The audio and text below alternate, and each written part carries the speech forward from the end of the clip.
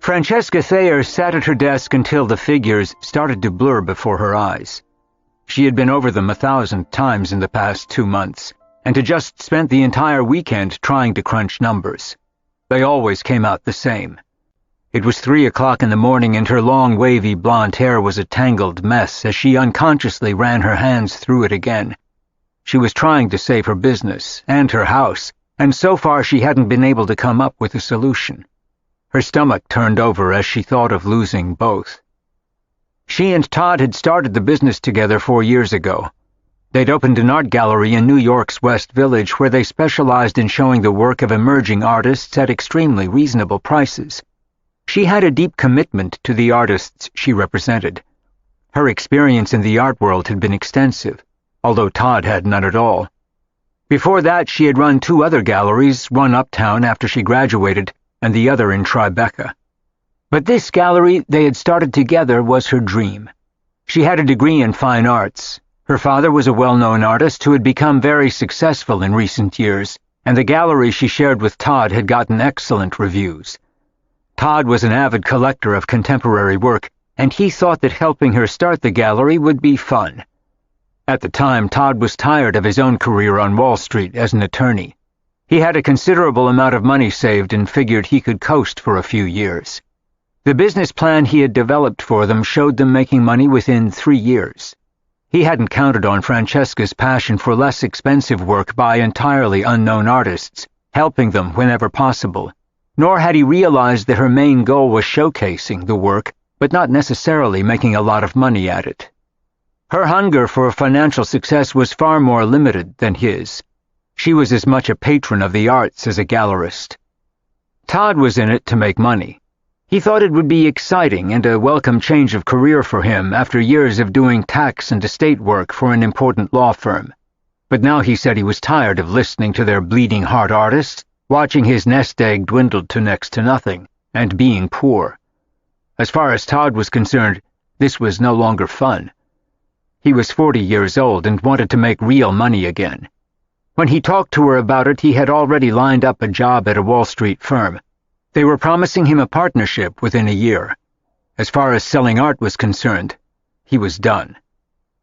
Francesca wanted to stick with it and make the gallery a success, whatever it took. And unlike Todd, she didn't mind being broke. But in the past year, their relationship had begun to unravel, which made their business even less appealing to him.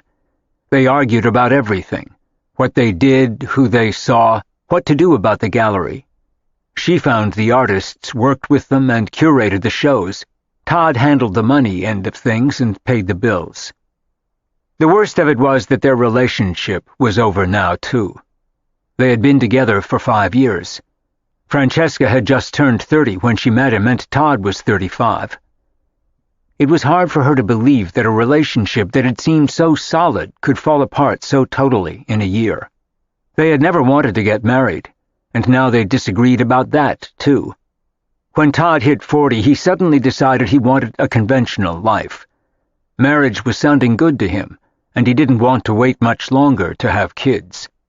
At 35, she still wanted what she had when they met 5 years before.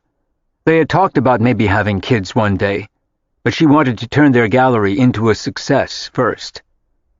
Francesca had been very honest with him about marriage when they met, that she had an aversion to it.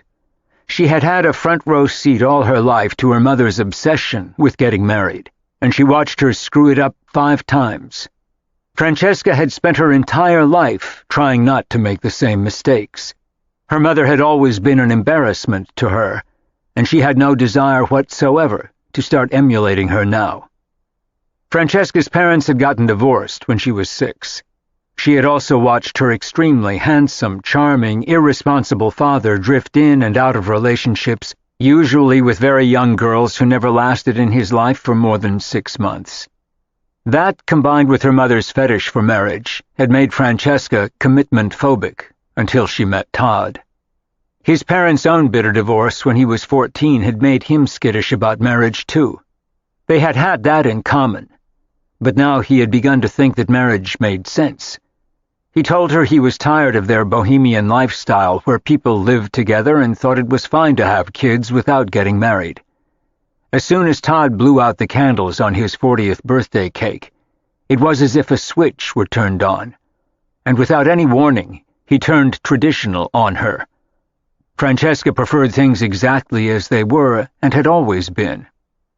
Now, suddenly, in recent months, all of Todd's friends seemed to live uptown. He complained about the West Village where they lived, and which she loved. He thought the neighborhood and people in it looked scuzzy.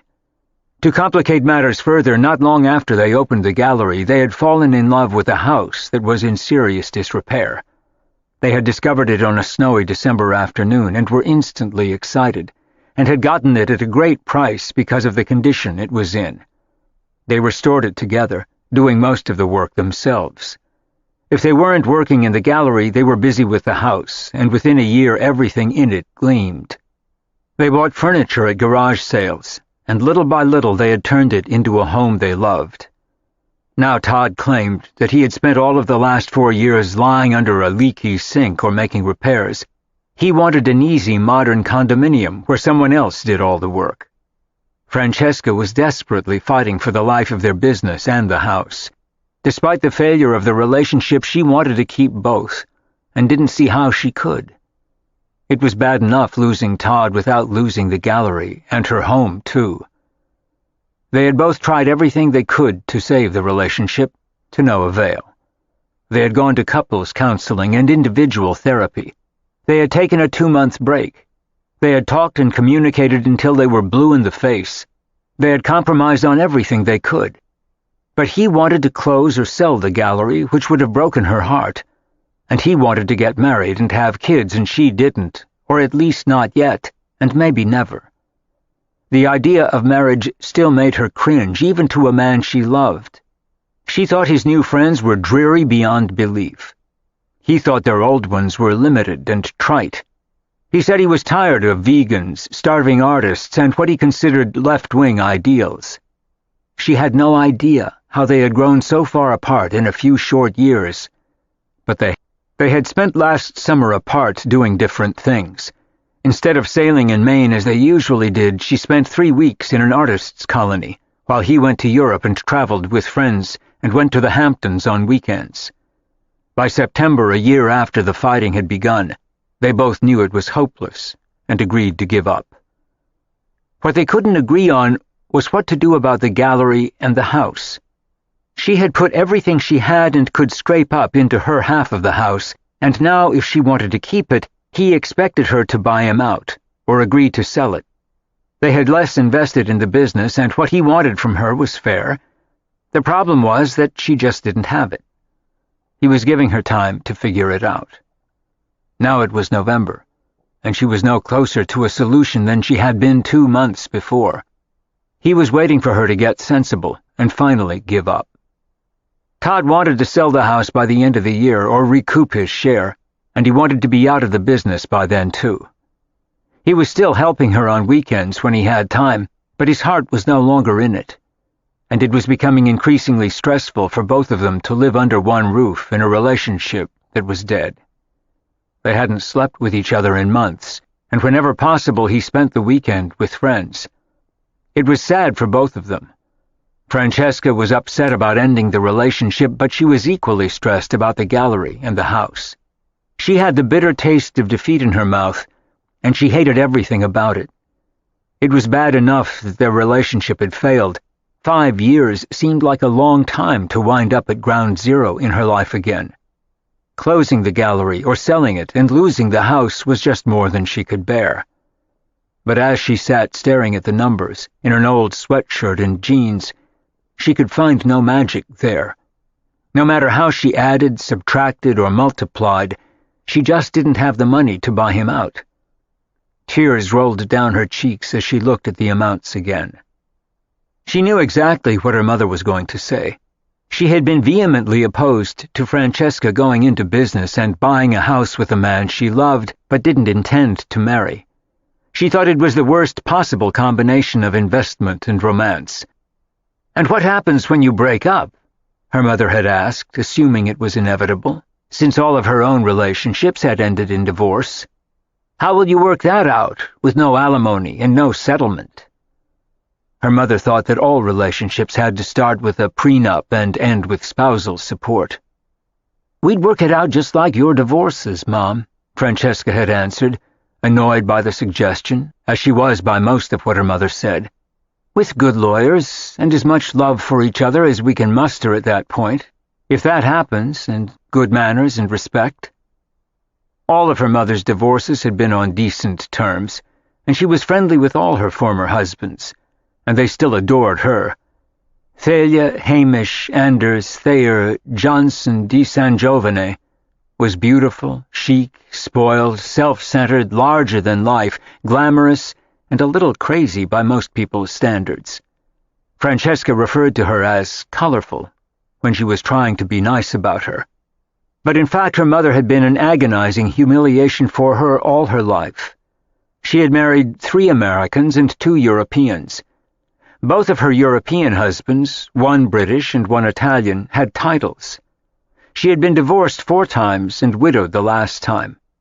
Her husbands had been a very successful writer, Francesca's father, the artist, the scion of a famous British banking family, a Texas land developer who left her comfortable with a big settlement and 2 shopping malls, which in turn had allowed her to marry a penniless but extremely charming Italian count, who died 8 months later in a terrible car accident in Rome in his Ferrari.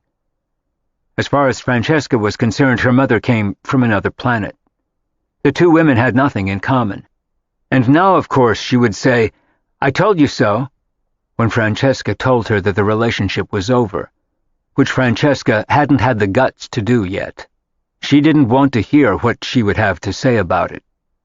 Her mother hadn't offered to help her when Francesca bought the house and opened the gallery, and she knew she wouldn't help her now. She thought the house a foolhardy investment and didn't like the neighborhood, and like Todd, she would advise Francesca to sell it. If they did, they would both make a profit. But Francesca didn't want the money. She wanted to stay in the house, and she was convinced there was a way to do it. She just hadn't found it yet. And her mother would be no help with that. She never was. Francesca's mother wasn't a practical woman. She had relied on men all her life and used the alimony and settlements they gave her to support her jet-set lifestyle. She had never made a penny on her own, only by getting married or divorced, which seemed like prostitution to Francesca. Francesca was totally independent and wanted to stay that way. Watching her mother's life had made her determined never to rely on anyone, and particularly not a man. She was an only child. Her father, Henry Thayer, was no more sensible than her mother. He had been a starving artist for years, a charming flake and a womanizer, until, 11 years ago, he had the incredible good fortune to meet Avery Willis when he was 15. He had hired her as an attorney to help him with a lawsuit, which she won for him, against an art dealer who had cheated him out of money. She then helped him invest it instead of letting him spend it on women. And with the only genius he had ever shown, in Francesca's opinion, he had married Avery a year later.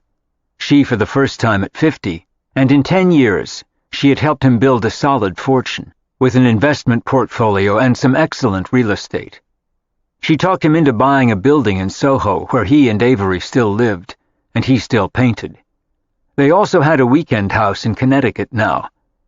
Avery had become his agent, and his prices had skyrocketed along with his financial affairs.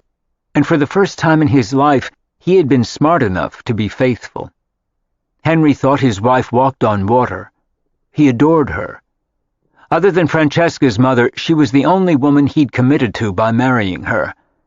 Avery was as different from Thalia as 2 women could ever get. Avery had a respectable career as a lawyer and never had to be dependent on a man. Her husband was her only client now. She wasn't glamorous, although she was good-looking, and she was a solid, practical person with an excellent mind.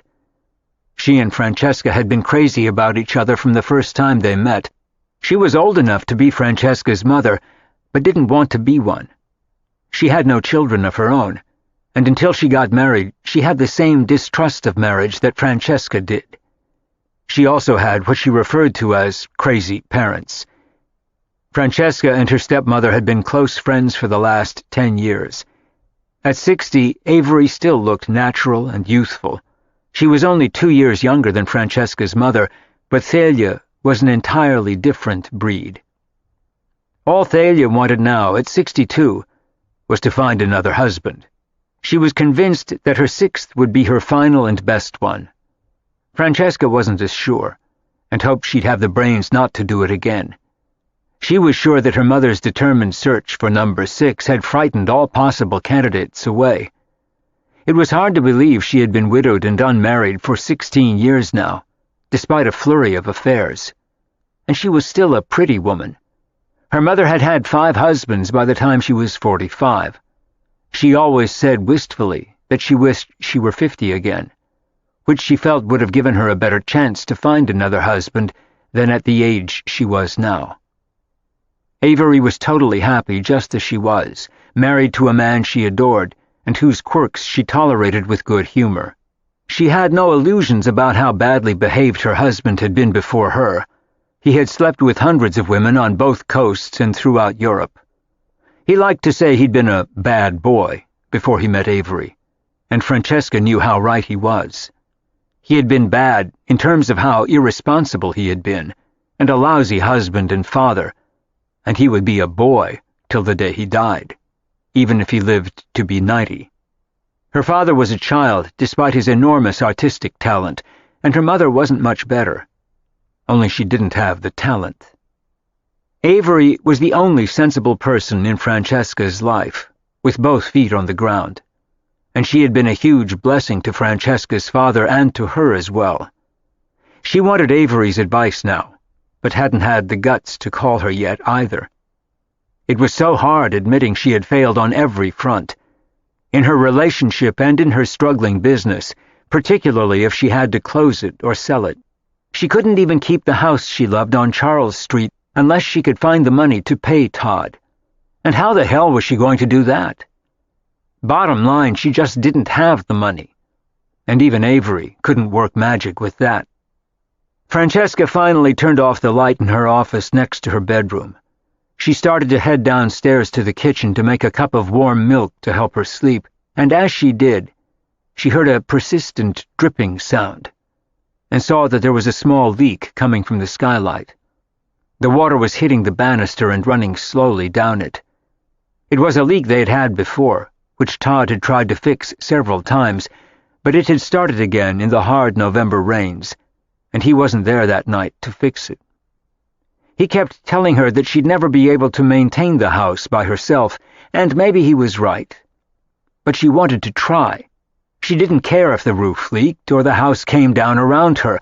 Whatever it took, whatever she had to do, Francesca wasn't ready to give up.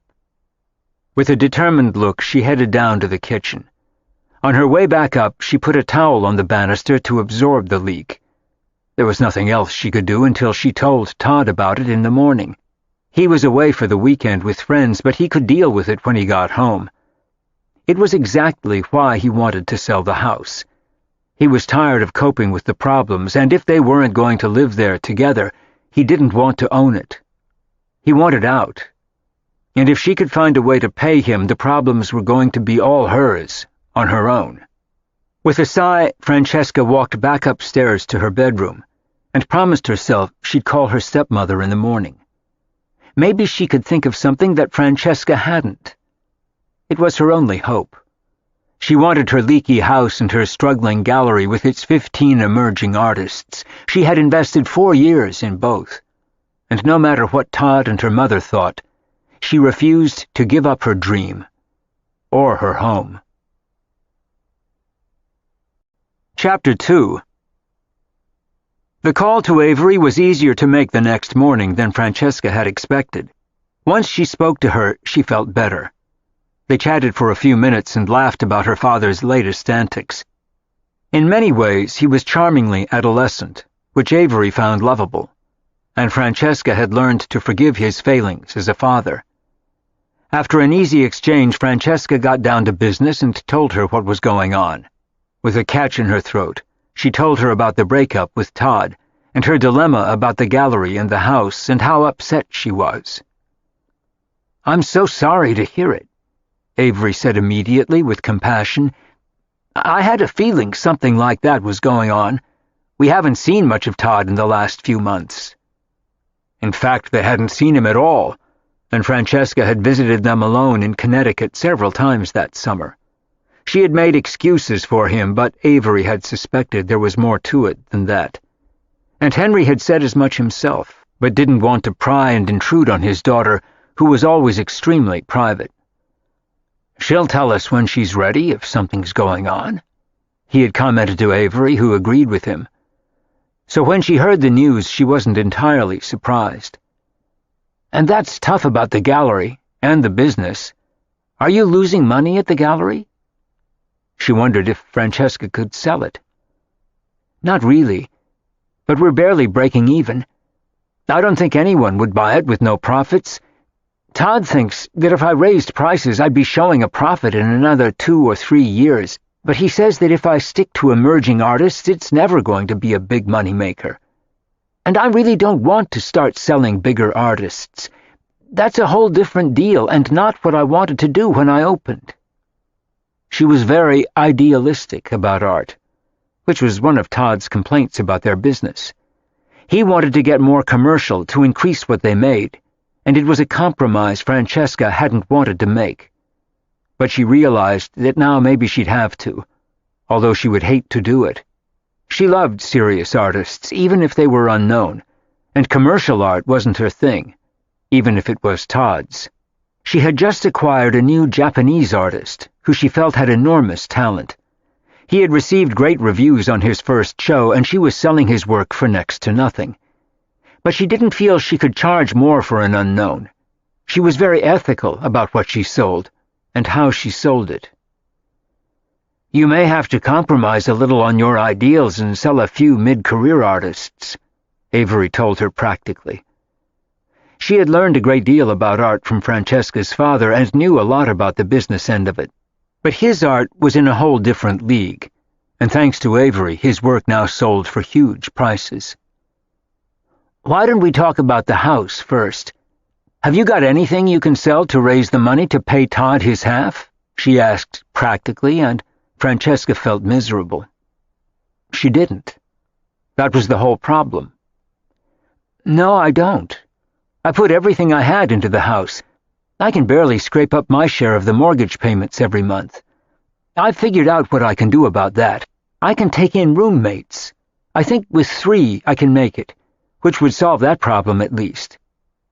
"I can't see you living with strangers," Avery said honestly. She knew her stepdaughter was an extremely private person, and as an only child she had always been something of a loner. But if she was willing to take in roommates, it would certainly help. It told Avery just how determined she was to keep the house, knowing that having roommates in her home would be a big sacrifice for her. "But I guess if you can stand it, it solves the issue of the monthly payments. What about the rest that you'd owe Todd if you kept the house?" Avery sounded pensive as she asked her, and then suddenly, out of the blue, she had an idea. "I don't know how you feel about it, but you have 6 paintings of your father's. They're some of his best early work, and they'd bring a lot at auction. Enough to pay your whole payment to Todd, I think, if you're willing to sell them. I can even call his principal gallery uptown. They go crazy to get their hands on his early work. There's always a market for it." Francesca winced as Avery said it. Just thinking about it made her feel guilty. She couldn't imagine selling her father's work, and she never had before. But she'd never been this desperate before either, and she had nothing else to sell. "How do you think he'd feel about it?" Francesca asked, sounding worried. He was a little crazy and a flake, but he was still her father, and she loved him, and she had a deep respect for his work. She loved the 6 paintings she had. "I think he'd understand," Avery said gently. "Before we got married, he was always selling something to stay alive. He knows better than most people what that's like. He even sold a small Pollock once to pay your mother money he owed her. You do what you have to, Francesca." She was a practical woman, which was why Francesca had wanted to talk to her more than to her parents. Maybe I could get by with selling 5. That way I could keep 1. Daddy gave those to me. I feel like a real jerk selling them to buy a house. It doesn't sound like you have any other options. No, I don't. And she hadn't thought of the paintings. She had absolutely nothing else with which to pay Todd. For a minute, she thought of agreeing to sell the house instead of the paintings, but she didn't want to do that either. Why don't you call his gallery and see what they say? If they can get a decent price for them, I guess I'll sell them. But only offer them 5. I want to try and keep at least 1. She was extremely sentimental about them. This was going to be a big sacrifice for her. Yet another one. I'll do that, Avery assured her. They have a list of collectors for his work. I suspect they'll pounce on them pretty quickly, unless you want to wait and sell them at auction. I can't wait, Francesca said honestly. Todd has been wanting to sell the house for months, and I promised him I'd pay him or let him sell the house by the end of the year. That's less than 2 months away. I don't have time to wait for an auction. Then we'll see what the gallery says. I'll call them as soon as we hang up. And she had another idea then, too, although she wasn't sure what her husband would say about it. She shared her idea with French. Your father's been very excited about what you're doing at the gallery ever since you opened. He loves emerging artists the way you do. I'm just wondering if he'd like to go into partnership with you, kind of as a silent partner. Not that your father is silent about anything, but it might be exciting for him to help you with this, until the gallery starts to make a profit. From what you said, Todd wants a pretty small amount for his share. He had been very fair about it. What he wanted was more of a token payment, barely more than what he had put into it in the first place. The house was a different story, and had appreciated considerably in 4 years, but he was being fair about that, too. He was counting on getting more money out of the house so he could buy an apartment. He had been very decent through the entire breakup and the untangling of their joint holdings. It was hard and a big disappointment for him, too. They had never expected this to happen, but they were both sure now that it couldn't be worked out, and they both wanted to get it over with quickly. Francesca was moving as fast as she could, given the enormity of the problem for her. I never thought of asking my father to invest in the gallery, Francesca said, sounding intrigued by the idea. Do you think he'd do it? He might. It would be exciting for him, and I'm sure he'd like to help you. It's not a big investment. Why don't you have lunch with him and ask him? Francesca liked the idea, and he was far more likely to help her than her mother, who had disapproved of both projects right from the beginning. She never had any interest whatsoever in art, although she had several of his now very valuable paintings, too. She had hung on to them more out of sentiment than because of their value, but now they were a windfall for her. Thalia had at least a dozen of his early works, which were going for such high prices. She always said she would never sell them. Francesca never thought she would have to either. I'll call him and ask him to lunch tomorrow, Francesca said, sounding hopeful for the first time in 2 months. You're a miracle worker, Avery, and a genius. My father is so damn lucky to have you. No luckier than I am to have him. He's a good guy, especially now that he's not a collector of women. She had met several of his old girlfriends and liked a lot of them, although some of them seemed pretty crazy to her. She was far more down to earth than any woman he had ever dated before her, and she had a fondness for Francesca's mother, too.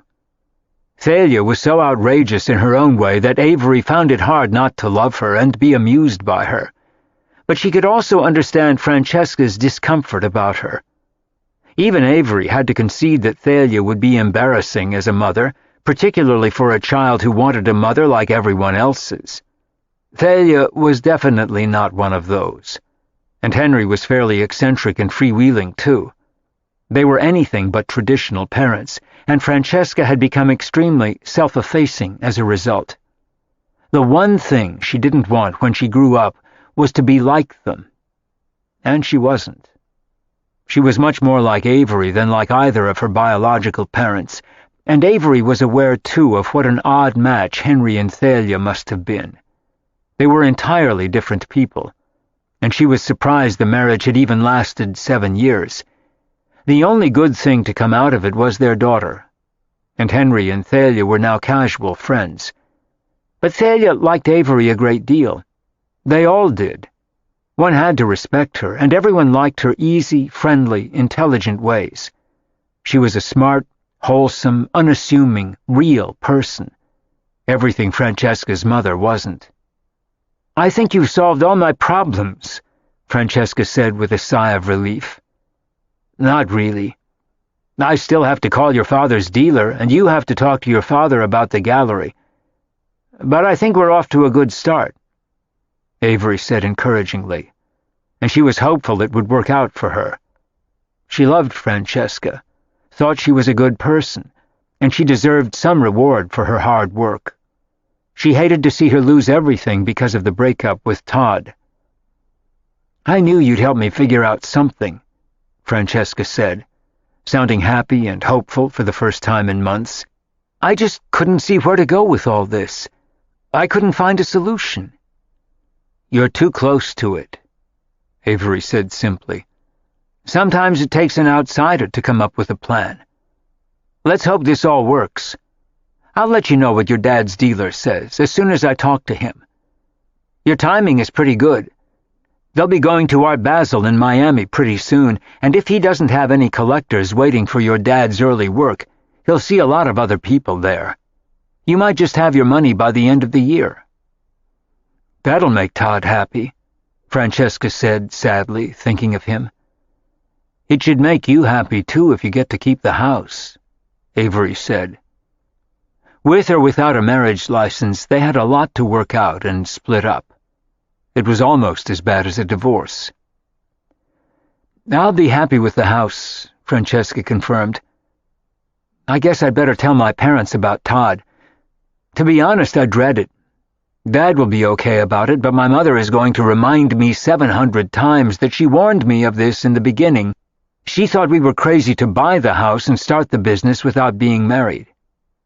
That's what people do these days. A lot of people who live together make joint investments."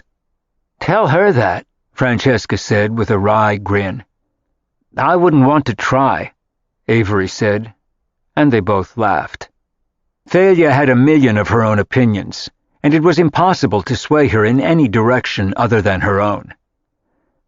"I'll call Dad and set up lunch with him, and I'll call my mother about Todd. Let me know what the dealer says." "I will, I promise. And keep your chin up in the meantime. We'll work it out," Avery reassured her, and a moment later they both hung up. It was what her mother should have said and never would have. Thalia was more an Auntie Mame than a mother, and Avery was more of a friend. Francesca sat at her desk thinking for a long moment before she picked up the phone again. She was feeling better after her conversation with her stepmother. Avery had helped her, just as Francesca hoped she would. She always came through and had some truly good, solid ideas which usually worked, just as they had for Francesca's father. He had been so impressed with her in the beginning, and still was. She had wrought miracles for him, and the proof was in their very comfortable lifestyle. Avery had money of her own, too. She'd had a lucrative career and invested well, and the idea of being dependent on anyone other than herself would have made her laugh. As she put it, she hadn't worked her ass off all her life in order to be dependent on a man. She did what she wanted with her money, and always had. None of that had changed when she got married. Henry had benefited far more than she from their relationship. Financially, he had needed her. She didn't need him. But emotionally, they were dependent on each other, which seemed like the way it should be to Francesca. She thought she had had that with Todd, but she didn't. And now they were pulling everything apart, and it hurt. A lot. Francesca's next call was to her mother. Thalia barely asked her how she was and launched into a long conversation about herself, what she was doing, who she was annoyed at, what a terrible job her decorator was doing, what bad investments her stockbroker had made recently, and what a worry it was for her. "It's not like I have a husband to support me," she lamented. "You don't need a husband," Francesca reminded her practically. "Don left you set forever." Her 2 shopping malls had grown to 10 over the years, and she had other investments as well.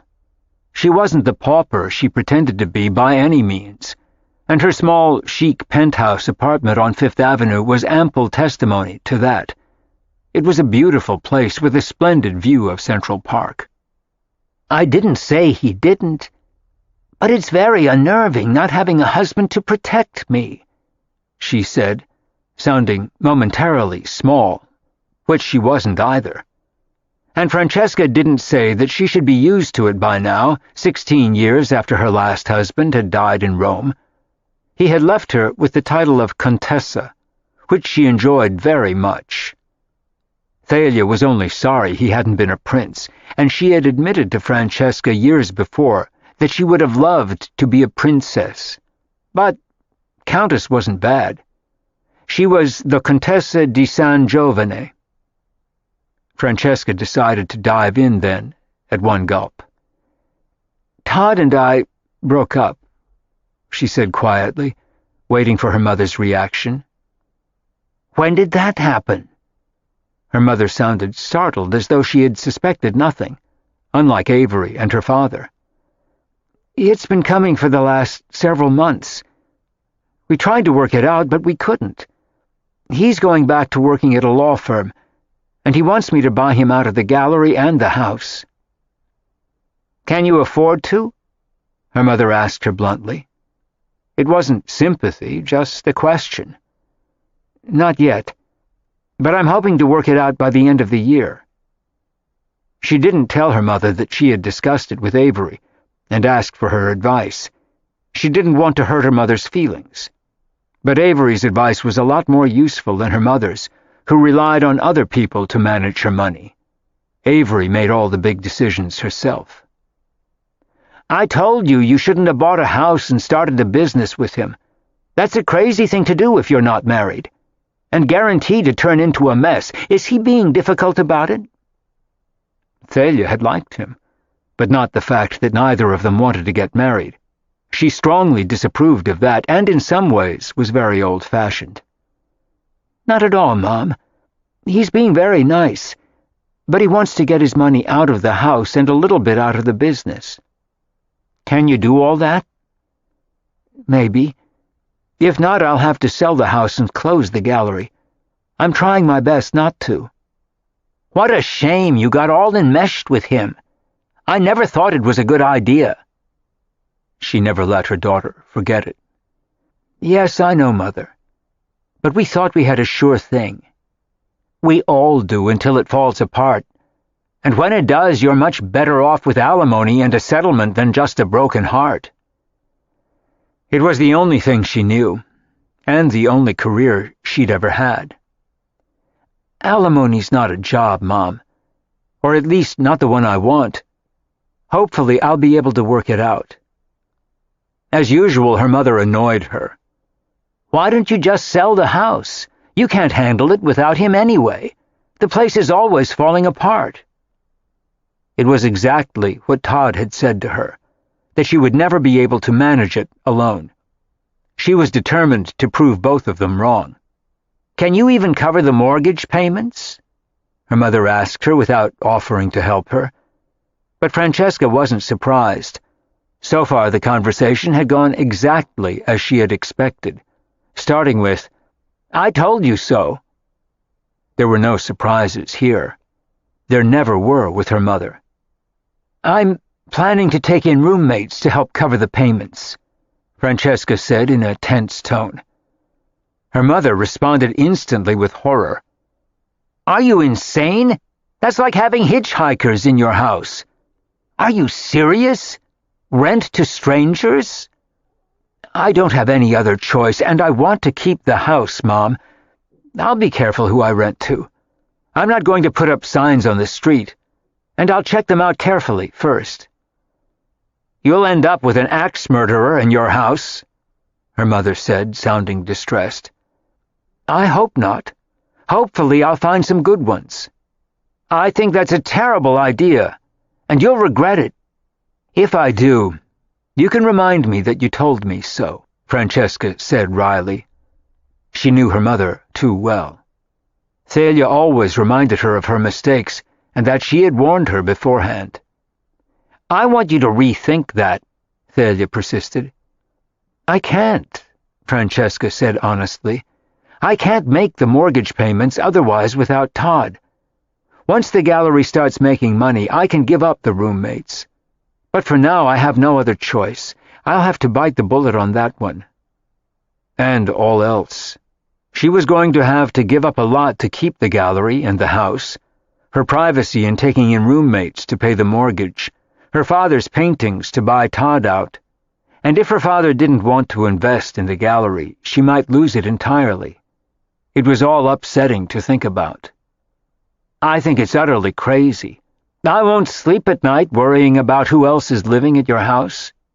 There's safety in numbers. With 3 of them I should, but maybe won't be. And if they sign a lease, you'll be stuck with them for the duration of the lease. You can't just throw them out if you don't like them after a while." "No, I can't. So I'd better pick good ones," Francesca said practically. She got off the phone as quickly as she could after that. She had told her mother all the pertinent information, that she and Todd were breaking up and she was trying to keep the gallery and the house. She didn't need to know more than that, nor the gory details. And her mother had done just as predicted. She had criticized her and offered no help at all. Some things never changed. Her call to her father was easier and quicker. All she did was invite him to lunch the next day, and he accepted. She was planning to tell him everything then, and he was much more easygoing than her mother. They agreed to meet at La Goulou for lunch, which was his favorite restaurant uptown. It was close to his gallery, and he went there often. He was part of the celebrity landscape there. He sounded happy to hear from her. "Everything okay?" he asked her before they hung up. He wondered what it was about. She rarely invited him to lunch. "Okay enough. We can talk about it tomorrow." "All right. I can't wait to see you," he said pleasantly. He still had the voice of a young man on the phone, although he was 65, and he looked far younger than his years as well, as did his wife. Francesca thought her mother looked older than Avery, and being desperate to find a new man gave her a certain frantic look of desperation, and had for years. Her father was far more relaxed and free and easy. It was his nature, but he also had Avery at his side. Her mother hadn't had a serious relationship in years. Francesca had a theory that she wanted one too badly, and it showed. It was a good lesson for her to remember herself now, as she had to face the dating world again, for the first time in 5 years. The thought of it depressed her profoundly, and she wasn't even remotely ready to think about going out with other men yet. She couldn't help wishing that she would never have to face dating again. She wasn't looking forward to it. As far as she was concerned, it was the worst of all possible worlds. She had to look for 3 roommates to share her house if she found the money to keep it, and eventually she'd have to start dating again, if she didn't want to be alone for the rest of her life. It was a big decision, but not one she had to face in the immediate future. Todd hadn't even moved out yet. Her lunch with her father the next day went smoothly. He hopped out of a cab in front of La Goulou just as she was arriving, after a brisk walk from the subway. And as always, he was looking very dashing. He was wearing a black and white tweed coat he had bought in Paris years before, the collar raised against the wind, a battered Borsellino hat that he had bought in Florence, boots and jeans, and he looked half GQ and half artist. He had a lined, craggy face with a square chin with a deep cleft in it that had fascinated her as a child, and he instantly put an arm around her and hugged her. He was a much warmer person than her mother, and he looked delighted to see her. It was easier to tell him about Todd than she had expected, and he admitted that he wasn't surprised and told her that he had always thought they were too different. Francesca had never thought so. She thought they had everything in common, and in the beginning they had, but no more.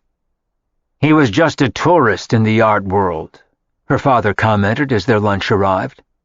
He had ordered onion soup and a dish of haricots verts, which was how he kept his long, lean, slim figure, not unlike her own.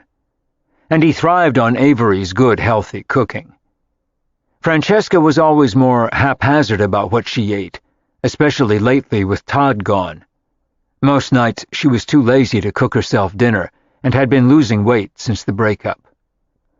"I always figured he'd go back to Wall Street eventually," her father said as he started in on the onion soup. Francesca had ordered the crab salad. "That's funny," Francesca said pensively. "I never thought that. I guess you were right. He says he's tired of being poor." Her father laughed at that. "Yeah, so was I. Until Avery saved me." She told her father then about trying to buy Todd out of the house, and with a guilty look, she told him that she might sell his paintings. And he was very nice about it. It was easy to see why women had always loved him. He was easygoing and charming, rarely critical, and all-forgiving. He made her feel better about it immediately and assured her he wasn't upset about it at all. By the time their coffee arrived, she had gotten up the courage to ask him about the gallery, and he smiled at her across the table. Avery had warned him about it cryptically and said she needed his help and told him to be nice. But he would have been anyway. She was his only child, and however unreliable he had been as a father, he was essentially a kind man. "I'm very flattered that you would ask me," he said simply as he sipped a café filtre. "I'm not sure I know any more about running a gallery than you do. Probably considerably less. But I would very much enjoy being your silent partner for now." She told him how much money she needed to satisfy Todd, and it wasn't a great deal, but it was more than she had. "You can always buy me out when the gallery takes off," he said confidently. "You're not stuck with me forever." "Thank you, Dad," she said, genuinely relieved. They looked very much alike as they sat smiling at each other. She was deeply grateful for his help and had tears in her eyes. He had just helped her save the gallery she had worked so hard on for 4 years.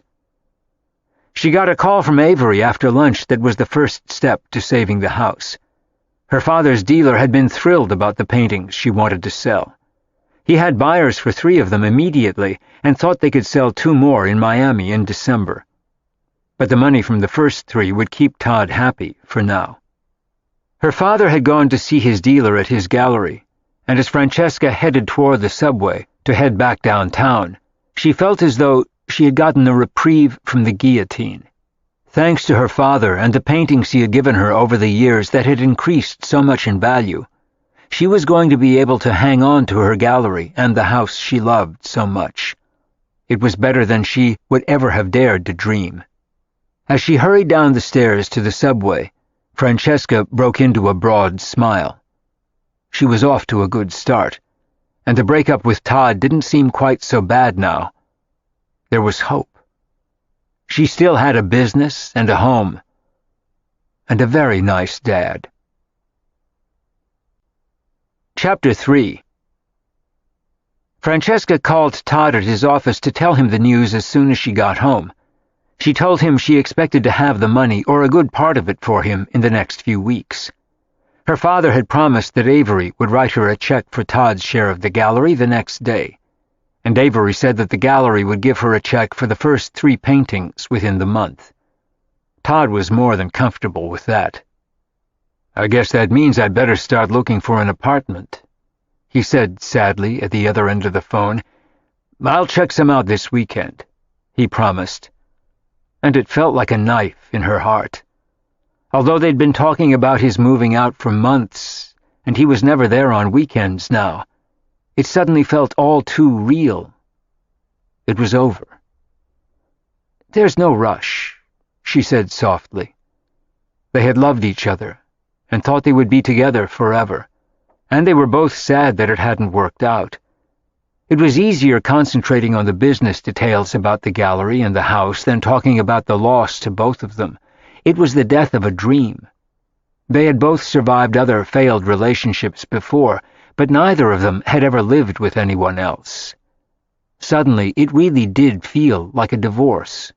She wondered what they would do about all the things they had bought together: the couch, the lamps, the dishes, the living room rug they both liked. It was painful to think about that now, but sooner or later they would have to face pulling their common life apart. She hated the thought, and he wasn't happy about it either.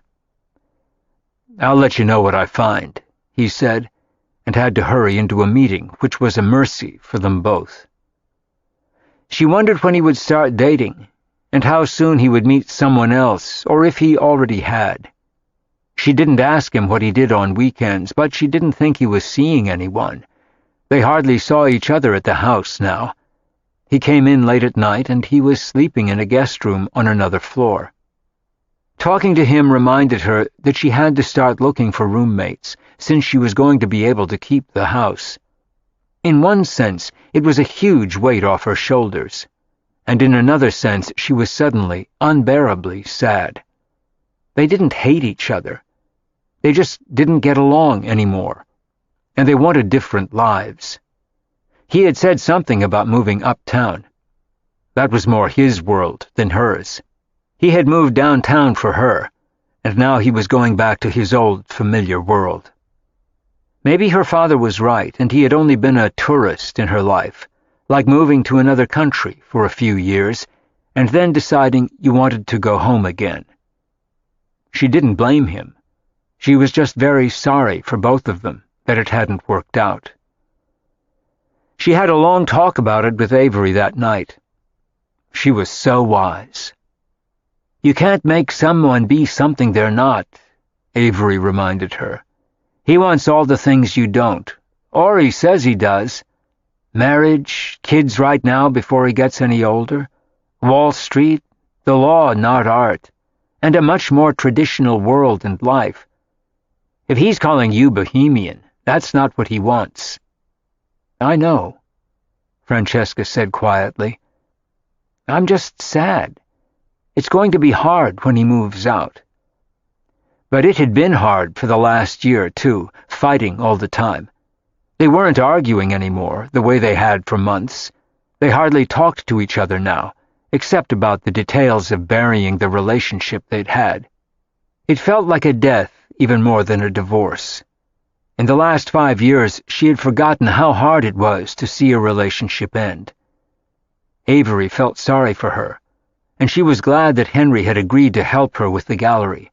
At least she had that, and the house. It wasn't a total loss. Francesca had told her she wanted to look for new artists when she had time. There was so much she wanted to do to keep the gallery moving forward, and she felt as though she had her father to answer to now, although he had assured her he wasn't going to be too involved. He was busy and currently preparing a show for the spring. She had his support, but he had no desire to interfere with her. She knew what she was doing, and they both understood that getting the gallery profitable was going to take time. He accepted that a lot better than Todd, who wanted to see results. Art galleries just didn't work like that. Her father was right. Todd had been a visitor in her world, and now he was going home. She looked at ads in the newspaper that night and on the internet for people who were looking for roommates and places to live, and none of the descriptions fit. And then she decided to place her own ad. She had already figured out that she was going to divide the house on Charles Street floor by floor. On the top floor there was a sunny little living room with an even smaller bedroom and a tiny bath, but it was big enough for someone to live. Todd was sleeping up there now. On the floor below it was her own bedroom, which she had shared with Todd. They had a dressing room and a marble bathroom they had installed, and she had a small home office off their bedroom, where she worked when she was at home. Below them was the dining room, which she was going to turn into a living room, and conveniently it had a guest bath and a library she could turn into a bedroom for whoever rented that floor. And on the main floor was the main living room that she planned to keep for herself. The kitchen was one floor below, on the garden level. It was large and sunny with a comfortable dining area that she and her tenants could all use, and next to it there was a spacious storeroom where Todd had kept his gym equipment. It looked out over the garden, had a decent bathroom, and could be used as a studio for a third tenant. It was going to be tight, but there was enough space for 4 of them, as long as they were all respectful, considerate, and polite. She had the top floor and the floor below her bedroom to rent out, and the studio unit next to the kitchen. She was determined to make it work. She wrote out a description of each area on her computer that night, and she described the house. She thought of only renting to females, but she didn't want to limit it. She needed all the eligible tenants she could find. So she made no mention of females only, and decided to see what she would get in answer to her ad. She was just editing it one last time when Todd knocked on the door of her office and stood there with a serious expression. "Are you okay?" He was worried about her. He still didn't think she could manage on her own and thought she should sell the house. But he knew she wouldn't do that, and was stubbornly determined to make it work, even if it meant taking strangers into her home. It seemed foolhardy to him, and concerned him for her. "Yeah, I am," she said, sounding tired. "What about you?" "I don't know. It feels weird, doesn't it? Pulling our lives apart? I didn't expect it to hurt so much." He looked vulnerable and sad. It reminded her of everything she loved about him, which made it worse. "Neither did I," she said honestly. But neither of them could imagine putting it back together now either. It had gone too far, and all their differences were still there. Irreconcilable differences, as it said in a divorce. But it hurt anyway, no matter how bad it had been for the past year. "I'm going to hate your leaving. Maybe I'll go to my father's in Connecticut so I don't have to watch." He nodded and said nothing. He was ready to move on, but sad to leave her behind. She was just as beautiful as she had been 5 years before, just as appealing and warm. But they seemed like different people now. They no longer belonged to each other and were already pieces of each other's pasts. "If I can do anything to help after I move out, you can always call me. Mr. Fix-It at your service. I'm going to be a plumber in my next life." He smiled ruefully, and she smiled back. He was tired of doing their repairs, but he was willing to lend a hand. The best and worst of it was that they didn't hate each other, which made it that much sadder now. It would have been easier if they were both mad, but neither of them was. "I'll leave you my tools," he promised. He was happy to leave them behind and never have to use them again. "Thank you," she said, and laughed. "I'd better learn to use them pretty quick." "What if one of your roommates turns out to be nuts or a criminal or con artist or ransacks the house?" he asked. But even as he worried, he knew Francesca was a strong woman, and she was aware of what she wanted. She had survived 30 years without him before he came along. He correctly assumed that she would manage without him once he left. But he would miss her anyway. As it turned out, she wasn't the woman for him, but he loved her as the very special person she had been in his life. He would always care about her, and hoped she'd be okay. And she wished the same for him. "If they're nuts, I'll tell them to leave," she said firmly. He went upstairs then to the room where he slept, and she finished the ad. She was planning to submit it to the paper and put it on the internet the next day. And then God knew who would turn up. It was hard to imagine living in the house with 3 strangers. It was going to be a whole new world. She was planning to check their references diligently, and they couldn't move in until Todd found an apartment. But it seemed like a good idea to start looking for roommates now. She had no idea how long it would take to find 3 people to live in the house with her. It all felt very strange as she got into bed that night. She was anxious for Todd to go. It was too painful waiting for the other shoe to drop, and odder still to wonder about who would turn up to move into the house. 44 Charles Street was about to become a very different place. And so was her life without Todd. Chapter 4. The responses to Francesca's ad were abundant, and most of them were pretty outrageous. She was stunned by what most people were willing to say about themselves. Some of them were fresh out of rehab and said they didn't feel ready to take on an apartment and would be delighted to live with her. Everyone seemed to love the description of the house. Several couples answered the ad, and Francesca told them honestly that the spaces she was renting were too small for more than one person, and she didn't feel ready to live with more than 3 roommates. One couple had 2 kids and wanted to rent 2 of the 3 spaces, which didn't feel right to her either. They were 3- and 5-year-old boys, and she was afraid they would destroy her house. 2 people said they were recently out of prison. One said he was a sex offender, and the other said that he had been convicted of a white-collar crime he didn't commit. She didn't ask what it was. 4 lesbian couples wanted to rent the house together and asked if she'd be willing to move out, which she wasn't. It defeated the whole purpose of what she was trying to do to keep the house. And at least a third to half of the applicants had dogs, many of them large. German Shepherds, Labradors, 2 Irish Wolfhounds, a Great Dane, a Rhodesian Ridgeback, a Rottweiler, and a Pit Bull. She wasn't prepared to take that on either. And she was beginning to wonder if anyone normal and easy without a partner, a child, a dog, a substance addiction, or a prison record would turn up. She was beginning to lose hope and wonder if Todd and her mother were right. Maybe they were all crazy, or she was, for trying to find 3 sane, normal roommates.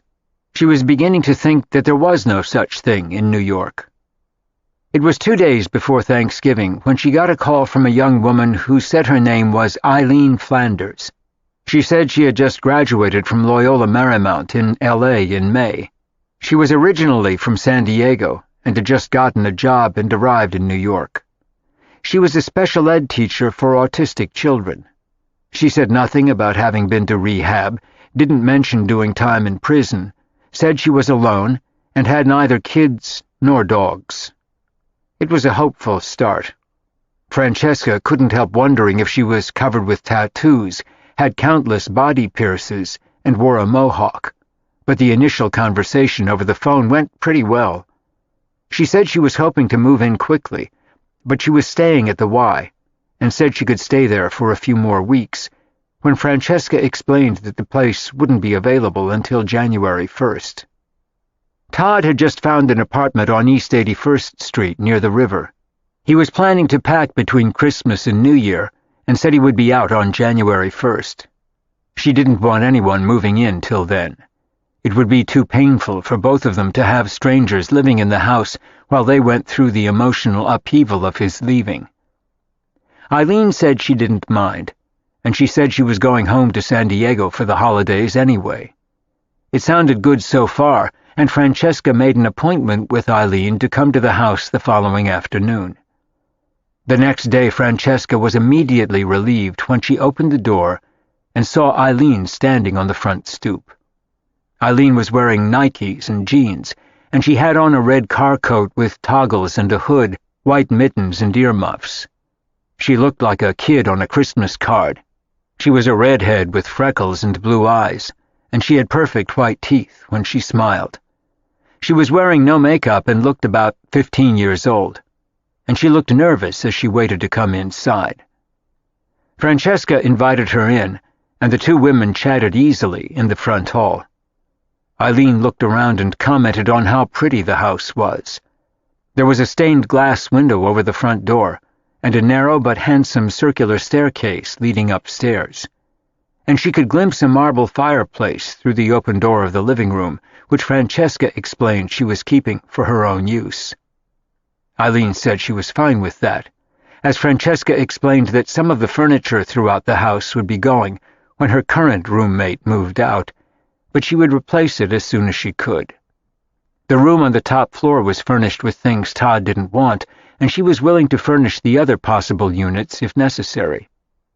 She led Eileen upstairs to the top floor, where some of Todd's clothes were strewn around since he was sleeping there. Eileen admired the view of the neighbors' gardens behind the house, and then peeked into the bathroom and the closets and seemed to like what she saw. And Francesca liked her. She appeared to be wholesome and clean, a small-town girl come to the big city.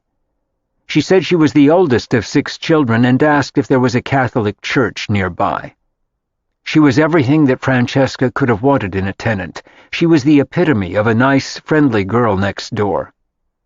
There was nothing worrisome or unsavory about her. They both looked relieved. Francesca showed her the floor below her own and explained that the dining room would be turned into a living room and the den into a bedroom. It was bigger but darker than the top floor, and she and Todd had painted the walls a forest green, which worked as a dining room, but might be a little somber for a living room, or too masculine for her. And Eileen didn't like the garden unit. She said she was afraid that someone might come in through the sliding doors. She said she felt safer on the top floor, and she loved the cozy country kitchen that Francesca and Todd had installed themselves, or he had, while Francesca watched, handed him tools, and made coffee. It was their favorite room in the house, and Eileen's. "It looks like a lot of love went into this house," Eileen said as Francesca nodded, not sure what to say, and not wanting her to see that there were tears in her eyes. A lot of love had gone into 44 Charles Street, and a lot of hope. And now all those hopes were dashed, and she was standing here with this pixie of a girl from San Diego instead of Todd. It wasn't fair, but that was life. Francesca had made her peace with it over the past months. The transition was just hard, and talking to Eileen about moving in made it a reality that Francesca had to face. She was by far the most suitable candidate Francesca had seen so far, and if her credit and references checked out, Francesca was willing to rent her the top floor. She told her the price, and Eileen didn't flinch. It wasn't enormous, but it was enough to cover a quarter of the mortgage payment Francesca had to make. "I think I can manage that. I thought I was going to be able to get my own apartment, maybe with a roommate, but everything I've seen so far has been way over my head. This is a lot for me, but it would work. And I like the idea of living with other people. It feels safer and less lonely that way." Francesca thought so too. "Do you know who the other tenants will be yet?" "You're the first person I've seen so far who feels right to me," Francesca told her honestly, and then told her that she was breaking up with someone who was moving out, and this was the first time she was going to be living with roommates in the house. "I'm sorry," Eileen said sympathetically, and looked like she meant it. "I broke up with someone in L.A. That's why I left. We started going out right after I graduated, and he turned out to be insane. He practically stalked me when I said I wanted some space. He climbed in my window one night and tried to strangle me. I quit my job and came to New York the next day. That was a month ago, and I was really lucky to find a job here." She looked relieved as she said it, and Francesca looked sorry for her. She looked so scrubbed and sweet and innocent, it was hard to imagine anyone wanting to strangle her or scare her. "It's a good thing you got away," Francesca said as they walked back up from the kitchen to the main hall. "There are a lot of crazy people out there." She had interviewed many of them as potential tenants. "You have to be careful, too, in a city like New York. This neighborhood is very safe. I walk to and from work. I have an art gallery a few blocks away." "How exciting!" Eileen looked thrilled to hear it. "I love going to galleries on weekends." She gave Francesca her credit details then and the phone number of her landlord in L.A. She had lived there for her last year of school at LMU and for 5 months after she graduated. She had worked in a children's shelter after school and in a daycare center for special needs kids after graduation. Everything about her was wholesome and nice. Francesca promised to call her as soon as she checked it all out, and with the Thanksgiving weekend ahead of them, she reminded her that she couldn't do it until Monday, but she would get on it immediately then. Eileen said that was fine, and that she hoped Francesca would let her move in. She liked Francesca and loved the house. She said it felt like home to her, and the house where she grew up. It seemed perfect for them both. She was exactly the kind of tenant Francesca wanted, one she didn't have to worry about. It was rare to find anyone as squeaky clean as that. She thought it a great stroke of good fortune that Eileen had responded to the ad. Finding Eileen, the first of her tenants, put Francesca in better spirits for the Thanksgiving holiday. She knew it would be hard this year. It was the first holiday in 5 years that she hadn't spent with Todd. He was going to his own family in Baltimore, and she was going to her father's in Connecticut. Her mother had gone to Palm Beach to stay with friends. Francesca ran into Todd that morning in the hall before they both left. There was a soundless look of sharp pain between them, and he gave her a hug. "Have a nice turkey," she said softly. "You too," he answered, gave her a quick kiss on the cheek, and hurried out. And she felt odd again as she sighed and went out to her car parked on Charles Street. Their breakup seemed to be taking forever, but it would be over soon. She wasn't sure if that would be better or worse. She thought of Eileen again as she drove to Connecticut and was so glad she'd found her. She seemed absolutely perfect to Francesca. She just hoped her credit checked out and the references from her landlord.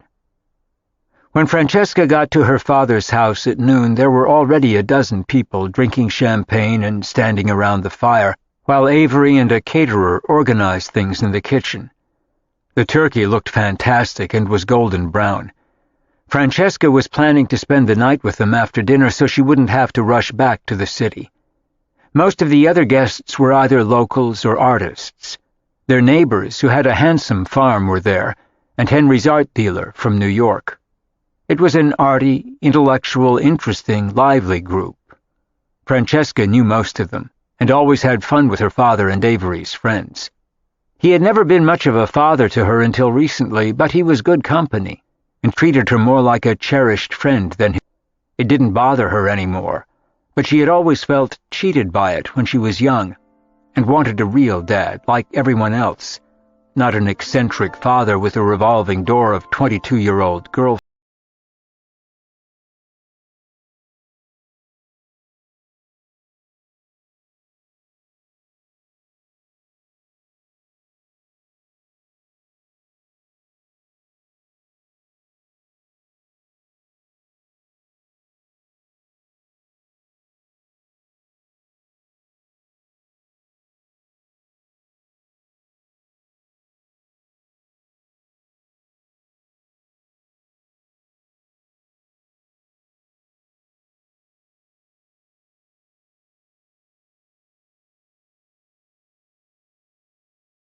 By then, and at 35 she accepted him for what he was: talented, kind-hearted, irresponsible, and fun to be with. And she was very grateful for his helping her out with the gallery recently. He told everyone at lunch that he was now a partner in her gallery, and his dealer told her quietly after lunch that he had just sold another of her father's paintings for her at an amazing price, so she was going to be able to make yet another payment to Todd for the house. Thanks to the sale of the 4 paintings, she had almost paid him the full amount.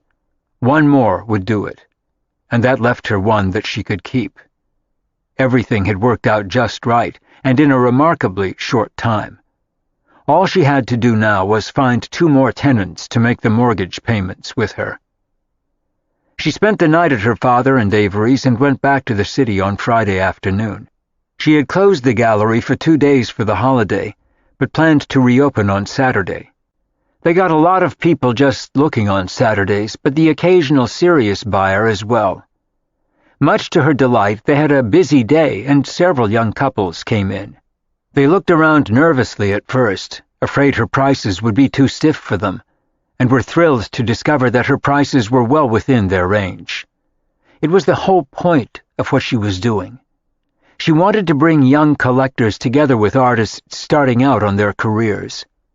She sold 3 very handsome paintings to 2 of the couples. The paintings were big, reasonably priced, and would make their decor. The prices were so low that it wasn't a major financial victory for her, but the 3 sales made her heart sing, and she knew all 3 artists would be as excited as the people who had just bought their work. The art they sold was beautiful, and she was proud of it, and each one of their artists. The people who bought paintings from her that weekend were so elated about their purchases that it touched her heart. It always did. She couldn't wait to tell the artists, all of whom desperately needed the sales. She felt like a mother hen with each one of them. And the day before, talking to her father's friends, some of them very well-known, important artists, had invigorated her. She loved everything about her life in the art world, and being part of the process. She was the link between the creators, some of whom were very talented, and collectors of their work. It was exactly what she wanted to do, and what she knew best. She lived and breathed it. She had a keen eye for new artists, gave them good advice, and had a good sense for what would sell. It was why she was so convinced that, given enough time, the gallery would do well.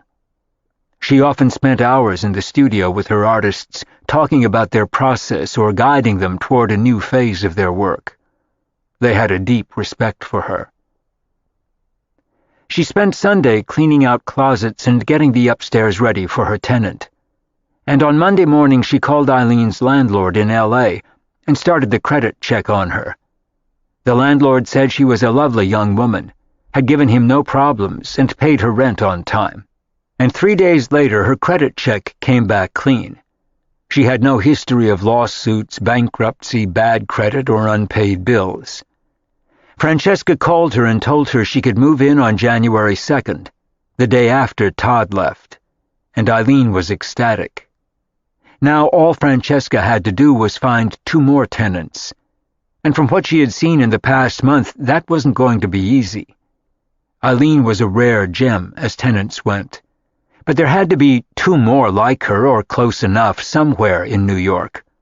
She was still running the ads, but for the next several weeks, all she continued to get were freaks. Sometimes they were so bad that all she could do was laugh when she hung up the phone.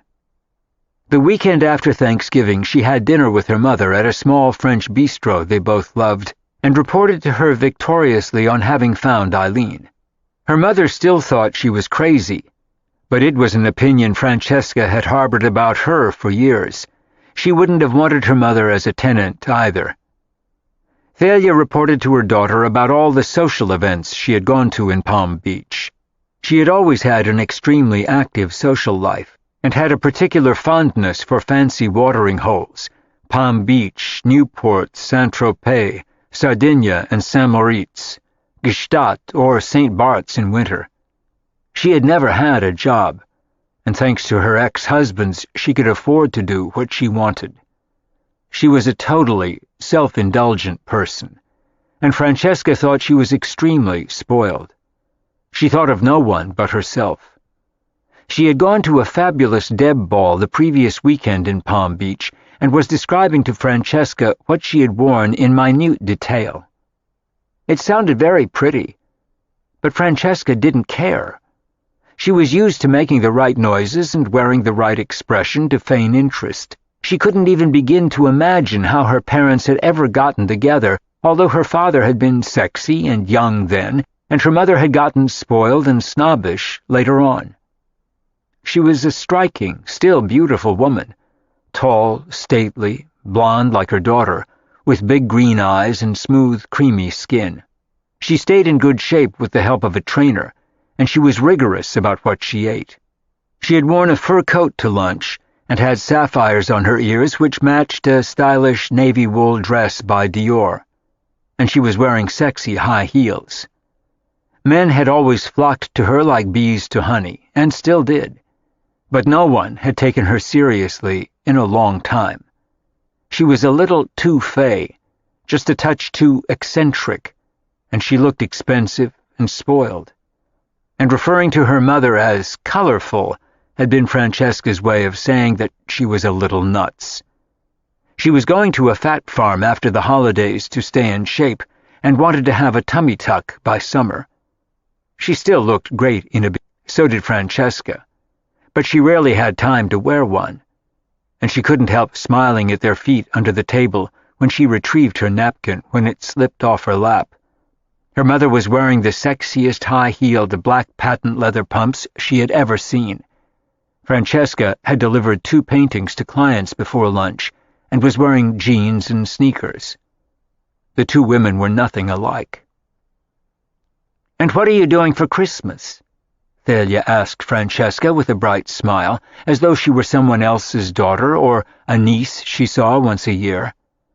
The question made it clear that Thalia wasn't planning to spend it with her. She never did.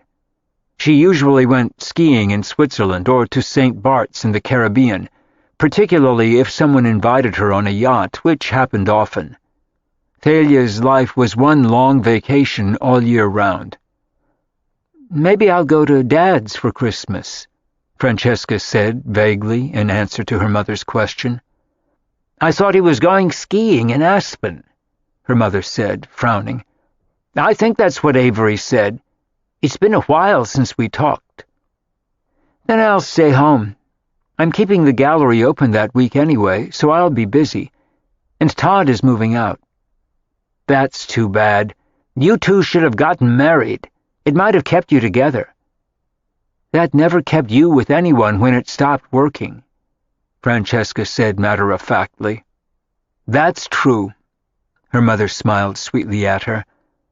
"I always seem to fall in love with someone else." Francesca didn't remind her that that hadn't happened in a long time. "Maybe I'll meet someone in St. Bart's," she said dreamily with a hopeful expression. She was always hoping to fall in love again and get married. For Thalia, life without a husband was a wasteland. She was always on the hunt. Francesca changed the subject and told her about her tenant then, and her mother frowned in disapproval. "I don't care if she's a Girl Scout and looks like Little Bo Peep. I still think you're crazy to live with strangers. You have no idea who these people are, or who they'll drag in." "I have no other choice, Mom, if I want to keep the house." "You'd be much better off in an apartment by yourself." "I don't want an apartment. I love my house." "You can't live in a house without a man. It's just not safe." "Maybe one of my tenants will be a man," Francesca said blandly, thinking of the people she had talked to and how unsuitable most of them had been, which she did not share with her mother. "You need a husband, Francesca," Thalia said, and then laughed. "And so do I." Francesca disagreed on both counts, but didn't say so. Her mother always said things like that, and she no longer took the bait. There was no point. "When are you leaving for St. Bart's, Mom?" she asked her to steer her into neutral subjects. 2 days before Christmas. I can hardly wait. I'm so tired of winter. I'm going skiing in Switzerland right after that. You should try to get away." Her mother lived on a different planet of parties and vacations and never realized how hard Francesca worked. Whatever Francesca had, she made on her own and built from scratch. Her father had paid for her education, and she had supported herself ever since. And the money her mother had gotten in settlements from her ex-husbands she kept to herself. She felt she had earned it. Francesca left their lunch feeling as she always did after seeing her mother, emotionally hungry. There was nothing satisfying about their exchanges, and never anything meaningful or deep. At least her encounters with her father were fun. He stopped in at the gallery that week and bought a small painting for Avery that he thought she would like. Francesca gave him the partner's rate, which made it ridiculously cheap, but he loved the work she sold. He was impressed that she frequently went to art fairs in other cities to discover new artists and spent hours in her artists' studios, studying their new work with them. And he thought that most of what she had in the gallery was very good. He had a strong feeling that one or two of the artists she represented would have important careers one day. She told him that the artist who was buying had been selling well and had sold several bigger pieces since Thanksgiving, although her father thought her prices were too low and very fair. She commented that people seemed more willing to spend money right before the holidays. Her father was particularly pleased that he had just sold a very important piece himself. He was planning to buy Avery a new car, a Range Rover with some of what he'd made. She had always wanted one, and despite her success, she still drove an ancient Toyota that Henry insisted wasn't safe, and she had refused to let him replace it until then. He said he was going to surprise her with the car for Christmas before they left for Aspen. It struck Francesca as she closed the gallery on Christmas Eve that neither of her parents was worried about what she was going to do for Christmas. They always made their own plans. It had made holidays more meaningful with Todd, but not this year. He had plans of his own, and she had none. There were friends and artists she could have called, but she didn't feel like it. She had turned down 2 invitations. She felt melancholy this year and wanted to be alone. Todd was moving out in a few days, and his boxes were stacked in the hall when she got home. It was happening. She was ready for it now, but sad. It would have been hard not to be. She watched movies and ate Chinese takeout on Christmas Eve. She hadn't set up a Christmas tree and didn't miss it. She wanted the holidays to pass as quickly as possible, and after the new year she could start a whole new life, alone again. Both her parents called her on Christmas Day, and she saw Todd on his way out. He waved, smiled, and was talking to someone on his cell phone as he left. She noticed that he was wearing a suit, and wondered where he was going and with whom. It was hard to believe now that they had ever lived together, or had anything in common. She took a long walk around the West Village that afternoon, and smiled at couples she saw strolling with children. Some were carrying stacks of presents to someone's house, and she saw a Santa Claus in a red velvet suit get out of his car, put on his hat and beard, and hurry in to a party. It was a strange day to be alone, but in a funny way she didn't mind it. It was easier than pretending she was happy. She thought of her mother on the yacht in the Caribbean, hoping to meet a man, and her father and Avery in Aspen. And this year she was glad to be on her own. She went to bed early that night, and was glad the day was over. And then the day she had anticipated and dreaded for months came at last. She went to bed at 9 o'clock on New Year's Eve, and was sound asleep by midnight. And in the morning she could hear Todd thundering up and down the stairs, moving his boxes. He had rented a truck and had 2 friends helping him. Francesca wandered into the living room, in time to watch them pick up the couch. They had already agreed to what each of them was keeping, and he had paid for the couch. It was a good-looking brown leather piece that went well with their decor, and she knew she'd have to buy a new one. He had agreed to let her keep the bed and most of the things in their bedroom, although he had paid for them, too. But he wanted the couch and the 2 big chairs that went with it for his new apartment. Francesca tried not to feel her stomach turning over as she saw them go. She felt as though her body parts had been sawn off and were packed in each box, and somewhere amid the bubble wrap and styrofoam popcorn, along with their wine glasses that he had paid for too, was her heart. It was over by mid-afternoon on New Year's Day.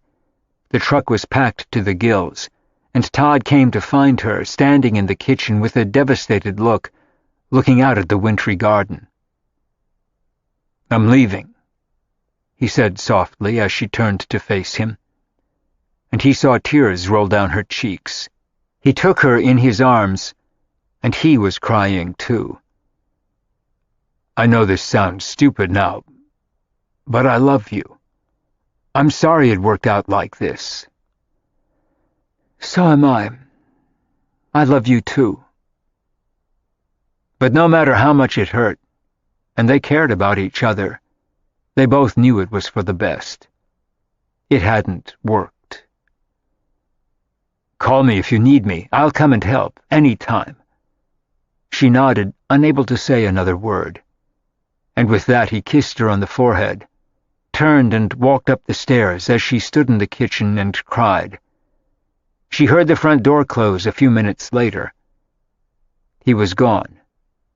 It felt as though someone had ripped out her heart, and she knew he felt no better. It was hard to believe, but it had finally happened. The house was hers, and his days at 44 Charles Street were over. All she could do now was move on. She could tell he already had. Chapter 5. The day after Todd moved out, Francesca bought flowers for almost every room. She cleaned the kitchen, vacuumed the halls, and looked around the top floor to make sure that everything was in order. And by the time Eileen arrived at noon, the whole house looked terrific. She beamed as she walked in, and Francesca was ready for her. Eileen had 4 suitcases and several boxes and 3 shopping bags of shoes. She pointed at them in embarrassment as Francesca helped her carry them up the stairs. "Sorry, I went crazy over Christmas. I got so depressed that I went on a shoe binge. They didn't fit in my suitcase." "No worries," Francesca smiled at her. "I'm used to it. My mom has a shoe fetish too. I'm addicted to Nikes. My mother wears high heels that would give me a nosebleed." "I like them too," Eileen admitted as they set her things down in the bedroom on the top floor, and Eileen went back downstairs for another load. There was a whole different feeling in the house that afternoon. The day before she'd been in mourning, and today she had woken up with a sense of freedom. The other shoe had finally dropped. Todd was gone. She was sad about it, but not as devastated as she had felt watching him load his belongings into a truck and leave. The worst was over. His not being there wasn't going to make a lot of difference, since their lives had been so separate for months, except that now she wouldn't see him come and go anymore. But their lives had barely intersected for a year, and it was fun seeing a girl in the house when she saw Eileen in the kitchen later that afternoon. It was Sunday, so the gallery was closed, and Francesca was hanging out at home. Eileen smiled broadly when she saw her. She acted like a kid. "I love my rooms. They're so pretty. And thank you for the flowers." Francesca had put a vase of pink carnations and roses in her bedroom. Eileen looked ecstatic. "I feel like I've finally come home. I've been living out of suitcases since I got here. It's going to be great having my own place." And she didn't even mind the long hike up the stairs to the top floor. She noticed a computer on the kitchen table and looked hopeful. "Mind if I check my email? I don't have a laptop yet." "That's fine." Francesca didn't mind. It was a laptop she always left sitting in the kitchen that she and Todd rarely used, but it was convenient having one there. She had her own in her office. "I'll be just a minute." Eileen logged on and smiled as she read her emails. She laughed out loud at one, and Francesca smiled as she left the kitchen and went back upstairs to her own room. It was kind of nice having someone around. The house already felt livelier and happier than it had for months. She was almost sorry that she had to find 2 more roommates. It might have been fun just sharing the house with Eileen, but she couldn't afford it. She had to find 2 more. And no one decent had turned up since Eileen. The freaks and crazies had come out in force again in answer to her ads before Christmas. There had been one decent-sounding woman who had just moved to New York from Atlanta, but she found another arrangement before she ever came to see the house on Charles Street. And Francesca had to find someone soon. She couldn't make the mortgage payments with just Eileen paying rent. Francesca took a nap that afternoon, which she rarely did, but she was still tired after the emotional drain of saying goodbye to Todd the day before. He had promised to call, but she didn't know if he really would, or even if she wanted him to. She didn't want to lose touch with him, but she didn't want to be in constant contact with him either. They both had to go forward and make their own way now. Francesca went back downstairs to the kitchen at dinner time, and Eileen was there. She was eating a bowl of soup and back on the computer. She apologized as soon as Francesca came into the room, poured herself a glass of milk, and grabbed an apple. The soup Eileen had made was her own. She had been careful not to help herself to Francesca's food. Francesca thought it was a good sign that she would be a respectful roommate. She sat down at the table and saw that Eileen had logged on to one of the online dating services and was looking over the photographs on the screen. "Do you ever try it?" she asked Francesca with a look of happy mischief and then giggled. "I love it. It's kind of like ordering takeout guys instead of takeout food. I started doing it in college. I met some great guys in LA and San Diego. I went out with one of them for almost a year, until he got drunk and joined the Marines. I didn't think people still did that. Got drunk and enlisted, I mean. And no, I've never met anyone online. It sounds too dangerous. I'd be afraid of who I'd meet. There's no screening process." The idea of meeting men online really put her off. It seemed so desperate to her. She felt much safer meeting men through friends, although she knew many people who had met men and even their husbands online. "You develop a pretty good sixth sense for who these guys are. I've only met one or two who were creepy." "Do you do it a lot?" Francesca asked with interest. It surprised her that a pretty, wholesome cheerleader type like Eileen would need or want to meet men online. She could have any man she wanted. But Francesca also knew that it wasn't easy to meet single, eligible men, which was why online dating services existed. "Not really. It's just a nice distraction when I have nothing else to do." It made Francesca wonder if she needed to set some kind of guidelines about bringing people to the house, but realized she had no right to do that. She was her landlady, not the resident advisor in a girl's dorm or her mother. They were both adults with their own lives, and who Eileen brought home was going to be her business, not Francesca's. So she didn't say anything. She just went back upstairs, munching on her apple, and left Eileen alone to her pursuits. If she met men on the internet, it was up to her whether it seemed wise to Francesca or not. All she knew was that it wasn't for her. Francesca hadn't even thought of dating till then, and didn't want to yet. She wasn't ready. Eileen was full of life and trying to meet people in a new city. Francesca was older and more cautious.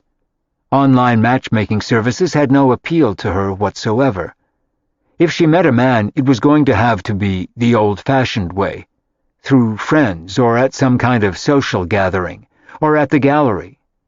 But she didn't even want to meet a man right now, nor start dating. She didn't have time anyway, and the only thing she wanted to find online were 2 more tenants. It finally happened 2 weeks later in mid-January. She got a response from a man who sounded sane. He said he was a graphic designer who worked from home a lot of the time, traveled occasionally for business, said he was solvent and was looking for a setup like the one she was offering. He said he was recently divorced, had no furniture, and needed a bedroom and a small study to set up his drafting table and his computer. Her currently unoccupied second floor, where the dining room had been, sounded adequate for him. They made an appointment for him to come and see the house. He mentioned that he was 38 years old, and when he came to meet her, he explained that he had a 7-year-old son who spent alternate weekends with him. "Will that be a problem?" he asked, looking worried. He had already come across several similar arrangements, but none was willing to include children. Francesca hesitated for a long moment before she answered and then nodded. "I think that'll be okay. as long as he's not here all the time. 2 weekends a month didn't seem like a lot to her, and Chris Harley looked relieved. He was tall, thin, had sandy blonde hair, gray eyes, and a serious expression. He was so pale he looked like he hadn't seen the sun in years. He would have been good-looking if he hadn't been so somber. He said very little to her during their meeting, except his question about his son. He looked at the rooms, seemed satisfied, and said in a quiet, subdued voice, "I'll take it." He didn't ooh and ah the way Eileen had. He said almost nothing. He seemed extremely withdrawn to Francesca, but she didn't mind that either. This wasn't a date. They didn't need to like each other, get to know each other, and become friends.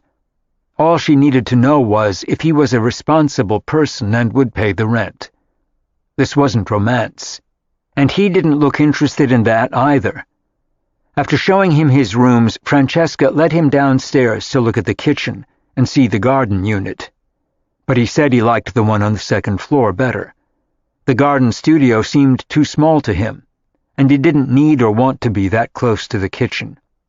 He offered to purchase furniture for the bedroom, which was fine with her. Eileen was in the kitchen when they went down to see it, and she was on the computer again, as she was a lot of the time, not just looking for potential dates, but usually doing email. She looked up and smiled when she saw Chris. As she told Francesca later, he was cute. Eileen was beginning to seem a little boy-crazy to Francesca.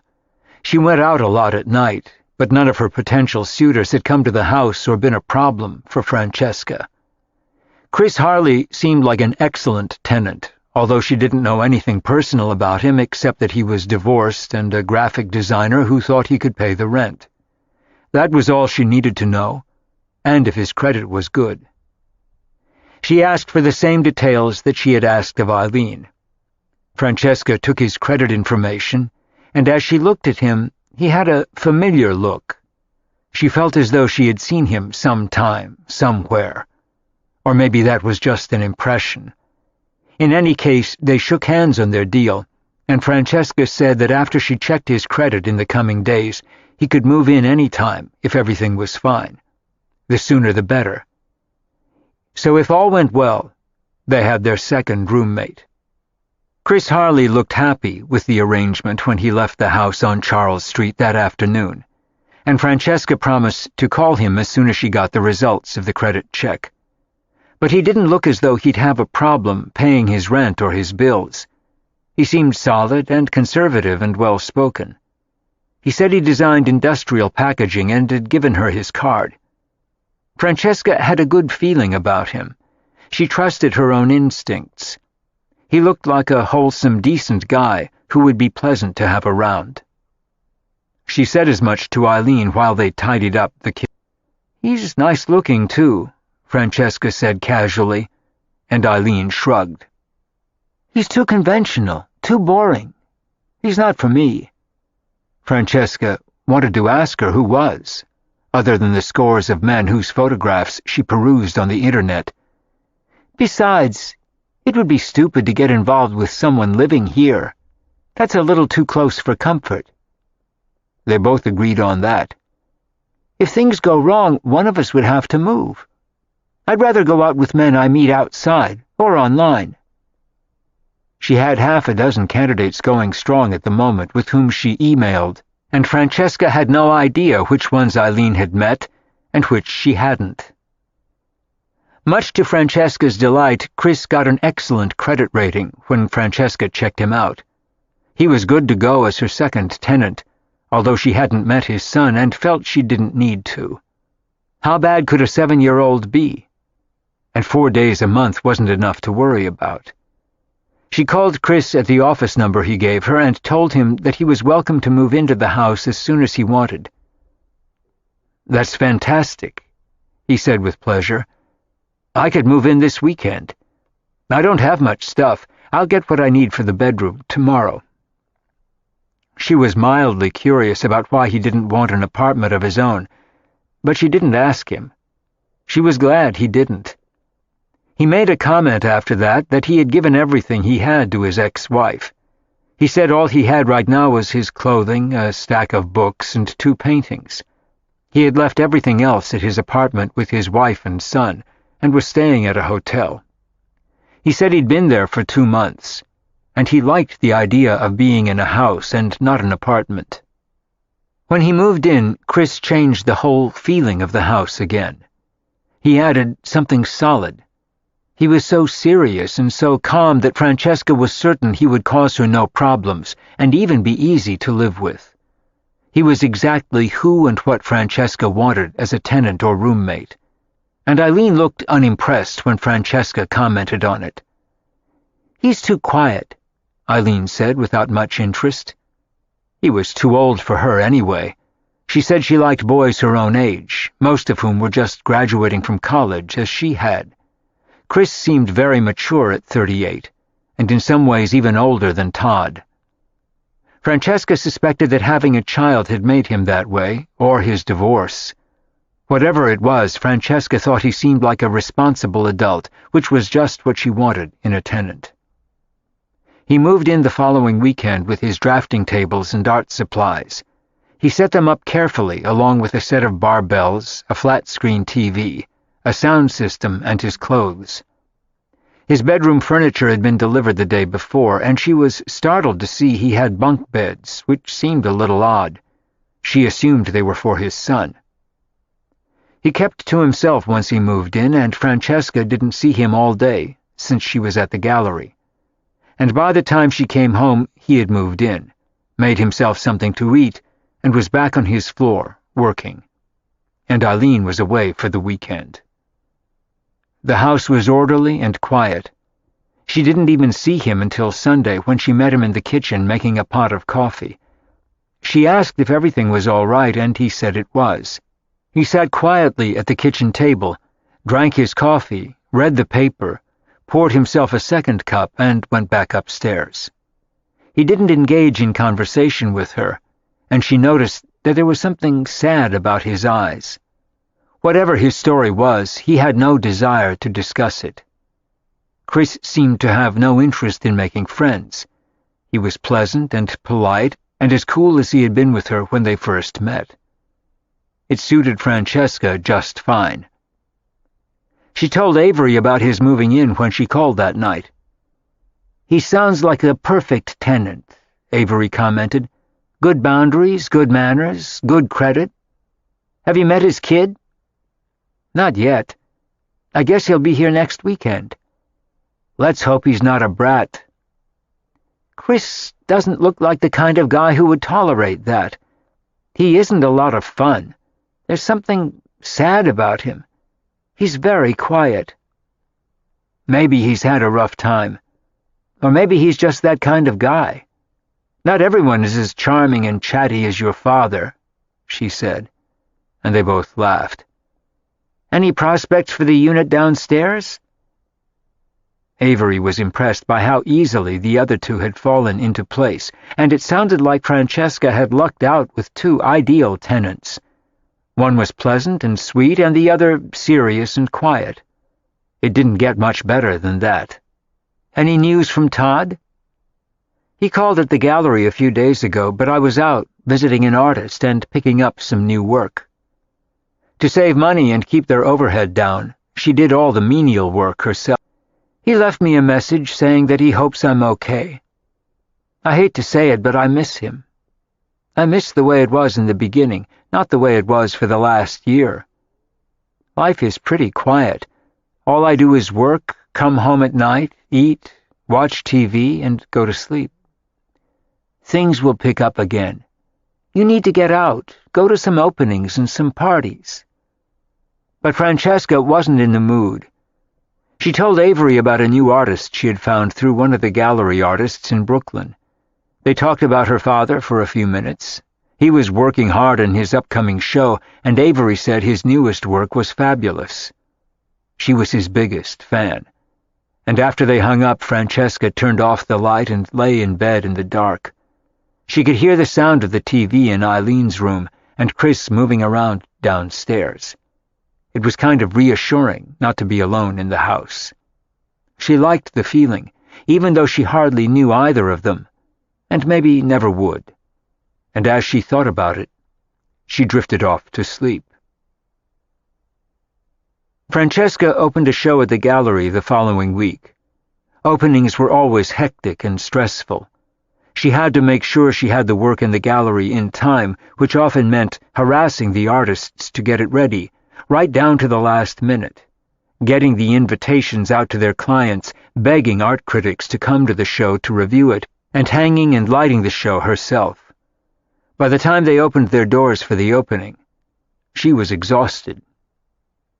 The artist she was featuring this time was difficult and kept insisting she move everything around.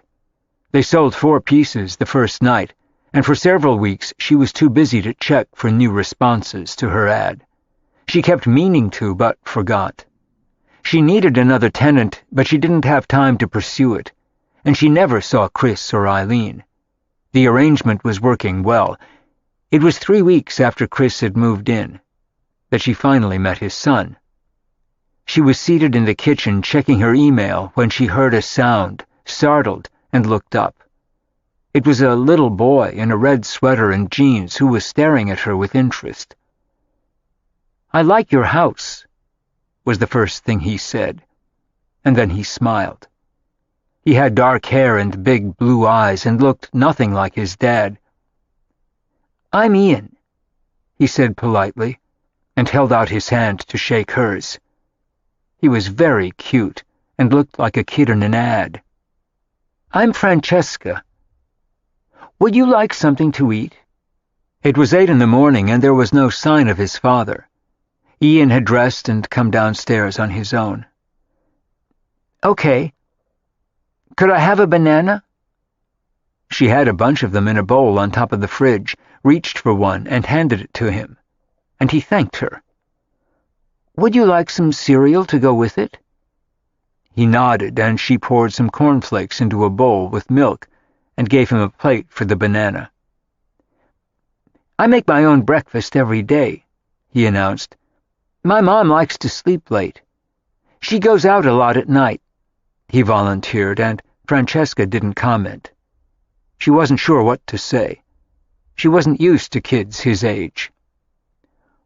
"What grade are you in?" she asked as he took 2 bites of the banana, which puffed out his cheeks, and she smiled. It took him a minute to answer. "Second. I changed schools this year. I liked my old one better, but my mom says it's too far away."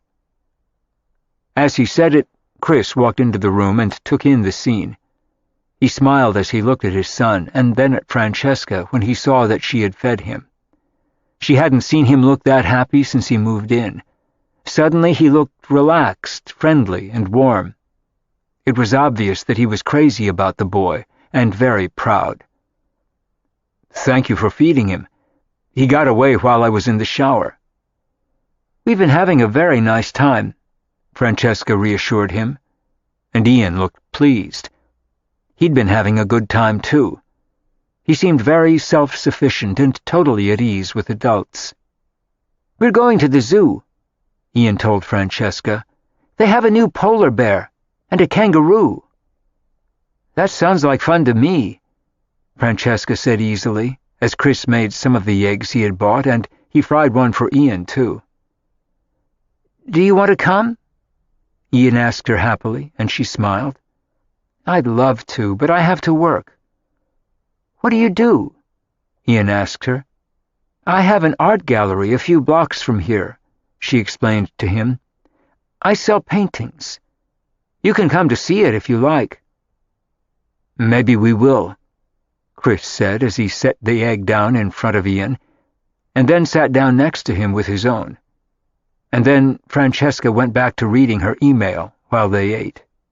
She'd had another response to the ad from a woman in Vermont who said she was looking for a pied-à-terre in New York and was interested in seeing the room that Francesca was renting. She had given her a phone number and said that she hoped it was still available and that Francesca would call. Francesca jotted it down along with another one, but the woman from Vermont sounded more appealing, and it didn't sound as though she would be there all the time, which might be good. It was very comfortable now the way things were, and Ian seemed like a pleasant addition to the group. He was obviously a nice kid. She chatted with him again for a few minutes, wished them a fun time at the zoo, and went back upstairs. They had already left by the time she went out. She had a busy day at the gallery after that and sold another painting. They had been selling well for months. The problem was that their prices weren't high enough to make much of a profit. She had been thinking of raising them again, and Avery insisted that she should. It was mid-afternoon when Francesca remembered the woman in Vermont who had responded to her ad. She dialed the number, and a young woman answered. She sounded about Francesca's age, and she was cheery and pleasant on the phone. Francesca told her the unit was still available, and described it as best she could, without glorifying it. She said that the room was small, and it was a studio, had a pretty view of the garden, and was next to the kitchen, and it had its own bath. The woman's name was Maria Davis, and she said it sounded perfect for her. She didn't need a lot of space, and she said she liked to use the kitchen a lot. And would that be a problem? No, I work till 7 every night, 6 days a week, so I'm not home much, and neither are the other tenants. One works at home some of the time, but he keeps to himself, and the other tenant just graduated from college as a teacher and goes out almost every night. The house is pretty quiet, and none of us use the kitchen much. I'm usually too tired to cook and just make a salad or buy something at the deli on the way home, and the others do the same. So the kitchen is all yours. Neither of her tenants had cooked dinner since they moved in, and she hardly saw them. That would be wonderful. I could come down from Vermont next week to see it, if that's all right with you. Do you think it can wait till then? Maria asked, sounding worried, and Francesca laughed. No one's beating down my door. I have someone else to call today, but I spoke to you first, so I'll give you priority on it. When do you want to come? Would Wednesday work for you? She asked hopefully. That would be great. They set a time, and Francesca jotted it down so she wouldn't forget if she got busy. And then they hung up. The woman had sounded very pleasant on the phone, and the person she called afterward had found something else. It was already early February, and it had taken her all this time to find 2 good tenants, and maybe now finally a third. She hadn't expected it to take this long, but she had been very cautious about who she showed it to, and no one else had suited her except Eileen and Chris, and now maybe this woman, who wanted a pied-à-terre. She had mentioned that she was recently widowed and wanted to spend time in New York, and winters in Vermont were hard. Francesca forgot about her then, and remembered the appointment on Tuesday night. She had seen Chris's son briefly again before he left on Sunday night. She had brought a lollipop home from the gallery to give him. She kept a bowl of candy there for kids. She asked Chris's permission before giving it to him, and he didn't object. Apparently their visit to the polar bear had been a big hit, and there was a new tiger cub at the zoo, too. Ian loved the lollipop and waved goodbye to her when he left. He was a really cute kid. Seeing children like him never made her want one of her own. She just enjoyed the ones she met. She had 15 artists to worry about instead of kids. That was enough for her, for now anyway, and maybe forever. Particularly with no man in her life. Crossing paths with kids like Ian was all the kid fix she needed. She didn't need more. But she could easily see how crazy Chris was about his son. His eyes lit up whenever he looked at Ian. Maria, the woman from Vermont, appeared at the house on Charles Street 5 minutes before the appointed hour the next day. She was wearing ski pants, snow boots, and a parka with a hood, and it was a cold day in New York, too. She had gray hair cut in a stylish bob, and looked nothing like what Francesca had expected. And she was much older than she had sounded on the phone. She mentioned that she was 59, and had just lost her husband after a long illness. But she looked like a cheerful, happy person. She was lithe and had a youthful attitude and look, although Francesca was startled to realize she was nearly her mother's age. but an entirely different kind of person. And she was much more interested in checking out the kitchen than seeing her room, which she had glanced at rapidly and said seemed fine to her. "I take it you like to cook," Francesca said, smiling at her. "Yes, I do. It's been my passion ever since I was a little girl. I'm very lucky to be able to do what I love. It never feels like work." And then Francesca suddenly realized who she was, and how oblivious she had been. She was Marya Davis, the celebrated cook. She had written 6 famous cookbooks, and Francesca had 2 of them on a shelf. She was one of the most successful chefs and specialized in French cuisine, made easy for the masses and people who were busy. She demystified some of the famous French dishes and had written an entire book on soufflés. And here she was in Francesca's kitchen on Charles Street, examining the kitchen and sitting at the table. "I'm working on a new book," she explained, "and I thought it might be fun to spend some time here while I do. It's too quiet where I live, particularly now that I'm alone."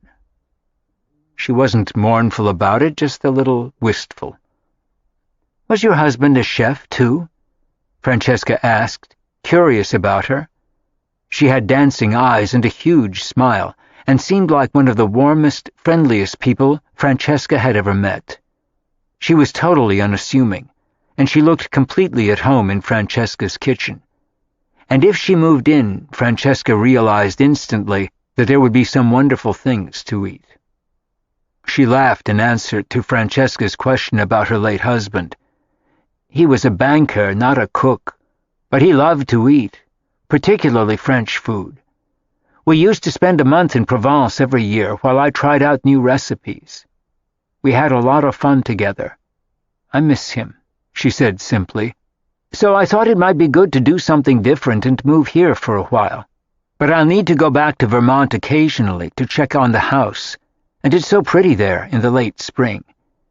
But now that I don't ski anymore, I'd rather be here in the winter months." Francesca's own mother still skied at 62, and the 2 women were close to the same age, but they weren't even remotely alike. Marya Davis was a woman of talent, substance, humor, and depth. Thalia was none of those, and Francesca was thoroughly enjoying talking to Marya. She was a lovely woman, and Francesca was thrilled to meet her, and at the prospect of having her live at the house. She had been lucky with all 3 of her tenants. They talked about the details a few minutes later. Marya thought the price was fine and the room was all she needed, and she was delighted to be near the kitchen. It was the perfect setup for her. "I hope you'll let me try some of my new recipes on you," she said shyly, and Francesca looked delighted. "It would be an honor, Mrs. Davis." Francesca smiled warmly at her.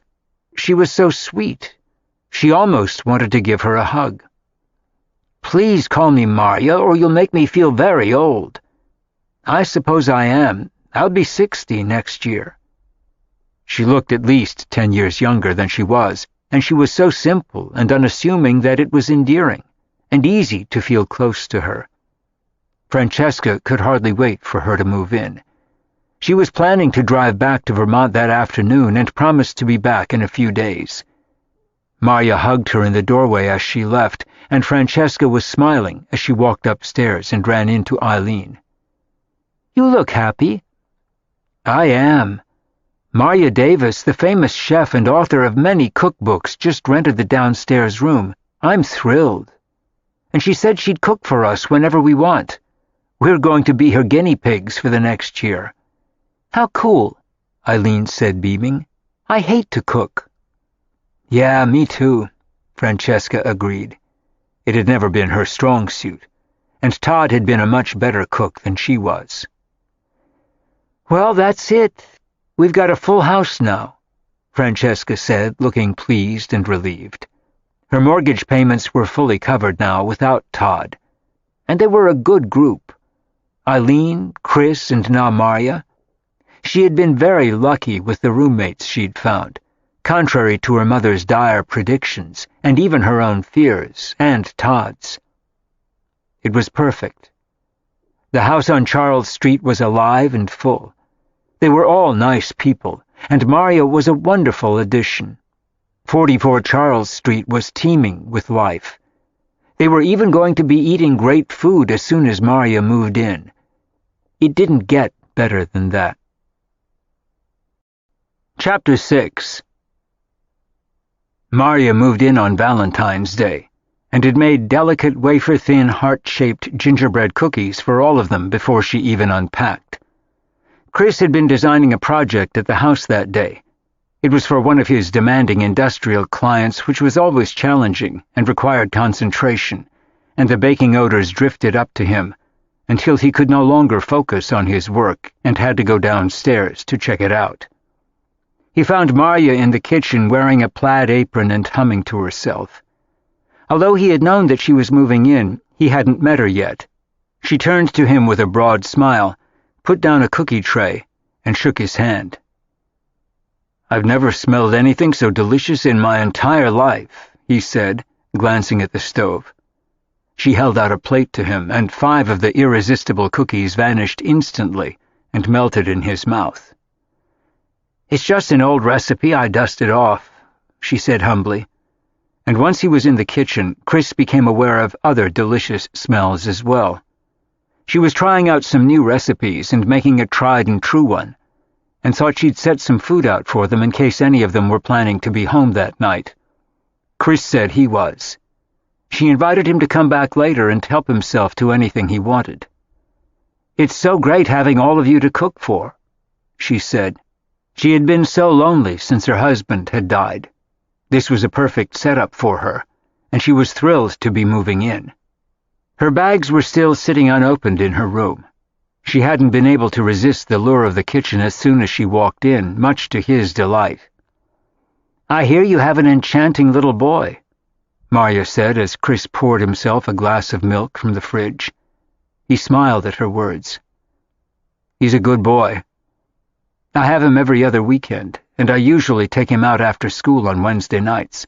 He lives with his mom. I can't wait to meet him." Maria had no children of her own. It had never happened, and in her late 50s she was of an era where the many options currently available to deal with infertility hadn't existed yet.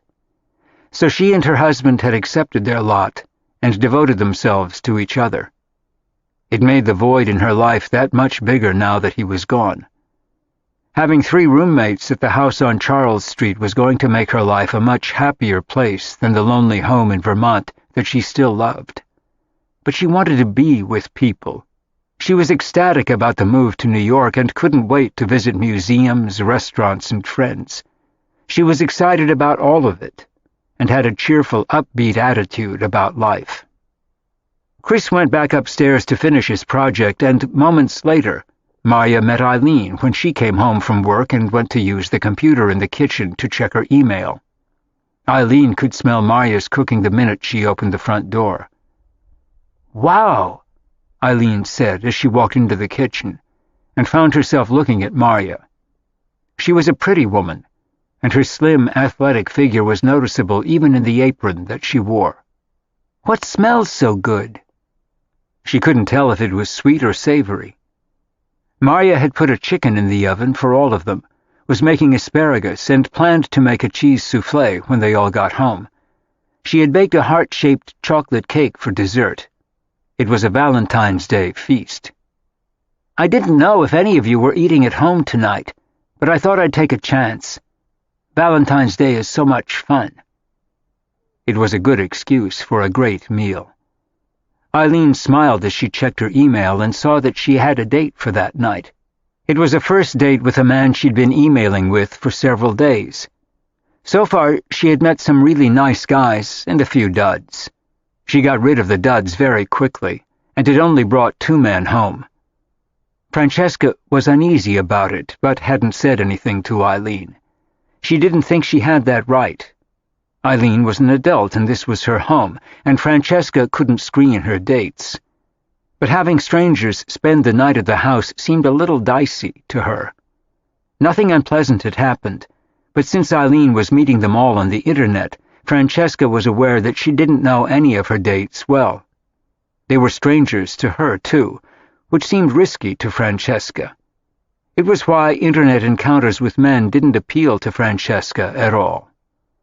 She had been lucky with her roommates, but had checked them carefully through references and credit checks. Screening dates would have been much harder, seemed more dangerous, and she still had no desire to date anyone yet anyway. Todd had moved out only 6 weeks before. She still missed him, and was trying to get used to the idea that he was gone forever out of her life. And at times it was very hard. She had lost not only the man she loved, but her best friend and business partner, which made it a triple loss. The only other people in her life were the artists she represented. She had worked so hard on establishing her business for the past 4 years that the only people she saw were either artists or clients, and Todd. Francesca was the last one to come home from work that night. She closed the gallery at 7 and walked the short distance home. She had sold 2 small pieces for Valentine's Day and had been feeling down all afternoon. She had forgotten that Maria was moving in that day, and when she got home, she found all 3 of her tenants chatting in the kitchen and sharing a bottle of Spanish wine Maria had opened for them. She had brought a few cases of French, Spanish, and Chilean wines with her from Vermont, and they were sampling one of them, and liked it very much. "Welcome home," she said to Francesca with a cheerful look. It suddenly boosted her spirits to see all of them. She was dreading coming back to an empty house and trying to forget that it was Valentine's Day. Todd had always made a big deal of it, and took her out for a nice dinner every year. She hadn't heard from him all day and knew it was just as well, but she was down about it anyway. She smiled happily as Maria handed her a glass of the Spanish wine. Dinner was ready by then.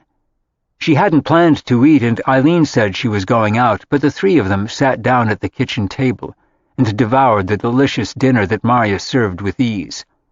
The asparagus and hollandaise were irresistible. The cheese soufflé for openers was beyond belief, and the chicken was roasted to perfection with a delicate mushroom stuffing. There was salad and French cheese, and the 3 of them finished off the chocolate cake as they talked animatedly around the table about food, travels, life experiences, friends. She had just arrived, but Maria seemed to bring them all to life, and Francesca hadn't seen Chris as friendly or as talkative since he moved in. Maria had a magical gift with people and food. Francesca couldn't believe their luck that she was there, and Maria said that she felt fortunate to be living in Francesca's house and greatly blessed. They had so much fun that Eileen nearly forgot her date and rushed out without changing. She just put on high heels and perfume, waved goodbye, and disappeared, as Francesca, Chris, and Maria sat at the table over the last of the meal. She served coffee, the gingerbread cookies, and truffles afterward. Chris said with conviction that it was the best meal he had ever eaten, and Francesca readily agreed. It was the best Valentine's Day she had spent in years, even if it was without Todd. She and Chris helped Maria clean up the kitchen, but Maria had tidied as she went along, and there was surprisingly little mess. Maria went to unpack then, and Chris and Francesca walked slowly up the stairs. "I was dreading today," Francesca admitted. "It's my first Valentine's Day without the man I bought the house with. It turned out to be a lot of fun tonight, thanks to Maria." Chris nodded solemnly, a little more distant now that he was alone with her. He was always very guarded whenever he talked to Francesca or Eileen, except when Ian was around. Maria had really brought him out of his shell, and Francesca couldn't help wondering what had happened to him to make him so withdrawn. She was beginning to think that it wasn't so much his personality as traumas that had occurred. "Today was probably hard for Maria, too, without her husband," Francesca commented. "She's a lovely woman. I'm glad she moved in. Her food is fantastic. We're all going to get fat if she cooks like that for us every night." Chris smiled at what she said. "I think this was just a special event. I haven't celebrated Valentine's Day or even thought about it for years. It's for lovers and kids." And he was neither. although he had talked to Ian that afternoon and sent him a Valentine's Day card. Ian had a crush on his teacher and a girl in his class, and had sent them both cards, he had told his dad. They said goodnight to each other outside Chris's door, which had once been her dining room and library and was now his home. She hadn't seen the rooms since he moved in and had no reason to, since he was renting them from her, and she walked slowly up the stairs to her bedroom, feeling lonely again. It was inevitable. There was so much hype about that day. If you didn't have a lover to share it with, it felt like a day of mourning. But Marya had made it a lot easier and happier for her, and she was grateful to her for that. Francesca heard Eileen come in later that night, and she could tell that she had someone with her, and hoped she was all right. Her trust and innocence about the men she met on the internet worried Francesca considerably. But they were whispering and laughing as they tiptoed past Francesca's door, and she saw him in the kitchen over breakfast the next day. Marya had left freshly baked rolls and croissant for them and gone out for a walk, and Eileen's date of the night before was happily gobbling the croissant and barely said hello to Francesca as she walked in. He looked a little rough around the edges, but Eileen was smiling and seemed happy and young as she giggled at him. Francesca was mildly annoyed to have to deal with him over breakfast, and Chris didn't look thrilled either as he poured himself a cup of the coffee Marya had made earlier. Mealtimes on Charles Street had become a lot more interesting since Marya moved in. "How do you all know each other? Are you two a couple?" Eileen's date asked them as Chris shot him an evil look, poured himself a bowl of cornflakes, and didn't bother to answer. Francesca just said they were roommates and let it go at that. The man had several tattoos and had rolled up his sleeves, which exposed his arms. They were in vivid color and his hair was long. He said he worked in TV, and then explained that he was a grip, and he fondled Eileen's buttocks openly just as she sat down. Chris almost laughed when he saw the look of disapproval on Francesca's face. She thought it was a bit much over breakfast among strangers, but Eileen didn't seem to mind and looked pleased. She kissed him passionately, and he looked like he had his tongue halfway down her throat. His name was Doug, and she had met him on the internet, of course. It seemed to be her only resource for meeting men, which concerned Francesca. Other people seemed to meet decent men on the internet, but Eileen appeared to be alarmingly naive. Doug was still in the kitchen when the others left. Francesca excused herself and said she had some calls to make from her room, and Chris said he had a client meeting at 10 to present the project he had been working on for weeks. It was finally complete. He had been designing new packaging for a well-known brand. He left the house with his portfolio a few minutes later, and so did Eileen. And by the time Francesca left for the gallery at 11, she was alone in the house. Marya had gone out too after cleaning up the kitchen when she came back from her walk. The house was beginning to feel full and busy. Francesca had arranged for a cleaning service to come twice a week, and they were all sharing the expense rather than having to clean the house themselves. She was thinking about Eileen as she walked to work in a light February rain and wondered if they'd be seeing Doug again. She hoped not, and thought he was crude and a lot less than Eileen deserved. She seemed to be much more interested in quantity and the number of men she could meet than in quality, and narrowing the field to some better guys who were worthy of her. Francesca reminded herself that she was young and still naive. She would have worried about her a lot if she were a younger sister.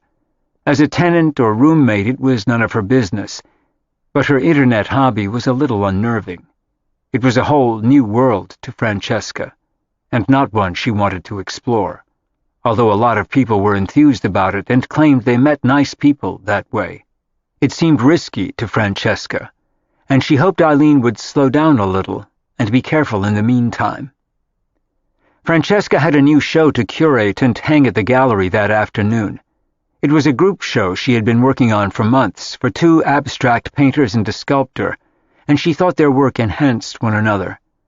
It was important to find work that didn't overshadow or distract from the rest of the show. One of the artists did enormous canvases, and it was going to be hard for her to hang them alone. Without Todd to help her hang the shows now, she had asked one of their artists to come in and do it with her if he had time. He worked as an installer for several galleries to make extra money, and he was pleasant and helpful, although vague about time. He had been one of the first artists she signed up, and his paintings sold fairly well. And he worked hard and was serious about his art and well-trained. For once he arrived on time, and Francesca figured out where she wanted him to hang the paintings, and he got up on a tall ladder for several hours to adjust the lights once they hung the work. It was after 6 when they were finished, and they both were tired but pleased with the result. He was 10 years younger than she was, and a cute guy. "So where's Todd these days?" he asked her casually.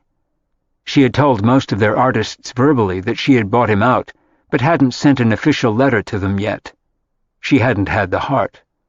And most of them could figure out that he was no longer around.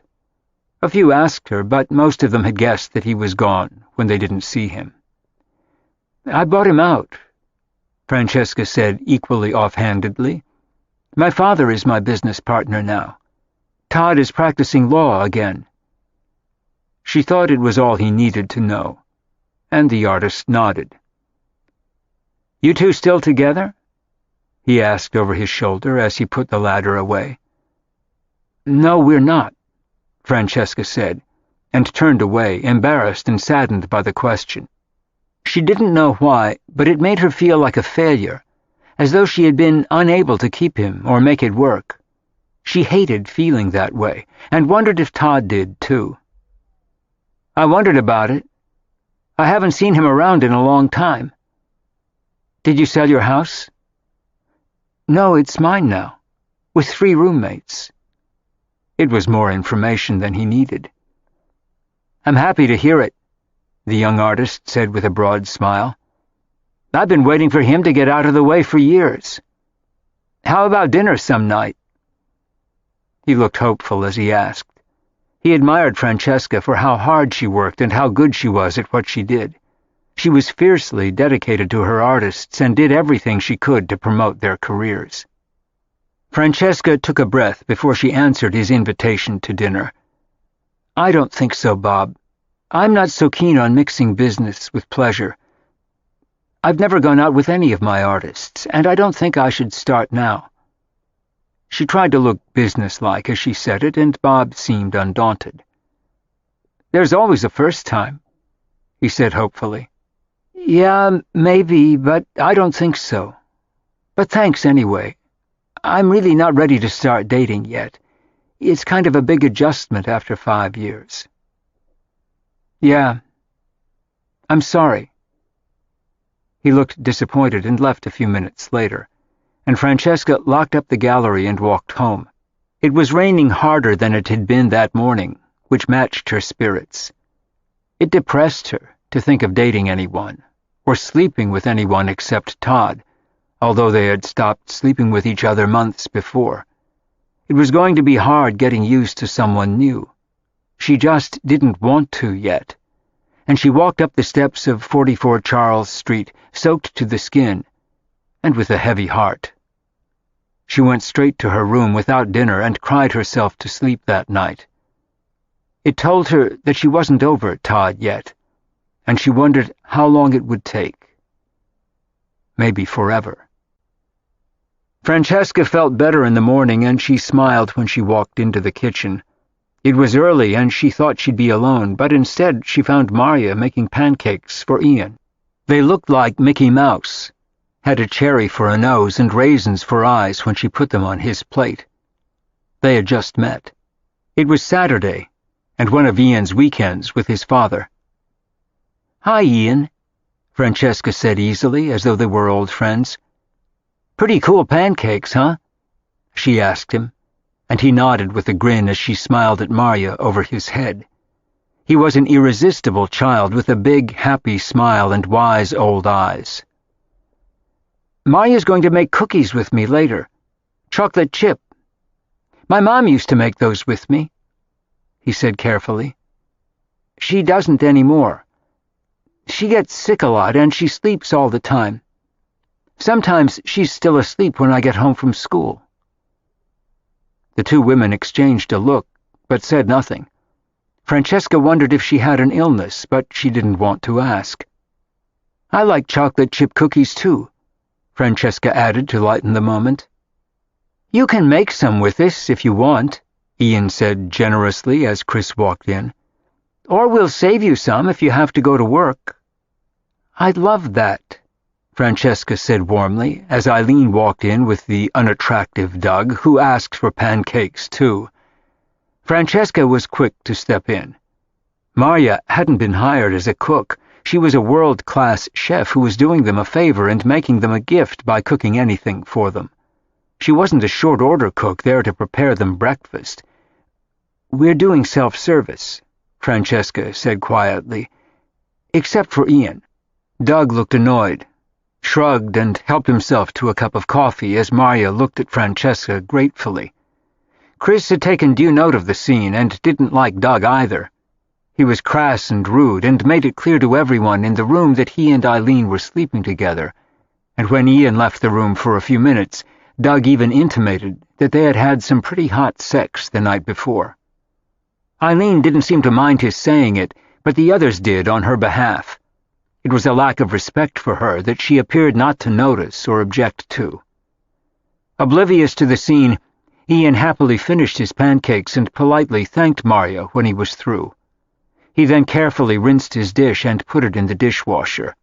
Francesca noticed and wondered if he had to take care of himself if his mother was sick or sleeping all the time. He seemed unusually capable for a child of 7. They were all still milling around the kitchen when the doorbell rang.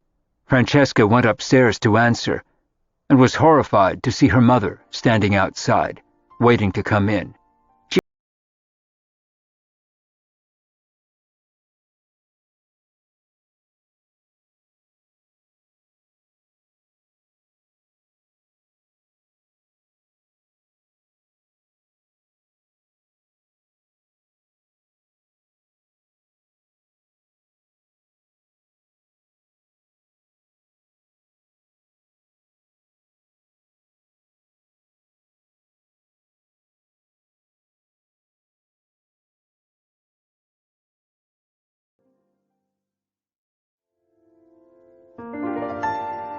This is disc number 3.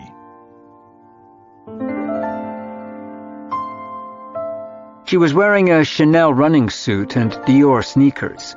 Her hair was in a ponytail, and she looked beautiful even without makeup.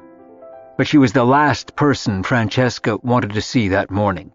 She had no desire to introduce her to her roommates or listen to her mother's comments about them after. "Hi, Mom," she said hesitantly, not sure what to do. "What are you doing here?" She was hoping she would leave without coming in, but doubted she would. Her mother was too persistent and curious for that. "I'm trying a new skin doctor in Soho. I hear she's fabulous, so I thought I'd drop over before I see her. May I come in?"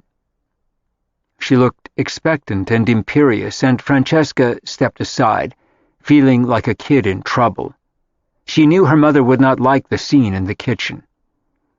"Of course," Francesca said as her heart sank, thinking of the odd melee of people in her kitchen, and suspected her mother would be shocked, particularly by Doug and his tattoos. "Something smells delicious," Thalia commented as Francesca debated between taking her upstairs to her bedroom with the unmade bed, the living room where there was no place to sit, since she hadn't gotten around to replacing the couch and chairs Todd had taken, or the kitchen, where all of her roommates were having breakfast. She hated to introduce them to her mother, but Marya had just taken a fresh tray of croissants out of the oven, which provided an irresistible lure toward the kitchen. "One of my roommates is a famous chef," Francesca explained as her mother headed down the stairs toward the kitchen without her. Reluctantly, Francesca followed.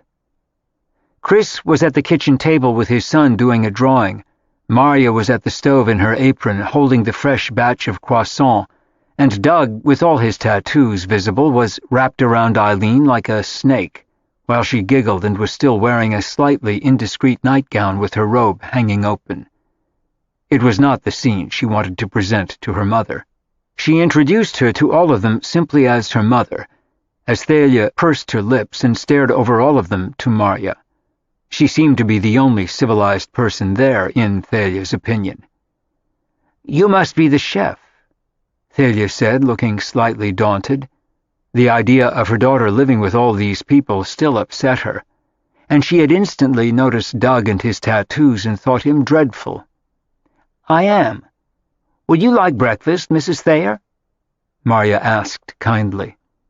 She was slightly startled by the grandeur of Francesca's mother. Even in a sweatsuit, she looked as though she should be wearing a ball gown. "I'm not Mrs. Thayer," Thalia said quickly. "Countess di San Giovane," she corrected in the accent her late husband had taught her. She used only the Italian pronunciation of her name for state occasions, which this wasn't. But it was her way of letting them all know that she was much more important than they were. They got the message. Chris glanced at her over Ian's head, said nothing, and went back to talking to his son. Doug was nuzzling Eileen's neck, and she couldn't stop laughing. It was not the dignified welcome Thalia thought worthy of her. Francesca was cringing. "Of course, Countess," Marya said politely, without batting an eye. "May I offer you some croissant and a cup of coffee?" "I like that very much," Thalia said, and sat down next to Ian. He looked up at her with interest and went back to his drawing. And a moment later, Marya set the plate of warm croissant and a steaming cup of coffee in front of her. Francesca sat down in the only spare seat at the table, across from her mother, silently dying, wishing she hadn't come. The scene went on as it had been when she entered, for a few minutes, and then everyone went about their business. Marya cleaned up the kitchen. Chris went upstairs with Ian, and Doug and Eileen went back to her room, as Doug let them all know on the way out that they were going back to bed. Eileen's girl-next-door halo was definitely slipping. A moment later, only Francesca and her mother were left at the kitchen table as Marya buzzed around. "I can't believe you're living with those people," Thalia said in horror, and looked as though she were about to burst into tears. "What are you thinking?" she said, ignoring Marya. "I'm thinking that I need to make my mortgage payments, and they're all very nice," Francesca said sternly, as Marya pretended not to hear them and finished the dishes. "That man with the tattoos? He doesn't live here. He's dating the girl who lives upstairs. She teaches autistic children. You'd never know it to look at her," her mother said with a disapproving look. She wasn't wrong. Her look had gotten racier as she got comfortable, and her skirts shorter. "She's young," Francesca said, trying to defend her, although she couldn't stand Doug herself, and was also bothered that Eileen had come downstairs in a nightgown and robe. It was poor judgment and bad taste, but not a crime. "Everyone gets along very well," Marya interjected as she refilled Thalia's cup with the delicious brew she had brought with her from Vermont.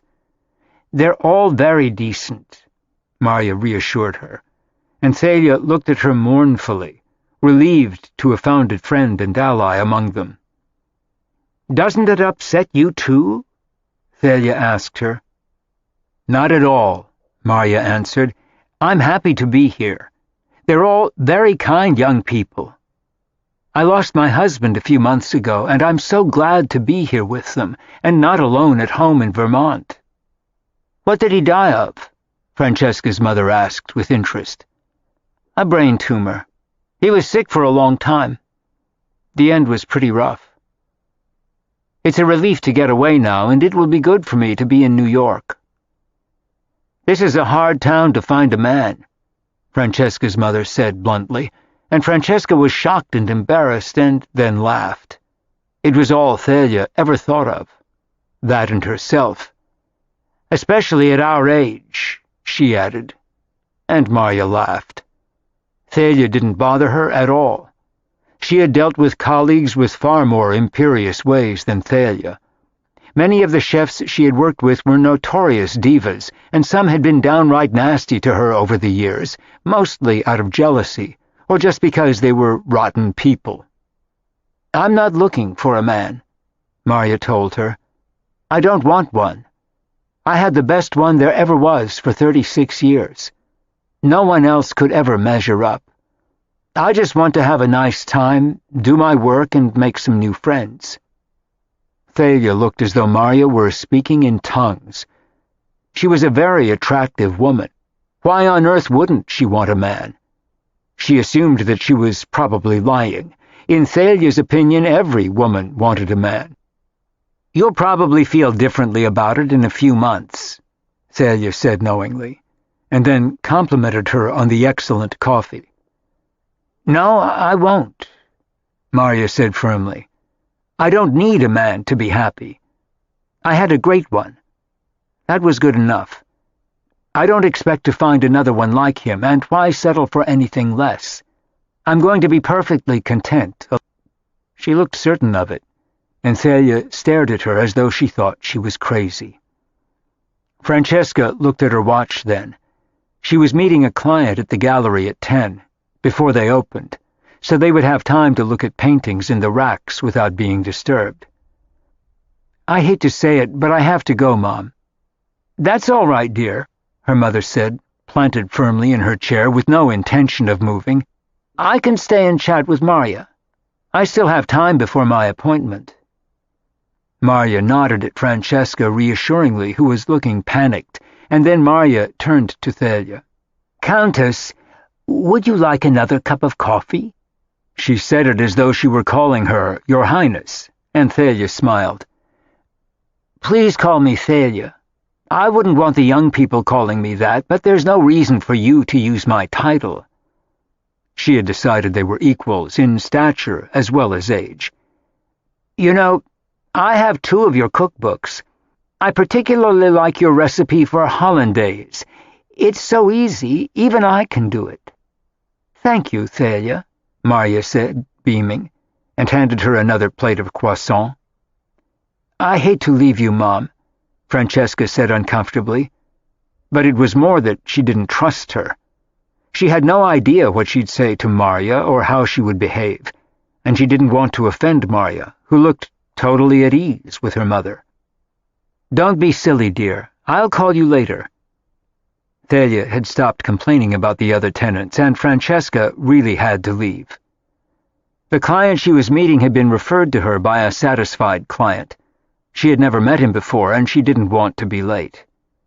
Francesca gave a last anxious glance at Marya as she left and hurried up the stairs to get her purse, and a moment later she was hurrying down the street, thinking about her mother.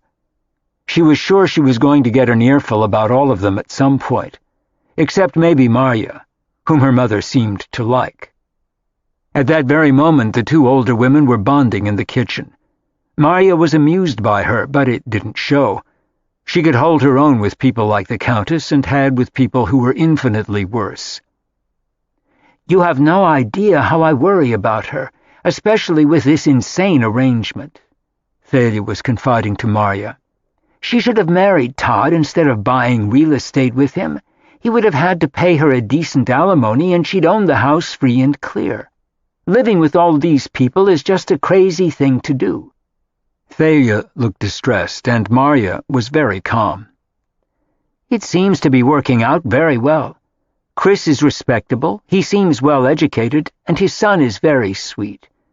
And I think the little girl upstairs is just young and a little silly. She's fresh out of school. She's all excited about being in the city and meeting men. She'll calm down." "Her friend looks like he's fresh out of prison," Thalia said, near tears. For the next hour, Marya reassured her, and by the time Thalia left to see her new skin doctor, she was feeling better. Marya sat in the kitchen for a few minutes, smiling to herself after she left. The Countess di San Giovane was definitely a handful. She couldn't help wondering how Francesca had managed to be so normal and down-to-earth with a mother like that, but more than anything, Thalia seemed foolish to her. and most of what they'd talked about was her desperation about finding a man and getting married again. She had confessed shamelessly that without a husband, she didn't even feel like a woman. Her entire identity was wrapped up in who she was married to, and without that she felt like no one at all. She was the exact opposite of Marya, who was self-respecting, confident, knew exactly who she was, and didn't depend on anyone for her identity. The two women were as different as black and white. And in Francesca's opinion, her mother's obvious obsession with finding another husband had been scaring men away for years. And at the gallery, Francesca had taken out nearly every painting she had in the racks. She kept a good selection of her artist's work in stock. The client she was wooing wanted to buy a large painting. He said he had a fondness for emerging artists, but didn't seem sure of what he liked. And whatever direction Francesca steered him, it didn't feel right to him. He said he was divorced and his wife had always selected all their art. He wanted to make a statement of his own now, but had no idea what it should be. He was a 50-year-old dentist from New Jersey, and Francesca was utterly fed up with him by noon. He seemed to be incapable of making up his mind. He finally promised that he would think about it and call her the following week if he made a decision. He said he liked everything she had showed him, but he was nervous about buying the wrong thing. It was always frustrating dealing with clients like him. She handed him photographs and information on all the artists he was interested in, and he looked even more confused. And then he looked up at her. "You wouldn't like to talk about it over dinner, would you?" he asked, looking far more interested in her than in her art. But nothing about him appealed to her. She didn't like him, and she wasn't in the mood. "I'm sorry," she said pleasantly, smiling at him. "I don't go out with clients." It was the perfect excuse. "I haven't bought anything from you yet. I'm not a client," he said cleverly, and she'd have much preferred to sell him something than go out with him. She was beginning to wonder if he had looked at the art as a ruse, and if so, he had wasted her time and his own. "I'm sorry, I can't." She shook her head. "You have a boyfriend?" he asked, and she hesitated and decided that a lie was better than the truth, particularly if it got her out of an awkward spot with him. "Yes, I do," she said with a look of innocence. "That's too bad," he said, looking disappointed, and finally made it out the door, much to her relief. She sat down into the chair behind her desk, exhausted by the day halfway through it. Breakfast with her mother and 2 hours with an indecisive client who asked her out to dinner was more than she wanted to deal with on any day of the week. She called Marya to see if she had survived her mother's grilling, and Marya assured her that she was fine. "I had a very nice time with your mother. She's certainly nothing like you," Marya chuckled. She liked Thalia's style, despite the fact that she was obviously spoiled and somewhat eccentric. "That's the nicest thing you could have said," Francesca commented, smiling. "All my life I've been terrified I'd wind up like her." "Not a chance," Marya reassured her. "Have a nice day. I'll see you tonight." And as Francesca hung up and went to work at her desk, she had the comforting sensation that she had a new friend in Marya. Chapter 7. The following week, Francesca was insanely busy. She went to 3 artists' studios, reorganized the racks where she stocked the paintings, returned old work that hadn't sold to several artists in order to make room for new pieces, and she made a list of the group shows that she wanted to do for the next year. It was always a challenge trying to figure out which artists to show together so that their work would enhance one another and not conflict. And in the midst of everything else she was doing, 4 of her artists dropped by that week just to hang out and visit. She always tried to be welcoming, as she was with her clients, but she was pressed for time and had a lot to do. And in the midst of all the activity in the gallery that week, she made several sales. Much to her amazement, the dentist of the weekend before called her and bought 3 paintings. New clients appeared, referred by other clients. 2 art consultants called her with big jobs, and a well-known interior designer stopped by and liked what she saw. Francesca was pleased. She got home late every night and scarcely saw her roommates, and she was touched to find little notes in the kitchen from Maria telling her what was in the fridge. It was Friday night before Francesca had time to breathe. Her mother had called her several times during the week to comment about her roommates, but Francesca didn't have time to talk to her, which was a relief. She lay on her bed on Friday night, grateful that she had to work only one more day, and was thinking about spending Sunday in bed with a good book. There was nothing she wanted to do, and no one she wanted to see. And most unusually, that weekend, she knew that all of her tenants would be gone. Chris had said he was going away. Eileen announced on Friday morning that she was going skiing with a new man, and Maria had decided to go to Vermont for the weekend to check on things at her home. On Saturday night, when she got home, Francesca was entirely alone. At first it felt wonderful, but she was startled to find on Sunday morning that she was lonely and depressed. Their presence on a daily basis was a shield from the ghosts in her past, the most alive of which was Todd. She hadn't heard from him in more than a month, which told her that he had made the adjustment better than she had. In quiet moments, she still missed him. She was beginning to wonder if she always would. When she thought about it, she didn't want their life back, but she missed him anyway. And by Sunday afternoon, she was feeling seriously sorry for herself and missed her roommates. She couldn't help wondering if Chris had had a date, although it was none of her business. He never brought women home and was extremely private. By 7 o'clock Sunday night, she was still alone. It made her realize what a blessing it was to have them there. She would have been miserable in the house on her own, with no one to talk to, and no sign of life. She was making herself scrambled eggs for dinner, thinking about Maria's delicious cooking, when she suddenly noticed a steady drip. She wasn't sure where it was coming from, and looked around the kitchen. It was coming through the ceiling at a rapid rate. There was a powder room above the kitchen, and when she went upstairs to check, she saw that there was a torrent coming through the ceiling from the floor above, where Chris's bathroom was. They had had leaks from there before. She ran up the stairs, and there was water everywhere. It was coming right through the wall, probably from a broken pipe. She ran downstairs at full speed to grab a wrench and Todd's tools, and panicking, she grabbed her cell phone and called him. He answered on the second ring. "What do I do?" she shouted into the phone, and he tried to tell her. She put the phone down, tried what he had suggested, and nothing worked. The water was gushing harder than ever. "Turn off the water!" Todd was shouting at her. He told her where the valve was, and she was soaked from head to foot as she tried to get to it, just as Chris walked in, and looked startled by the scene in his bathroom. Francesca was soaked to the skin. They were up to their ankles in water, and there was a geyser coming from the broken pipe in the wall. She looked at him frantically, and he gently pushed her aside, grabbed the wrench from her, and turned off the water. Instantly, the shooting spray stopped as she stared at him. "I'm sorry. Thank you," she said, pushing her hair out of her eyes. He was smiling at her and looked amused.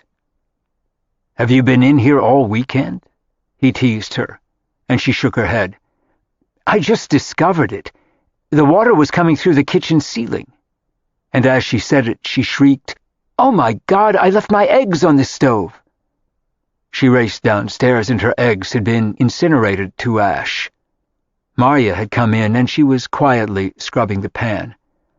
"I'm so sorry," Francesca apologized. She was totally unnerved by the runaway leak, and then remembered Todd on the phone. She had left it on Chris's sink. Todd had hung up by then, but answered immediately when she called him back. "Do you want me to come over?" he asked helpfully. "No, I'm fine. My tenant turned the water off. I'll have to get the plumber here tomorrow." "Where was it?" "Same one you could never get right either. The library bath." It was Chris's bathroom now. "One of these days you'll have to replumb that house, and it will cost you a fortune. You should sell it before that happens." She was annoyed by what he said. He might not love the house anymore, but she thanked him for his willingness to help and hung up. Chris helped her dry the floor. He was pleasant and calm despite the mess, unlike Todd, who complained bitterly every time something went wrong in the house, particularly in the last year. He had been totally fed up with it. Chris had a more tranquil nature. "Old houses do this kind of thing. I had an old house a long time ago when Ian was born. I loved it, even if it was a pain in the neck, but it was fun to work on. I did most of the work myself." It was the most he had ever said about his previous life, and he never talked about Ian's mother. He was an incredibly private person, and Francesca liked that about him. He was infinitely discreet, often to the point of seeming taciturn. "We did the same thing here," she said. "The place was a mess when we bought it. I loved it. The man I lived with didn't.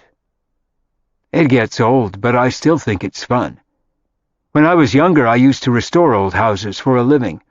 It was terrific, but the real estate market got too high to turn a profit. I still miss it."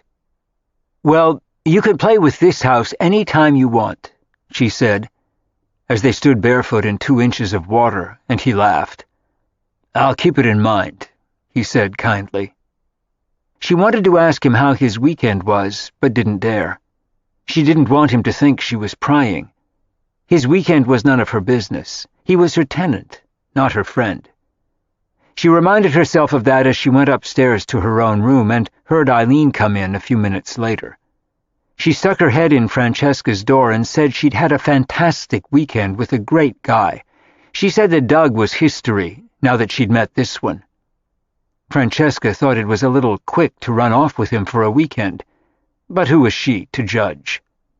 Eileen was young, and with a dozen years between them, Eileen was of a different generation. She was essentially a nice girl, even if she was more liberal than Francesca had been at her age, but she considered herself a slow starter. Todd had been her first real love, at 30, although she'd had relationships before. Francesca was just happy to hear that Doug was gone and wouldn't be back. She wondered what the new one was like, and didn't have long to wait. She didn't hear Eileen let him in late that night, but he was at breakfast with them the next morning. He looked preppy and pretty square, and slightly embarrassed to be there. Francesca approved, and then laughed at herself, feeling like her mother, passing judgment on everyone around her. She had another busy week. She went to 2 events at other galleries and the opening of a major show at MoMA, which was very exciting. She met a photographer at the museum event. His name was Clay Washington, and much to her own surprise, when he asked her out to dinner, she accepted. She was trying to make an effort, and Avery was right. She couldn't stay locked up on Charles Street forever. He took her to a Chinese restaurant on Mott Street, and they had a good time.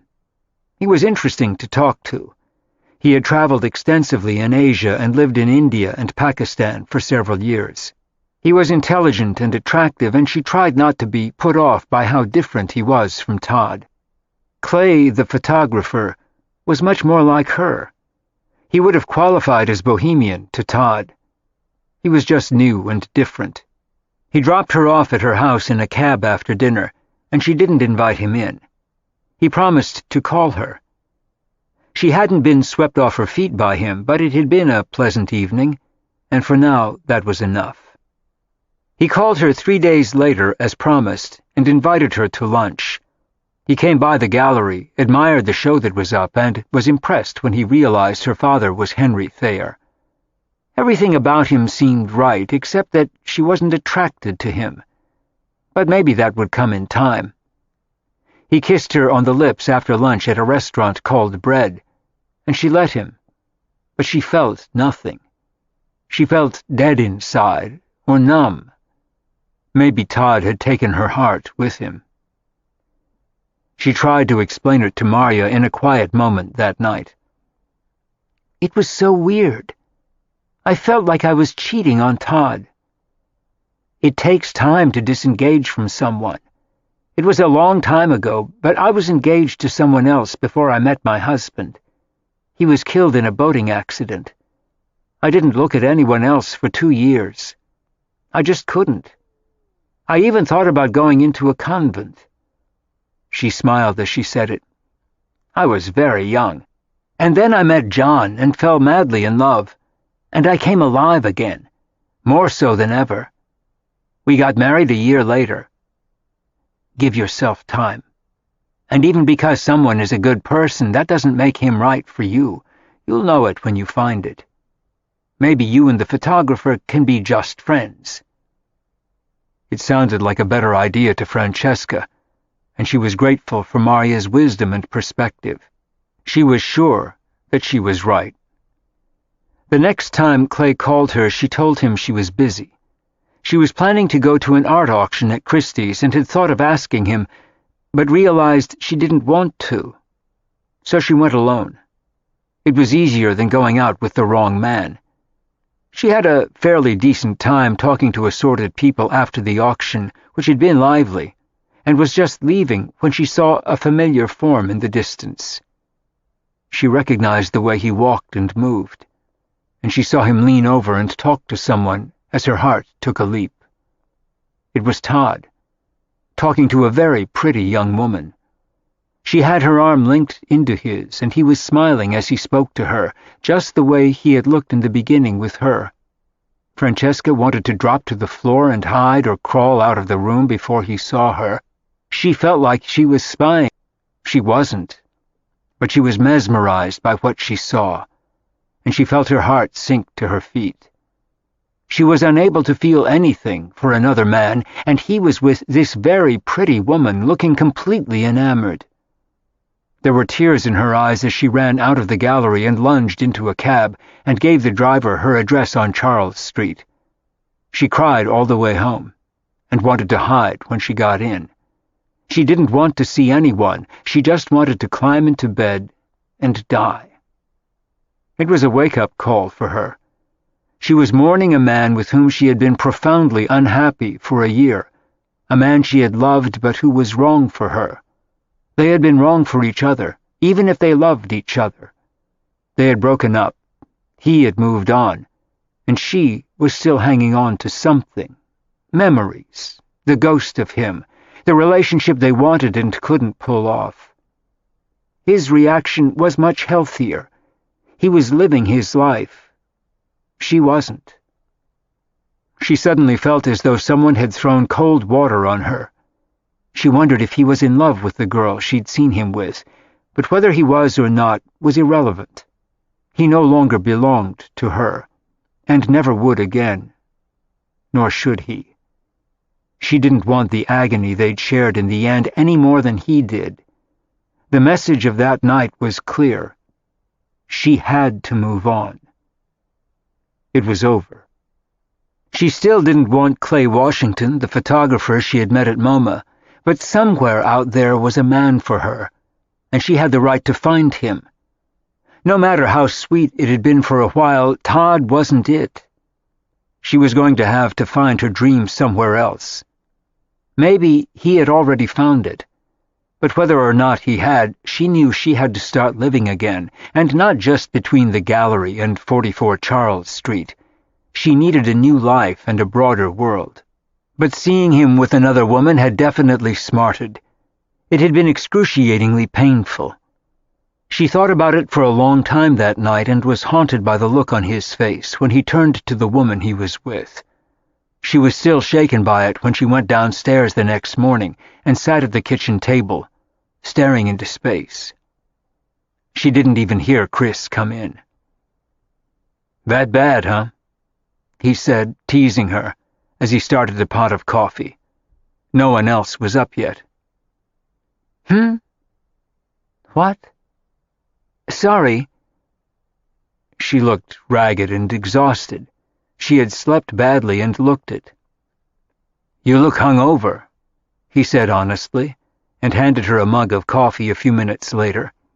They were developing a casual camaraderie as roommates. Just haunted by the ghost of Christmas past.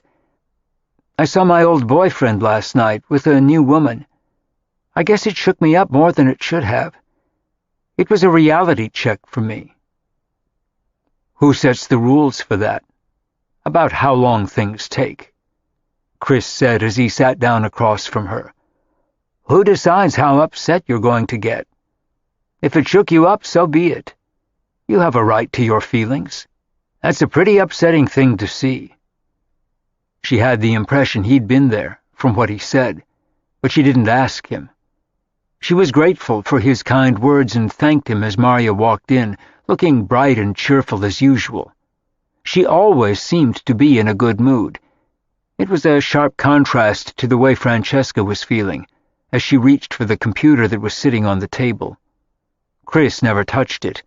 Marya had no idea how to use it, and the one who used it most of the time was Eileen, who still didn't have her own. Francesca had just turned it on when it sprang to life, and the next thing she knew, there was an incredible scene on the screen. 2 women having sex with 3 men, and the intricate combinations were stunning as they all watched in disbelief. And Francesca realized what had happened. Eileen had been watching porn, probably with her new boyfriend, and Francesca had never even imagined the things they were doing, as she finally came to life and switched it off, still looking shocked. Chris was laughing loudly, and Marya gave a little giggle. They were all adults. Francesca knew they shouldn't have been horrified, but it was pretty amazing to see it. Chris looked vastly amused, although he didn't look like the type to watch porn, but he thought the incongruity of it on their breakfast table was very funny. I guess little Bo Peep is not quite as innocent as she looks, he commented. He thought it was harmless and it didn't bother him, although he wouldn't have thought it so funny if Ian had been in the room. That would have upset him deeply. I'll ask her not to watch that stuff on the house computer, Francesca said quietly, thinking of Ian too. He liked playing with the computer and was good at it. She didn't want him happening on any scenes like that, and she didn't want to see them either. She liked Eileen, but she felt like a house mother in a college dorm a lot of the time. Some of the men Eileen went out with looked worrisome to Francesca, but Eileen breezed right through it, went out with them a few times, and then moved on to the next. The one she was seeing for the moment seemed like a good guy, and he had lasted longer than the others. But some of the previous ones had seemed unsuitable and downright crude. Eileen didn't always notice the difference. She was a small-town girl in the big city, excited by everything. Chris was still chuckling over the porn incident when he went back upstairs to work, and Francesca mentioned to Eileen discreetly that evening not to watch things like that on the house computer in case Ian came across it on the weekends.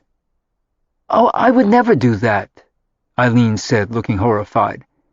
"We just watched it because we thought it was funny. I guess I forgot to turn it off when we went to bed. I had kind of a lot to drink last night. I'm really sorry, Francesca." She looked so contrite and like such an innocent child as she said it that Francesca felt sorry for her. It made her suddenly grateful that she didn't have children. She hated telling anyone what to do or scolding them for their behavior. It wasn't her place to tell Eileen how to behave. But she didn't want porn on the kitchen computer. Eileen hugged her after she apologized, and Francesca sighed as she watched her bound up the stairs. Francesca was beginning to feel like her older sister, and wasn't sure she wanted the role. But Eileen's sweetness was hard to resist. Chris was still chuckling about it the next night when he, Francesca, and Marya ate dinner in the kitchen. Marya had made them a wonderful roast beef with vegetables and Yorkshire pudding. Eileen was out on a date with her new friend. "Maybe we should buy them porn DVDs instead," he teased. He was in a good mood and chatted more than usual as they reached dessert. Marya had shared one of her better wines with them, and it had been a delicious meal. Marya had made baked Alaska and had just lit the flames when Chris's cell phone rang, and he took it out of his pocket and answered as he admired the spectacular dessert. It was like living in a 4-star restaurant, having Marya there, and she loved cooking for them. She alternated old favorites with new recipes. The two women were chatting as Chris got up from the table with a suddenly serious face. He walked into the hallway still holding his cell phone, and Francesca could hear him asking questions in a terse voice, and a moment later he rushed into the room and grabbed his jacket with a panicked look. "Are you okay?" Francesca asked him, looking worried. Even though they weren't close friends, their lives had become intertwined from living under the same roof. "No, I'm not," he said as he struggled into his jacket and headed for the stairs. "Is it Ian?" Francesca asked as she hurried after him. "No." "Yes, I don't have time to explain it. That was the police. I have to go get him." "Oh, my God." She didn't waste his time with any more questions and just prayed the boy wasn't hurt. She and Marya sat staring at each other at the table, and no one touched the beautiful dessert. All they could think about was the little boy they had come to love. Marya quietly cleaned up the remains of dinner, and Francesca helped her. Neither of them knew what to say or do. Chris's face had been sheet white as he ran out of the kitchen. He was obviously terrified for his son, and the two women were desperately hoping the child would be okay. They had no idea what had happened to him. Francesca had sensed for a long time that there were frightening things in the boy's life that Chris worried about, probably related to his ex-wife's illness, which Ian occasionally referred to, or something even worse. They both went to their rooms after dinner and were thinking about Chris and the boy. All they could do was wait. At midnight, Chris still hadn't come home, and he hadn't called either of them. Francesca knew that he owed them no explanations. He rented rooms from her, and he owed her nothing except rent. The details of his private agonies were none of her business, but it explained a lot about him. Why he was so quiet and introverted, shared nothing about his past, and said very little. She suspected Chris had a great deal on his mind. She fell asleep at 2 a.m. and had left her door open so she could hear him come in case he needed moral support or help of any kind. But she heard nothing. All she knew was that his door was closed the next morning, and he hadn't come downstairs when she left for the gallery at 10:30. She had no idea what had happened to Ian or how the crisis had resolved itself, or even if. She thought about him as she walked softly past his door and hurried down the stairs. Whatever had happened to panic him the night before was a mystery. They each had their private griefs and traumas to deal with that had nothing to do with the others, and belonged only to each of them. Chapter 8. When Francesca came home from the gallery that night, she found Ian sitting quietly at the kitchen table with Marya, eating a bowl of soup. His father was nowhere in the room, and Francesca was instantly aware that it was Thursday, a day when Chris didn't normally see Ian, and he only came to the house on weekends. Something was clearly out of step. Francesca set down her bag and slipped into a chair next to Ian and smiled at him. She wasn't sure what to say. She wanted to hug him, but didn't want to overwhelm him. Marya had been reading him a story. "I'm happy to see you, Ian," Francesca said softly, and ran a gentle hand across his hair. He looked up at her with sad eyes, with the weight of the world on his shoulders, and when he looked at her, it nearly broke her heart. "My mom got sick last night," he said quietly. "She fell asleep and wouldn't wake up. I tried to wake her, but I couldn't. There was a lot of blood. I thought she was dead. I called 911. Francesca tried not to look as shocked as she was as she listened and nodded. "That must have been so scary for you." He nodded, and Francesca didn't want to ask if his mother was still alive or had died the night before. It would have explained the expression of shock and sorrow on his face.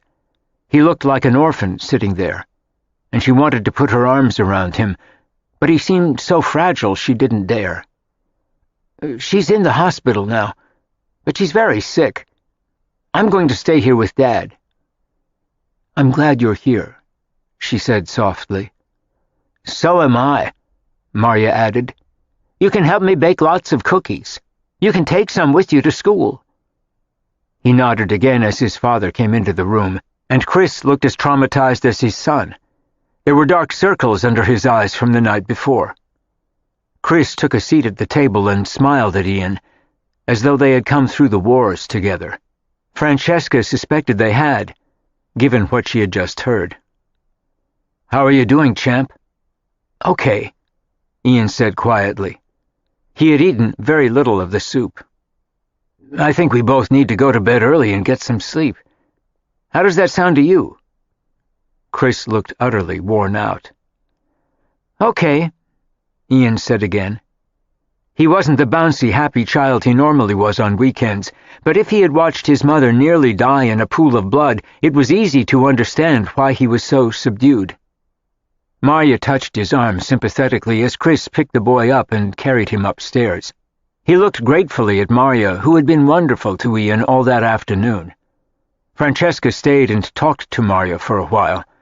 Neither of them knew exactly what had happened, but it sounded bad, and the horror of it was written all over the child's face. Francesca was watching TV in her room when Chris came upstairs to see her after Ian fell asleep. "Sorry for all the drama," he said, looking acutely unhappy as she motioned him to a chair in her bedroom, and he sat down. She was wearing a sweatshirt and jeans, and so was he. "This isn't new for us, but it's always shocking anyway. Ian's mother is a heroin addict. She OD'd last night. She told me she was clean, but she never is. I don't know what happened. I think she's been involved with some bad guy recently. She shot up, slashed her wrists, and proceeded to nearly bleed to death in front of Ian. He saved her life and called 911. He was keeping pressure on her arteries with his fingers when they showed up. He was covered with blood, and so was she. But he saved her. She's going to rehab again after she gets out of the hospital. I'm sorry to tell you all this, Francesca. It's pretty nasty stuff, and it's really tough on him. I got out, but she's his mother, and we have joint custody. As long as she stays clean, we share him, and as soon as she gets better after this, he'll probably go back to her. I hate it, but that's the way it is. She's very convincing whenever she cleans up, and judges don't like taking kids away from their mothers, so they always give her another chance. At least so far. She gets drug tested weekly, so they give us shared custody until she blows it, like now. And Ian's very loyal to her. She's his mother, and he loves her. Every time something like this happens, it tears him apart, and me for his having to go through it. I used to want to kill her for this. Now I just want to get him through it without having it destroy his life. She did a pretty good job on me. I'd love to get sole custody. But she talks a good game and sounds like Mother Teresa in court when she's clean. The judges fall for it every time. Francesca could see how ravaged he was by what was happening to his son, and she could only imagine what their married life together must have been like. He was the last person she would have suspected of being involved with a drug addict. He was so square and sensible. But clearly she wasn't. It struck Francesca that you never knew what people's private lives were like. His had obviously been a nightmare, and now Ian was living it. Chris looked near tears as he talked to her about it. I came up to talk to you because I don't know how long Ian will be with me. She's supposed to go to rehab when she gets out of the hospital, if she's willing. She says she is now, but she could change her mind when she gets there. Ian won't go back to live with her unless she's drug-tested and clean. She could get her shit together in a month or 2 or 3. Or she could kill herself with it one of these days. I told you Ian would only be here 2 weekends a month, but that's not going to be the case right now for a while. I wanted to ask you if you want me to move out. You aren't expecting to have a child here full-time, so I'll look for an apartment for me and Ian, if you prefer. I didn't think I needed an apartment when I moved in here, but apparently I do right now. It's up to you, Francesca, and I understand perfectly if you don't want us here. Just tell me what you want me to do, and I'll take care of it as fast as I can. He looked utterly washed out as he volunteered to move, and she looked at him in horror. "Are you kidding? Do you think I would ask you to leave with all of that going on and happening to Ian? He's welcome to stay here, and so are you. I wouldn't think of asking you to move out, and I don't want you to. We love Ian, and I'd like to be there for him too. This has to be a really hard time for him, and for you both. I'm sorry you have to go through it." She was truly sorry for him. "So am I," he said, with the vision of his child covered in blood when he picked him up at the hospital the night before. "No kid should have to live with this. If she had half a heart or a brain, she'd give up custody, but she won't do that. She's afraid of how it will look to her parents, and they'll stop giving her money, so she hangs on to him. She can't take care of him, but they don't want her to give him up, which stinks. I have to go to a temporary custody hearing tomorrow. They'll give him to me now, but as soon as she's back on her feet and can bullshit a judge and look halfway clean, they'll give Ian to her for our custody arrangement. It makes me sick to send him back. This is the third time this has happened, and they keep giving him to her when she looks okay. Her father is a very powerful man. That holds a lot of sway with the judge." "What does Ian want?"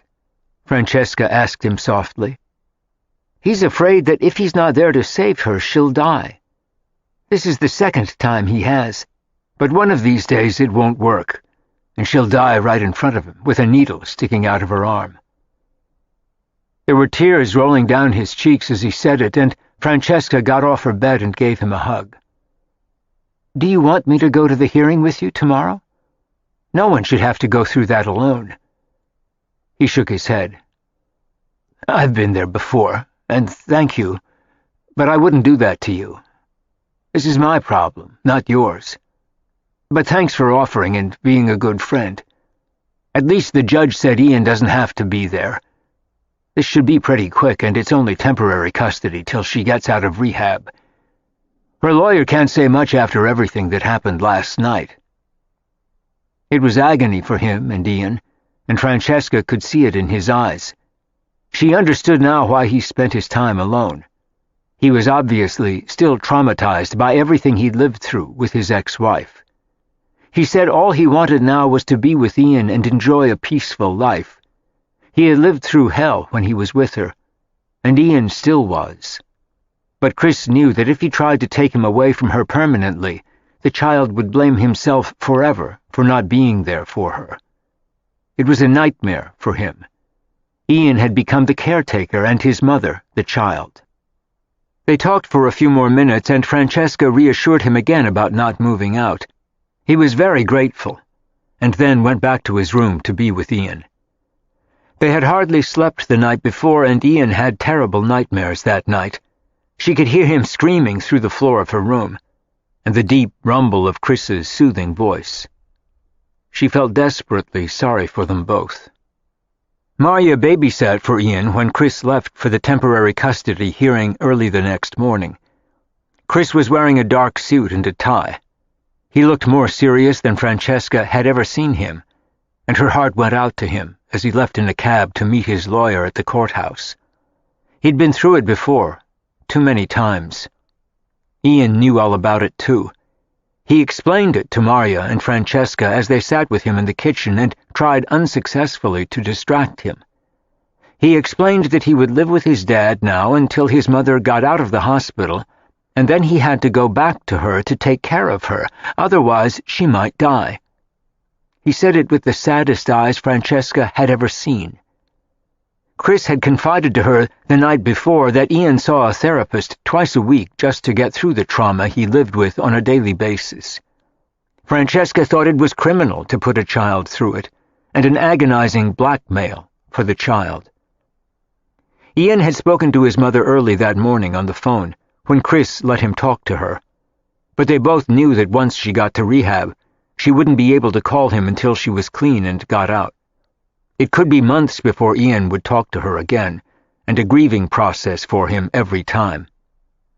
He looked like he was in mourning as he sat on Marya's lap and she held him, and then he cuddled up next to Francesca and fell asleep. He was still dozing when Chris got home at 11. The judge had given him temporary custody of Ian, as he expected. He whispered his thanks to Francesca and Marya, scooped the child up in his arms and took him back to their room to sleep and try to recover from everything he'd been through. Francesca was still shaken by it when she left for the gallery, and she thought about both of them all day. She wished that she could do something to help them, but there was so little anyone could do, except be there for them. They were rapidly becoming friends and taking care of each other. It was better than Francesca had ever hoped when she decided to take in roommates. It felt like the residents of 44 Charles Street were a family now.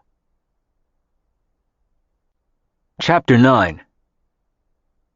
Once Ian moved into the house full-time, the atmosphere at 44 Charles Street changed totally, just as it had when each of them moved in.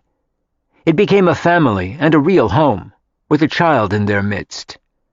Marya cooked and babysat for Ian when Chris was too busy to take care of him after school.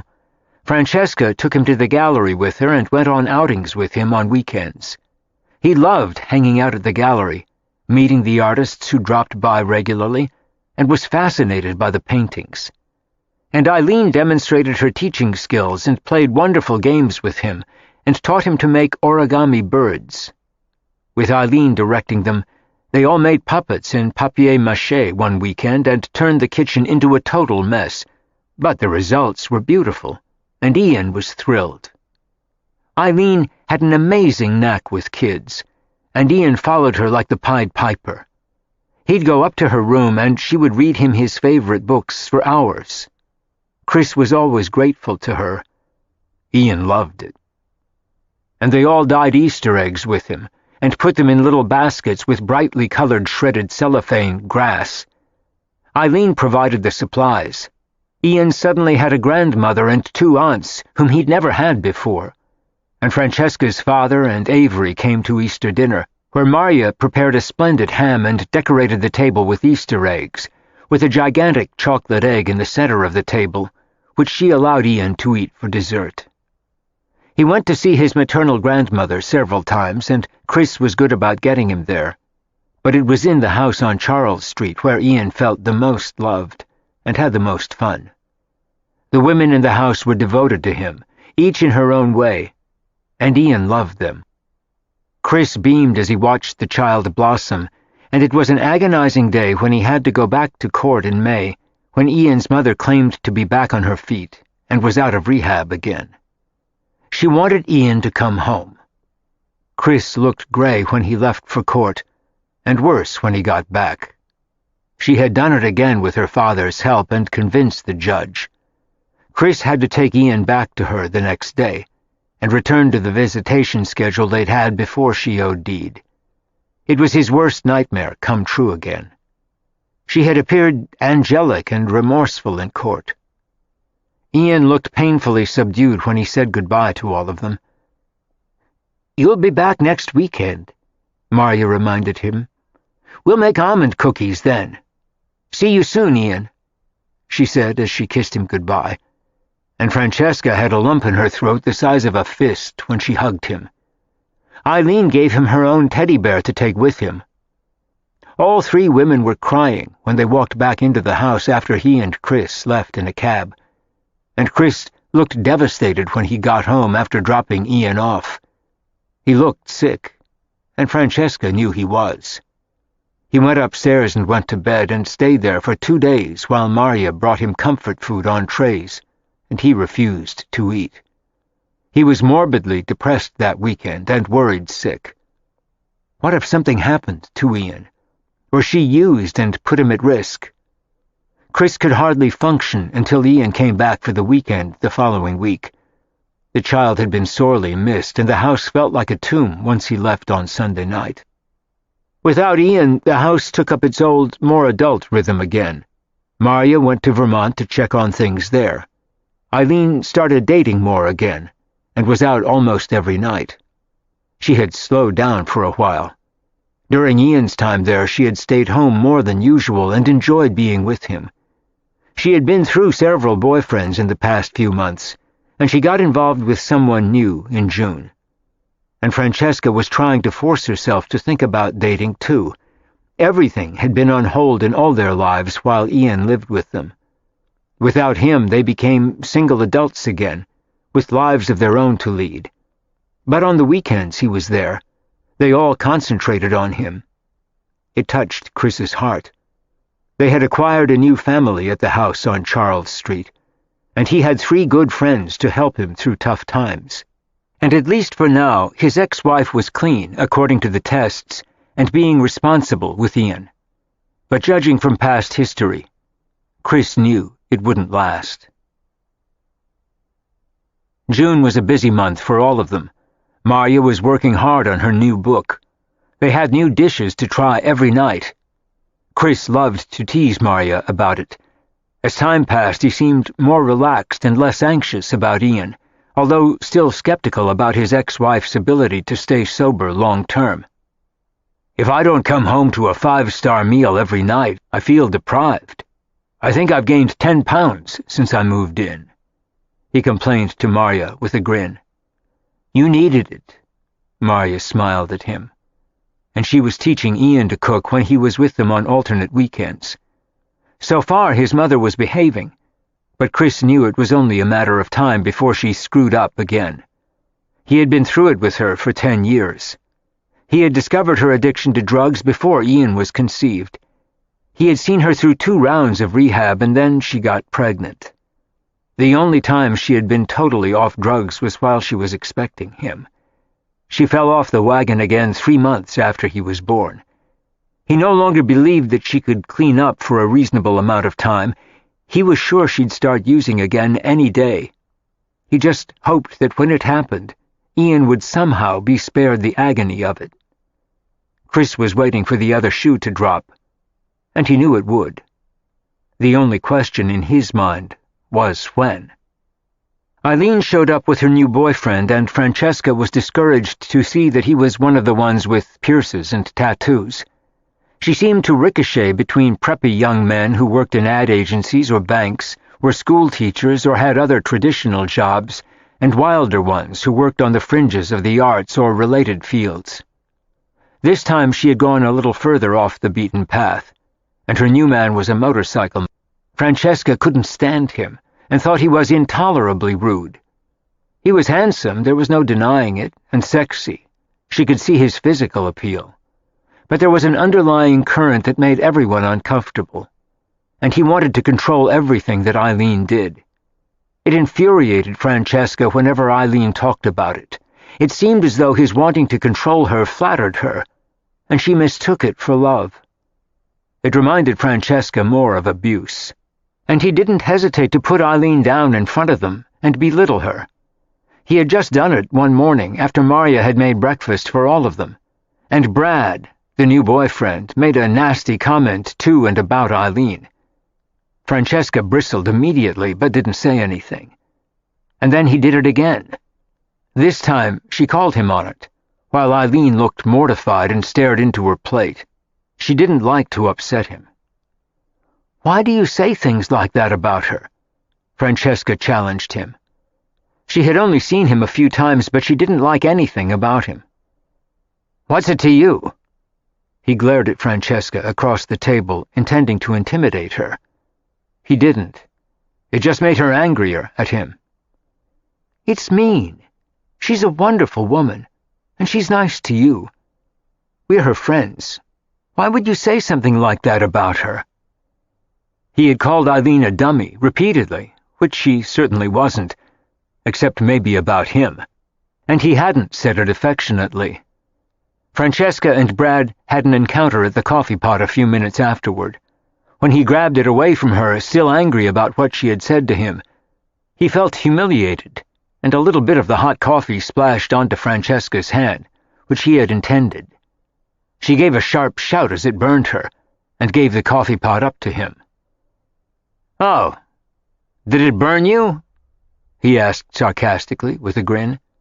"Sorry, dear," he said as he poured it into a cup and started back to the table, and walked right into Chris, who stood looking at him with murder in his eyes. "Don't ever do anything like that again. Don't even think about it." Chris said to him. "This is a family. We stick up for each other, and you're lucky to be here. So you'd better be nice to everybody while you're here, and that includes Eileen. Got that, mister?" Francesca was stunned when she saw the look that passed between the two men. Chris was shaking with anger, and Brad took one look at him, threw his napkin down, and stormed out of the kitchen. Eileen stayed just long enough to apologize to everyone, and then ran after him. They could hear him shouting at her at the front door, and a moment later his motorcycle roared off. "I don't like that guy," Chris said through clenched teeth. "He's dangerous. I don't know what she's doing with a guy like that." No one did. But he was sexy and she was young, and so was he. The bad boy syndrome. Maybe she was going out with him just because she could, and she figured she could handle it. Francesca was thinking about asking her not to bring him to the house again, but it was Eileen's home, too. She wondered if Chris's outburst might keep him in line, or maybe he wouldn't want to come back either. She was touched by what Chris had said, and she loved the family feeling they now shared. Francesca started dating someone, too, that month. She had only been out with him 3 times, and he seemed nice enough, although she wasn't in love with him. But he was nice to go out with. He was an artist, but not one she represented. She had a good time with him, although she wasn't serious about him. He had very left-wing ideas, and he thought her father was a sellout for becoming successful and charging big prices. He thought artists should do their work for the people, which was a little too out there for her. But he was intelligent and fun and slightly irresponsible. In some ways he reminded her a little of her father when he was younger. He had something of his looks and charm, and he was a little vague the way her father had been in his youth. There was something very familiar about him. She knew the type, although she didn't have Avery's patience with it. She had no desire to reform him. Dinner with him was enough. More than that would have been too much. But he was really the first person she had dated since Todd.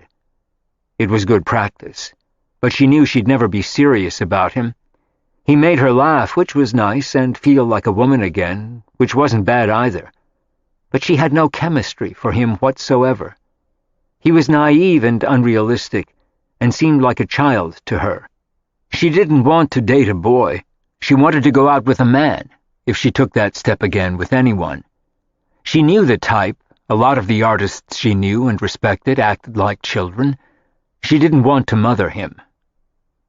The day after Chris's run-in with Eileen's new boyfriend in the kitchen, Maria was going to try out a new recipe on them. They had all promised to be home for dinner, and they were looking forward to it. And just before they sat down, Eileen called Francesca on her cell phone and said she had a terrible cold and a fever. She hadn't come down that day at all, and Maria was concerned. "Poor thing. I'll send up some soup," Maria said. She put together a nice tray for her, which Francesca carried up to her room. She knocked on the door and was surprised to find it locked, and Eileen wouldn't let her in. "Maria made you some food," Francesca explained through the door, and Eileen said she was too sick to eat. "I can't take it back downstairs. It'll hurt her feelings," Francesca said through the locked door. "Just leave it outside," Eileen said from the distance. "I don't want to make you sick." "You won't. I'm as healthy as a horse." But Eileen still wouldn't open it. "Hey, are you okay?" Francesca persisted. "You're worrying me. Let me in. I've got some Tylenol for you, too, for the fever." "Just leave it outside on the tray. I'll get it in a minute." Francesca could hear that she was crying, and she was panicked. "I want you to let me in," she said, sounding stern, and feeling like an intruder. But she had the feeling that something was wrong. And Eileen didn't sound like she had a cold. There was a long pause, where neither of them moved on either side of the door, but Francesca wasn't leaving. She could hear the bolt turn in the lock, but Eileen still didn't open the door. And setting the tray down, Francesca gently turned the knob. Eileen was on the other side of the door, crying silently in her nightgown. with the worst black eye and bruises on her face that Francesca had ever seen. And there were bruises on her body, too, her arms and her breasts. Someone had beaten her to a pulp, and Francesca suspected who it was. "Did Brad do that to you?" Eileen didn't answer, and then she nodded and began to sob. "Don't tell anyone. Please promise you won't. He said I humiliated him in front of all of you, and I didn't stick up for him." "I want you to call the police," Francesca said, shaking as she looked at her. Seeing the condition she was in made her want to cry, too. She put her arms around her and held her as Eileen sobbed. "He said he'd kill me if I called the cops on him, and I think he will. Promise you won't do anything, Francesca. I won't see him again. I promise." "I don't want him back in this house." Francesca didn't say it, but if Eileen had him there again, she would have to ask her to leave. Brad was clearly dangerous to all of them, not just to her.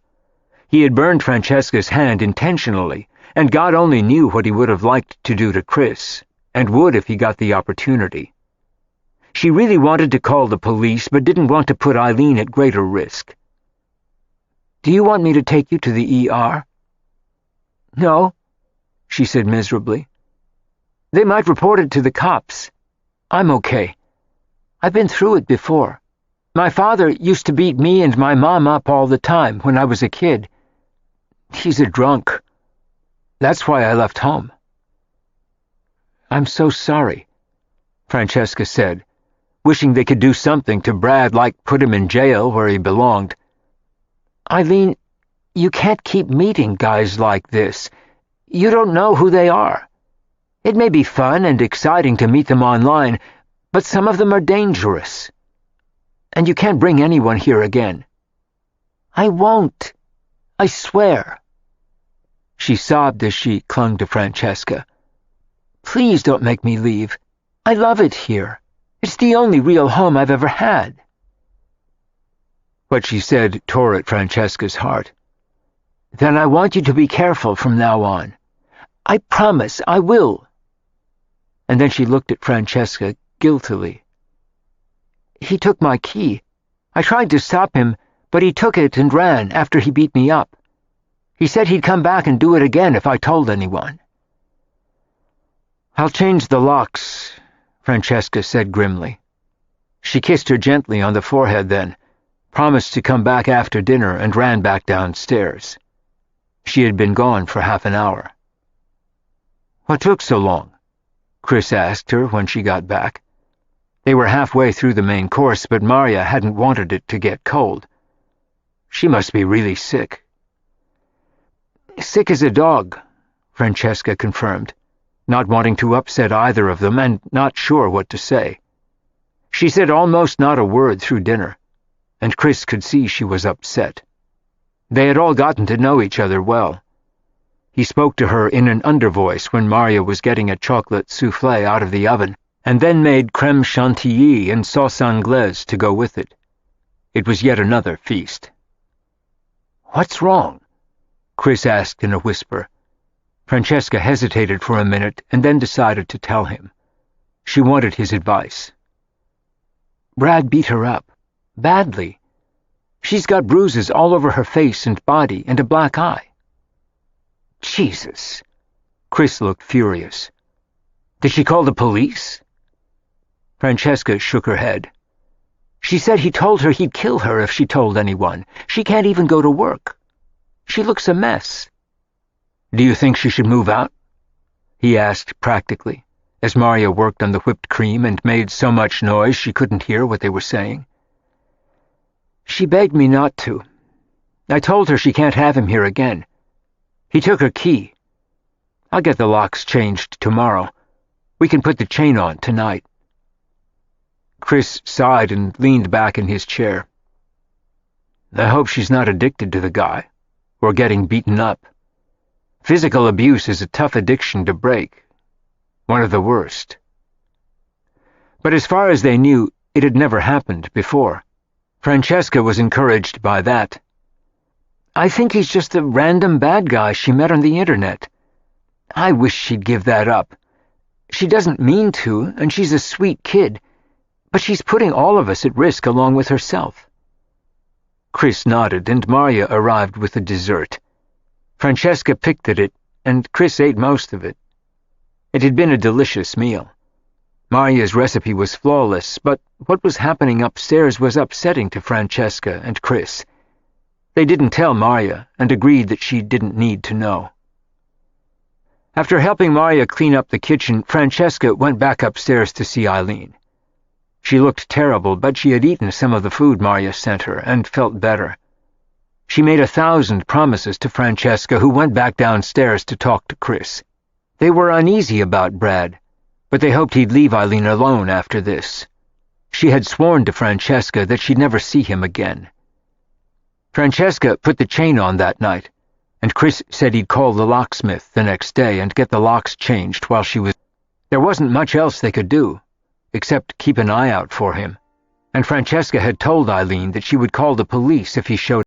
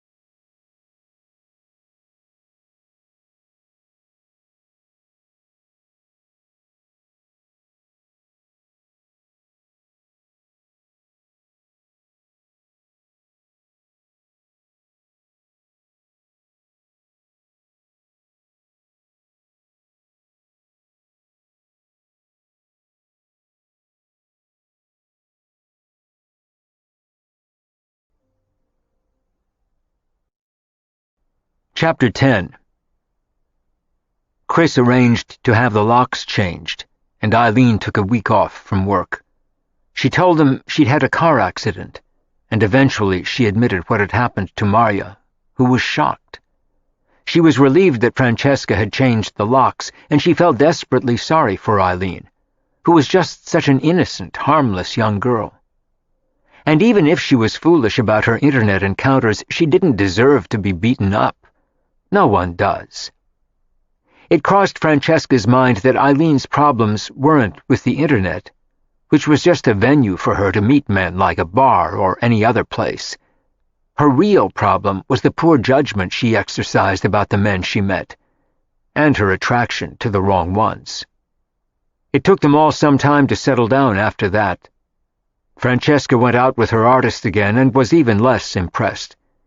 He was a nice man, but they had nothing in common and were just too different. She didn't want to make that mistake again, and decided not to pursue it. He acted like an irresponsible kid, unlike Todd, who was a man. There was no point forcing things, and she told him she couldn't go out with him anymore. She was content to be alone, although her mother was nagging her about it. She couldn't understand Francesca's willingness to be without a man, and suggested she go back to her shrink. Francesca laughed and said she was feeling fine. She was in no hurry to get involved again. She had been with Todd for a long time. The next shocking piece of news she got was from Todd. He called her at the gallery, asked her how she was doing, chatted for a few minutes, and told her he was engaged. Already? She was stunned. You just moved out 5 months ago. What's the rush?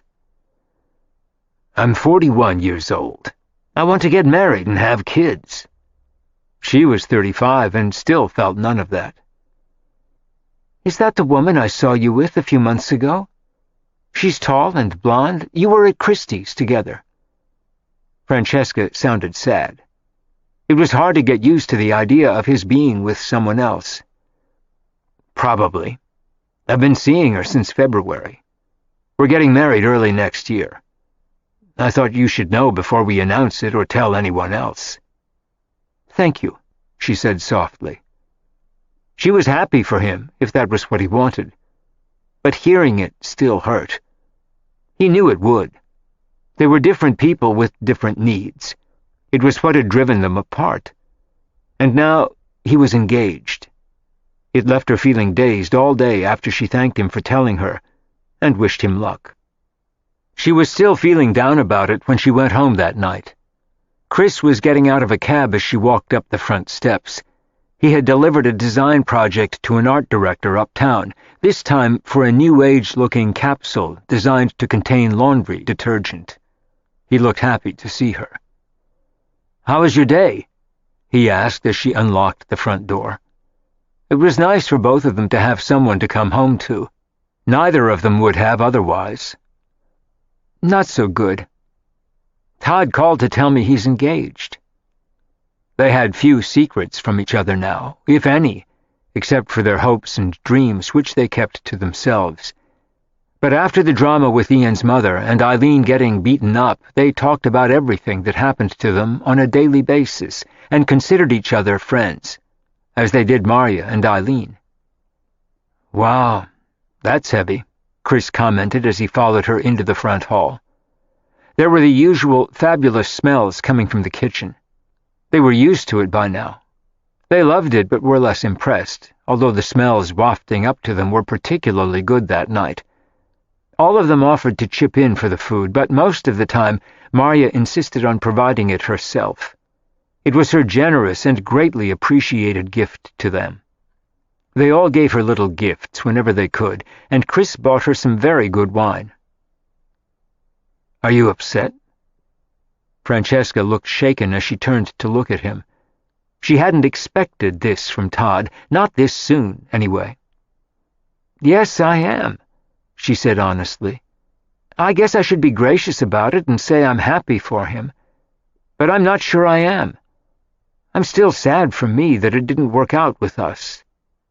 "At least you both admitted it and cut your losses. It took me 10 years to do that.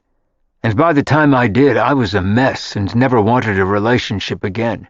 You did it in half the time, and you were decent to each other. I waited till she nearly destroyed my life along with her own. I kept thinking Kim would get clean and stay off drugs for the relationship we had was totally sick. I was addicted to her, and thought I could help her fix herself. No one can do that. She's a mess. You and Todd are whole people, but you wanted different things. You figured that out and moved on. He found someone. So will you. You didn't destroy each other on the way out." She felt sorry for him when he talked about Ian's mother. She could barely imagine what a nightmare that must have been.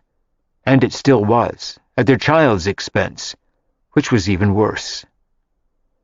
"You're not too old to find someone too, you know," she reminded him gently. "Not too old," he admitted. He was 38. "But possibly too damaged and too badly burned. I'm not sure I could ever trust anyone again in a relationship. She lied to me constantly, and I believed her. She slept with her dealer.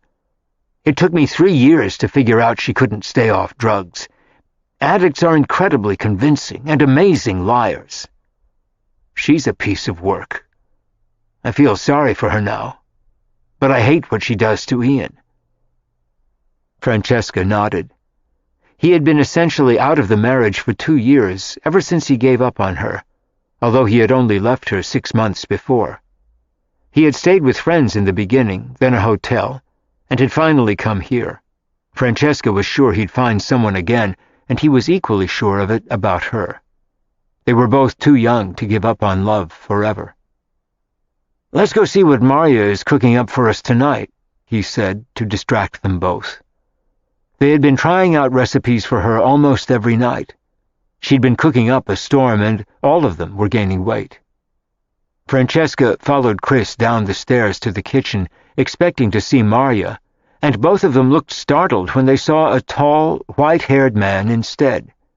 He had fierce blue eyes and a mane of shoulder-length white hair, He looked at them with suspicion for an instant, and then burst into a broad smile. "Francesca and Chris?" he asked in a heavy French accent. He seemed to know who they were. He introduced himself as Charles-Edouard, and suddenly Francesca realized who he was. His last name was Prunier, and he was one of the most famous chefs in France and obviously one of Maria's friends. She appeared a moment later and explained that he was in town from Paris and was cooking for them that night.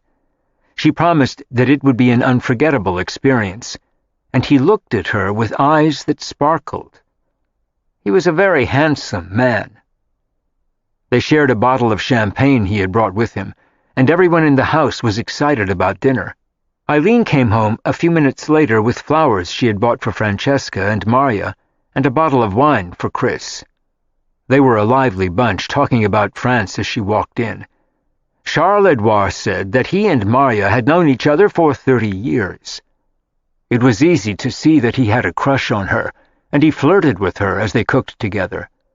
She was playing sous chef that night, and chopping things for him, as he juggled half a dozen pans and twice as many bowls. She looked at him with affectionate smiles from time to time, and they seemed very comfortable with each other. The result, when they sat down to dinner, was stupefying. Everyone agreed that they had never had a dinner like it in their lives. He was modest and funny and outrageous, and he constantly looked at Maria with loving glances, which she happily ignored. She loved cooking with him, and they were thinking of writing a book together about the delicacies and herbs of Provence and how to use them. But the handsome Frenchman obviously wanted to collaborate with her on more than that.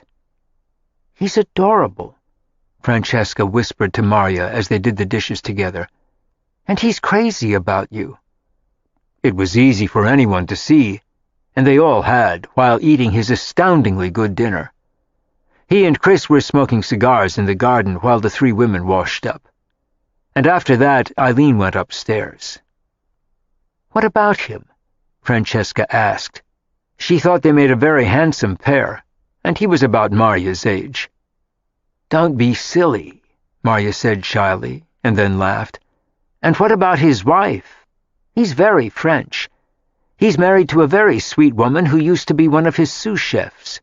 He's cheated on her for years." She said it as though talking about a badly behaved brother. "Would he ever get divorced?" Francesca asked with interest. She was feeling better about Todd's engagement after a very pleasant evening, an exquisite meal with good friends, and a bevy of fine wines. "Of course not. He's French. French men don't get divorced. They cheat until they die, usually in someone else's bed, like their mistresses. I'm not sure she's any more faithful to him, and he claims they've never been happy. But he sleeps with everyone in every kitchen he works in. I don't want to get in the middle of a mess like that. I like him better as a friend." "That's too bad. He's cute. He's very good-looking. Keep him away from my mother or she'll be chasing him and dragging him to the nearest divorce lawyer. Maybe you should think about that." Maria shook her head and laughed. "Your mother might just be a match for him. I'm not. I can't deal with men like that. John and I were faithful to each other all our lives. I prefer men like that. Charles-Edouard is handsome and exciting, but he's a very, very bad boy." Maria had no doubt about it. "He sounds like my father before he married Avery. Sometimes men like that do reform." "Yeah, 1 in 100 million. I don't like those kinds of odds. I'd rather work with him and keep him as a friend," Maria said firmly, with a smile.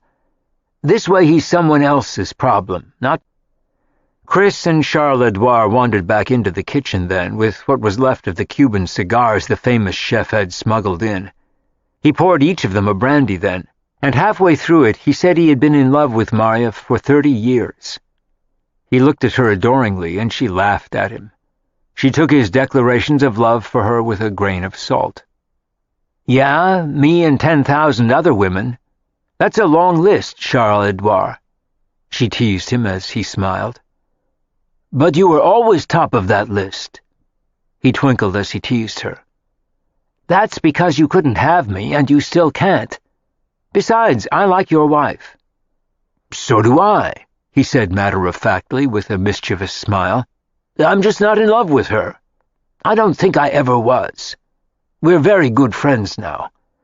She went after me once with a butcher knife," he said, pointing to his lower parts with the stub of his cigar, and they all laughed. "I've been very nice to her ever since."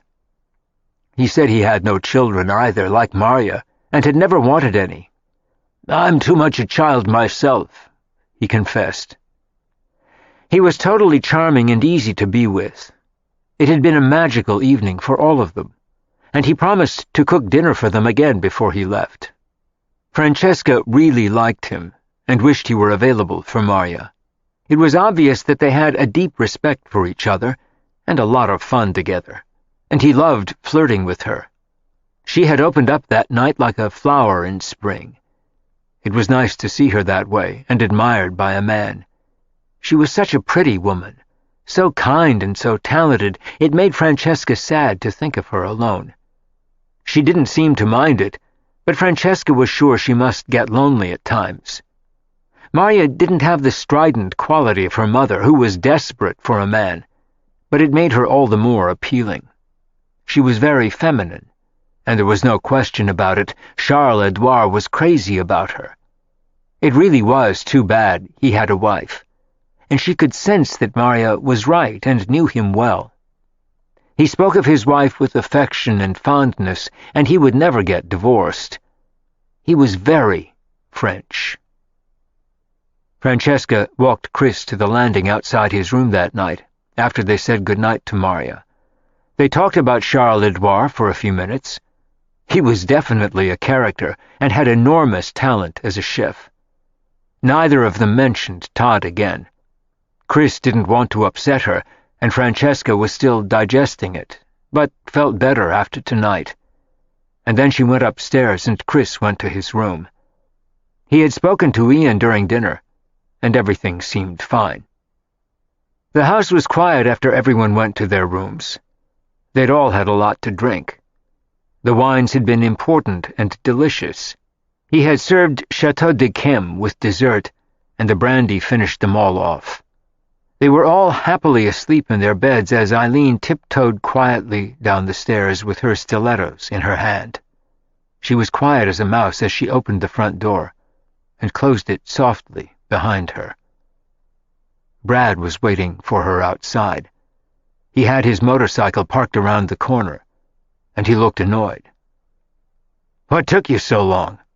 I've been waiting for an hour." "I'm sorry." She looked at him nervously. She could cover what was left of the bruises with makeup now. He had convinced her that his punishment was her fault because she hadn't defended him as she should have and had pissed him off. Her father had always told her it was her fault, too, when he threw her or her mother down the stairs. He had broken her arm twice. "I had to wait until everyone went to bed," she explained to Brad, and he looked furious as they walked around the corner to where his bike was parked. "What are you, 12? You pay rent in that place. That bitch can't tell you what to do." "Yes, she can. It's her house. She can throw me out." "Fuck her," Brad said angrily, and handed her a helmet, and a minute later they took off, with Eileen on the back of his motorcycle, holding on for dear life. He was pissed about it, but Eileen had been adamant that he couldn't come upstairs. They were going back to his place. She wanted to make it up to him for upsetting him before. He was right. She hadn't defended him to the others, and he had convinced her, just as her father had, that she was bad and wrong. She was going to prove otherwise to him tonight. Chapter 11. Eileen sneaked back in the next morning before anyone got up. She felt like a kid again, and no one knew she had gone out. Brad hadn't brought her home, and she didn't want them to hear the motorcycle anyway, so she took a cab. She was home in plenty of time to shower and dress for work. Brad had been incredible to her, gentle, loving, kind, and it was the best sex she'd ever had. She thought it was a shame her roommates didn't know him better. He was a very decent man.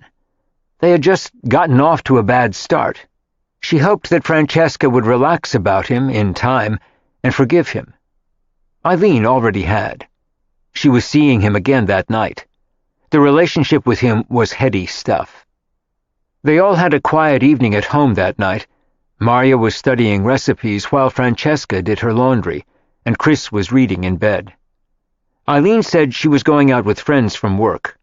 They had had such an exciting evening with Charles-Edouard cooking the night before that all of them took a night off.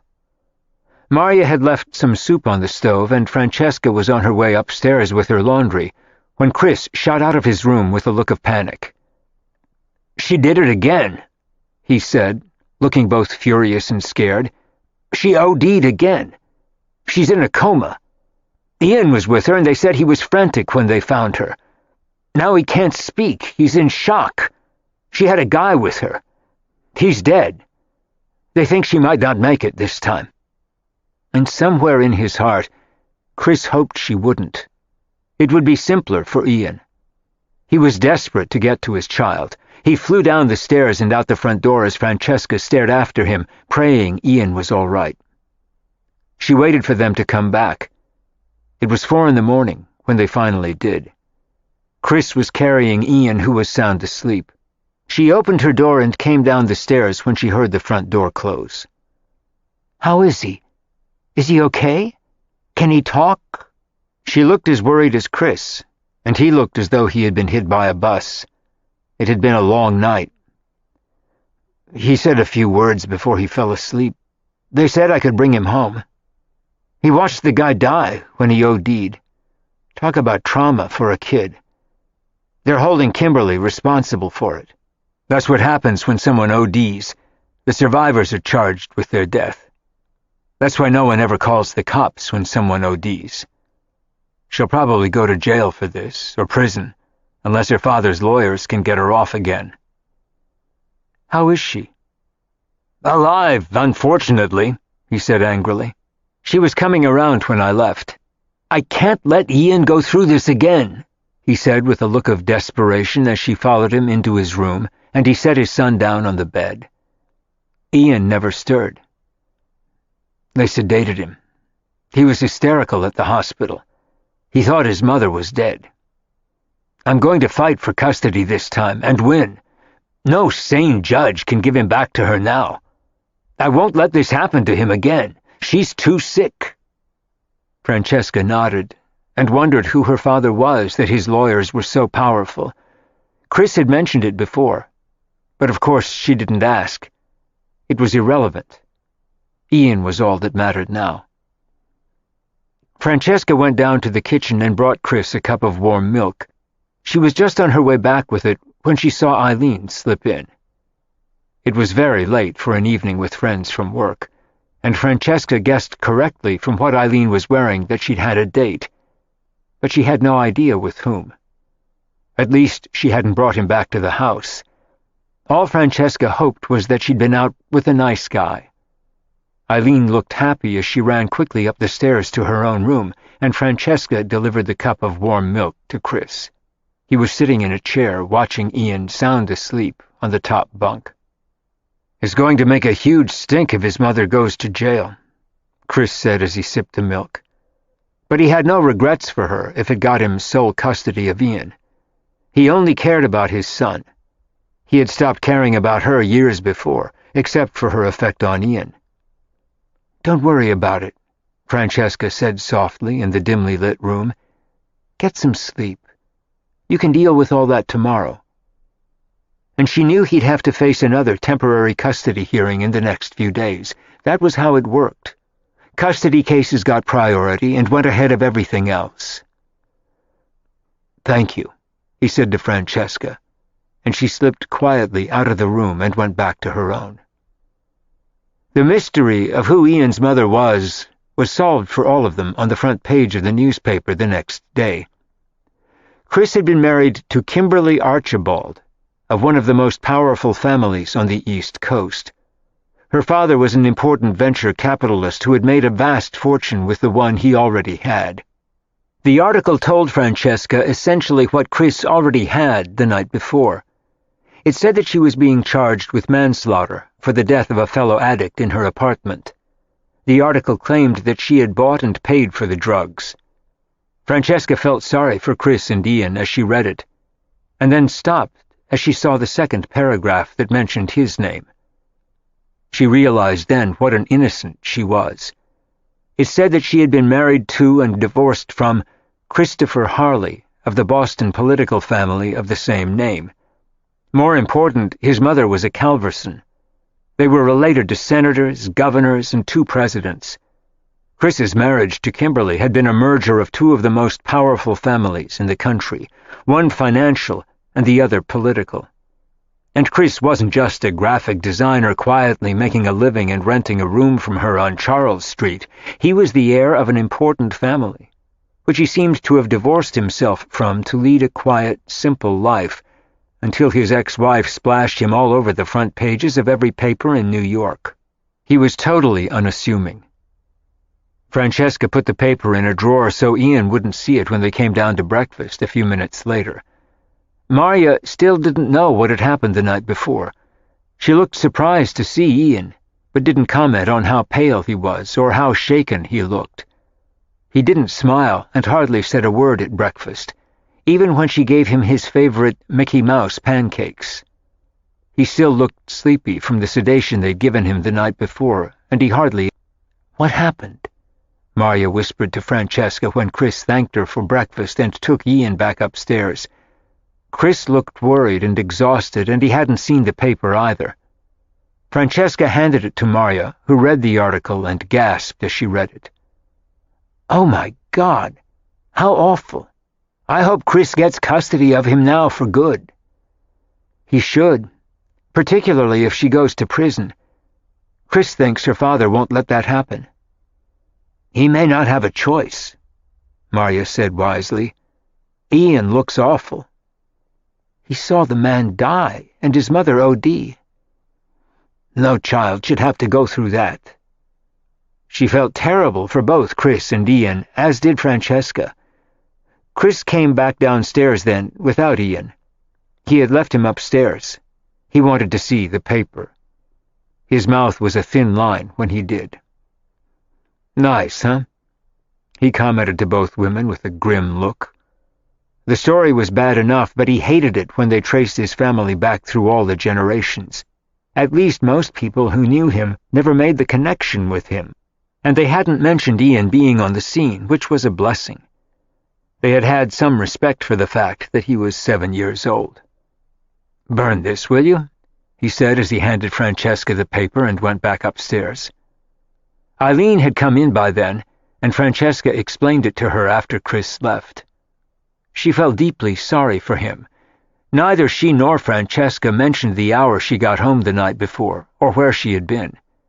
Francesca staunchly believed it was none of her business, as long as Eileen didn't put the rest of them at risk with who she brought home. Francesca hoped she was using good judgment. Chris kept Ian home from school that day, and he was still very quiet when Francesca and Eileen came home from work. Charles-Edouard was there that night. He had been with Marya all afternoon, going over recipes and talking about their joint book. He offered to make them a light meal and a special pizza for Ian. He had bought soft-shell crab and a few lobsters, and in a short time he and Marya had whipped up another feast. She had told him about what had happened to Chris's son, and he felt terrible for him. When the boy came into the kitchen that afternoon, Charles-Edouard introduced himself and asked Ian if he would mind helping him for a few minutes. They hadn't met yet until then. Charles-Edouard asked Ian to hold an egg in his hand and stand very still. Ian was expressionless as he stood there holding the egg, and Charles-Edouard looked extremely serious as he suddenly pulled the egg out of Ian's ear. "Why did you do that?" Charles-Edouard asked him solemnly. "I told you to hold the egg, not to put it in your ear." In spite of himself and the trauma he'd been through, Ian grinned. "Now this is very serious. Hold the egg, please, and this time don't move. Ah, so. And a carrot in his hand. Excellent. Please listen to instructions. I'm a very important chef." Ian was smiling by then. And this time the egg appeared to come out of his nose, and the carrot from the neck of his shirt. Ian guffawed as Charles Edouard did his tricks. Within 5 minutes he had Ian giggling, and then squealing with laughter as another egg came out of his sweatshirt and a lemon from his jeans. "I can't trust you at all, can I?" Charles Edouard said, suddenly doing a juggling act with 3 eggs, several vegetables, and 2 spoons. It was executed flawlessly until one of the eggs fell and broke on the floor, and Ian screamed with laughter at the mess. Charles Edouard pretended to be embarrassed and then dropped the other eggs on the floor and made an even bigger mess. Everyone was grinning by then, and Ian looked up at the tall man with the white mane and told him he was really silly. But Ian was talking again, and even laughing. It brought tears to Francesca's eyes as she watched them. He was wonderful with the boy. He was as good a clown as he was a cook. Marya cleaned up the mess before they made a bigger one, and Charles Edouard sat down and put Ian on his knee. "Would you like to help me make dinner?" he asked him. And Ian nodded, and a few minutes later he had a chef's hat on the boy and was showing him how to cook lobster and crab, and he demanded a round of applause for his young sous chef when he served it. And he had taught Ian how to make pizza and tossed the dough high in the air while he did. And once again, the dinner was delicious. But better than that, Ian was talking a blue streak.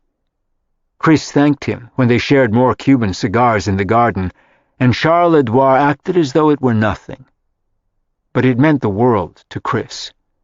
The world-famous chef had won his heart forever for what he had done with Ian. He was better than any social worker or shrink. It was a quiet night after Charles Edouard left. He had promised to come back and cook dinner for them over the weekend, and Marya had suggested that Francesca invite her mother, which she dreaded, but she knew that she would love it. She called her mother the next day and invited her, and she accepted. And the following day Chris had the custody hearing, which was a media circus. His ex-wife's lawyers made no attempt to fight it. They had their hands full trying to get Kimberly's manslaughter charges dropped. Chris's lawyer had already warned them that he would be seeking permanent custody of Ian, with a vengeance this time.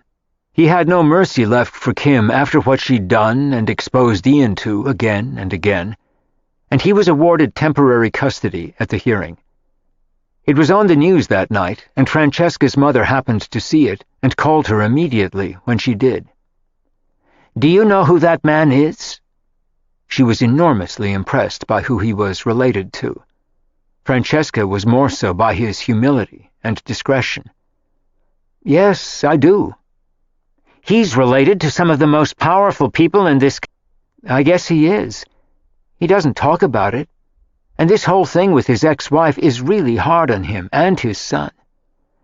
She sounds like a complete mess. I feel sorry for her parents. I feel sorry for her son. He's 7 years old, and he's been through a lot of trauma thanks to her." Her mother didn't comment. "I can't believe you have Charles-Edouard Prunier cooking dinner tomorrow night. I'm looking forward to it," she said, switching to pleasanter subjects. "How did you pull that off?" "He's a friend of Marya's." "You certainly got yourself some interesting roommates," her mother said, sounding amused, as though it had been her idea. That was usually how things worked with her. If things turned out badly, it was someone else's fault. If they turned out well, she was responsible for it and took full credit. Francesca would have liked to have her father and Avery, too, but she enjoyed her parents more separately than together. Her mother got competitive with Avery sometimes, which was stressful for Francesca. Her mother arrived for dinner on Saturday night, dressed to the nines in a short, sexy black dress and very high heels. Francesca saw Charles Edouard's eyes open wide when he saw her, and Marya looked amused. She was wearing loafers, a black sweater, and jeans with her chef's jacket. Ian was wearing his chef's hat again, and looked pleased. They had capellini with caviar, and Chateaubriand with foie gras and black truffles. It was an exquisite meal, and her mother got a little giddy on the wines, and predictably she flirted mercilessly with Charles Edouard, and Marya didn't seem to mind at all. "He is divine, isn't he?" Thalia commented to her daughter when the men went outside to smoke cigars, and Ian went with them. He was wearing both rings from the cigars. "Don't get too worked up, Mom," Francesca teased her. "He's married, and French. That means he won't get divorced for you." "You never know. Stranger things have happened," she said confidently. "Not in France," she and Marya said in unison, and then they laughed. Eileen had gone out. She said she had a date with a new man. She was the busiest girl in town and the happiest these days. Things seemed to be going well for her. Francesca was pleased. She loved her job and her roommates, and she was having fun again after the incident with Brad. He was history. "He's certainly a very handsome, charming man," Thalia said admiringly about Charles Edouard, and Francesca brought her to earth and told her he had been in love with Marya for years. "That's not fair," Thalia complained directly to Marya. "You don't even want a man. You said so." "I do, and he's in love with you." "He's not in love with anyone," Marya said easily. "He just likes women. In quantity. We've been good friends for years." "What a waste," Thalia said mournfully as they walked back in, and she tried her charms on the famous chef again. And even though she had always embarrassed her, Francesca had to admit that her mother was beautiful. She looked sensational in the black dress and high heels, and she had the legs of a 20-year-old as she crossed them enticingly. But Charles Edouard only had eyes for Marya, and was unimpressed. Her mother looked a little deflated when she left. For once her beauty and charm hadn't worked, although he thought her a very beautiful woman, but not for him. And besides, Francesca thought to herself, he had a wife. There were a few too many women floating in his soup. It was another perfect evening, thanks to him, with lots of interesting conversation and great food. He had a passion for history and literature as well as food, and it was a lazy Sunday the next day. Charles Edouard came to pick up Marya and wanted to try a new Chinese restaurant with her. He knew the chef and had met him in Beijing. Chris and Ian were going to the model boat pond. Francesca had things to do in the house, and Eileen hadn't come home the night before. Francesca was looking at slides of new artists on a light box that afternoon when she heard Eileen come in. She called out to her, but couldn't see her from where she was sitting, and Eileen headed up the stairs. Francesca got up to get more slides then, and she caught a glimpse of Eileen hunched over and barely able to move. She turned to look at Francesca with a look of devastation as Francesca caught her breath. She had been beaten up again. "Who did that to you?" Francesca asked her as she put an arm around her to help her. Eileen was crying, and she refused to say. "Did you see Brad again?" And slowly Eileen nodded. "He was so nice to me. He's so loving. And then I upset him again. He thought I was making fun of him. He said I humiliated him in front of his friends." "Eileen, swear to me you'll get help. You can't see him again." "I know. He said he never wants to see me again. He said he's through with me and never to call him again. He's gone." Francesca knew now that he wasn't and never would be. He'd be back, to do it to her again. She had to be the one to walk away. And Francesca's worst fear was that Eileen didn't have the courage or the strength. She helped Eileen upstairs to bed and left her there. Francesca felt sick thinking about her as she went back down the stairs. Chris's fears for her had been well-founded. Eileen was hooked on the man and the abuse. Chapter 12. The residents of 44 Charles Street were less sympathetic to Eileen this time. Marya gave her a motherly lecture after bringing her soup and soft foods for 5 days. This time Brad had not only blackened her eyes and made mincemeat of her face, he had loosened her teeth. She had to see the dentist twice in 3 days. Marya told her that she couldn't allow herself to see him again. Francesca was being firm with her and begging her to get help, and Chris wanted nothing to do with her. "I'm tired of lunatics and addicts and self-destructive people," he said harshly to Francesca. "She's addicted to the guy, and even if you chain her to the wall in her room, she'll sneak out to see him, and he'll beat her up again. She's too sick. I went through the same thing with Kim and drugs. You can't fight people's addictions, and I've gotten smart enough not to try. She'll do anything to protect her addiction. It's no different than drugs. You can't fix them or stop them, and you'll break your heart trying." "I can't just sit there and not say anything to her about it," Francesca insisted. She thought Chris sounded very cold. "You're wasting your time. She has to want to get help, and until she does, nothing you do or say will have any effect on her." It was heartbreaking to watch, and Francesca hated to see the condition she was in. She was such a sweet girl with no self-esteem whatsoever. That was clear now. Her father had pummeled it out of her. Abuse was what she expected and thought she deserved. Her employers were equally fed up with her. She had to take a week off until she could cover the bruises with makeup, and when she went back to work, they fired her. She came back to the house in shock that afternoon. She was out of a job. Brad was no longer speaking to her, and had told her he wanted nothing more to do with her. He had shut her out, and she kept asking Francesca if she thought he would ever call again. It was sick. "I hope not," was all Francesca would say to her. But she was beginning to realize that Chris was right, and the abuse was an addiction.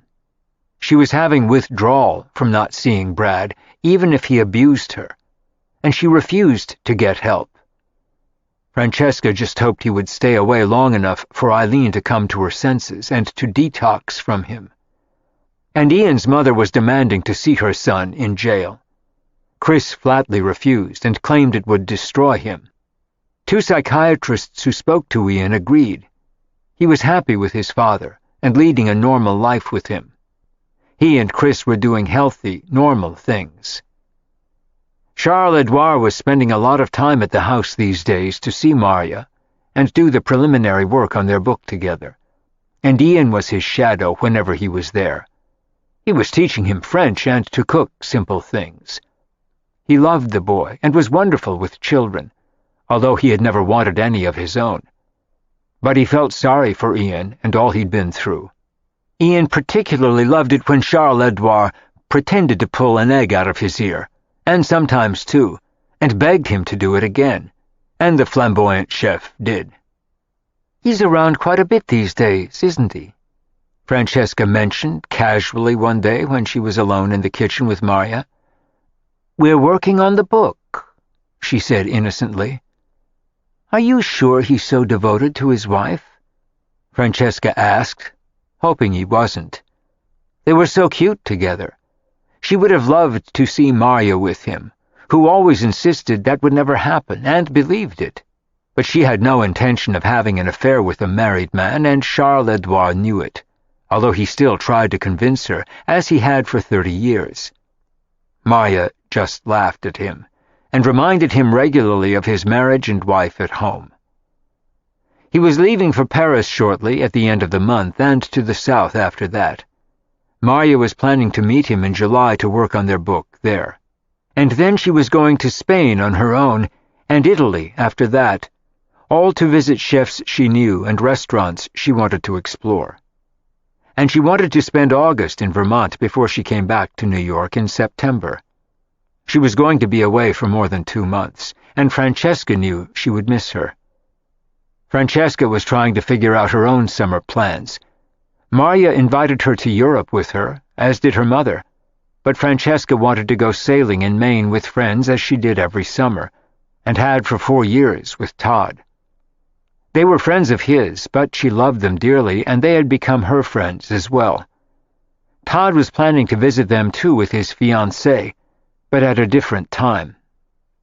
"That's not healthy," her mother pointed out to her. "You're doing the same things you did with him. You need to do something new." Her mother was going to Saint-Tropez in Sardinia, as she did every year. She was a creature of habit too, but Chris commented on it to Francesca as well. "Are you sure you want to go to the same place he is, even if you go on different weeks? That sounds a little dicey to me." They both knew Todd was going with his fiancée. "I love sailing in Maine," she said stubbornly. "You can come and visit me and Ian in Martha's Vineyard. We'd love to have you." Chris would be in Martha's Vineyard with Ian for all of July and most of August. He was planning to do work while he was at the vineyard. His family had an enormous compound there, but she felt odd doing that. She and Chris were just friends, and now that she knew who his family was, she thought they were too high-powered for her. She would have been scared to death. She had thought about going to a ranch in Montana or Wyoming to see the Grand Tetons, but she didn't want to go alone. Her father and Avery were going to Aspen, but she didn't want to go there either, nor to Europe with her mother or Marya. She didn't know where to go, and she couldn't afford an expensive vacation. It was easier to go sailing in Maine again, on her friend's boat. She resisted the idea that she was running the gallery she had started with Todd, living in the house they had bought together, and spending the same summer vacation she had shared with him for years. "Maybe you need to let go of some of that," Chris suggested gently. She was stuck in a rut. She couldn't seem to think of anything to do that she hadn't done with Todd, but she didn't want to admit it even to herself. At least sailing in Maine would be a change of scenery, relaxing and fresh air. She had always had fun there. She was going for the first 3 weeks of August. The only one who had no summer plans was Eileen, and she couldn't afford to go anywhere now since she was out of a job. She had enough money put aside to keep her afloat for 2 months, and she figured she'd have a job by then. Francesca suggested she go home to San Diego to see her family, but she didn't want to. And after her stories about her father, Francesca didn't insist. She felt sorry for her. She had nowhere, but every day was a vacation for Eileen now that she wasn't working. She had started to send her resume around to various special ed schools, but no one had offered her anything so far. Her references from her previous job were not good, from taking too much time off work, thanks to Brad. It wasn't helping her find a new one. Brad had not only injured her, he had cost her her livelihood. She still hadn't heard from him, and Francesca was relieved. Maybe he was gone for good. Chris knew better, and doubted it. An abuser never loses sight of his prey. He'll be back. "Maybe he's found someone else to beat up," Francesca said cynically. "He'll be back anyway," Chris said. He was barely speaking to Eileen now. Her addiction reminded him too much of his wife, and he had suffered too much from it to want another addict in his life, even as a friend. As far as he was concerned, their pathology was all the same, and he thought that Eileen's addiction to abuse was pathological, which made it so hard for her to give up. And with no job, she spent most of her time now in bed, crying and missing Brad, and not looking for a job as she should. Francesca could see that she was spiraling down, and had no way to stop it. Charles Edouard was the first of the group to leave when he went back to France, and it created a real void. It had been a lot more exciting when the flamboyant Frenchman was around, and Marya admitted she missed him too. But she was meeting him in Provence in a few weeks to work with him on the book. "Maybe he'll leave his wife this summer," Francesca said hopefully, and Marya just laughed. She wasn't expecting him to, and said she wouldn't know what to do with him if he did.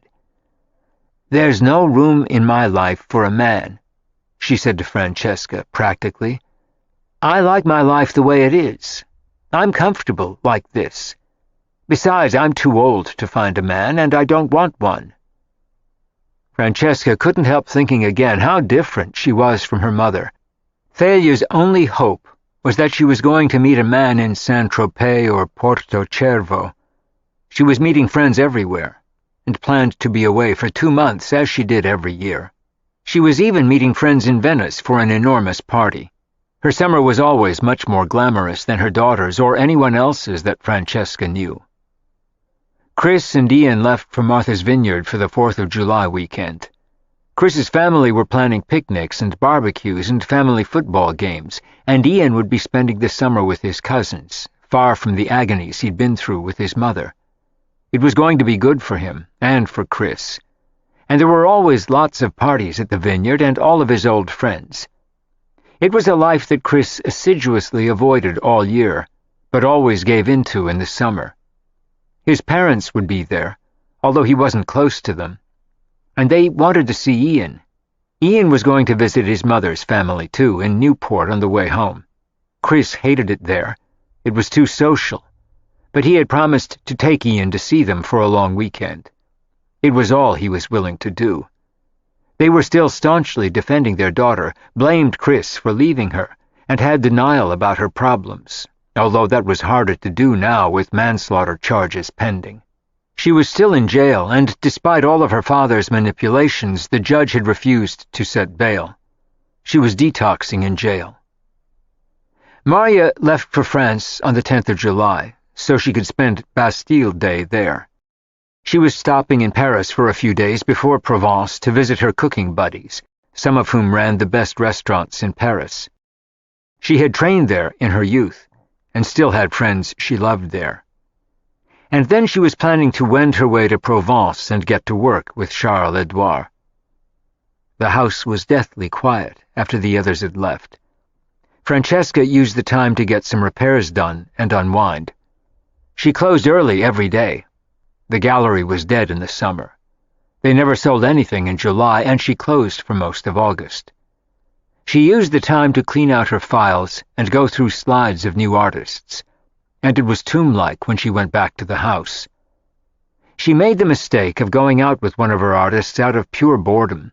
They got blind drunk together and wound up crying over the girlfriend he'd just broken up with. And all the evening did was depress Francesca. He called her to apologize the next day. The evening had been a total bust and reminded her not to go out with her artists. It was always a bad idea. Eileen was seeming a little more cheerful, although she didn't have a job. She was still mourning Brad, which Francesca refused to discuss with her. She didn't want to feed her sickness. They had a few quiet dinners before Francesca left. They always seemed to connect at a deep level, and Eileen's innate innocence and sweetness always tore at her heart. She was so trusting and loving and open. She seemed to have none of the defenses she needed to protect herself in the world. Francesca wished she would harden herself a little and be less vulnerable, but that just wasn't Eileen. Francesca was feeling guilty about leaving her alone for 3 weeks, and even offered to take her to Maine with her, but Eileen insisted she'd be fine. She was making friends on the internet again, which made Francesca uneasy, but she didn't feel it was her place to say so. The internet was the epicenter of Eileen's life and how she made all her friends. Meeting men was just part of that. She was part of a generation that was linked to their computers by an umbilical cord. She was either online or sending texts, something Francesca rarely did. She'd rather pick up the phone and call people and hear their voice. But Eileen's generation communicated by emails and texts. For most it worked, as did the internet. For Eileen it seemed to make her a magnet to the wrong guys. Francesca took her out to dinner on her last night in New York. They went to the Waverly Inn, and it was fun. There were still plenty of people in New York, and Eileen's mood seemed lighter and brighter than it had for a while. Francesca commented to her that their house felt like a boarding school where everyone went home for the summer. It reminded her that only Eileen had nowhere to go. The others all had family, friends, or other homes. Eileen said she was planning to go to the beach when she wasn't job hunting and she'd be fine. She was looking forward to some time alone. And Francesca felt a tug at her heart again when she left her the next day, Eileen looked like a little kid as she stood on the top step and waved with a big smile as the cab drove away to take Francesca to the airport to fly to Bangor to meet her friends. Eileen was wearing pigtails and shorts, and after Francesca left, Eileen walked back inside. Her cell phone was ringing, and she answered it. It was Brad. Chapter 13. The summer flew by for all of them. Maria covered the most ground. She drove from Paris to Provence and then down to Saint-Paul-de-Vence and spent a weekend with friends in Antibes. She flew from Nice to Spain to visit her friend Ferran Adrià at El Bulli in Roses with all his innovative creations. He had invented molecular cooking, where he broke the food down and reconstituted it. He had closed the restaurant for a while and was planning to open again after doing more research. Maria was always fascinated by his ideas and creative genius, and from there she went to Florence, Bologna, Venice, Padua, down to Rome and back to Paris again for a few days before she flew to Boston, and then home to Vermont. Maria had friends everywhere, and everyone welcomed her visits. She had a fabulous time and was happy to be in Vermont again, in her own bed, and cooking in her own kitchen, although she felt her husband's absence more there. He'd been gone for a year. She still missed him, but she was busy and had a full life. She and Charles-Edouard had traveled extensively in Provence and discovered new recipes for their book. They were ready to submit the outline to the publisher and were planning to write it in September. She added 2 new chapters while she was in Vermont and then left for New Hampshire. It was already chilly at night, and fall was in the air. Some of the leaves were already turning as she drove through the countryside. She stayed longer than she intended with her friends in North Conway, and then she slowly drove back home. She'd had a good time all summer, and was starting to think about going back to New York after Labor Day, as she drove up to her house, and was startled to see Charles-Edouard standing on her porch. He looked impatient and relieved as she got out of her car. "What are you doing here?" she asked him in amazement. His hair looked longer and wilder than ever, and his eyes were the same blue as the Vermont sky. "I thought you were in Saint-Tropez." He had a house in Ramatuelle, which was just behind it, and had planned to spend August there. She hadn't heard from him since Provence and didn't expect to. They had agreed to call each other when she got back to New York, and she had no idea what he was doing in Vermont. He started talking the moment she stepped onto the porch. "She left me for one of my sous chefs. Can you believe that? Just walked out, packed everything." "Who did?" She was sure he was talking about the chef who ran his restaurant in Paris. They'd had a stormy relationship for years, and she threatened to quit every 3 weeks. "Ariel, my wife," he responded with a look of outrage, and then he burst into a broad smile as he looked at Maria. He was happy to see her, and it showed. "Your wife left you for the sous chef?" Maria looked stunned. "She's divorcing me. I got a letter from her lawyer 5 days ago. He filed the papers. I got on the first plane here, but you were away. Why didn't you call me if you wanted to talk to me?" She looked totally mystified about why he was there. "I wanted to talk to you in person," he said insistently as she fished her house keys out of her bag and unlocked the door. "What about? Our publisher is still on vacation. I added 2 more chapters last week, by the way. I think you'll like them. One is entirely on spices and how to use them, and the other is fish." "I didn't come here to talk to you about fish," he said, looking annoyed. "Then why did you come here?" She looked vague as he followed her around the house, and she finally sat down on the couch, and he sat down next to her and looked her in the eye. "I came to tell you in person that I'm a free man. For 30 years you refused to take me seriously because I was married, and so were you." A mere detail to him in the scheme of things, but neither of them was married now. "I'm not married anymore, or I won't be. She wants to marry that idiot, but I don't care. I haven't loved her in years. I've been in love with you since the first time I laid eyes on you, Marya. I'm not going to let you brush me off anymore. I love you. You're a great woman, a great chef. You're the only woman I've ever met that I would be faithful to. I'm not leaving here until you agree to marry me. That's what I came here to say." And with that he kissed her, totally stunned her, and took her breath away. For a moment she didn't know what to say, and then she laughed. "Charles-Edouard Prunier, you are completely crazy. You're insane. I don't want to get married. I adore you too, but I don't want to get married again at my age. I'm going to be 60 years old. 60-year-old people don't get married. I'd be a laughing stock, and so would you."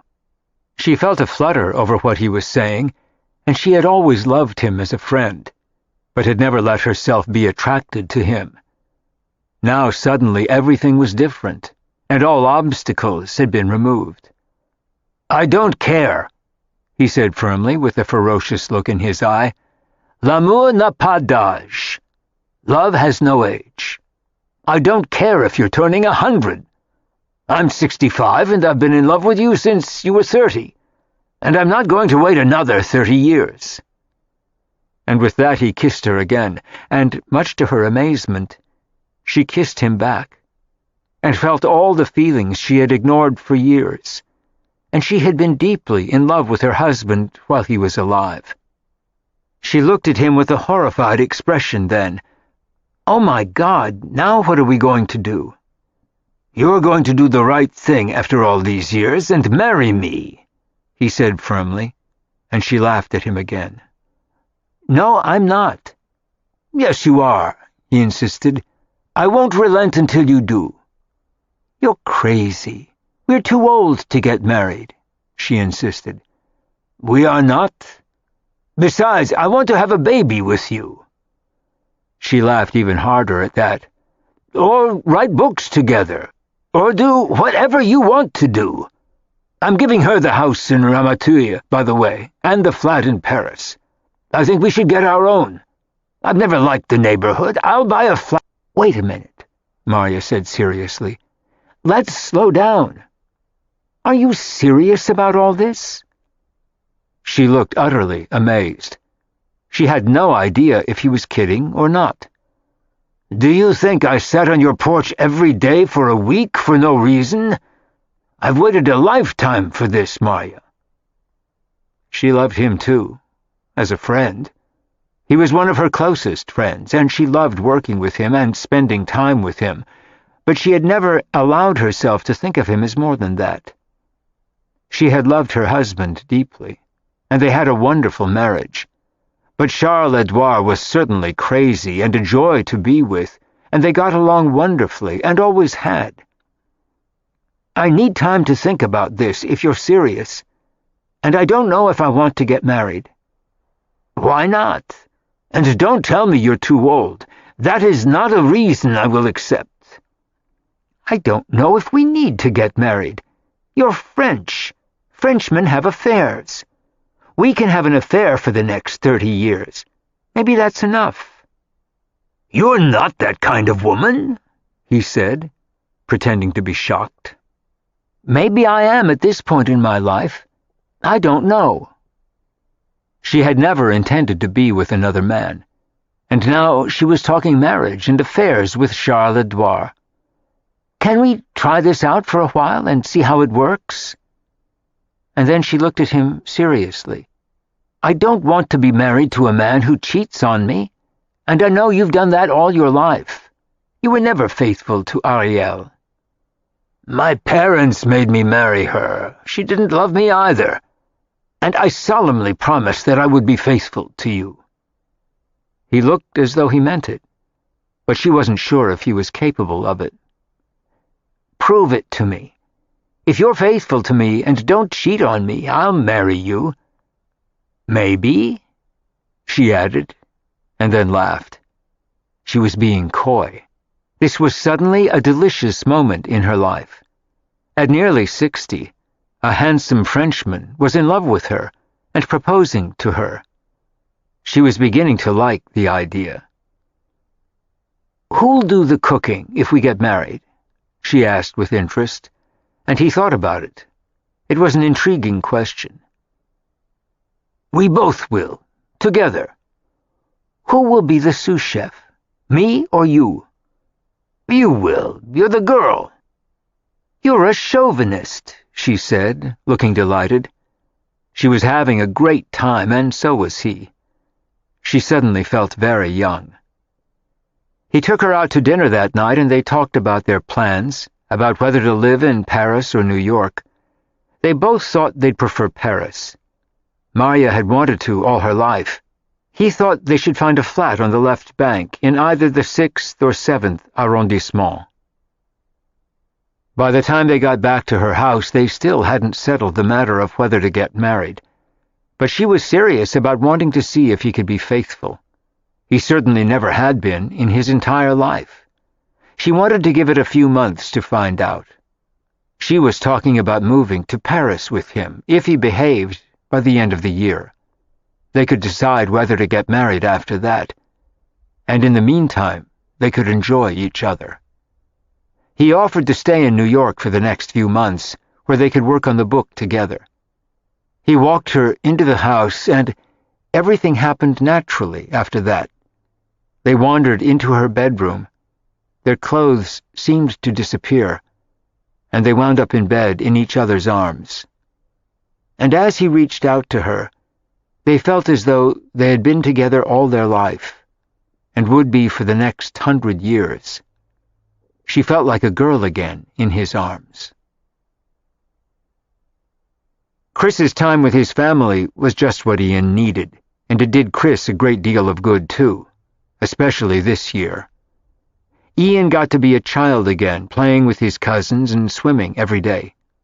He learned to water ski, and he made lots of new friends. It was so easy and carefree and normal that he almost forgot his mother was in jail.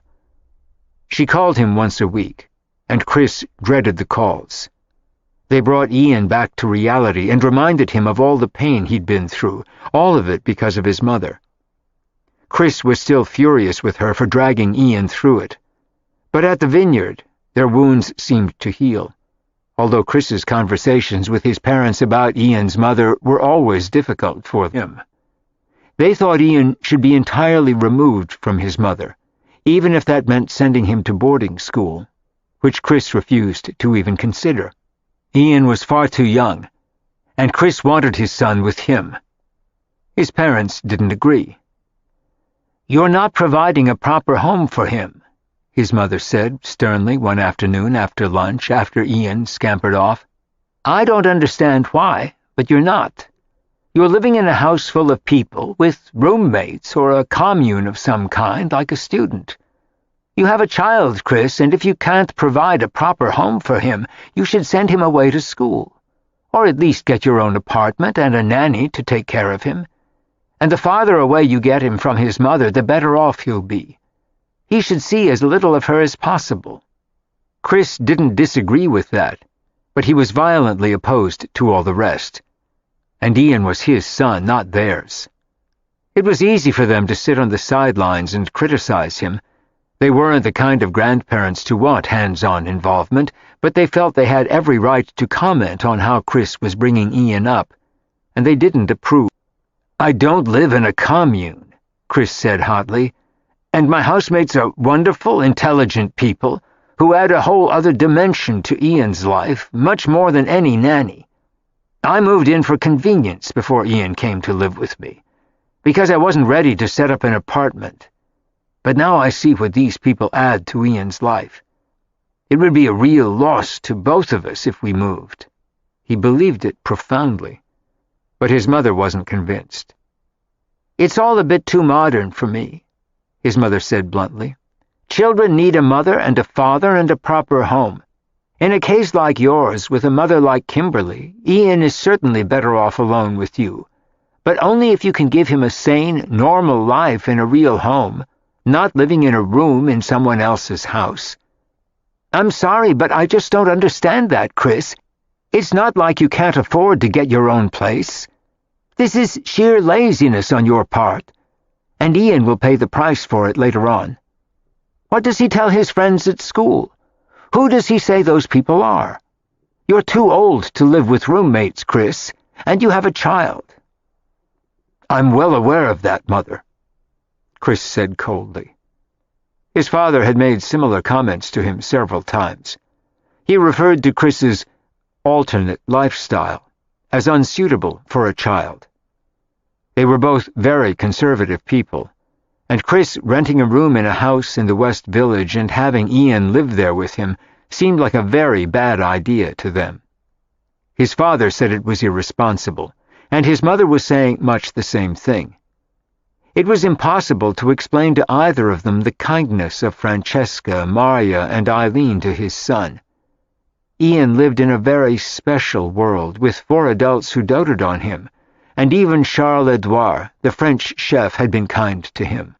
Ian wasn't living alone with a single father. He was living in a tribe, and in some ways Chris felt it was the best possible antidote to the agonies his mother put him through. The fact that Kim was entirely unsuitable no one could deny, but Ian loved her, and she was his mother, so he had a right to some contact with her too, as long as it was in a safe setting for him. Chris knew that his parents were sorry Kim hadn't died when she OD'd, and thought Ian would be better off just putting all that behind him and moving on. But the reality of their life wasn't as simple as that, and Kimberly was still alive.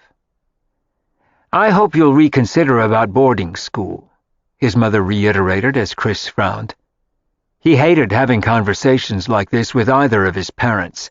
Their ideas were rigid and old-fashioned, and they were more concerned about what was proper and traditional than about what was good for the child. They had brought him up that way too, and all it had done was give him a profound dislike for their lifestyle and everything it represented.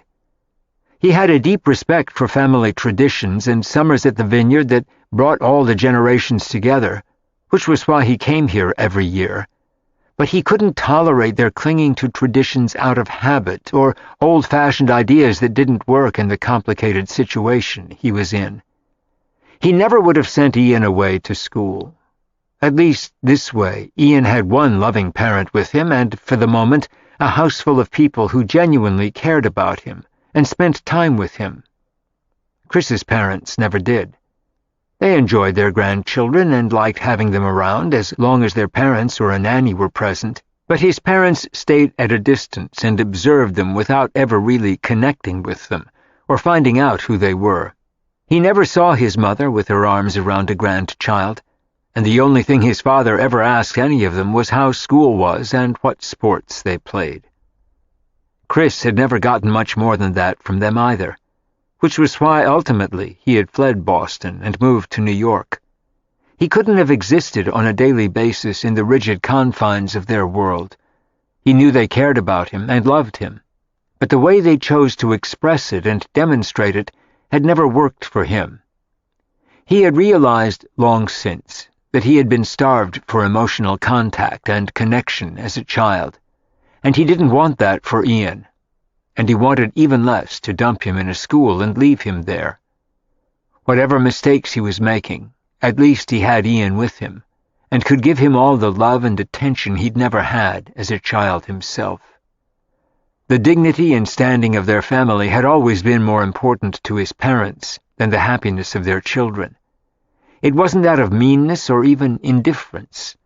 It was simply a concept they didn't understand and never would. They had grown up and lived with so many restrictions and social rules and obligations that they could never break out of it themselves. But in Chris's generation, the world had changed, for him and Ian anyway, but not for them. They still lived as the family had for generations, governed by rules that were meaningless to Chris now. All he had wanted as an adult was to get away from all that, which had always made him something of a rebel and a misfit in their midst. He still came home for summer vacation and holidays, but rarely for anything else, and it was particularly hard for him being there this summer. They felt free to comment on his life and Ian's, about which they understood, but his ongoing problems with Kimberly made him an easy target for their decision.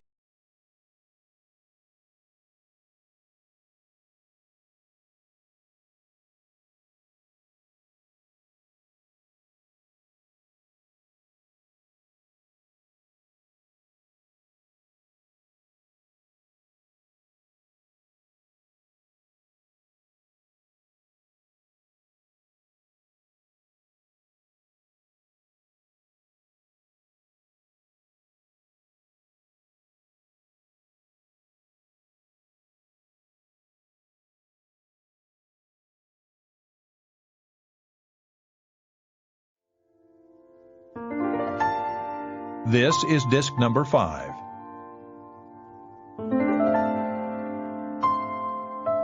There were times when Chris thought about Francesca and found himself missing the house. If he got custody of Ian, he had also thought that he should get an apartment. But he worried that it might be lonely for them there, and his roommates were so kind to Ian. With Marya and Francesca, he had built-in babysitters, and the benefit of 2 women who cared about him and were almost like aunts. And Eileen was an additional loving friend to Ian. There was a lot to be said for all of them living in one house. Chris missed his conversations with Marya and Francesca during the summer. He hadn't heard from either of them, but he was sure they were having a relaxing time too, and he hoped they were having fun. He wasn't as fond of Eileen, despite her kindness to Ian. She reminded him too much of his ex-wife with her addiction to self-destructive behaviors and bad men. And in Kim's case, Ian had paid the price. And before that, Chris had too. He managed to avoid further serious discussion with his parents, and the only part of his vacation that Chris didn't enjoy was visiting Kim's parents in Newport.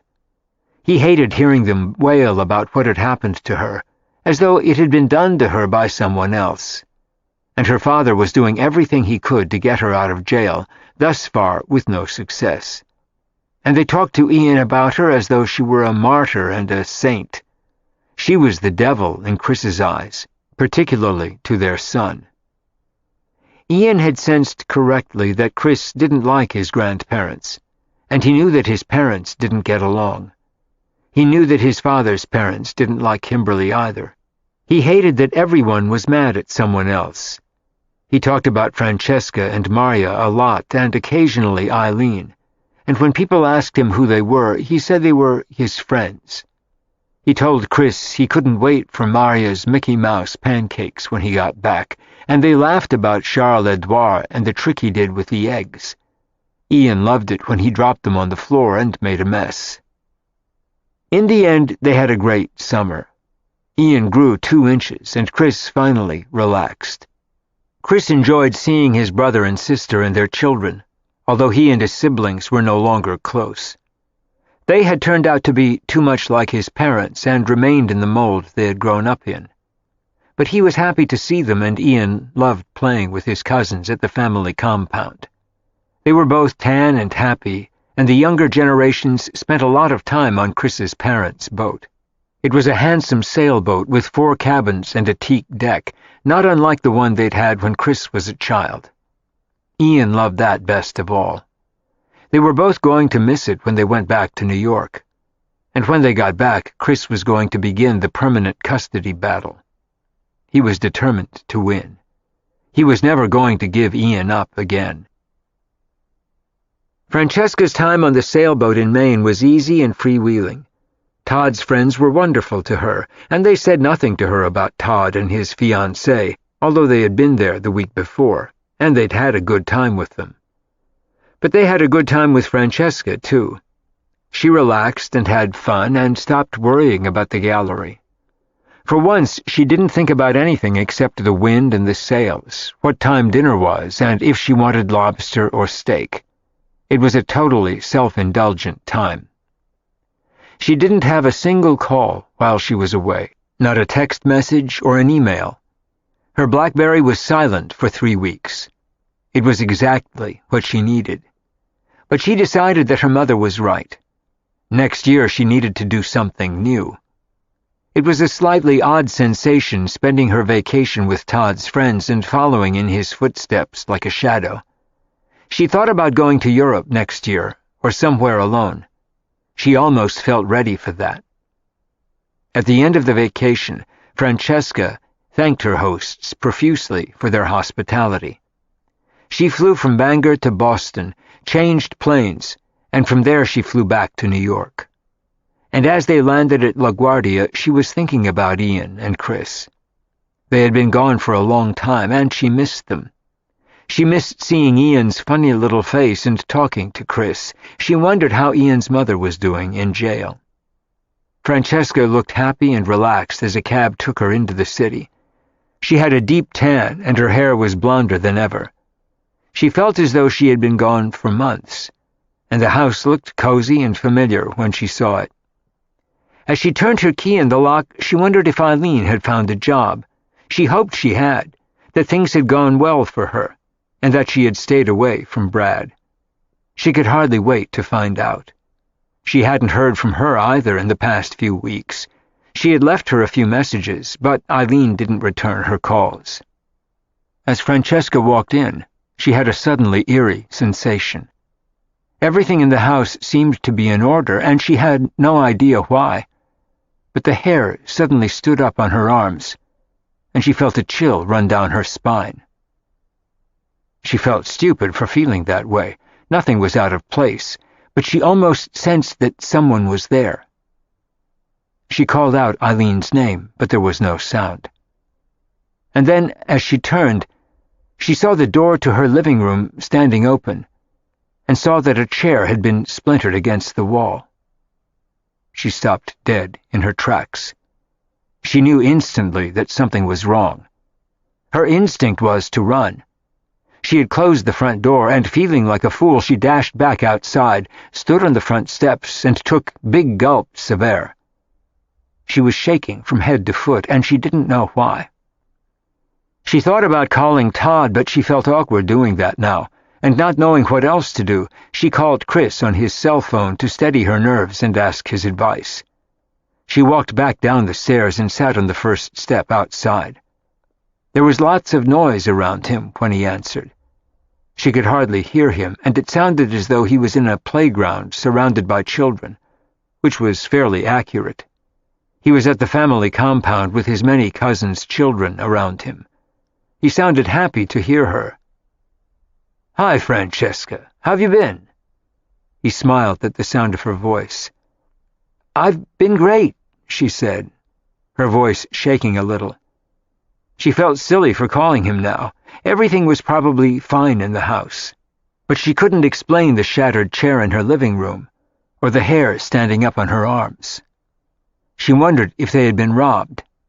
But if there had been a burglary, why hadn't Eileen called her?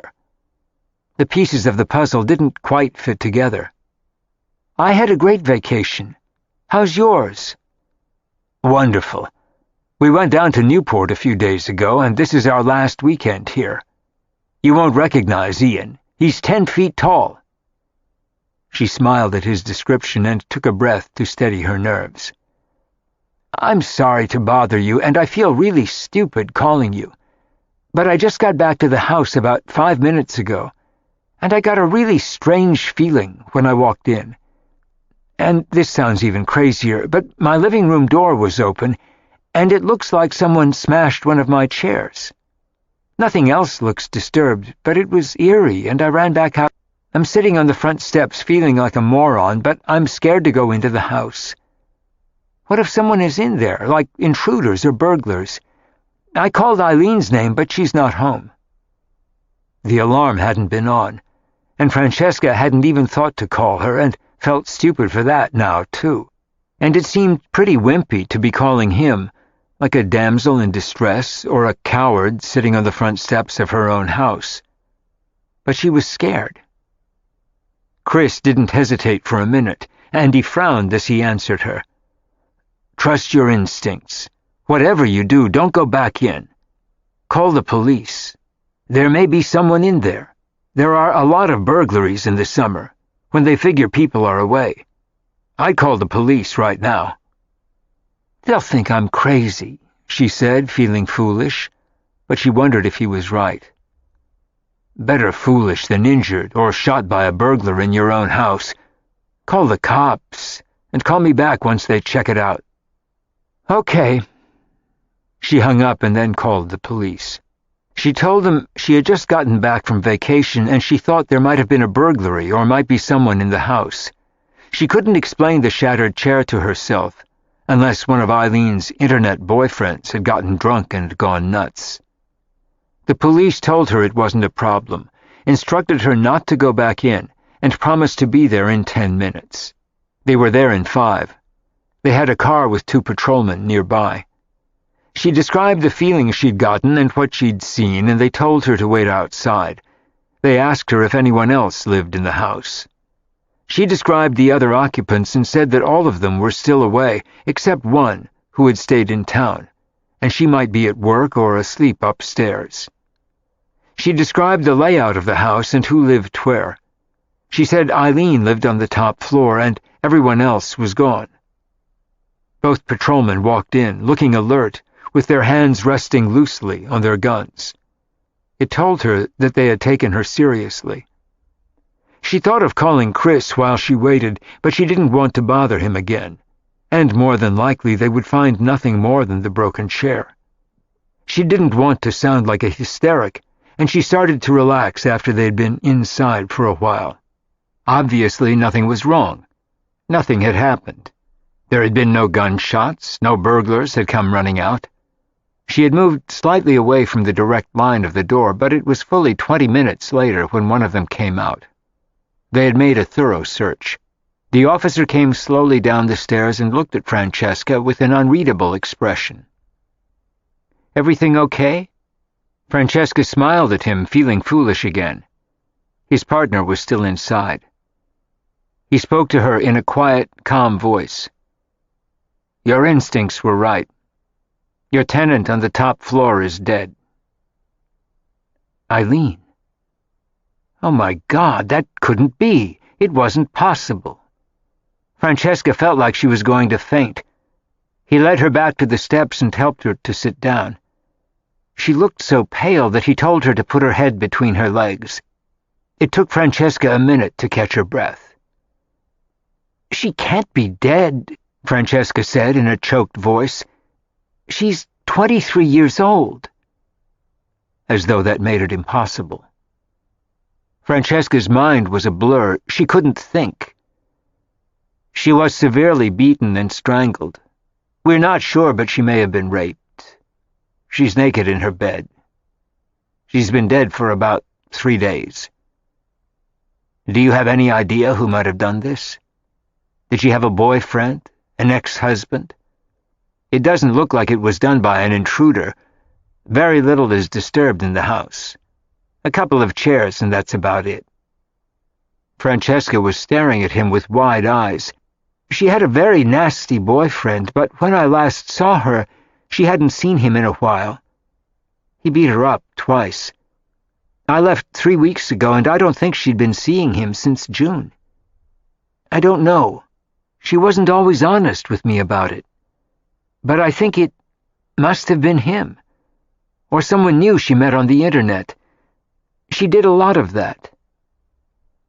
He had taken out a notepad, and the other patrolman had called for backup.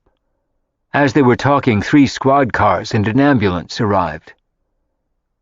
"Do you know his name?" the officer asked her, taking notes as everyone else ran inside. Brad Turner, I think. He was a really nasty guy." "Do you know where he works?" "No, I don't. He's a motorcycle mechanic, but that's all I know. He has a lot of tattoos."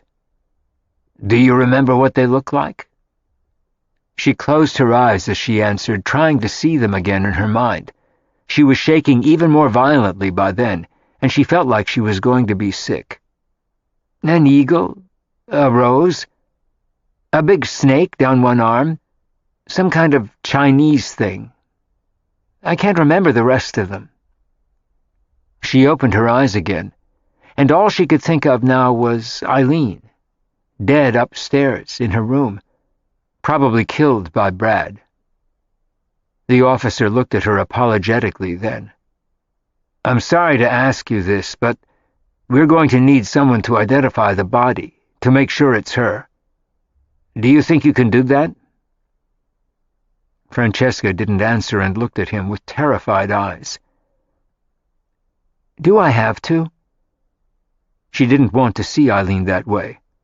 Francesca had never seen anyone dead before. You're all we've got. We don't want to ID the wrong person. For all we know, that's a stranger up there in her bed. Francesca nodded as another squad car arrived. Her house had become a crime scene, and it was crawling with cops. The patrolman went back inside for a minute then, and with a shaking hand on the phone, she called Chris. He saw her number come up on his phone and answered immediately. Hi, Francesca. What do they say? Coast clear? He was hopeful. There was an endless silence at her end before she spoke.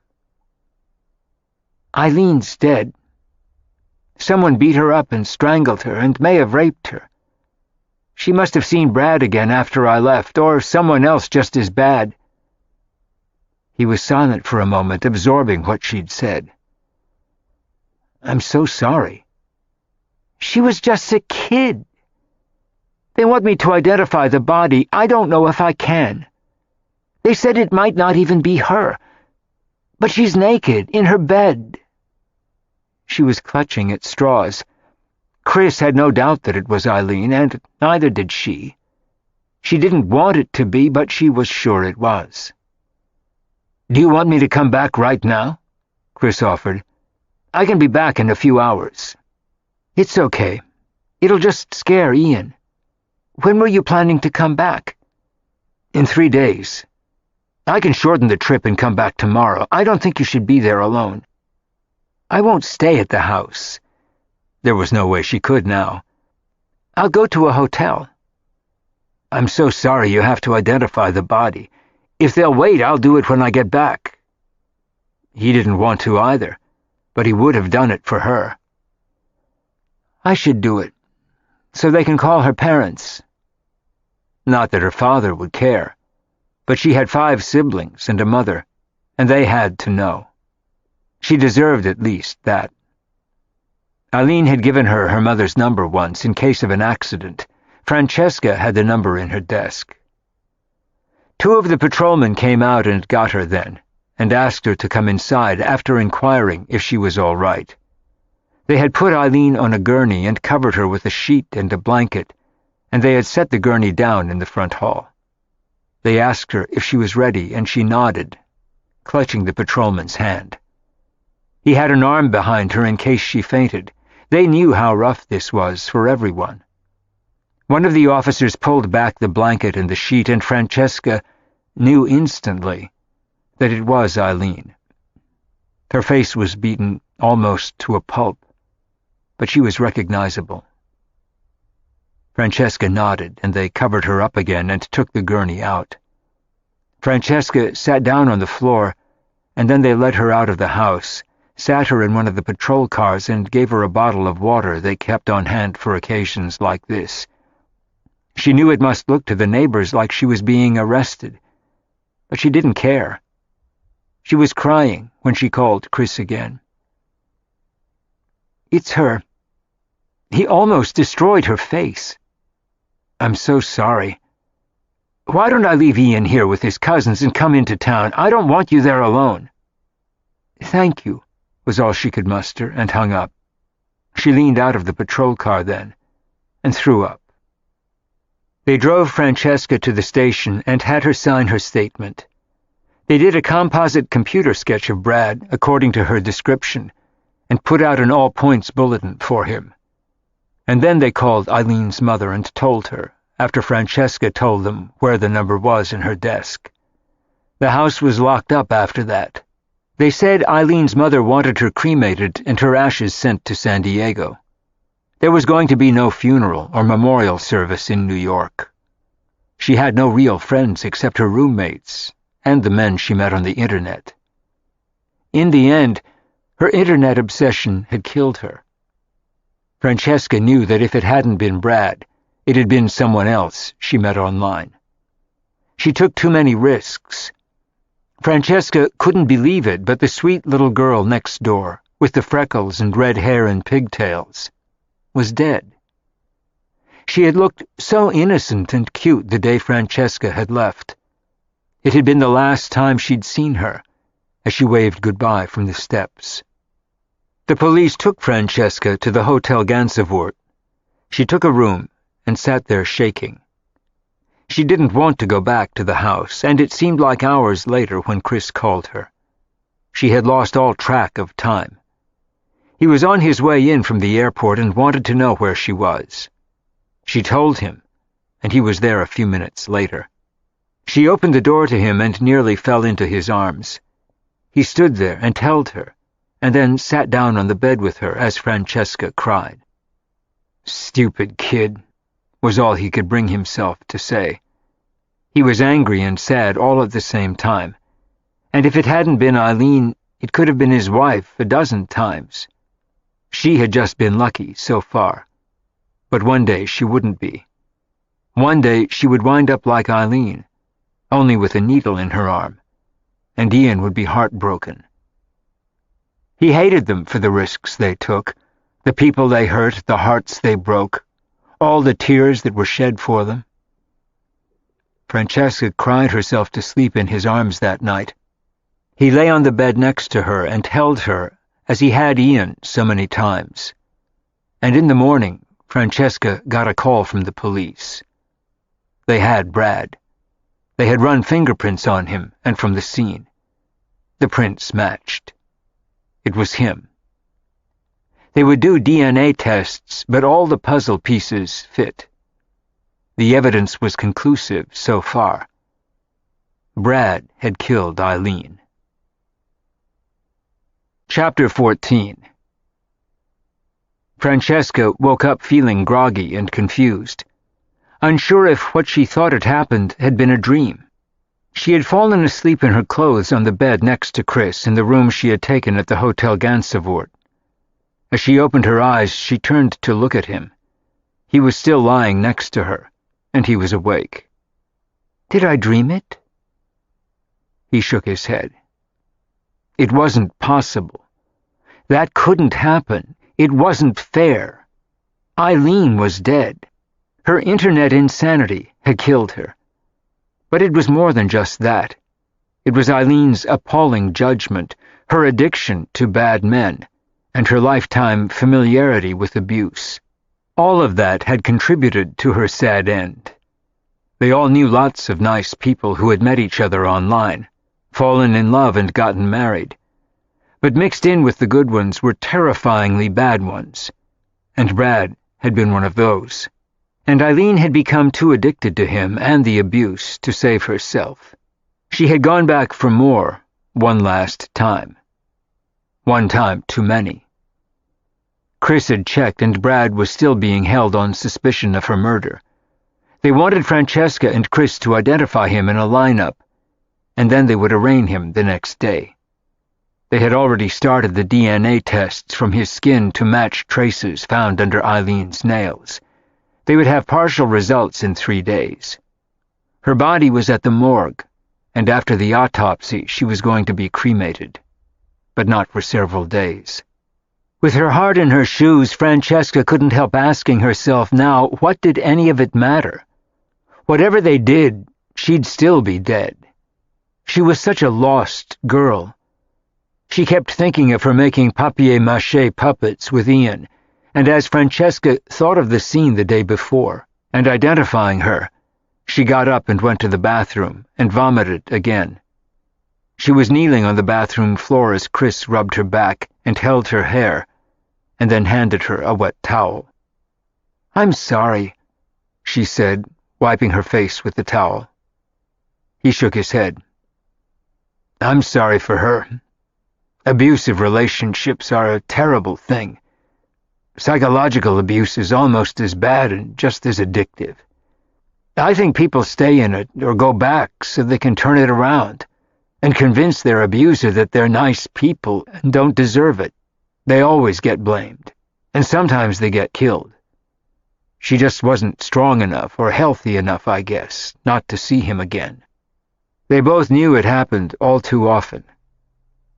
Francesca went back to the bed and lay down. The thought of getting up was too much for her. She wanted to lie there forever as Chris sat on the bed next to her and stroked her hair.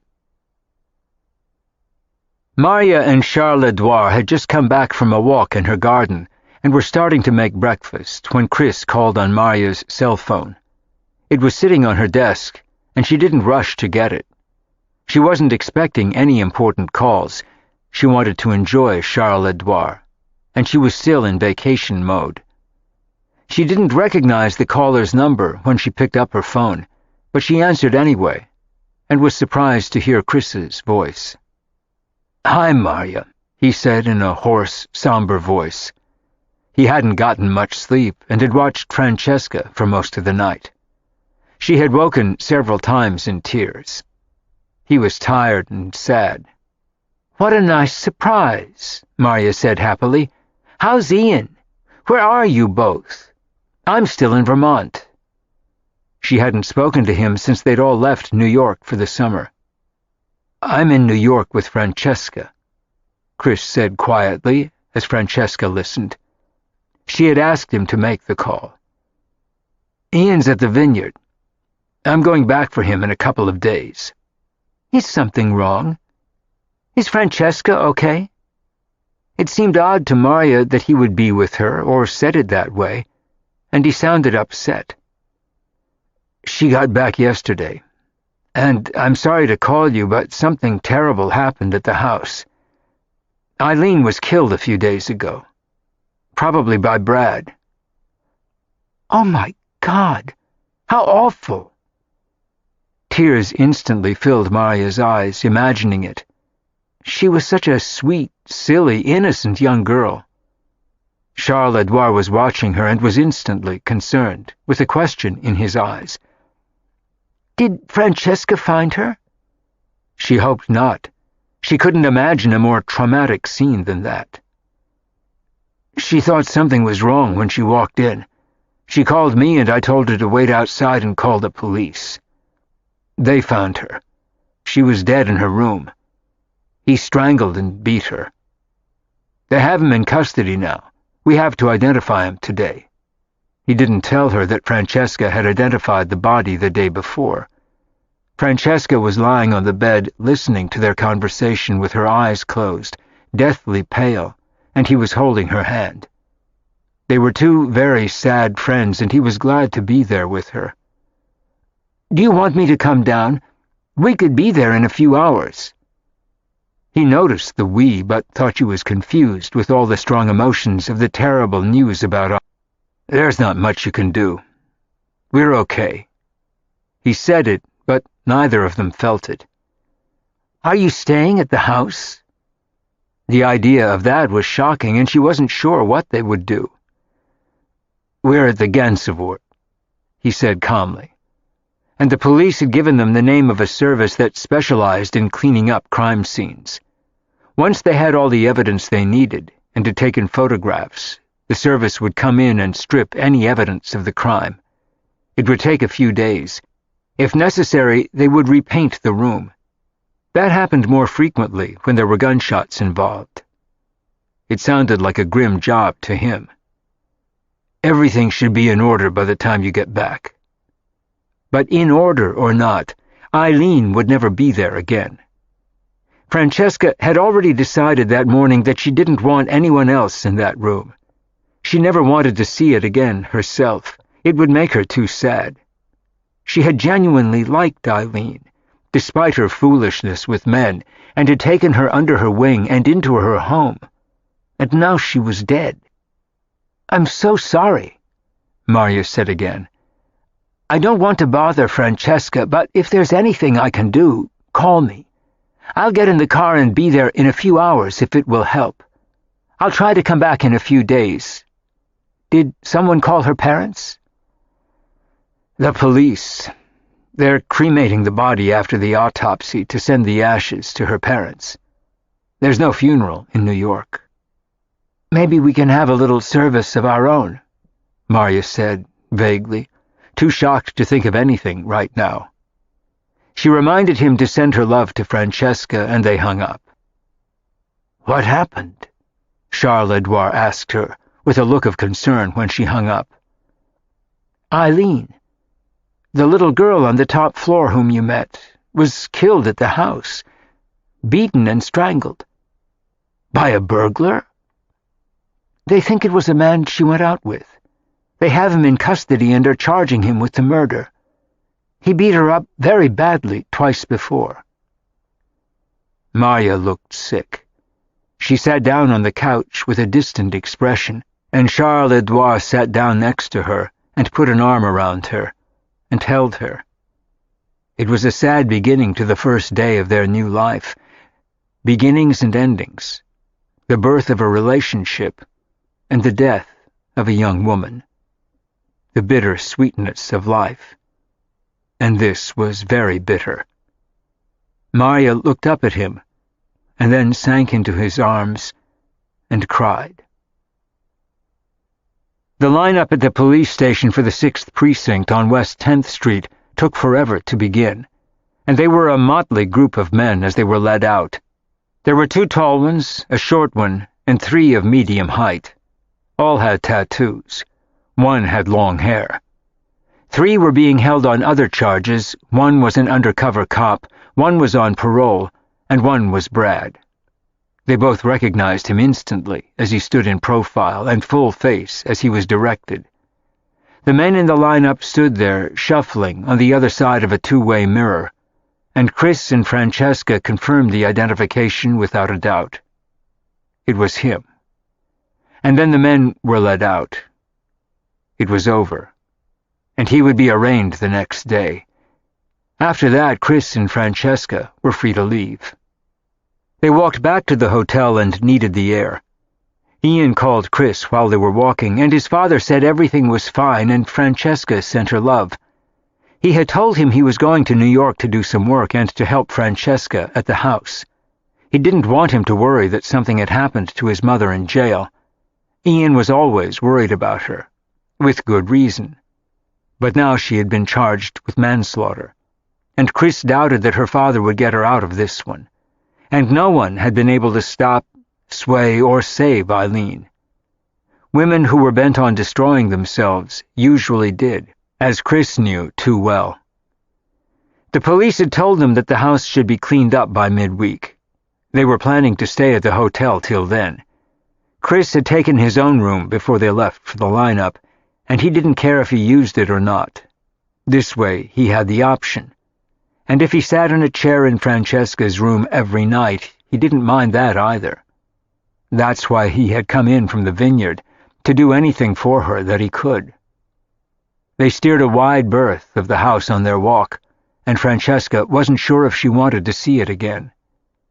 She wondered if this would haunt them forever, or if they could live there in peace now. She wasn't sure. She hadn't eaten since the day before, and Chris finally convinced her to go to Da Silvano for some pasta. They gave them a table outside in the usual hustle-bustle of the popular restaurant, and she couldn't touch her food. All she could think of was Eileen. They walked back to the hotel after that, went to Francesca's room, and Chris turned on the TV. There was a baseball game on, and as he watched it from a chair next to the bed, she fell asleep. She stirred several times, had nightmares once or twice, and got up to go to the bathroom. And other than that, she slept until morning. He slept in the chair, fully dressed, with the TV on, but they both felt better the next day.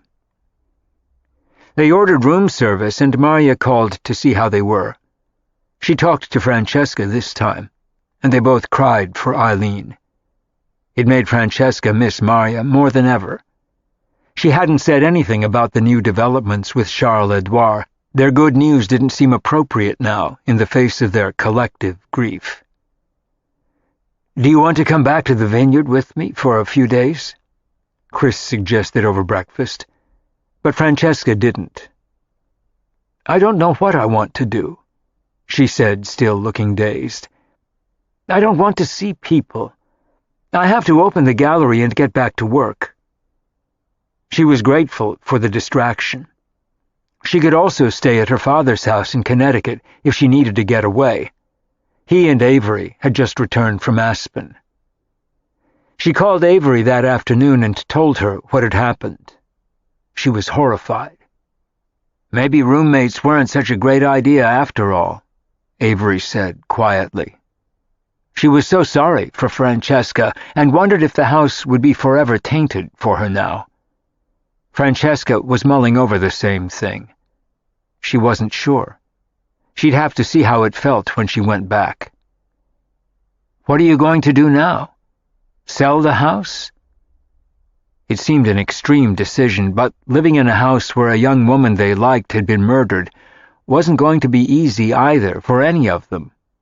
And Francesca had a lot of sad memories in that house now. Avery suggested that maybe it was no longer worth the struggle to keep it. She asked if Francesca had called her mother. "Not yet," she said with a sigh. "I'm not sure I will. She doesn't need to know. She'll just hound me about it, tell me she was right all along about what a bad idea this was to keep the house and have roommates, and pressure me to sell. I need to figure that out for myself, if that's what I want. I just don't know yet." "You will, at the right time. It's too soon, unless you're sure you want to sell it." "I'm not. I still love the house. I just hate what happened there. I keep wondering if there was something else I could have done or been stronger with her. But I was her roommate or landlady, not her mother. I couldn't forbid her to see him. All I could do was tell her she couldn't have him to the house, but she did anyway when I was gone. And I kept begging her to get help and stop picking up guys on the internet. I think maybe she was a lot more complicated than she appeared, with a bad history of abuse from her childhood. Maybe she was drawn to people like that, and she would have found a Brad anywhere. She didn't need the internet to do it. We all have our secrets and our problems and our issues. I'm still trying to get over Todd. Marya, the death of her husband. Chris is dealing with his heroin addict ex-wife and trying to keep his son safe. We all have our struggles, and I guess things aren't always what they appear. They weren't with Eileen, and look what happened to her." Francesca was crying again when she said it. She had really liked her, and no one she knew had ever been murdered. It seemed like such a terrible way to die, strangled and beaten in her own bed.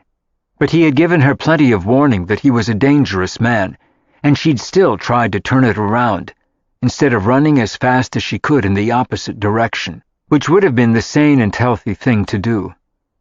Eileen just wasn't healthy, and she had been addicted to Brad and his abuse, and had paid the ultimate price. Avery reminded her that the statistics on abusive men and abused women were horrifying. 75% of men who threatened to kill the women they were involved with actually did. Now Eileen was just one more statistic, instead of the sweet, freckle-faced girl upstairs. Her dating games with total strangers and her lack of judgment about them had been her downfall. Chris went back to the vineyard the next day to pick up Ian and promised to return as soon as he could. Francesca insisted she was all right. She opened the gallery and kept her room at the Gansevoort. Her suitcases were still in the front hall of the house from when she arrived, and she had them brought to the hotel. And she told Marya that she didn't need to rush back either. There was nothing for them to do. Eileen's room was being stripped and steam-cleaned and repainted, the furniture removed. Her things were being boxed and sent to San Diego after the police went through them and took what they needed as evidence. And then Francesca was planning to close the room and lock it. She didn't even want to go in there. She was eliminating the top floor of the house for the time being. She couldn't imagine anyone who would want to live there, knowing someone had been killed in that room. It meant that she would be paying half the mortgage payment instead of a quarter, with 4 of them there. It was what she had paid when she lived with Todd. But she couldn't figure out any other way to do it for now. She didn't want another tenant to replace Eileen, just Chris and Marya, and of course Ian. They were adults, used good judgment, lived sane lives, and put none of the others at risk, nor themselves. She couldn't go through the trauma of someone like Eileen again, no matter how much she liked her. And you just never knew what people did in private. Neither she, Marya, nor Chris even had relationships or partners. They were 3 adults on their own, and one small child, whom they all loved. Eileen had been too immature and too damaged to be responsible, and Francesca blamed herself for not understanding it sooner, before something like this happened. Maybe in another living arrangement she wouldn't have been killed. They had all been gone all summer, and she had been easy prey for Brad. The police informed her that Brad had been arraigned and bound over for trial. He had pleaded not guilty on the advice of the public defender who represented him. He wanted his day in court, although they said he might plea bargain in the end. But there wasn't much they could do with cold-blooded murder. The initial DNA tests had linked Brad to the murder. They said it would take about a year to come to trial, and he would be in jail without bail until then. It reminded her of Chris's ex-wife, who was still in jail, pending her trial, too. They were trying to make a deal for her, but the district attorney wasn't letting her off the hook. She was responsible for the addict she had shot up with, and to whom she had supplied the drugs. It was an ugly scene, and poor Ian had watched while he died, and then his own mother nearly died. And he had told Chris that he had seen them shoot up, just as he had before. Chris was planning to use it all as evidence in the custody case. He didn't want his son living with a woman who did drugs in front of him, even if she was his mother, and had unsavory people around, like drug dealers and other addicts. And he was going to ask for supervised visits when she got out of jail. He didn't want Ian alone with her ever again. And he had no hope she would clean up. She never had, despite all the fancy rehabs she had gone to for years. Her parents wanted her to clean up, and so did he. But she never did. She was too much of an addict to care. All she wanted were her drugs, at whatever price. Just as Eileen had wanted Brad. He had been her drug of choice, as lethal as heroin had been to Ian's mother's friend. Now they were both dead. Chris called Francesca several times from the vineyard, concerned that she was alone. She had moved back into the house. She sounded down but reassured him that she was doing all right. She didn't admit that she would be happy when he and Marya got back to New York, and that it was upsetting being there by herself. Marya was in no rush to come back to the house either, and thought it would feel very sad. She still hadn't shared her good news with Francesca. It just felt like the wrong time. But she and Charles-Edouard were happy in Vermont, and exploring facets of their relationship that they'd never had access to before. There were no limits for them now, since he was getting divorced. He had spoken to his lawyer twice from Vermont, and everything was on track. His wife wanted to get out quickly so she could marry his sous chef. She wanted half of what Charles-Edouard had, and after 30 years together, he thought it was fair. He told Marya he had enough to split it in half with Ariel and still have a comfortable life. They were content with that, and she didn't want anything from him. Just a good life. And they were off to a wonderful start. She had never expected to wind up with him or with anyone after John. This was all an enormous surprise and an adjustment. But they were both good sports about it, and flexible and tolerant of each other's quirks. They were both kind-hearted people who enjoyed life and loved each other, now as much more than friends. He still wanted to get married, and was pushing her to it. And she was still firm about wanting him to prove himself faithful to her, and that he was capable of it. After a great marriage to John for 36 years, she wasn't going to marry a cheater now, or even stay with one. And Charles-Edouard had been one all his life, and made no claims otherwise. He said it was cultural, and the fact that he didn't love his wife. Marya didn't care. She wanted no part of a man who had affairs. He swore he wouldn't. They had a wonderful time in Vermont together, driving around, and they took a gondola up the mountain at Stowe. She drove back into New Hampshire with him. They ate lobster and simple meals at local inns. They went to farmers' markets and cooked at home, and took turns at who did what dishes, and collaborated on some. They tried out recipes for their book, planted vegetables in her garden, picked flowers, took long walks, swam in a nearby lake, went fishing and cooked what they caught, and waded in streams, and made love at least once a day, which astounded Marya. She had never thought the sex life they had possible at their age. Charles Edouard was a very sexy man, with the drive of a much younger man, and the ability to carry it out. Marya was thriving and flourishing with his attention and the love they shared. The only dark spot in their time together was the news of Eileen's death. Marya was deeply saddened by it, and went to church with Charles Edouard to pray for her.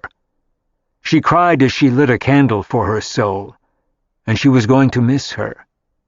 She wondered if Francesca was going to replace her as a tenant. When Charles Edouard and Marya drove down from Vermont at the end of the Labor Day weekend, she looked healthy and brown and happy, and Charles Edouard's bright blue eyes danced in his tanned face, which made his hair look even whiter. He was wearing a blue shirt, jeans, and espadrilles, with a red sweater on his shoulders when they got out of her car in front of 44 Charles Street, and they unloaded their suitcases and shopping bags full of fresh vegetables and fruit from her garden and the farmer's market in Vermont. Marya sighed as she looked up at the house, thinking how different it would be without Eileen. She had given them all an infusion of youth. Chris and Ian were home when they walked up the steps with their things. They were surprised to see Charles Edouard, and it was obvious that he'd been in Vermont with Marya. Chris hadn't realized that was the plan, and they seemed to be happier than ever together. Chris was still sorry for her that he was married. They seemed like a perfect fit. "Welcome home," Chris said as he came down the stairs when he heard them come in. And Ian came up just as fast from the kitchen with a milk mustache and a cookie. He smiled broadly at Marya and threw himself into Charles Edouard's open arms. "I have an egg in my ear," he shouted excitedly, and instead Charles Edouard pulled out a coin and handed it to him. "You sold your eggs for money," he said, and kissed the boy on both cheeks and then embraced Chris. He had gotten used to Charles Edouard's effusive French greetings by then. Ian helped him carry the bags of food down to the kitchen while Chris whispered to Marya that he hadn't told Ian about Eileen. He had said she had moved back to California to be with her parents, which was true. He hadn't explained that she was going back in an urn, in the form of ashes. The idea of her getting murdered in the house would have frightened Ian, and he'd been through enough trauma with his mother. Marya agreed entirely and said she'd mentioned to Charles Edward not to say anything to him about the murder or even her death. It was a sad circumstance for them all. She gave Chris a hug, and they exchanged a warm, loving look of understanding. "So, how was your summer?" he asked her. "Ours was great at the vineyard." He looked it, and so did Ian. They were healthy and tan, and so was she. With the exception of the tragedy that had befallen Eileen, they had all had good vacations. "We had a wonderful time in Vermont," Marya said, glowing, "and Europe is always terrific. I've been back for a month. It feels like ages ago." Chris and Ian had returned from the vineyard the week before, and there was no sign of disruption in the house. Eileen's rooms upstairs were closed and locked, and Francesca had finally bought living room furniture to replace what Todd had taken 8 months before. It was a very comfortable room now, and she had decided not to sell the house in spite of Eileen. She had told Chris when he got home. It was a tragedy, but they had to go on. Chris approved of her decision and was relieved. He and Ian were happy there, It was a perfect setup for them, and he couldn't imagine his life now without Marya and Francesca as friends for him and beloved aunts for Ian, although he knew Ian would miss Eileen too, the stories she read him, and the origami birds she made. As they always did when Marya was home, they all congregated in the kitchen. She put some mushroom soup on the stove that she had made in Vermont before they left that morning. It smelled delicious. Charles-Edouard was playing the egg game with Ian, who was squealing with delight. Suddenly the house seemed full of good smells and joy and noise and laughter again. It hadn't been that way when he and Ian got home, and it had felt very somber to him at first, and as though they were all in mourning. It was better now. Marya and Charles-Edouard gave them back energy and life. It had been too quiet without them. Francesca could hear all of them laughing in the kitchen as she unlocked the front door when she came home from work. She smiled as she walked downstairs and saw Marya. She already had her apron on, and she had put a chicken in the oven for dinner, and Charles-Edouard put some pâté that he had made on a plate, and then threw his arms around Francesca and kissed her when he saw her. "Ah, la Chatelaine!" he said with delight. He called her the mistress of the chateau. 44 Charles Street was hardly a chateau, but it was their home, and they loved it. "You look beautiful with the tan, Francesca." And her hair looked like spun gold. They were all talking at once as Marya looked around the kitchen. A few things were out of place, and she set them to rights and put things on the shelf where they belonged. And then she noticed that the kitchen computer was gone. Francesca had given it to the police as evidence. They all had their own computers in their rooms and didn't need one in the kitchen anyway. Marya suspected that was why it had vanished, since Eileen used it so often. The five of them couldn't stop talking to catch up on everything, and for the first time since Francesca had returned from Maine, the house felt alive and happy again and joyful. They each brought their special magic to it, and were a family together. They were sitting at dinner at the round table in the kitchen, trying not to feel Eileen's absence, when Francesca noticed something different about Charles-Edouard and Marya. She didn't want to say anything, but as she cleared the soup dishes with her and rinsed them, she whispered to Marya, "Am I crazy? Or is something going on with you and Charles-Edouard?" It was subtle but noticeable, and Chris had sensed it too, but would never ask. He was far too polite. Marya grinned mischievously as she answered in a whisper, too. "His wife left him this summer. She filed for divorce. She's marrying his main sous chef." Francesca stared at her in amazement. "Oh my God! Are you serious?" Her voice was slightly louder in her excitement for Marya, and she lowered it again.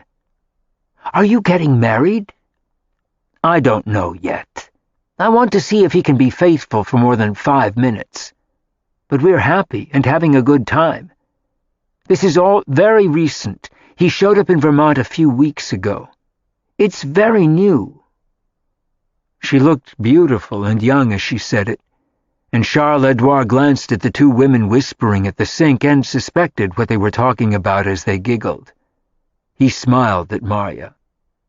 When they sat down again and Marya served the chicken, he looked at Francesca with a warm smile. "Marya told you?" She nodded and beamed at both of them, while Chris looked confused. "I'm very happy for both of you," Francesca said with a loving look, and got up to kiss him on both cheeks, French style. "That's wonderful news." "Did I miss something?" Chris looked puzzled. "Did something happen with you two this summer?" It looked that way to him. "We're in love.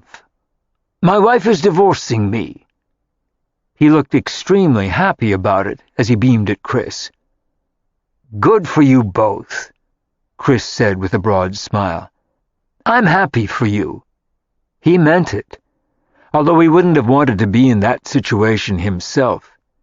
He had sworn off love forever after Kimberly. He always insisted that he didn't miss it. His life was peaceful and sane, and he had Ian. That's exciting. When did all this happen? In Vermont, Maria filled in.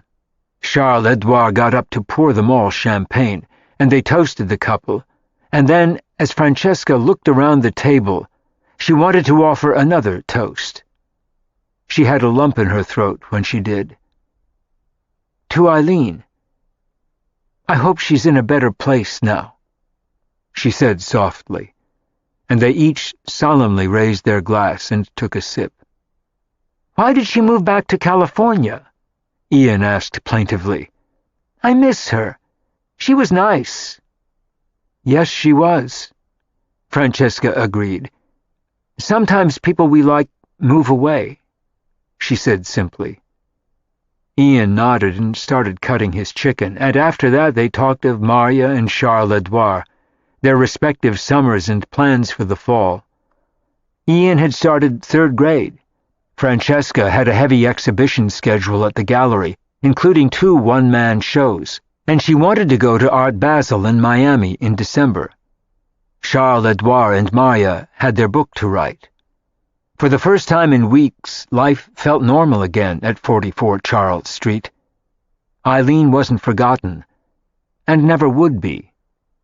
But life went on.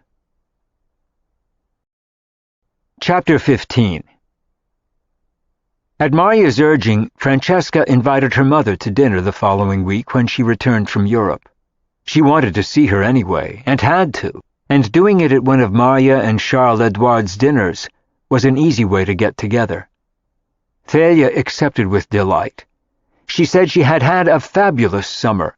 She had sent Francesca several emails and called her a couple of times, which was a lot for her. She rarely stayed in touch when she was away. She usually forgot her family when she was with her friends, and never the reverse. She had stayed longer than planned in Venice and had a terrific time, and she thoroughly enjoyed the meal prepared by Maria and Charles Edouard when she came to dinner. She still flirted with him whenever she talked to him, but she seemed a little less outrageous about it now. She had worn a black sweater and slacks instead of a short dress and high heels. They were halfway through the meal when she noticed Eileen's absence. Francesca still hadn't told her that she died. There was a long pregnant pause after Thalia asked about her. She moved back to California, Ian said simply. San Diego, he informed her. No one else commented, and the conversation moved on. Francesca and Maria exchanged a long look that Thalia didn't see. So what's everyone planning now? She asked over dessert. Charles Edouard had made them a delicate pear tart. Any trips? I'm going to Gstaad for Christmas, she announced. Her friends in Venice had invited her to join them at their chalet there. It was one of the fancier ski resorts in Europe, and Thalia went at least once every winter, sometimes twice. No one else had any major plans. The holidays seemed like light years away to them. Charles Edouard and Maria would be finishing their cookbook. Francesca was going to be busy at the gallery, and Chris had to get through the hearing for permanent custody of Ian, but he didn't mention it to Thalia. That was hardly a pleasant plan. Thalia had noticed the new warmth and closeness between Maria and Charles Edouard. She asked her about it before she left, and Maria admitted it was true. Is he getting divorced, or did you just give in? Thalia asked with interest. She had met several attractive married men in Venice herself, but she didn't like playing on a team. His wife left him this summer and filed for divorce. I got lucky, Maria said simply. She felt a little guilty having a man when Thalia wanted one so badly. You certainly did get lucky, Thalia agreed in a plaintive tone. I just don't get it. You didn't want a man, and I do. You get one, and I don't. Talk about upside down. Maria didn't want to tell her that maybe she tried too hard, and Maria hadn't tried at all. Quite the reverse. Destiny, perhaps, Marya said diplomatically, but she believed it. Things happen in their own time. You'll get your turn, she reassured her. I hope you're right, Thalia said with a sigh as she put on a white jacket she had bought in Paris. As always, she was impeccably groomed and beautifully turned out, with exquisite pearl and diamond earrings and immaculately coiffed hair. She was enough to terrify any man. I didn't meet anyone even remotely possible this summer. Saint-Tropez is full of Euro trash and Russians these days, and they're all 12 years old. And everyone else in Europe is married and cheating. There's someone out there for you, Marya reassured her. And then Francesca came up from downstairs, walked her mother out, and put her in a cab. Even when she was pleasant, it was always a relief when she left. She was a lot of work, and it was stressful being with her. But Thalia got on well with Marya and Charles-Edouard, and was perfectly polite to Chris, which made her visits easier for Francesca. It was more agreeable than having dinner alone with her, which was always like the Spanish Inquisition. Francesca was tired when she went upstairs. It had been a long evening. She spent the weekend in Connecticut with her father and Avery after that. He was working on a new painting and in his studio most of the time, which gave her a chance to go for long walks with Avery and relax. "How are you all doing after Eileen?" Avery asked her gently, and Francesca sighed as she answered. She was still sad about it. "We all miss her. She put a little extra youth in the group, despite her boy craziness. She was more like a college kid than a grown-up. I still haven't told my mom, and I won't. She doesn't need to know. She just gave me a headache about it, and it was bad enough. She was a real example of the kind of dating risks not to take. She would go out with anything that moved. She always thought it was safe, even when you could see it wasn't. She had miserable judgment." "What about you? How's your dating life these days?" Avery was worried about her. Todd had moved out more than 8 months before, and Francesca had made no real effort to meet someone else. She didn't seem to care. "I don't have one. I'm not even sure if I want one. I never meet anyone I'm interested in through my work. The artists I meet are all flakes or pompous or narcissistic. It just seems like too much work, and the clients who hit on me are always jerks. The nice ones are married." "You're too young to give up," Avery said firmly. "I don't know. Maybe I'm not.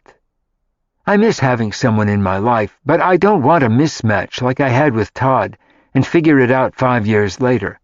You invest 4 years, figure out he's the wrong guy, and then have a year of grief and break up, and it breaks your heart. And 5 years go down the drain. I'm finding it a little hard to re-enlist." "I hear Todd's engaged," Avery said cautiously. "Yes, he is. Brave guy. He was suddenly in a big hurry to get married and have kids. God knows if he's marrying the right woman. All he wants is a broodmare and someone to take to the Christmas party at his law firm. I'm not the type for either." "That's a little harsh on both of you," Avery said gently. She liked Todd, just not for Francesca. She had never thought it was right, even in the beginning when they did. Avery had never thought he was interesting enough for her. "Maybe it isn't," Francesca answered. "I don't know what I want anymore. Arty, conservative, married, not married, living together, not. It's all so goddamn complicated, and at this age everyone is damaged. They've all been screwed over by someone else, and so have I." She was thinking of Chris when she said it.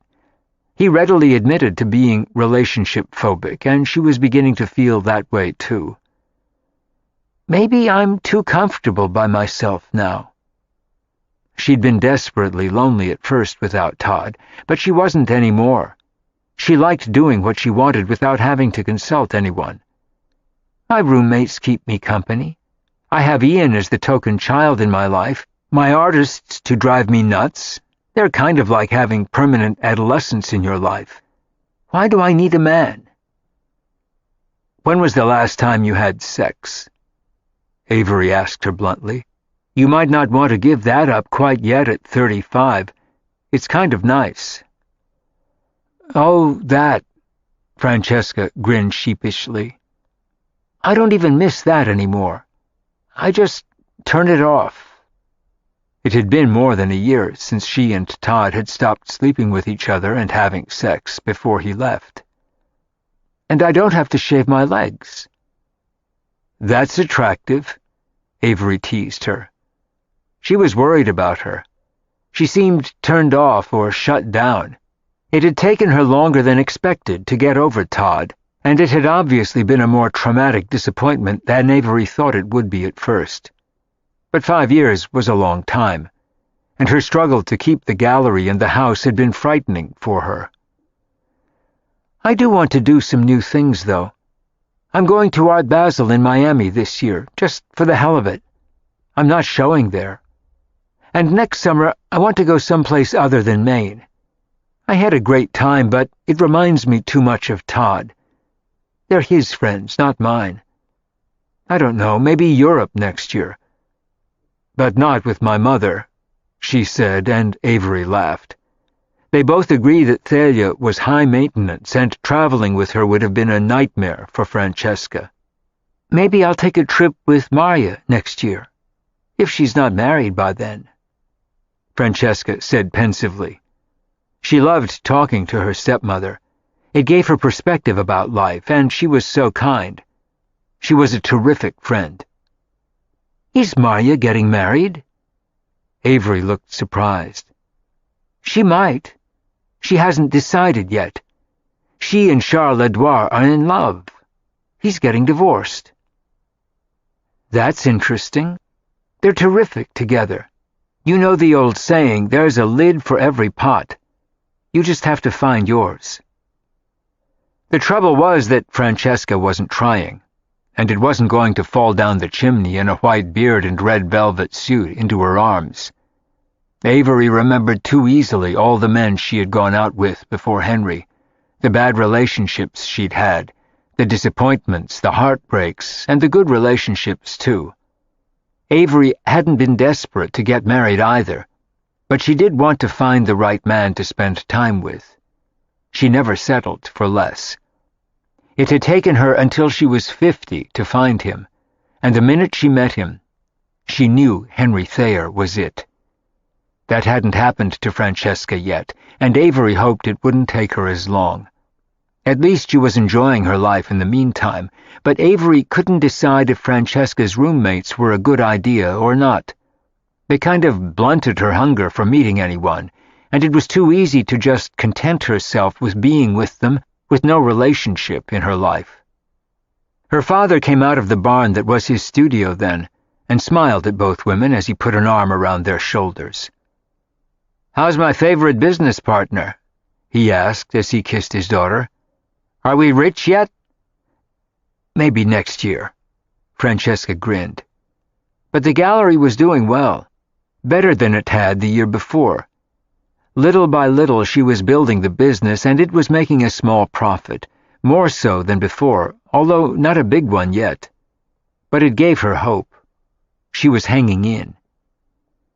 Before she left Connecticut after the weekend, Francesca promised to invite them for one of Charles Edouard and Marya's world-famous dinners, and her father was thrilled.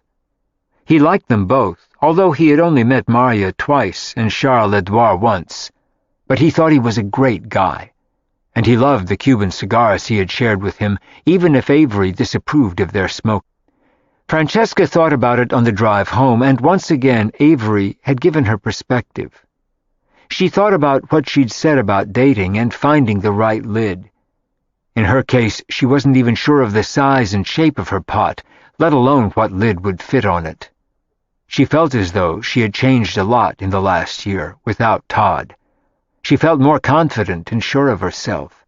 She had come into her own without him, more than she had with him, which told her a lot about the relationship and herself.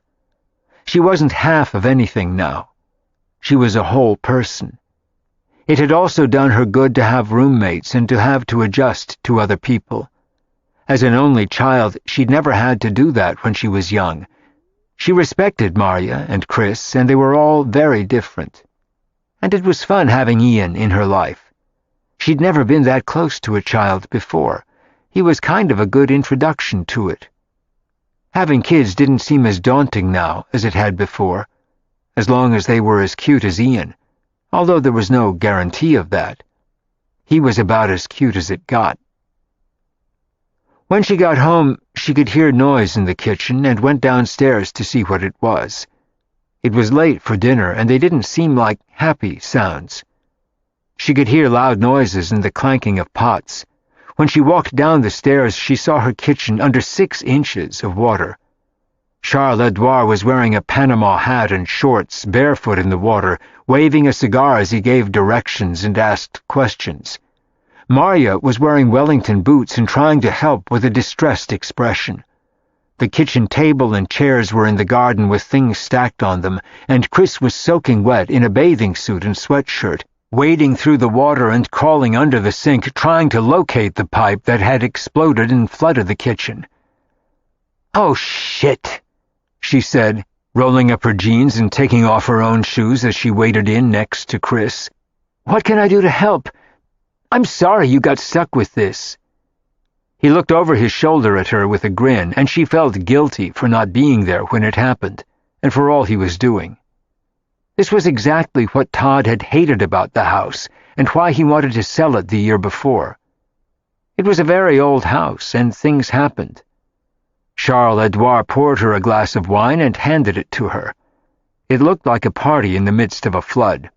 Charles Edouard and Ian were having fun. The others weren't. "I got the water turned off," Chris explained. "It happened while we were all out. It's probably been running all day. We'll have to find someone to get the water out of here tomorrow, and you need a plumber. I think this one is over my head."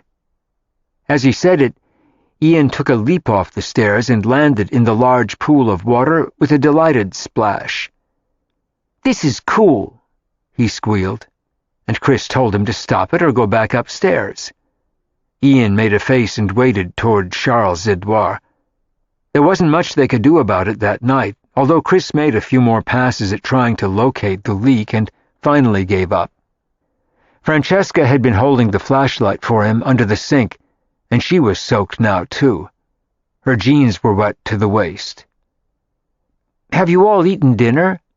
Francesca asked apologetically, and Charles Edouard said they hadn't. She suggested they all go to the nearest pizza parlor, or order Chinese takeout and eat it in her living room. And then she realized that Charles Edouard and Marya couldn't sleep in their own room that night. Their carpet was soaked through.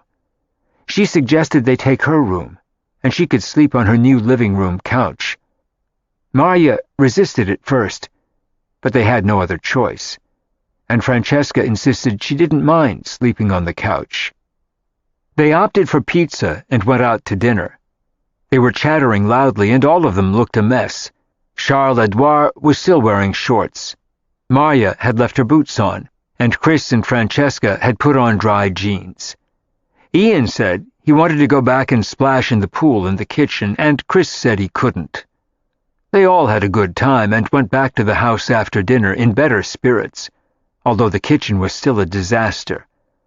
The water was slowly draining into the garden through the doors they'd left open, but there were still several inches of water covering the floor, and it had spilled into Marya's. At times like this, Francesca wondered if she should sell the house.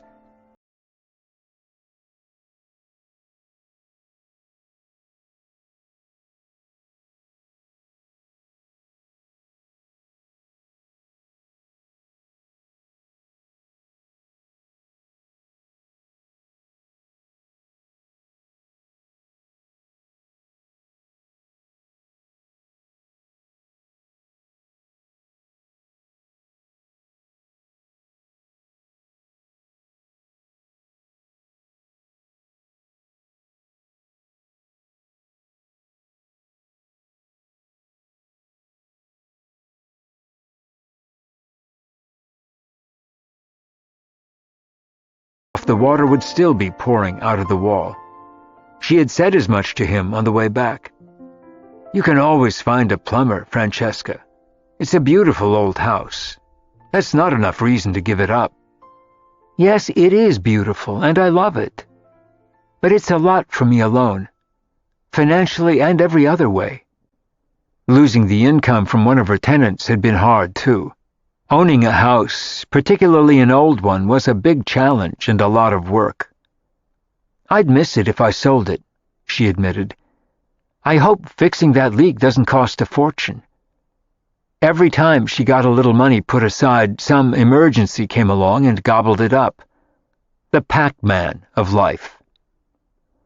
He walked her back to the living room then, and Maria and Charles-Edouard went upstairs to her room. She had changed the sheets for them before they all went to dinner, and Ian went upstairs to watch TV from his bed. When Chris had put bunk beds in their room, he knew Ian would love sleeping on the top bunk. It wasn't romantic, but it worked for them, and it gave him more space in his bedroom than a queen or king-size bed, which he didn't need anyway. He had no one to share it with. It was just him and Ian. Chris sat down on the couch next to Francesca to relax. He was sorry he hadn't been able to fix the leak in the kitchen or stop the flood before it turned into a swimming pool. They both laughed at the vision of Charles-Edouard in his Panama hat and shorts giving directions, and Ian leaping off the stairs to make a big splash. "This house would be miserable without all of you," she said, honestly, with a grateful look. "You don't get sick of all of us in your space? I wonder about that sometimes, and if I should get an apartment for me and Ian. But we'd miss you. It was kind of an experiment for me in the beginning, but it really works for us, and it's good for him. I think he'd be lonely with just me now." "And I'd be even lonelier. Having everyone here puts a little happy craziness in my life." It had been an experiment for her, too, and a financial necessity, but she loved their communal life. "Me too," he said, grinning. And then he turned to look at her. "You mean a lot to me, Francesca. I hope you know that. You're a wonderful friend." "So are you," she said shyly. "I couldn't have gotten through all the Eileen stuff without you." He nodded. "You're a godsend with Ian. And with me." And then, with no warning, he leaned over and kissed her. And she stared at him with wide eyes. "What did you just do?" She looked as though he had hit her over the head with his shoe. "I think I just kissed you," he said, looking pleased with himself. He had wanted to ever since the night they were together after Eileen died, but it never seemed like the right time. He wasn't sure it was now, but he had done it anyway, and he was smiling at her. "I mean, why?" she insisted. "Why did you kiss me? Are you mad at me for doing it?" he asked, looking worried, and she shook her head. "Not mad, just confused. I thought you had sworn off relationships for life." "I did. Maybe I just changed my mind." "It was just a kiss, Francesca, not a proposal. Relax. I think I'm relationship-phobic, too." She was remembering the conversation she'd had with Avery the day before. "No, you're just bruised. That's different. I'm bruised, too. It doesn't have to be permanent, it just takes time. You've probably been numb for the last year after your relationship with Todd fell apart." "Yes, I have been. I felt as though something in me had died and wouldn't come back to life again." "It's not dead. It's just asleep," he reassured her. "How do you know?" she asked, looking intrigued. "I'll show you," he said, and kissed her again. This time she laughed after the kiss. It was a nice kiss. She had liked it a lot. Maybe she wasn't so dead after all, and he was right. "See what I mean? I think you're starting to wake up." He kissed her again, and she kissed him back this time, and melted into his arms. And then she looked worried when they came up for air. It had been a passionate kiss this time. They were both heating up, and this was totally unexpected. "What are we doing, Chris?" she asked, looking panicked. "I like you. I don't want either of us to get hurt." "Maybe we have to take that chance. No pain, no gain." Corny expression, but unfortunately true. I think I'm willing to risk it for you. It took some adjustment of her way of thinking to wrap her mind around the idea. The great relationship phobic of all time had come out of his cave, and so had she. But it was scary as hell. "What about Ian? Would he be upset?" Francesca asked, looking worried.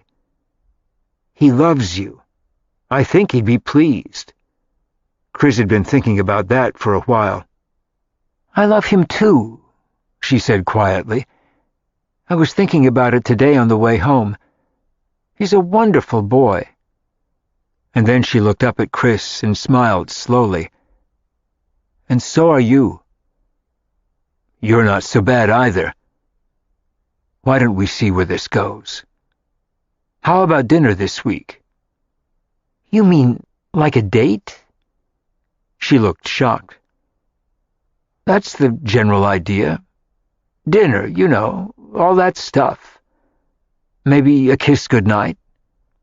How about Tuesday?"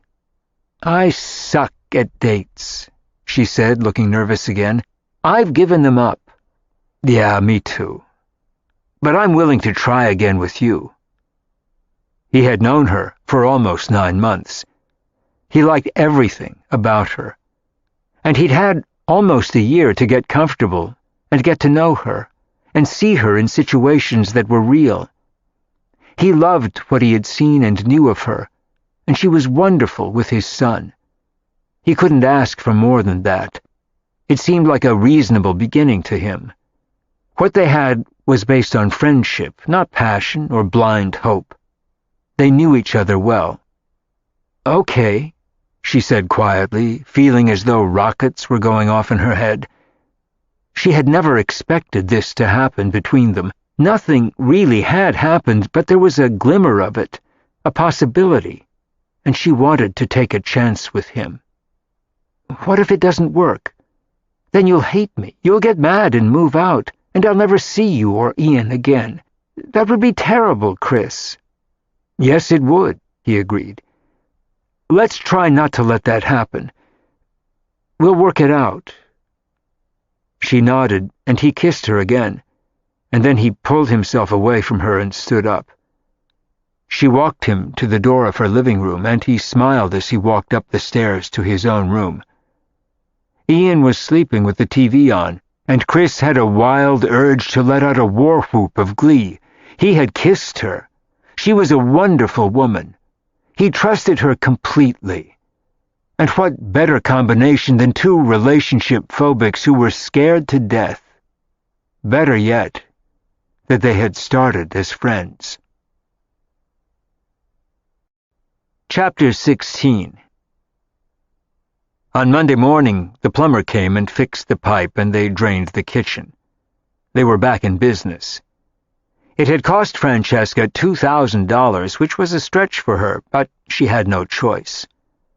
Maria and Charles-Edouard babysat for Ian on Tuesday when Chris took Francesca out to dinner.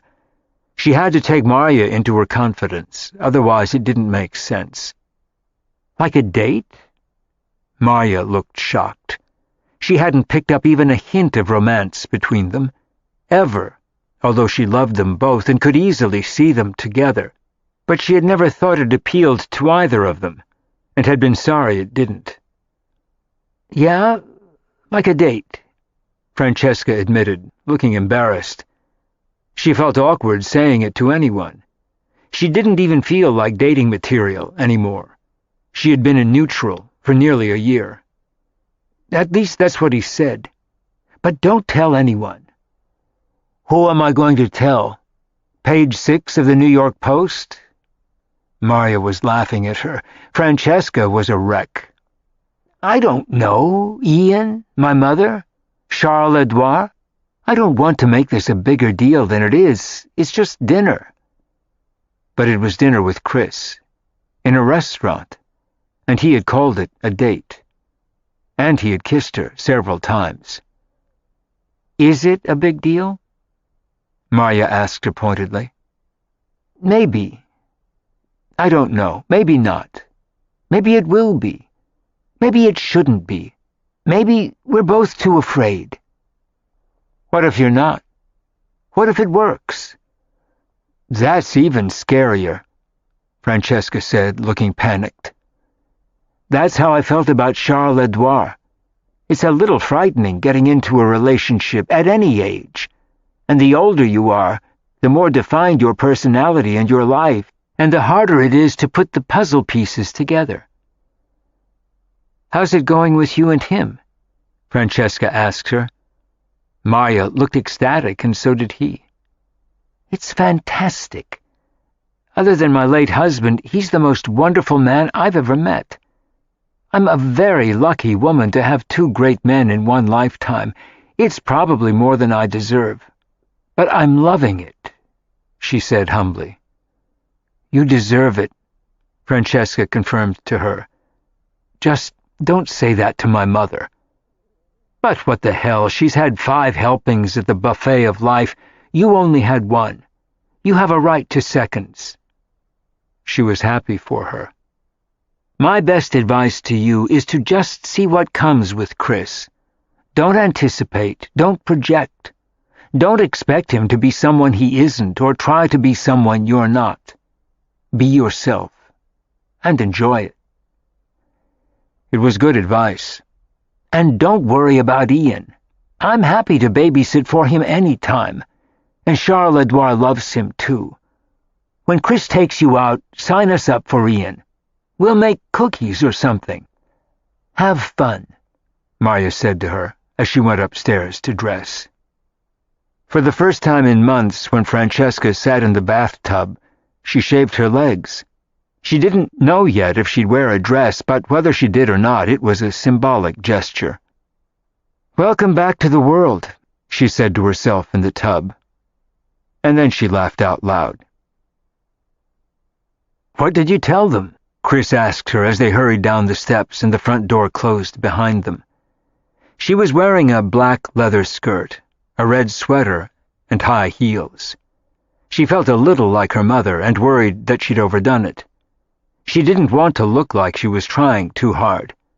She couldn't even remember what you were supposed to wear on a real date, and didn't have the wardrobe. Her forays into dating had been minimal so far, and for someone she actually cared about, she was aware that she was supposed to look cute and sexy. She had no idea if she did. But he had smiled at her admiringly when she came down the stairs and knocked on the door of his room to let him know she was ready.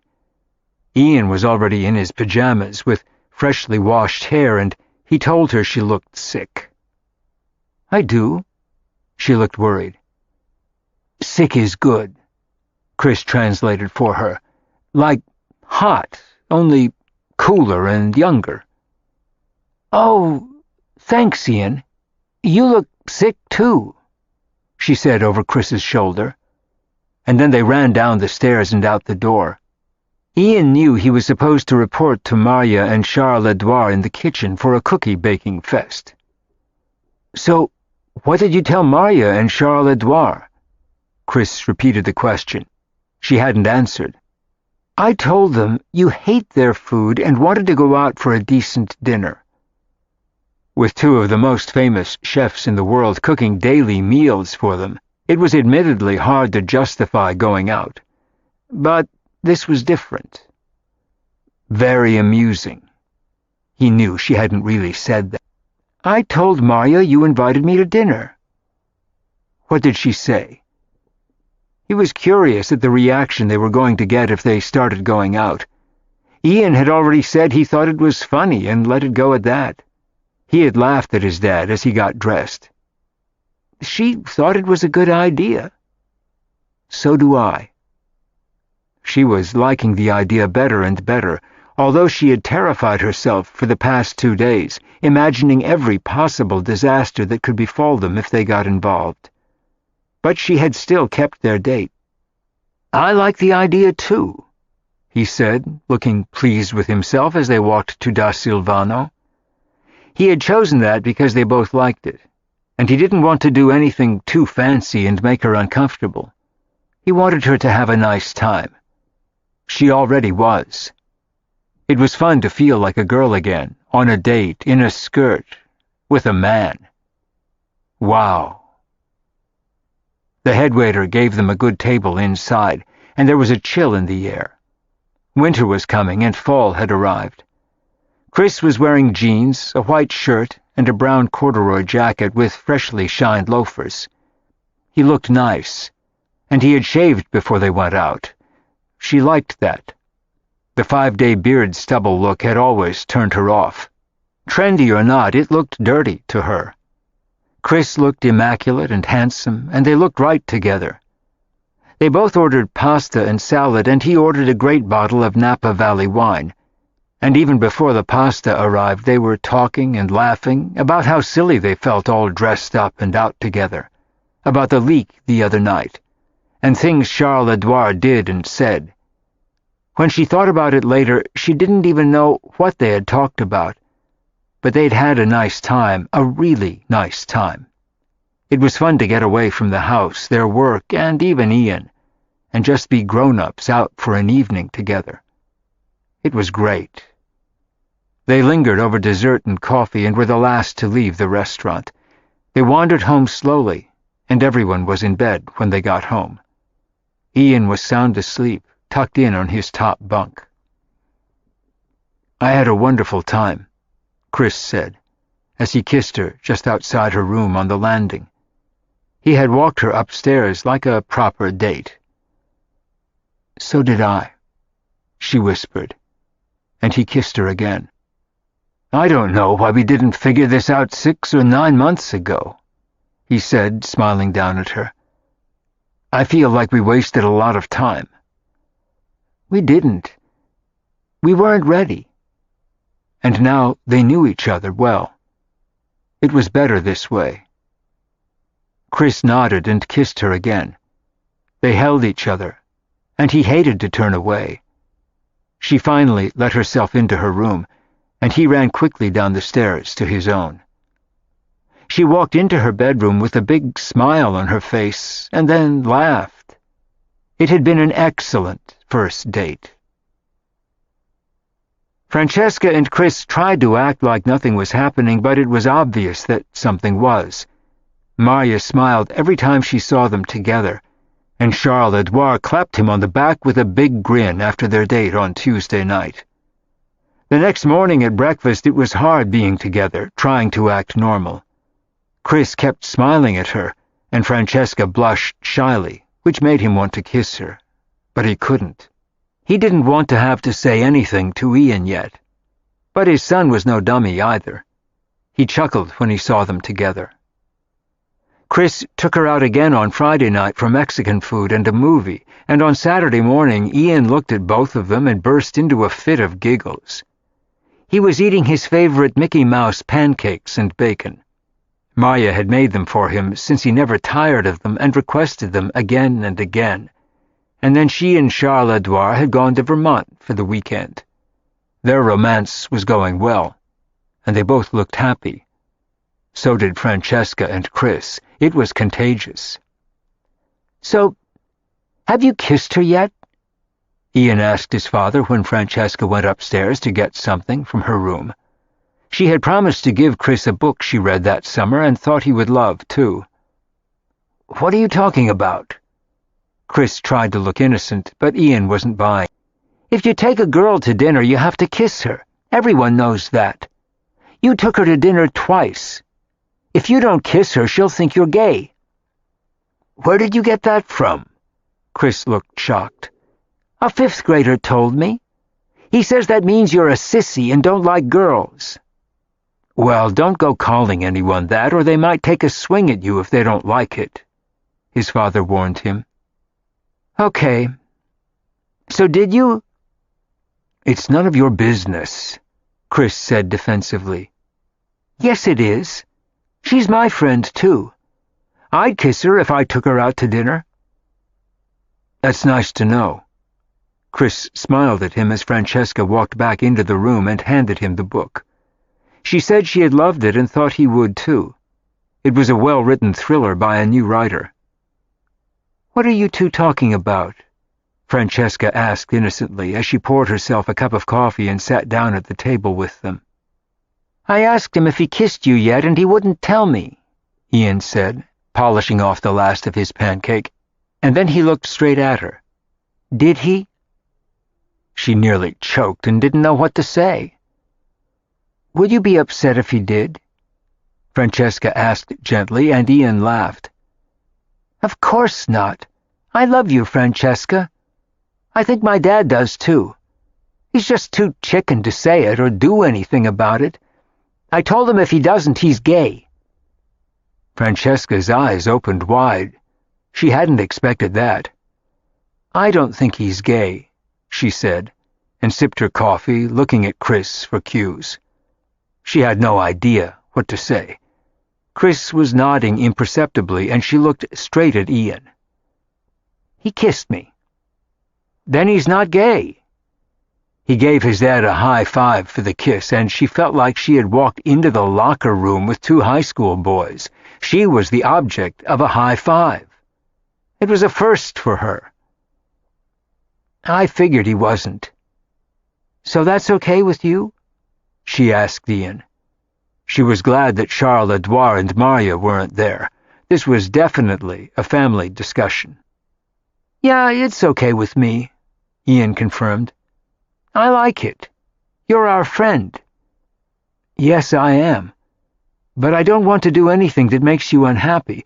You both mean a lot to me, and I don't want to mess that up. You mean like my mom? He asked. They were heading into deep waters. I don't know about your mom, Ian. That's between you and your dad. I just don't want to upset you or your dad, or disappoint you in any way. You won't, Ian said confidently. He had total faith in her. What are we doing today? He moved on to the next subject, since they had established that they had kissed. He hopped out of his chair then and bounced upstairs to watch TV. He wanted to go to Central Park after lunch. Well, that was easy, she said with a look of relief after he left the room. I was afraid he'd be upset. Chris was smiling at her. I didn't think he would. He leaned over and kissed her then, and then slipped into the chair next to hers and put his arms around her and gave her a real one. At that exact moment, Ian walked back into the room. They didn't even see him until they came up for air. He was laughing at them. Good one, Dad, he said happily, and left the room again, and took a box of rice cakes with him to munch while he watched TV. I have to get the hang of this, Francesca said, looking a little shaken. I wasn't expecting a cheering section in the bleachers. But she was glad that he approved. It was better that way. They talk about sex too much in school, Chris said, looking slightly unnerved, too. They cleaned up the kitchen and went out for lunch that afternoon, and then to Central Park. They walked around the boat pond, wandered into the zoo, bought ice cream, and threw a football between the three of them, and played tag.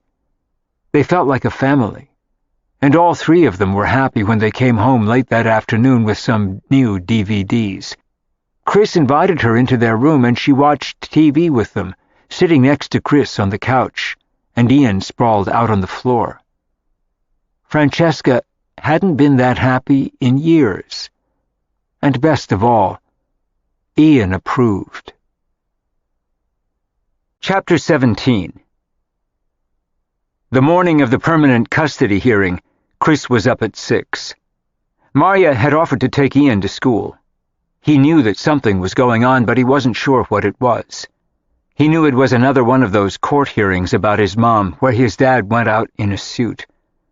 Chris didn't want to explain the details to him, and nothing was going to change. Ian was still going to be with him, whatever happened in court today. So Chris didn't want to worry him. Kim was still in jail. She was still a drug addict, and she wasn't coming out any time soon. The only difference after today's hearing was that if Chris won, Ian would never have to live with her again. She would have visitation, but Chris wouldn't be getting calls from the police after she OD'd or slashed her wrists, with Ian keeping pressure on her arteries until the paramedics arrived. He wouldn't be picking him up in juvenile detention halls after she got arrested. He didn't want Ian ever going through that again, and he wanted court-supervised visitation whenever Ian saw her in future. Francesca had volunteered to go to the hearing with him, but he thought it would be too upsetting for her. "Excuse me?" she said to him after Ian left for school. "Do I look like a sissy to you? I know what a drug addict is. I know what Ian has been through. I remember when she OD'd and you flew out the door to go get him. I'm well aware that she's being charged with manslaughter and may go to prison. Why can't I be there for you?" "What if I lose?" he said, looking worried. "That's even more reason for me to be there for you. And if you lose," she said firmly, "we'll try again. You're not going to lose, Chris. She's a mess." "Her father is a very powerful man." "So is yours. You're related to 2 presidents, for Christ's sake, and I don't mean Benjamin Franklin and Thomas Jefferson. I mean recent ones. That carries some sway." "My family doesn't like to get involved in public messes. They love Ian, but they thought I never should have married her. She wasn't on heroin then, but she was a mess. I thought I was going to put Humpty Dumpty back together and turn her into a princess. Instead, she turned into scrambled eggs, and always was. They think she's an embarrassment to us, so they ignore the whole situation, even what it does to Ian. I think they have denial about it. They don't want to know. Kimberly's father would lie, cheat, steal, and murder people so she doesn't have to suffer the consequences of anything she does. That's part of why she's never cleaned up. She's never had to. He cleans everything up for her. There's no such thing as paying the price in her life. Everyone else does it for her. Even our son." "Can I come?" she asked again, and he nodded assent, and she kissed him. Their relationship was going well. It had only been a few weeks, but they had spent some good time together, and he had taken her to dinner several times. They hadn't slept with each other yet, but neither of them was in any rush. They were proceeding with caution, and he had this hearing on his mind. He was going to feel a lot better when it was behind him, especially if he won. But either way, and as Francesca had just said, if he lost, he would try again. They took a cab to the courthouse on Lafayette Street. They arrived punctually at 10 o'clock, and Chris's attorney was waiting outside. Because she was in jail, Kim didn't have to be there, and she wasn't, but her lawyer was, a very nasty woman whom Chris had hated for several years. Her only interest was in protecting her client, and never their son. Chris's attorney was a serious-looking man in a suit, wearing a dark tie and steel-rimmed glasses. Chris introduced them, and he shook Francesca's hand. She had a good feeling about him. She didn't like the look of his ex-wife's attorney. She looked mean and threw dark looks at Chris. They entered the courtroom at the same time and took their places. Francesca took a seat directly behind Chris and touched his shoulder as she sat down. And a moment later the judge walked in, and the bailiff called them to order. There was no one with Chris except his lawyer and Francesca. Ian's mother was not in the courtroom, only her attorney, and Chris had pointed out discreetly to Francesca as they walked in that Kim's father was in the room. Everyone knew he was there and who he was. He was hard to miss. He was on the cover of Time and Newsweek every year, and in the papers frequently, and the judge would recognize him too. His being there was a form of silent intimidation, but the message was not likely to be missed. His daughter had his full support, which was no small thing. Both sides of the case were presented. Kim's immense devotion as a mother and her love for her son, how much she loved him. What a good person she was, that she was going straight into rehab as soon as she got out of jail because she wanted to be clean for her son. The woman lawyer representing her turned to the judge, and with the most earnest look Francesca had ever seen, she said that there was nothing on earth Kim was not willing to do for her boy, and that she could swear to the judge personally that there would be no further risk to the child, and that joint custody must and should be preserved. And at all costs, this 8-year-old boy should not be deprived of his mother once she got out, nor feel abandoned by her if Chris wrested custody away from her for sole custody for himself. She said that was clearly not in the best interests of the boy, but joint custody was. She used everything except organ music and a choir to sway the judge. He sat stone-faced on the bench, listening raptly to everything she said, and Francesca saw him glance in Kim's father's direction more than once. She knew that Chris had seen it too. It was what he expected. Powerful people pulling strings even just by being there and staring at the judge. It also told them that Kimberly's family didn't intend to lose. It was an important message, and Chris was afraid it could well convince the judge to maintain joint custody between them. That was Chris's worst fear, and Francesca shared it. She didn't believe for a minute that they wanted what was best for Ian. Nor did Chris. Francesca was nervous about Chris's lawyer at first as he began to speak. He seemed professional more than impassioned. He was extremely dry and unemotional, particularly in comparison to Kim's lawyer, who had pulled out all the emotional stops to an alarming degree. A private investigator had been working for Chris, and unearthed information that none of them had ever known before, and surely not the court. Chris's attorney explained in his opening statement that Chris was not seeking to keep Ian from his mother, that they would welcome court-supervised visitation when she was free to participate in it. They didn't want to keep the boy from his mother. All they wanted was to keep him safe and living in a wholesome atmosphere. And given his mother's history and her poor judgment, they felt that all decisions regarding Ian should be made by Chris. That meant sole custody for him.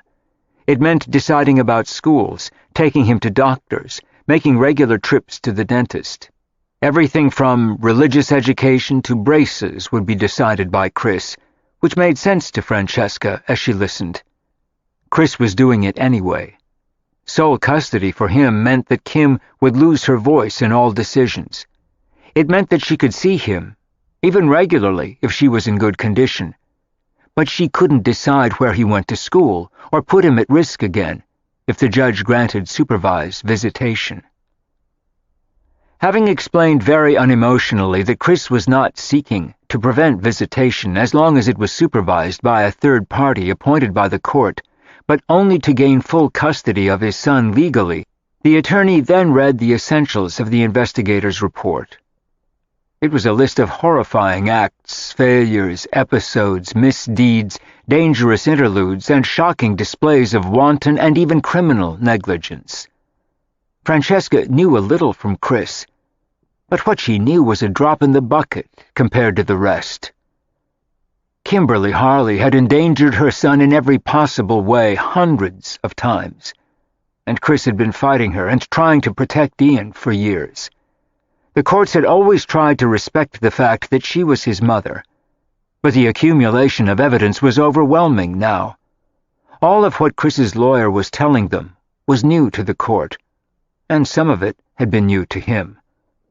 According to witnesses who had signed statements for them, she had left Ian with other drug addicts, abandoned him in truck stops and restaurants where he was brought home by other people, forgot she had him with her, and left him by the side of highways, dropped him when he was a baby because she was on drugs, which Chris knew, forgot him on the roof of her car as an infant, where Chris had rescued him before she drove off, left him in crack houses, left him with a dead body, forgot to feed him for days, had attempted suicide several times in front of him, and pointed a loaded gun at him, intending to kill him and then herself, and another addict had taken the gun away from her and saved Ian's life. The attorney said that Ian had called 911 for her countless times when she OD'd. The list went on and on and on and on. It no longer mattered that Chris's lawyer was unemotional and used none of the bells and whistles the female attorney had. It was better this way. His lack of emotion was far more effective. They were cold, hard facts. Pages and pages and pages of them, with police reports and signed witness statements attached. Francesca looked behind her at Kim's father, and he looked like he wanted to kill Chris's attorney for telling the truth about his daughter. It was the most damning evidence any of them had ever heard, and couldn't be denied. Listening to it, and knowing Ian, Francesca thought Kim deserved a lot worse than prison. She had no idea how Ian had survived it, and it was no longer surprising that Chris was relationship-phobic. Married to a woman like that, constantly endangering the life of their son, even when he was an infant, how could he ever trust anyone again? There were tears in Francesca's eyes as she listened. The list of horrors finally ended, and Chris's attorney approached the bench and handed a copy of all of it to the judge. He was sitting silently and stared at Chris.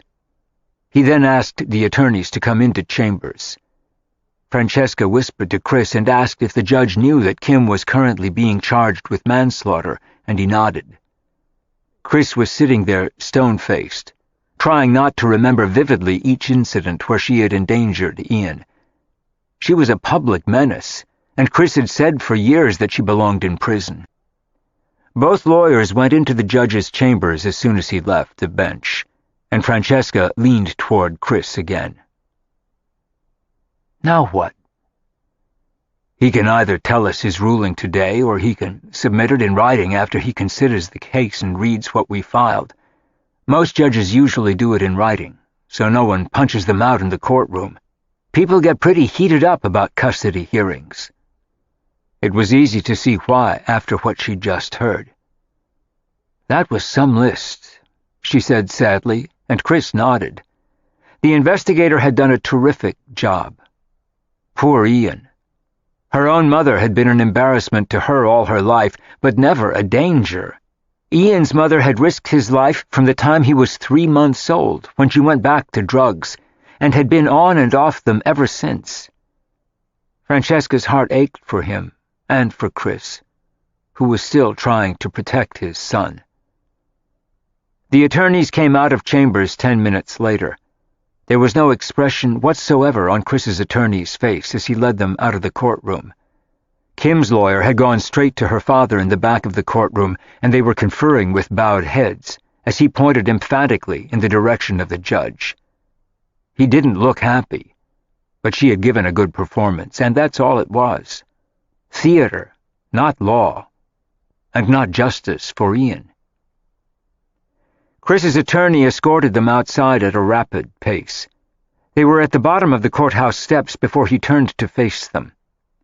He had been afraid that someone might call the press, so he got them out of the courtroom as fast as they could. "What happened in chambers?" Chris asked him with a worried look. His attorney smiled at Chris and touched his shoulder. "You have sole custody of Ian, Chris. The judge said he doesn't want to hear another word from them in this case. He said that as long as he's on the bench, you'll have custody of Ian. And he said that the next time she endangers him, he's putting her in jail. He said he has no idea how she kept joint custody for this long." Tears rolled down Chris's cheeks as he listened to the words, and Francesca choked on a sob. "Now get out of here before someone figures out who you are and calls the press. Her father won't this time." Chris beamed at him and thanked him, and then hailed a cab, and he and Francesca jumped in. Francesca burst into tears and hugged him as the cab drove away. It had been a total victory for Chris, and Charles, Edouard, and Maria were waiting for them when they got home. They knew immediately when they saw Chris's face and Francesca's tears. "Thank God," Maria said as she hugged him, and so did Charles, Edouard. It was an enormous relief to all of them, and Chris reminded them again not to say anything to Ian when he got home. And then he went upstairs to change into a sweater and jeans. He was shaken and thrilled. Ian was all his. At last.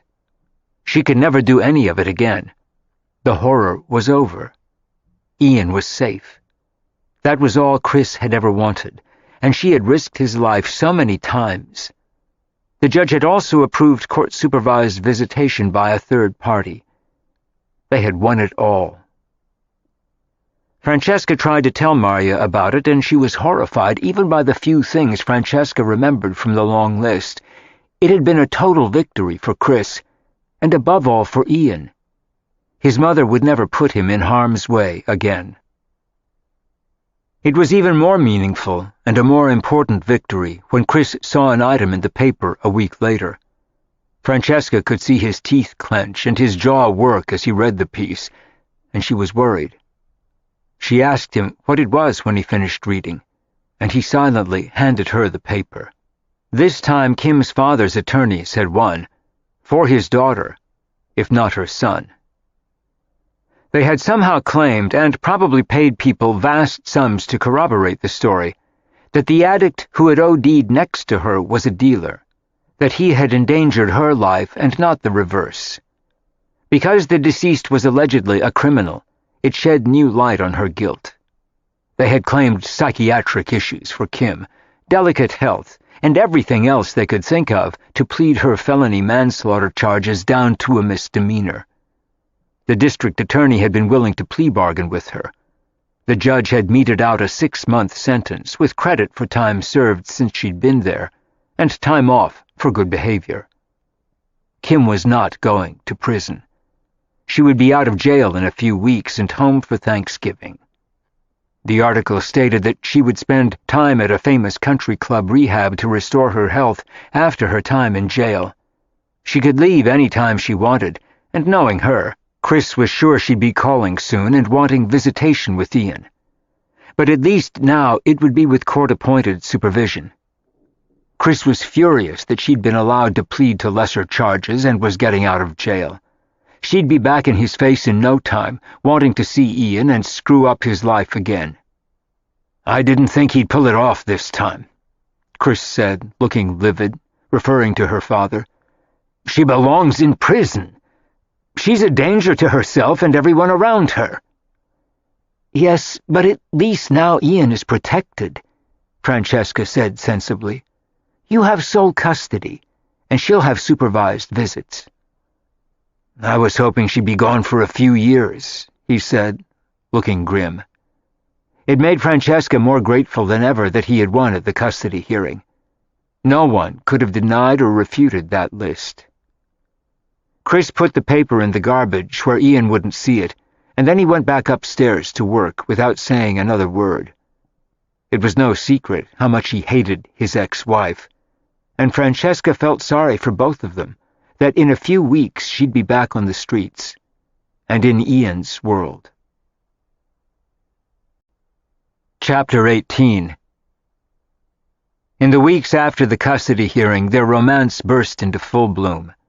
Chris started to relax and make his peace with the fact that Kim wasn't going to prison and would be back, wanting to see Ian. Francesca reminded him that there was nothing he could do about Ian's mother. He had won a major victory. He had full control and sole custody, and all their visits would happen with supervision. Ian would be safe from now on. It allowed Chris to finally think about something else. He was spending more and more time with Francesca. They were in her living room and bedroom at night after Ian went to sleep, but they didn't dare do more than kiss, in case he woke up and came upstairs. They went on wonderful outings together on weekends: the Bronx Zoo, the Staten Island Ferry, the Boat Museum at the tip of Manhattan. She took them to see her father and Avery in Connecticut, and Chris and Henry got on well. The three of them wore costumes and went trick-or-treating on Halloween and watched the parade in the village. Francesca hadn't had as much fun in years. The next morning, as Ian lay in bed with a plastic pumpkin full of candy, Chris came upstairs to find her in her room. "I'll trade you 2 Milky Ways for a Snickers," he said as he walked into the room. "No deal," The lady on Jane Street gave me the dark Snickers bars. That's worth at least 6 Milky Ways and a bag of peanut M&Ms. I saw you slip 2 of them into your pocket at our last stop." "You're a crook," Chris accused her as he kissed her. He was starving for her. Years of monastic solitude had finally caught up with him.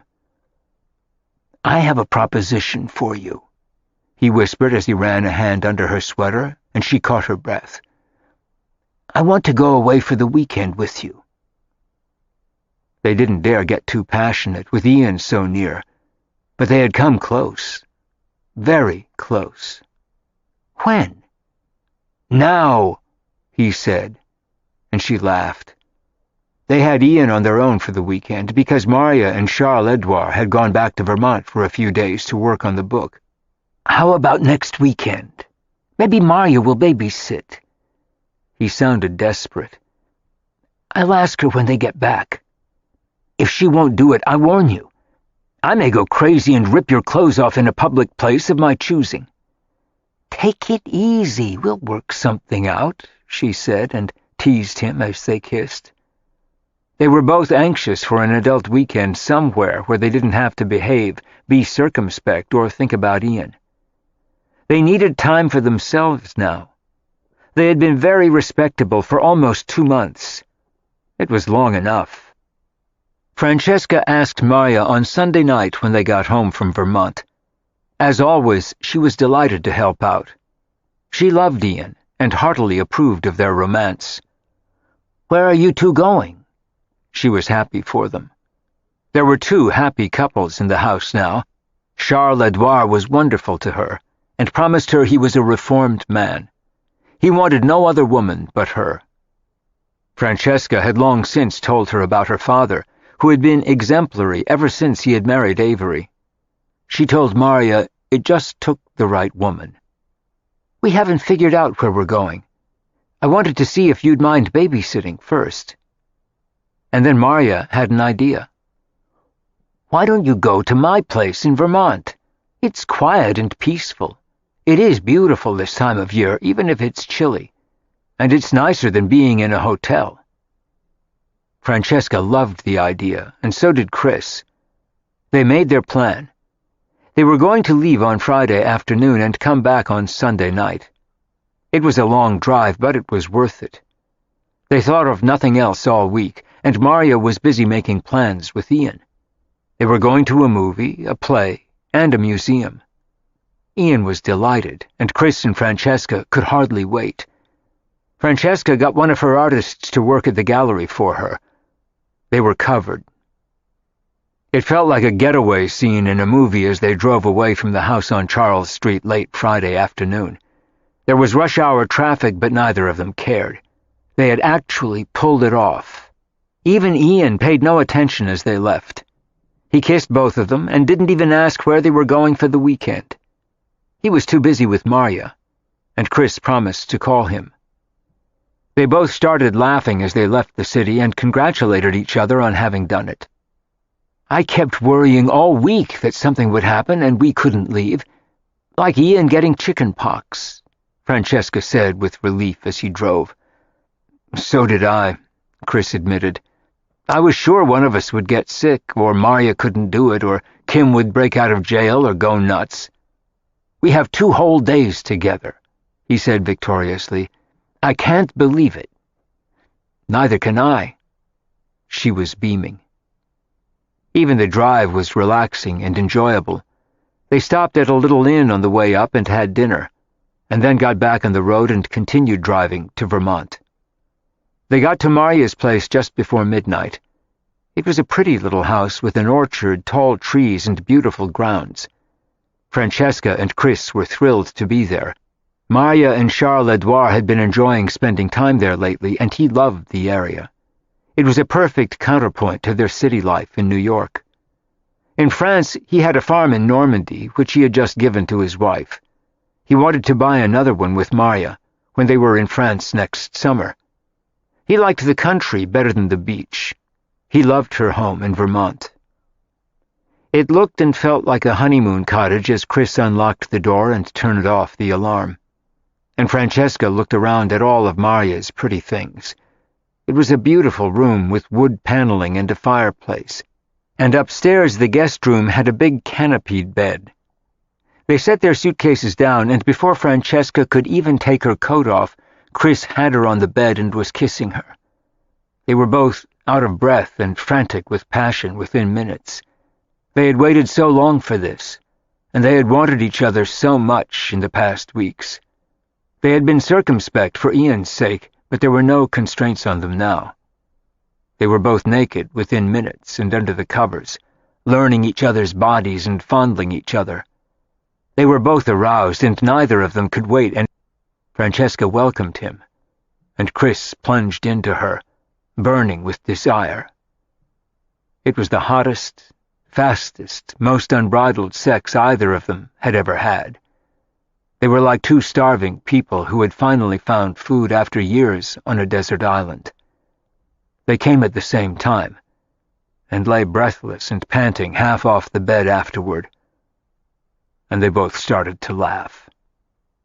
"I think I'm too old for this," Chris said, trying to catch his breath, and she was lying on top of him, dripping with perspiration, her eyes closed with a huge smile on her face.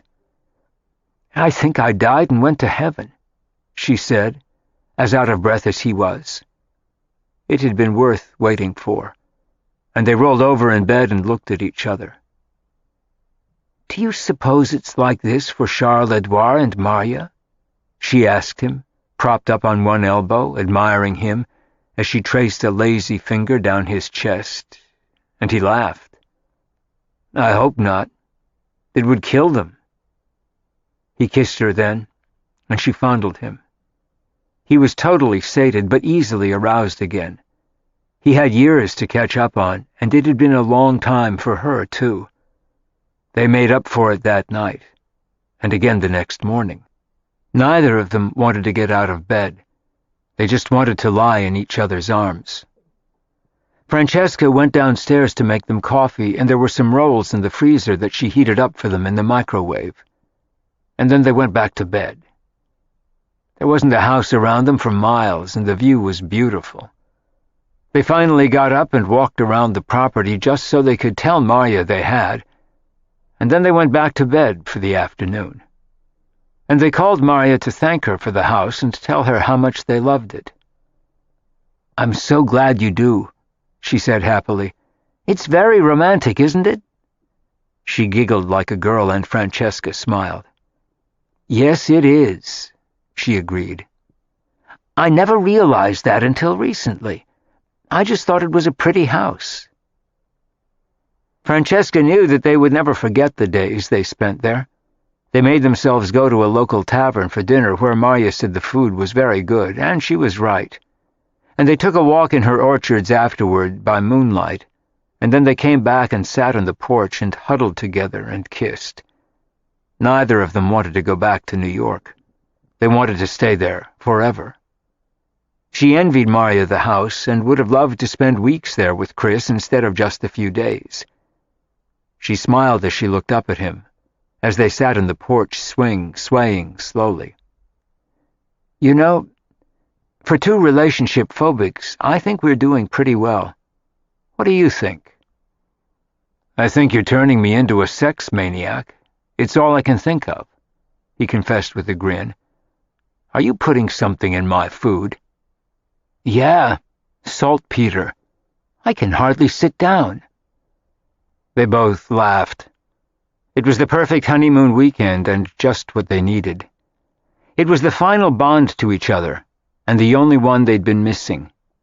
They had the friendship they'd built over many months, the romance that had sprung up between them since the summer. And now this, the union of their bodies to complete what they felt for each other.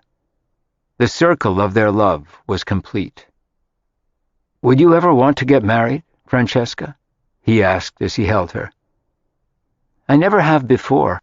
I was afraid I'd end up like my mother, married 14 times. "Be nice. Only 5, he teased her. "I figured once was too many. My father cheated on everybody. My mother married everybody. I never wanted to do either. And I was afraid to have kids, she said honestly. That seemed like too much to me. What if you screw it up? You ruin a whole human being. Chris was struck by the irony of it as he listened to her. She would have made a wonderful mother, but hadn't had children because she was afraid to hurt someone or do something wrong. And Kim, who was a walking minefield and human disaster area, hadn't hesitated to have Ian and wanted more. Once he realized what a mess she was, Chris wouldn't let her, although he would have loved to have more children. I think Ian is the first child who has ever made me wish I'd had some of my own, but I'm still not convinced you have to get married to have them. That's a double jeopardy I was never ready to face. I think it's nicer if you are. It's a statement about commitment and believing in the other person. He thought about it for a minute and then shrugged. What do I know? Look what a catastrophe my marriage was. But look at who he had married. It probably helps if you marry the right person. I couldn't have married a worse one. I must have been blind, but she talked a good game. And we were both young. I'd know better now. Would you ever marry again?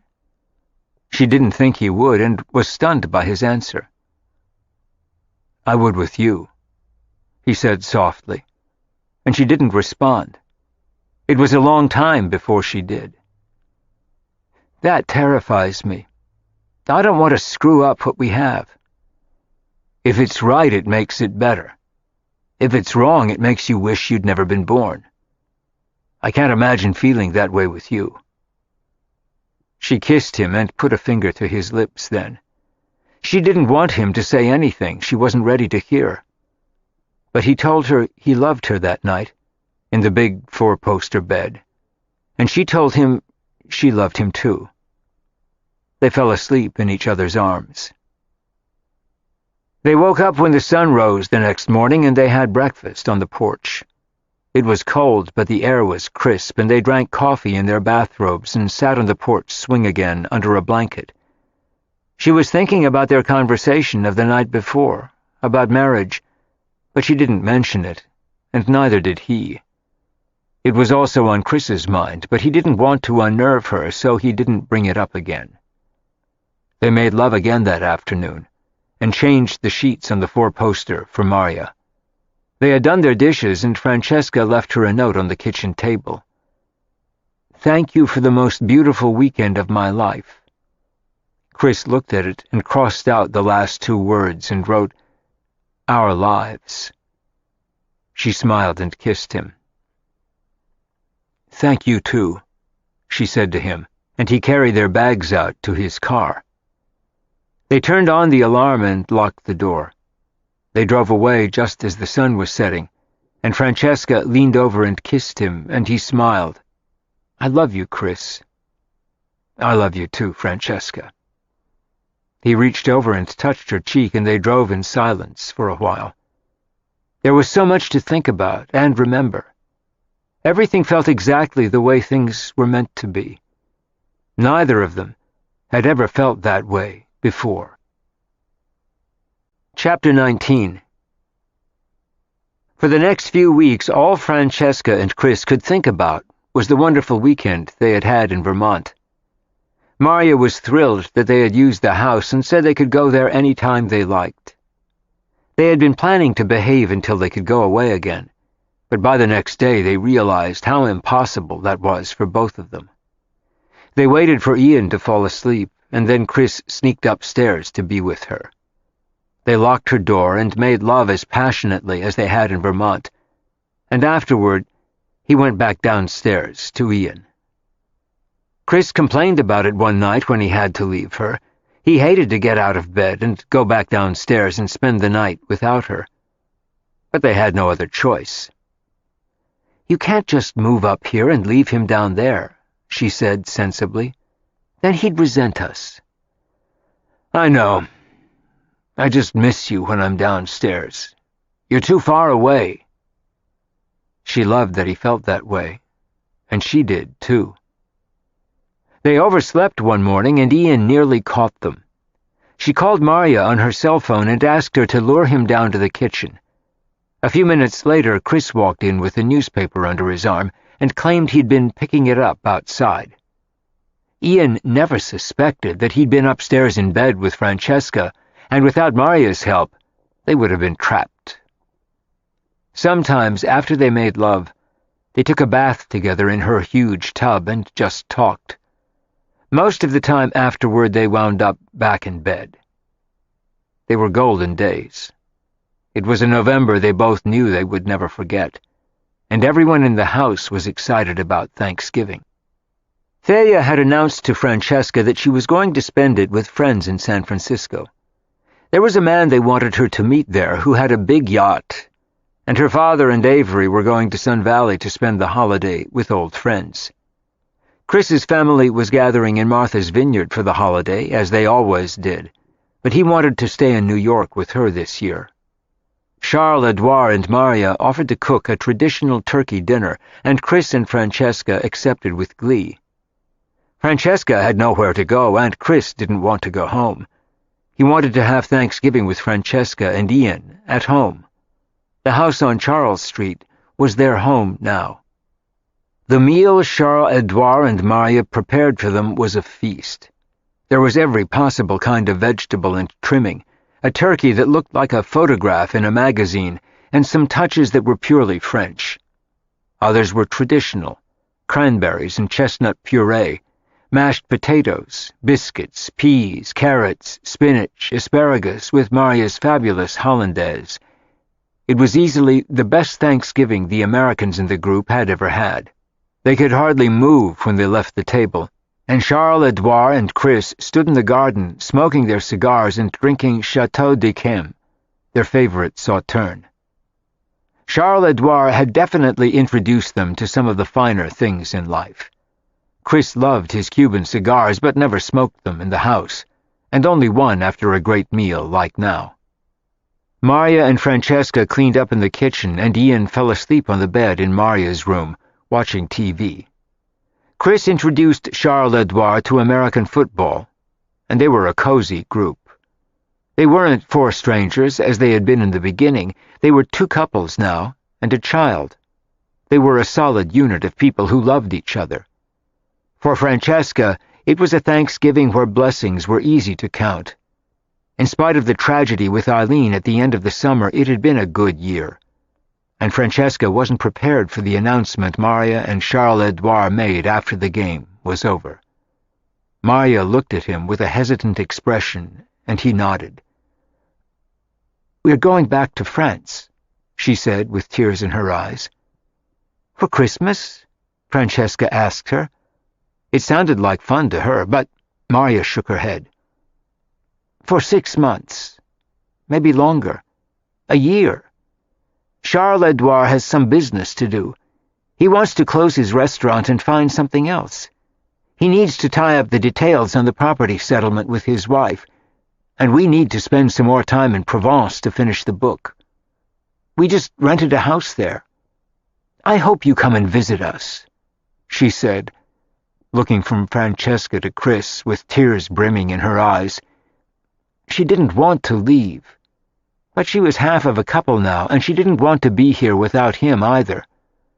There were worse fates than spending a year in France, or even moving there, which they were discussing too. Francesca looked shocked and very sad. "Are you selling the house in Vermont too?" Maria shook her head. "I couldn't. You can use it any time you want. Charles Edouard promised that we can spend a month there next summer. I don't think we'll be back before then." His life was really in France. He had spent the past 4 months in the States for Maria, but he needed to get back. He had a lot to do there, and a business to run or sell. It was running off the rails in his absence. He had to go back and make some decisions. Francesca couldn't imagine the house without her now, nor could Chris, and he knew Ian would be sad too.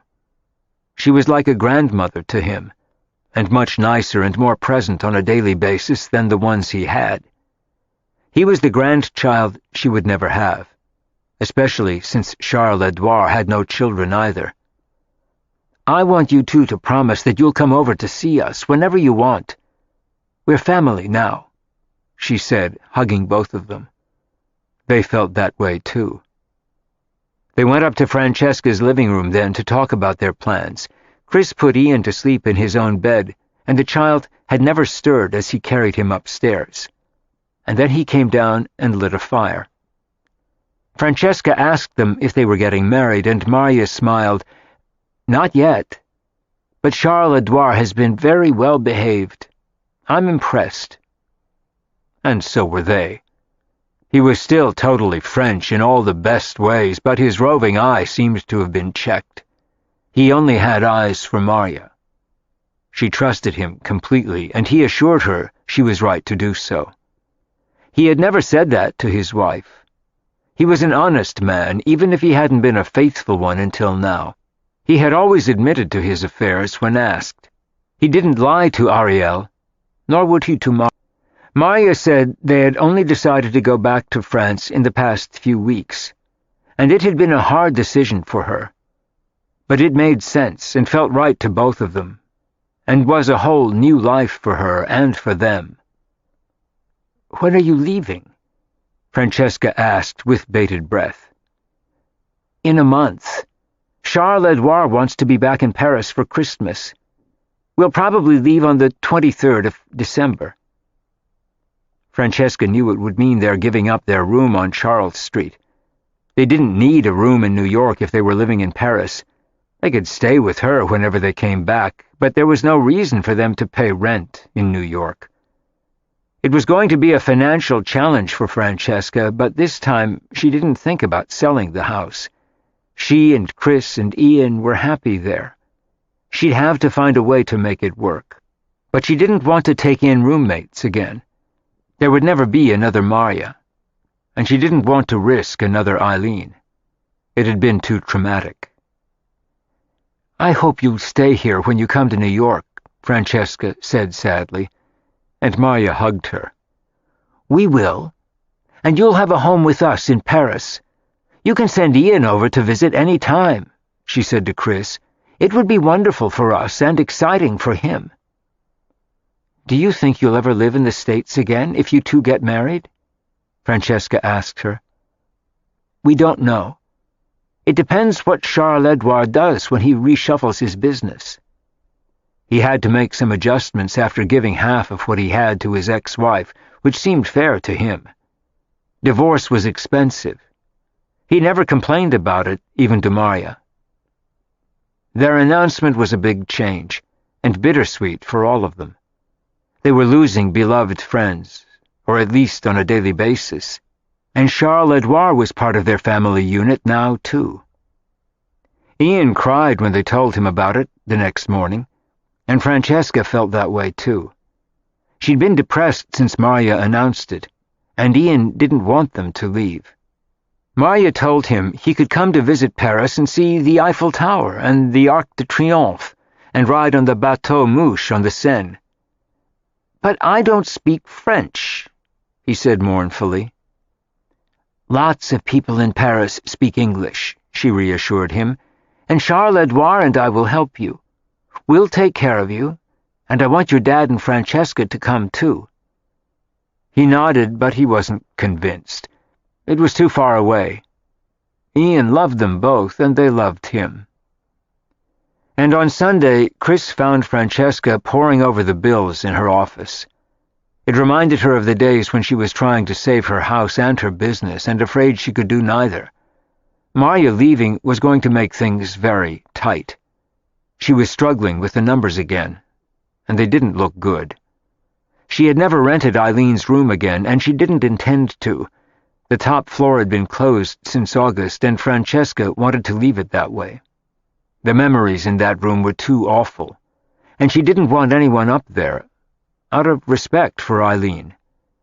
The rooms were clean and empty, and kept locked. She hadn't been up there herself since the murder, and Brad still hadn't gone to trial and probably wouldn't for many months. The police had stayed in touch with her. She had often thought of calling Eileen's mother, but she never had. She had the feeling they wouldn't welcome her call. She was planning on sending them a note over Christmas and had written a heartfelt condolence letter when Eileen died, saying what a wonderful girl she was. They had never responded. Maybe they just didn't know what to say or how to do it. Chris saw her worried expression as Francesca went over the bills.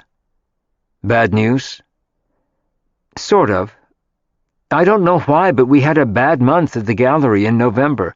We hardly sold anything. October was great, and September was pretty good. Every time I think we're getting solid, something slips. I don't have a lot of cushion from it, and I'm still paying that damn plumber bill from the big leak. $2,000 was a lot at one gulp for her. The plumber had allowed her to do it in 2 payments, which helped, but she still had to pay it. It's kind of a blow that Marya's leaving, in more ways than one, she said sadly. I'm going to miss her so much. She was both surrogate mother and friend to her now, and good at both. Francesca loved chatting with her every day. They all did. And I don't want to rent Eileen's room again. I just can't. And no one would want it anyway. What happened there is too heavy for anyone to want to live in that room. And I don't want to take strangers in again. It's too risky. In the end, she had decided that her mother was right for once, although she'd been lucky. But it seemed too high risk now, and too intrusive. You did okay with me, he teased her, and she smiled. She was so happy with him. Yes, I did. But now she was losing 2/3 of her income from the house, with no Marya and no Eileen. That was a big chunk to her, and made things very difficult for her again. Marya's lease had been about to end anyway, and so was his. How did you manage when Todd was here? He asked, curious about it. He had never asked her that before.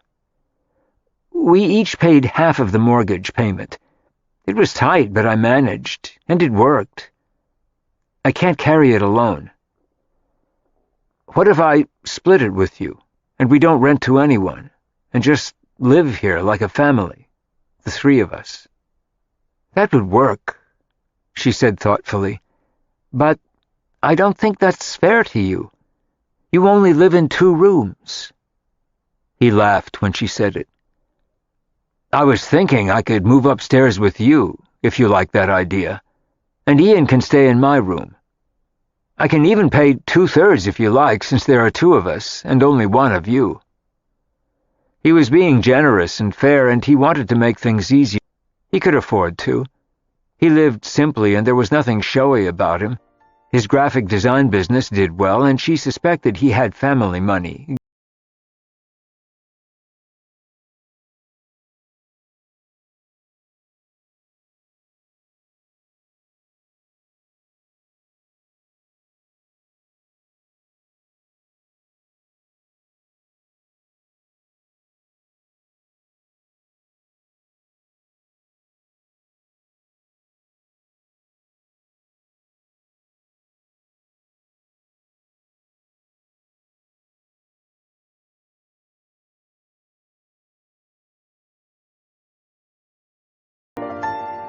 This is disc number 7.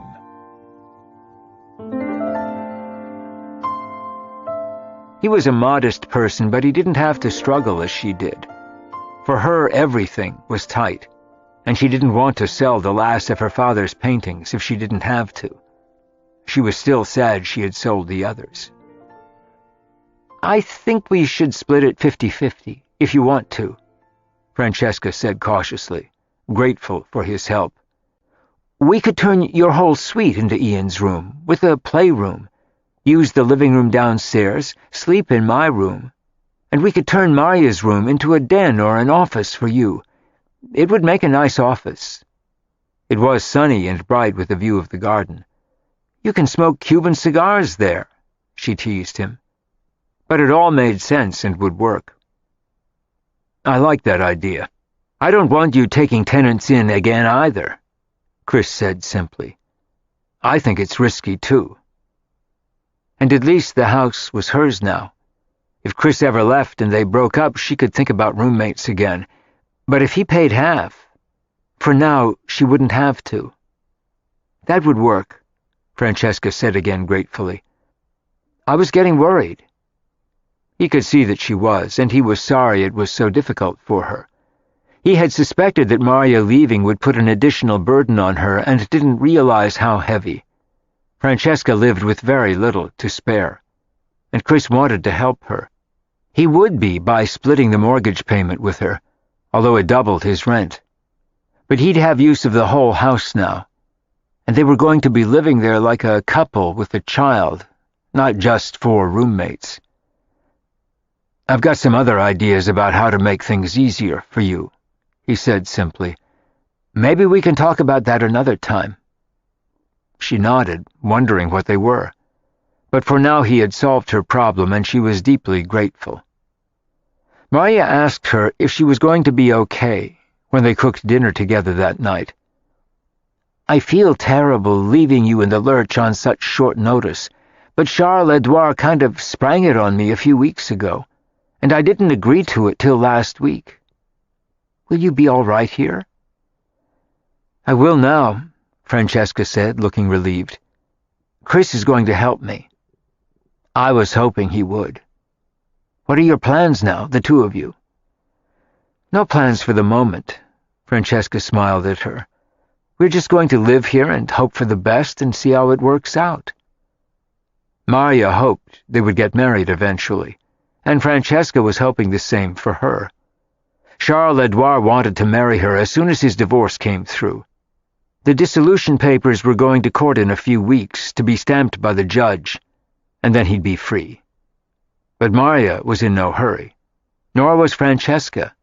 She'd been avoiding marriage all her life and didn't want to change her mind about it now, no matter how much she loved Chris. And she did. I don't want to be like my mother. She had said that to Maria before, and to Chris. You couldn't be in a million years, Maria reassured her. She's a completely different woman than you are. I like her, but you're just not playing in the same league she is. Maria saw Thalia for what she was, a frivolous, spoiled, selfish, superficial woman, even if she was amusing, and a bit of a caricature of herself. But Maria respected Francesca profoundly and loved her like a daughter or a niece. Even if you got married 10 times, you wouldn't be anything like her. I'd rather not risk it. I wonder if she'll ever find another victim. She's been shopping for number 6 for years. You'd think she'd get tired of it and forget it, but she never will. She'll want to get married again when she's 90. They both laughed and suspected it was true. She and Chris talked about their plans for the house that night. She was wondering when they should tell Ian. Do you think he'll be upset if you move upstairs with me? She looked worried, and Chris kissed her.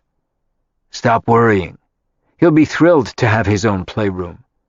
I'm going to get him a big TV so he can watch movies, and we'll just be up 1 flight of stairs. They were both excited about finally sharing a bedroom. It was becoming a real life, not just a romance.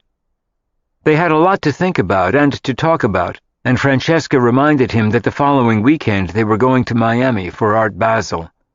It was one of the finest art fairs in the world, second only to the one held in Basel, Switzerland in June. And there were a dozen other smaller art fairs being held in Miami that weekend, too. Francesca could hardly wait, and Chris was coming with her. She was still shaken by Maria moving to Paris, and especially so soon. But they had a lot to look forward to, and their life together was just beginning. He wanted her to come to Boston to be with his family for Christmas. Francesca had said she would, and Ian wanted her to, but the thought of it scared her to death. What if they hated her or thought she wasn't good enough for him? She was just a little art dealer in the West Village, and the daughter of a famous artist. His family was chock full of important people. They're going to love you, I promise, Chris reassured her. She decided to postpone worrying about it till after Miami. Between Maria leaving, switching the house around when she left, Christmas with his family, and the art fair in Miami in less than a week. December was going to be busy. Chapter 20. Maria and Charles Edouard had agreed to babysit for Ian when Chris and Francesca left for Miami for the weekend. She could hardly wait to see the different art fairs. There was Scope and Red Dot and 14 others, along with Art Basel, which was the finest in the world. The work that was exhibited there would sell for a fortune. Her father's dealer had a booth, her father and Avery went every year, and she had promised to call them. Francesca and Chris were staying at the Delano, and when Chris saw it, he loved it. Each of the elevators was lit up in a different color, and the rooms had been designed by Philippe Stark. The weather was balmy and warm when they arrived, and Chris was dying to spend some time at the pool. Francesca wanted to go straight to the fair and get started. They'd be seeing more art in the next few days than most people saw in years. Art Basel was at the convention center in Miami Beach, in an enormous hall, and the others were at the Ice Palace and scattered around the city in different locations. Some of the smaller fairs had taken over hotels, and each room was rented by a different dealer.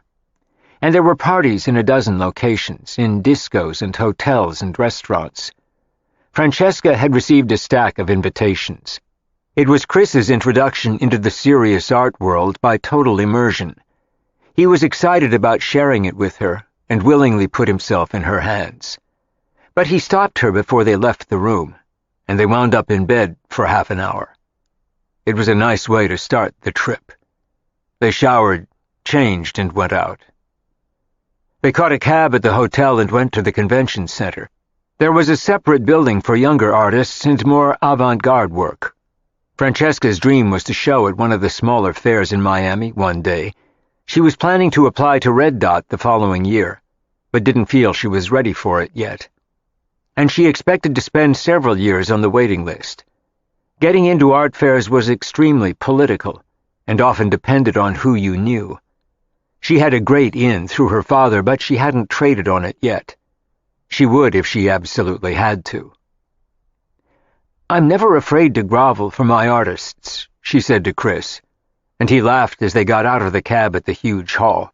She had a pass from her father's dealer to get in, and a few minutes later they were walking down the aisles, stopping at each booth to check out the art. Chris was amazed at what they saw. There were an infinite number of traditional dealers selling important paintings.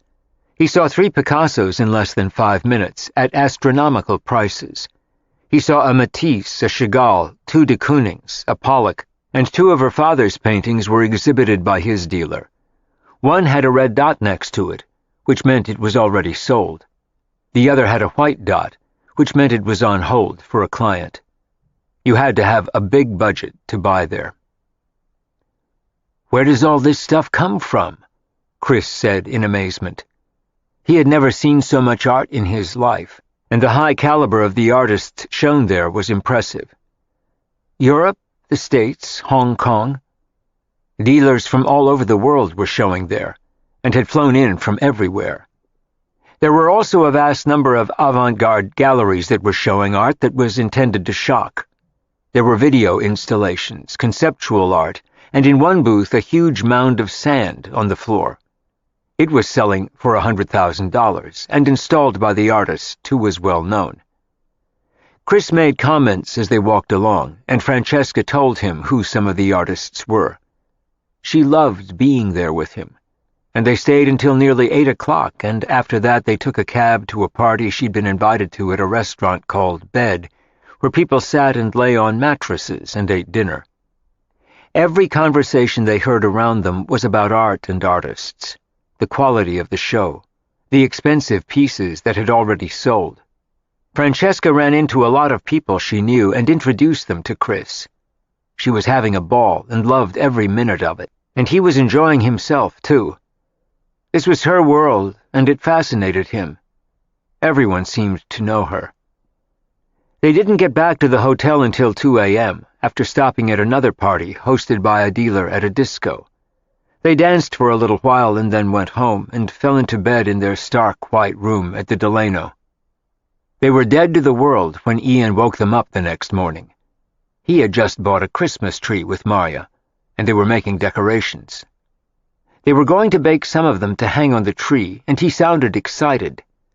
Chris smiled at Francesca proudly after they hung up. Ian promised to call them back later. "He's such a great kid, isn't he?" Chris said, cuddling up to her in bed. "Yes, he is," she agreed. "And so are you." She kissed him, and they got up a few minutes later. And an hour after that, they were back at the fair. They stayed there all day until Chris begged for mercy and said he couldn't look at another piece of art. They had almost finished with Art Basel by then, and she still wanted to see Red Dot and Scope. But she agreed to take a break and spend an hour with him at the pool. He lay gratefully next to her and looked ecstatic as he held a beer. "Jesus, they're not kidding when they say this is the biggest art fair in the world." She laughed at his look of exhaustion.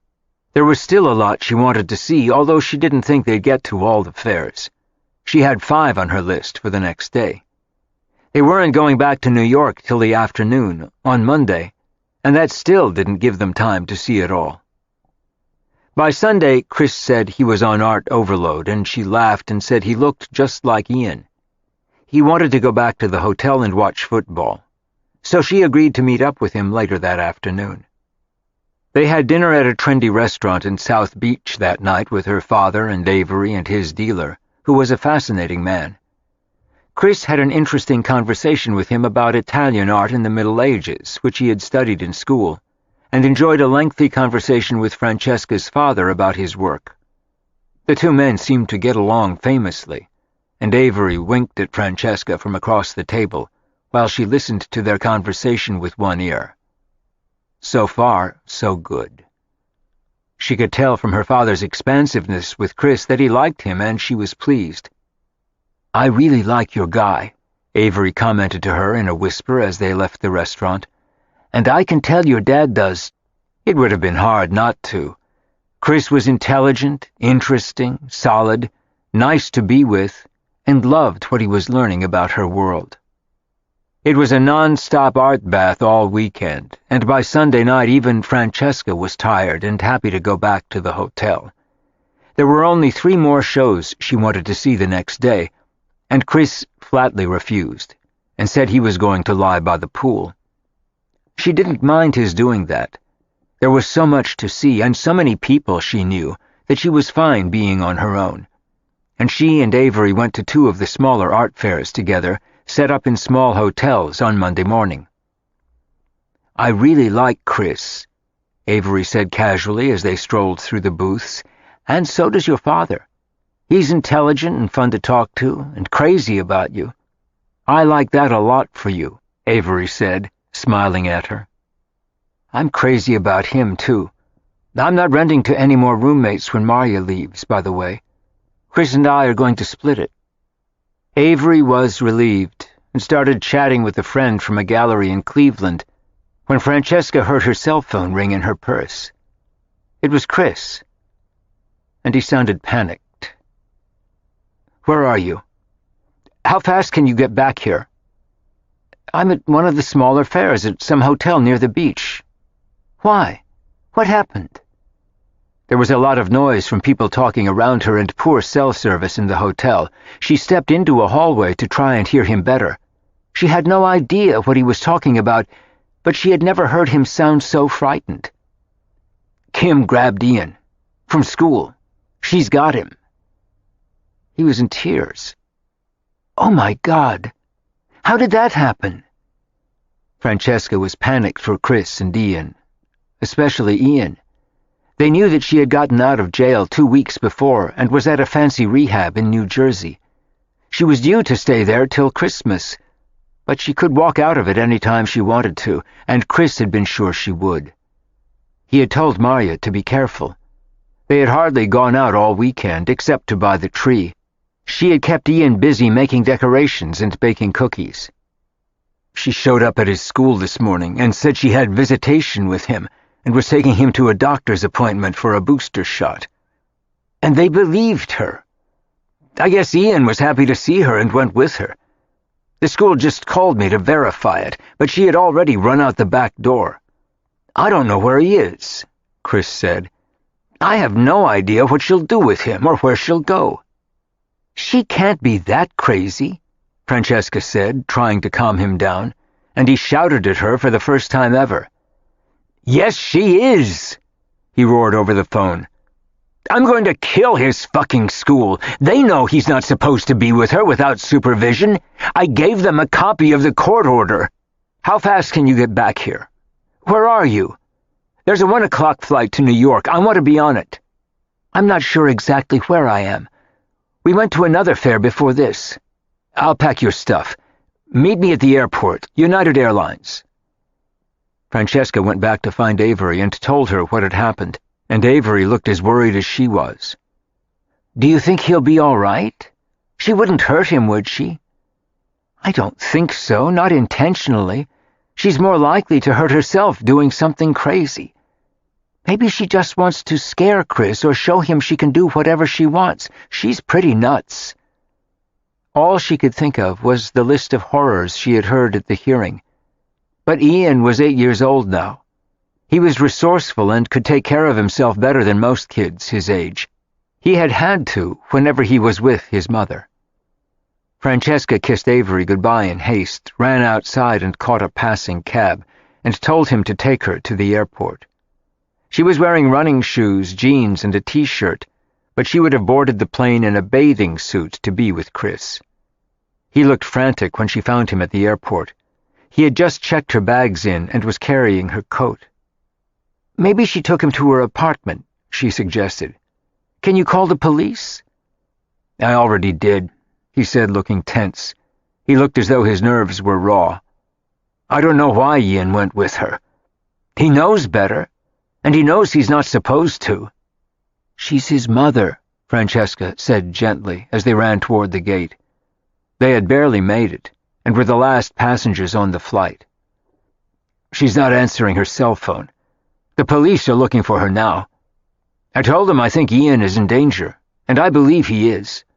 The woman is insane. They boarded the plane and took their seats, and Chris hardly spoke on the flight.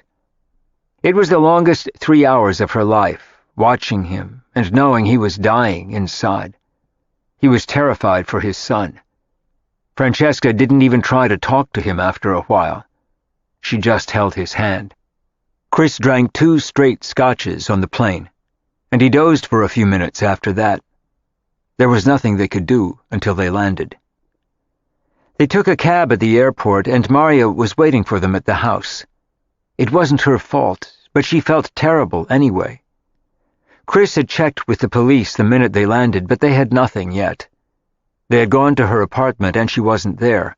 The elevator man and the doorman hadn't seen her since she got out of jail and left for rehab. Chris sat in the kitchen on Charles Street, with his head in his hands, trying to figure out where she was. Where would she take him? And then suddenly he had an idea. He looked like a madman as he stared at them both, and right then he was. If she's not out buying drugs or dead in an alley somewhere, there's a bar on the west side where she used to take him. They have pinball machines and arcade games.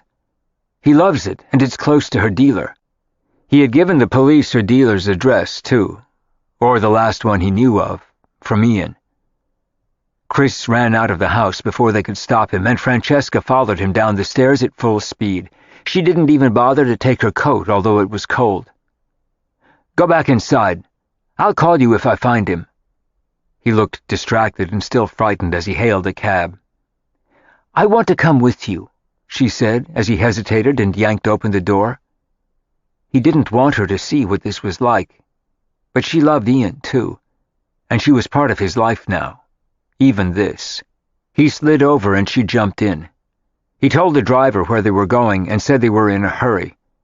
The driver made good time up the West Side Highway, and they were there in 10 minutes. It looked like a sleazy place that would have frightened Francesca otherwise. They were open, and Chris pulled open the door and walked in.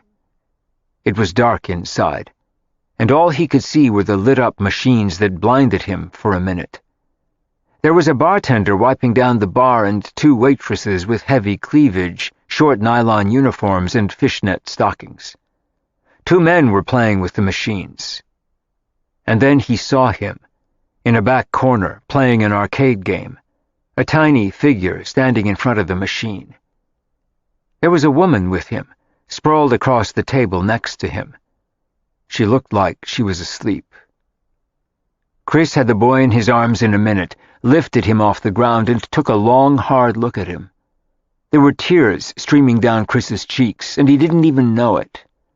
Francesca was crying with relief. Ian's eyes were huge in his face. "Are you okay?" Chris asked him, and Ian nodded. "I'm fine." Ian's voice was small as his father held him. "She's sick." Which meant she had just shot up. She looked it. This was not a new scene to Chris or Ian. "I'll take care of it," Chris said through a clenched jaw and handed him to Francesca. Kimberly hadn't stirred. "Take him back to the house." Francesca nodded, and Ian took her hand as they walked out, as Chris jabbed his finger into his ex-wife's shoulder. She didn't move, and he suddenly wondered if she had OD'd while Ian played the machines. He felt for a pulse in her neck, and while he was looking for it, she groaned and then threw up all over the table where she lay. Her face was lying in it. One of the waitresses saw what happened and came over with a towel. Chris pulled her head back with a hunk of hair clenched in his fist. She opened her eyes as the vomit dripped off her face, and hating her, he cleaned it. Heroin always did that to her, especially if she hadn't had any for a while. And she'd been in rehab for 2 weeks. It was an easy way to OD after being clean. "Oh, hi," she said vaguely. "Where's Ian?" "He went home." And then, without even knowing he'd done it, he put a hand around her neck and squeezed. Her eyes opened wide as she stared at him, but she was too high to even be frightened, just confused. "If you ever do that again, if you ever touch him, grab him, take him anywhere, see him without supervision, I swear, Kim, I'll kill you." And as he stood there, nearly choking her, he wanted to. For one crazed, uncontrollable moment, he wanted to snap her neck, and then with his whole body shaking, he let go. "Don't you ever come near him again and take him with you when you shoot up, and to a place like this." Without another word, he pulled her to her feet then, and she staggered toward him. He dragged her outside into the sunlight, and she threw up again, and then looked better. "I hate you," he said when she glanced at him. "I hate everything about you and what you did to our life. I hate what you do to him. He doesn't deserve this." And worst of all, Chris hated who he was when he was anywhere near her. She was a poison that filled him with rage. For an instant in the bar, he had wanted to kill her. No one could do that to him except her, and she wasn't worth it. She never had been. A sob caught in his throat as he held her up with one hand and hailed a cab with the other. An empty cab came to a stop next to him. He opened the door and pushed her in. She reeked of vomit, and so did he. She was 32 years old, and a once beautiful woman, but there was nothing left of what she had been. Chris gave the driver $40 and her father's address, and he looked down at Kim with disgust and the dying embers of his fury. "Go see your father. He'll take care of you. And stay away from Ian until you're clean." "Thank you," she said, trying to focus on him, and then she laid her head back against the seat and closed her eyes. Chris looked at her and slammed the door of the cab. He was shaking all over as they drove away. He had almost killed her. He had wanted to, which terrified him. He walked for a few blocks and hailed another cab and got in. He gave him the address on Charles Street and stared silently out the window all the way there, realizing that his life and Ian's would have been destroyed if he had lost control and killed her. He never wanted to see her again. She was the worst thing that had ever happened to him. And Ian was the best thing. He tried to focus on that on the ride home. Chapter 21. Chris could hear Marya and Francesca in the kitchen with Ian when he got home. Charles Edouard was cooking something for them, and Chris went upstairs, took a shower, and changed his clothes. He was still shaken by what he had almost done to her. He had been terrified all the way back from Miami. He never knew what kind of life-threatening situation she would put their son in. He looked shaken and subdued as he walked down the stairs to the kitchen. Ian looked up at him with the 1,000-year-old eyes that ripped Chris's heart to shreds. "Where's Mom?" He was worried, and afraid that his father was angry at him. He wasn't. He was scared by what had happened, what could have happened, and what he had almost done. It was a wake-up call to him. He couldn't let her get to him again, ever. He had almost lost control. "I sent her to your grandfather's. He'll know what to do with her." He would take her back to rehab for the 10,000,000th time, and she would walk away again, until one day she was dead. Chris didn't need to kill her. She was already dead and had died years before when she started shooting up. She had done it even before they met. He just didn't know. "She'll be okay, Ian. For now. For a while. But not for long. She'd never be okay again." "I'm sorry. I didn't mean to frighten you. I was very worried. I don't want you going off with her again. You can see her, but there has to be someone there." Ian nodded, and Chris walked toward him and gave him a long hug. "I'm sorry you had to see that." He had seen it 1,000 times before. He wondered how you apologized to your son for giving him a mother like that. Or worse, if he had killed her. The thought made him shudder, and Ian felt it. He felt sorry for his dad. "It's okay. She wasn't too bad, just a little sick." It was pathetic that that was his definition of not too bad. They had both seen her much worse. Chris wanted to take another bath to scrub his insides and his mind and all the memories from Ian's memory too, but he knew he couldn't do that. And one day Ian would have to sort it all out for himself. It was the legacy she had left him. They had been to hell and back with her. Chris turned and saw Francesca then for the first time. He hadn't even noticed her when he walked into the room. He smiled at her and saw how upset she was, too.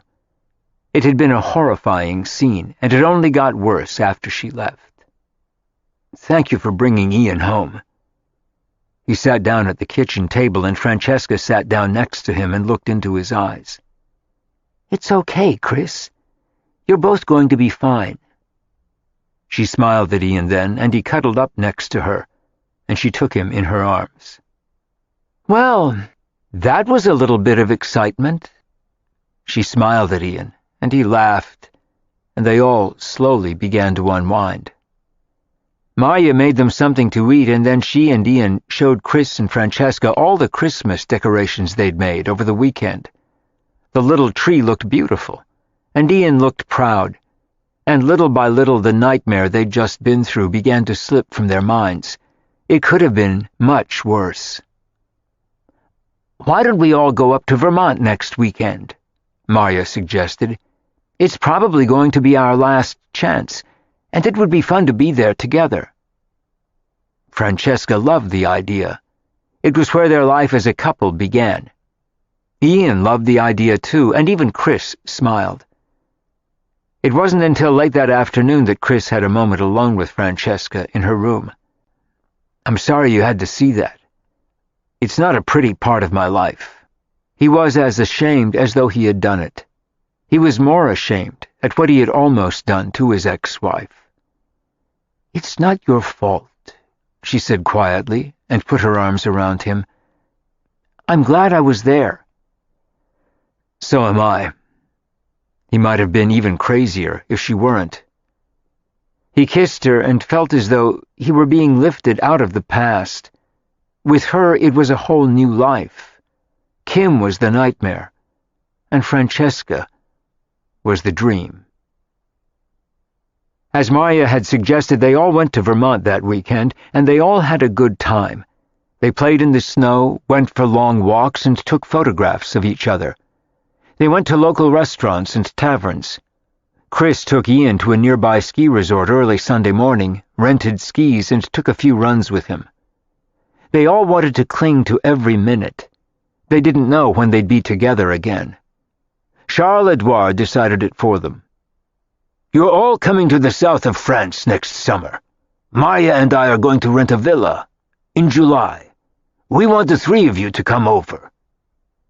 Ian clapped his hands and looked thrilled, and Chris and Francesca agreed. Maria and Charles-Edouard were coming to Vermont in August, so they would see them again then. This wasn't the last chapter in their friendship. It was just the beginning. They were all starting new lives now. Chris had told Ian that morning that he was moving upstairs with Francesca, and Ian was going to have his own room from then on. "That's good," Ian said solemnly, "'cause you snore." Francesca laughed when he said it. "Now you tell me," she said, but she was relieved that Ian wasn't upset.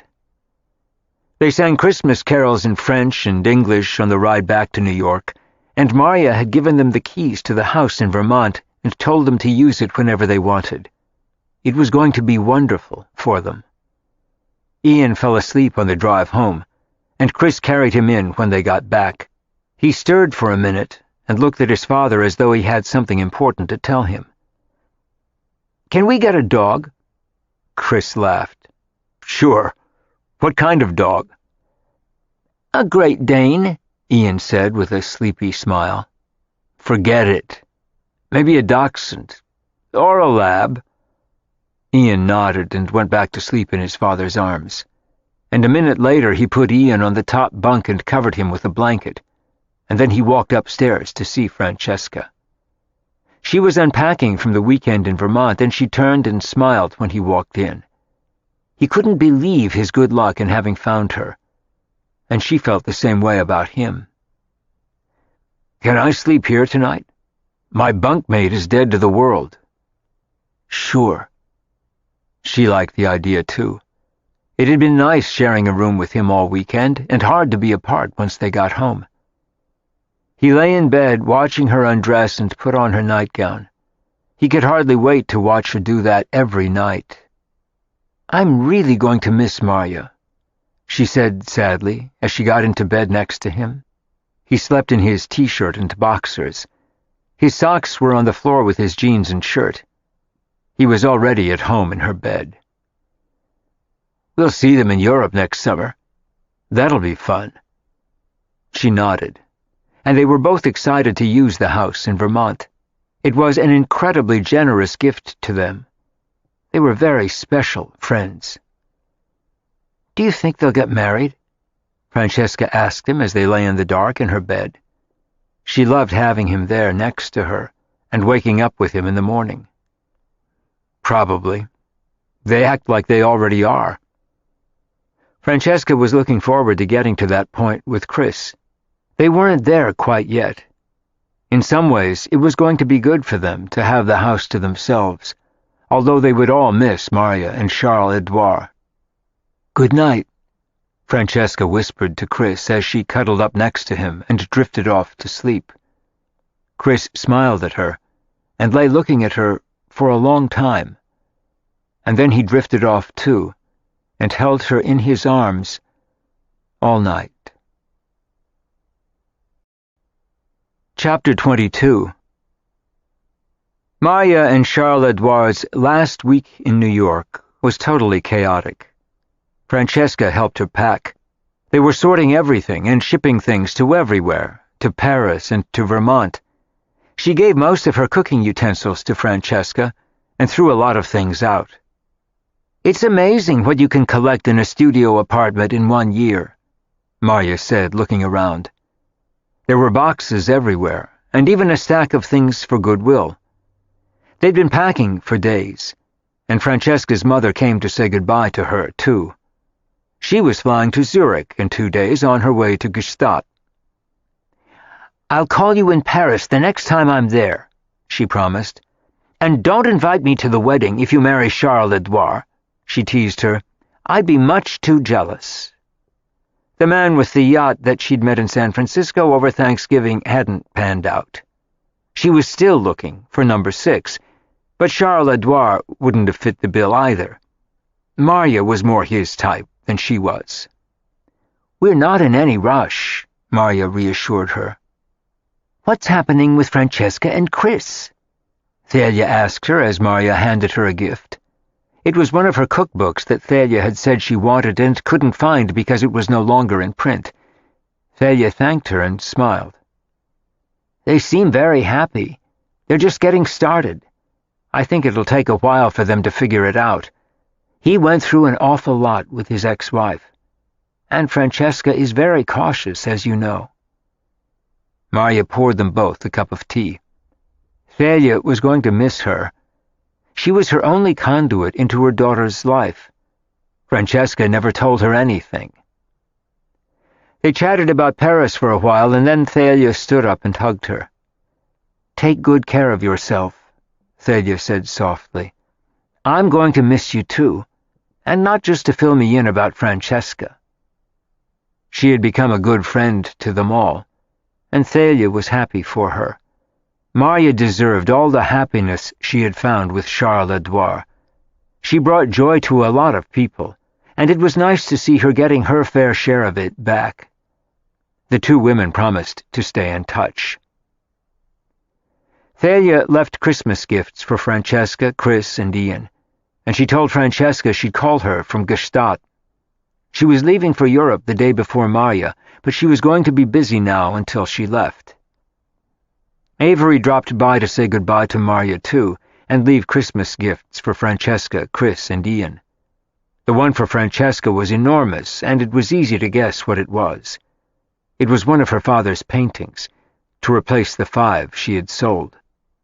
Francesca was thrilled when she saw it that night, and she had Chris help her hang it in the living room, and took down one she had never liked by an artist she no longer represented.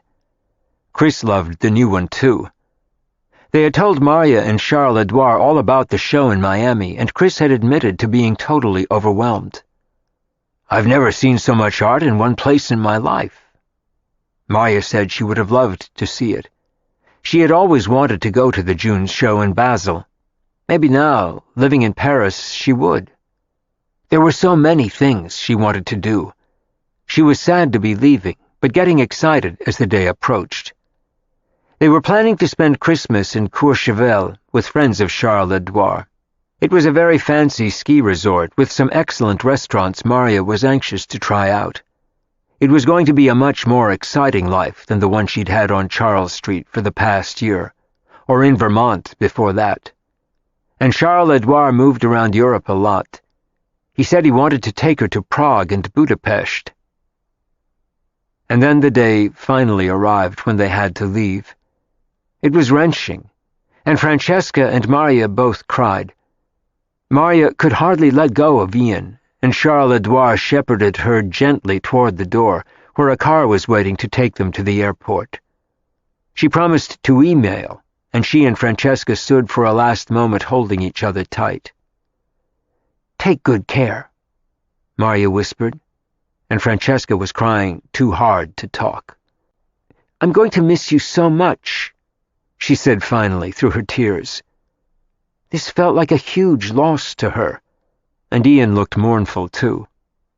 "I'll see you next summer, and talk to you long before that," Marya promised as she bent to kiss Ian for a last time. Chris kept an arm around Francesca and held Ian's hand as the car finally drove away, and they all went back inside. The house was going to be deadly quiet without them. Francesca was glad they were going to Boston in a few days for Christmas with Chris's family. She was still nervous about meeting them, but it was going to be better than staying home in a house that seemed too big now without Marya and Charles-Edouard. I think our kitchen just lost 5 stars, Chris said, smiling wistfully at her. What do you want for dinner? Pizza or Chinese takeout? Francesca asked him, and he laughed as Ian voted for Chinese. I think we're in trouble. One of us better learn to cook. But Maria had actually taught her a number of her little tricks, if Francesca had time to do them, and Ian had become an expert at making all kinds of cookies. Charles Edouard had left Chris a box of his favorite Cuban cigars, but the treasures they had left for them were no substitute for the people they had lost. It was going to be a big adjustment without them, and the house felt empty and sad for the rest of the week. It was going to be a relief to fly to Boston, and Ian was excited about seeing his cousins. Francesca was scared stiff. Chris had been giving her little hints about his family that sounded like warnings. Conservative, stuffy, not as uptight as they look, religious, old guard. They sounded like danger signs to her. What if your parents hate me? She asked Chris in bed the night before they left. Then I won't see them anymore, he said matter-of-factly. You forget who I was married to before. She's not exactly a tough act to follow. My mother's a little serious, but my father's a good guy. They'll love you, he reassured her. How is Kim, by the way? Francesca asked carefully. Did you ever hear from her father? My lawyer says she's back in rehab. It won't last. It never does. He had given up hope. He had filed a report about her grabbing Ian from school, and she had been strongly reprimanded by the court through her attorney. They considered it a serious violation. Even Chris didn't think she'd do it again. She hadn't sent anything to Ian for Christmas. She always forgot, just like she did his birthday. There was no room in her life for holidays. She was too busy either trying to buy drugs or get off them. It was a full-time job for her. Her addiction was her life. Francesca's mother had given Ian a cute little leather bomber jacket, and he loved it. Francesca was touched that she had made the effort.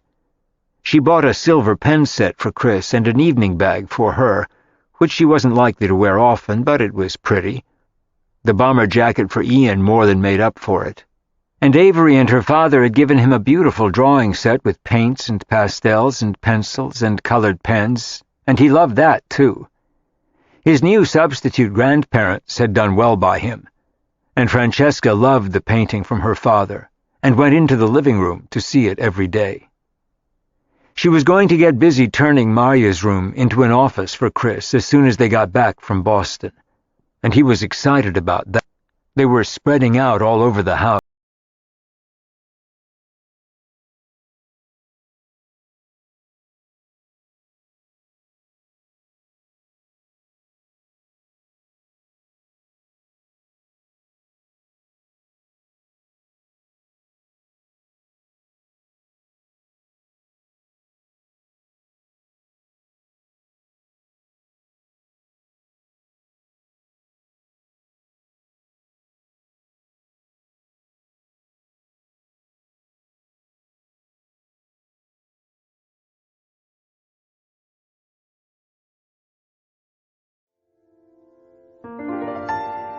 This is disc number 8.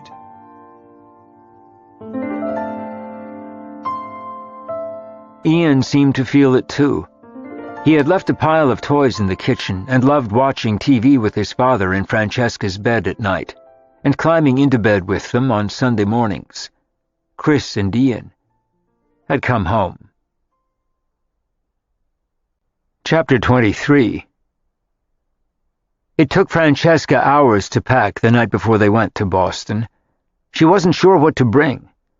Dressy, not so dressy, polite suit for church on Christmas Eve, cocktail dress for dinner, too sexy, too short, too low cut, too dreary. She didn't want to make a faux pas, and was terrified she would. Chris told her to forget it and wear jeans, but she knew that would be wrong too. She expected them to be conservative and stuffy from everything Chris had said, She was hoping he had exaggerated a little, but she was worried. In the end, she took all the options with her and had 2 heavy suitcases for the plane. Chris groaned when he saw them. "What did you bring?" he asked with a look of dismay. "Everything," she said, smiling happily. She had taken no chances and brought it all. And then she appeared with a 3rd, smaller suitcase full of presents for Chris, Ian, and Chris's parents. He managed to get it all in the car, and when they got to the airport, it was a zoo and the flight was late. It was snowing in Boston. They didn't get out till 10 o'clock, and they landed in Boston before midnight. Chris's father was waiting for them, despite the late hour. He was a tall man like Chris, but had broader shoulders, a deep voice, and a firm grip as he shook Francesca's hand. He looked like the linebacker he had been at Harvard 50 years before. He gave Ian a warm look and shook his hand, which seemed unusually formal to Francesca, but he seemed like a nice man. They closed the airport in the snowstorm right after they landed, and the roads were covered as they drove slowly into Boston. The 2 men talked football and politics in the car. Chris had already warned her that he was considered the family black sheep for not going to Harvard and moving to New York. He didn't mention their objections to her house. He said they couldn't understand why he'd want to be a graphic designer instead of a politician or a banker. And Kim had been the icing on the cake. So they didn't approve of him, whatever they thought of her now. It made entering their world somewhat dicey for Francesca. Chris's parents lived in Cambridge on Brattle Street, where the president of Harvard lived as well. All the men in his family had gone to school there, before becoming senators, governors, and presidents. They were an impressive bunch. Chris seemed so humble and unassuming, given the family he came from. When they got to the house, his mother was waiting up for them. She was a small, grandmotherly-looking woman with white hair and gray eyes like Chris. She was wearing a dark gray wool dress and a string of pearls. There was nothing fashionable about her. She was totally unlike Francesca's mother, and she showed Francesca to her room herself. Sharing a room with Chris would have been out of the question, even if Ian weren't there. Chris's mother had put Francesca in a guest bedroom as far down the hall as possible from Chris. Her room assignment made it clear that there was to be no hanky-panky in their house. Francesca was nervous as Chris winked and left her in her room after his mother said goodnight. Francesca wondered if he'd be back later. And Ian was sleeping in the room with his father. It was Chris's boyhood room, and they had a full house, with Chris's brother and sister and their families and numerous other relatives and their children staying with them. The house was huge. Chris had explained who would be there, and she couldn't keep track of any of them. The second cousins and aunt, his siblings and their children. It was very confusing, with relatives and in-laws and their children, many of whom had the same first names. Francesca was sitting in her room, feeling a little dazed, when Chris walked back in and quickly closed the door. Francesca had realized by then that his mother hadn't spoken directly to her, other than to greet her and say goodnight. "My mother is still wandering around. I'll be back later," he said quickly, and Francesca rapidly understood that when he was at home, he followed their rules. Breaking them was not an option, even for him. It was one of the reasons he lived in New York and had gone to Stanford on the West Coast. His parents had considered it treason. "I take it you can't sleep here," she whispered, and he laughed. "My mother would call the vice squad and have us both thrown out. She's a very proper woman." "Got it." He was 38 years old and not allowed to have a girl in his room. But Chris knew his way around the system. They made her family look like wild libertines. And this was Boston. Old Boston.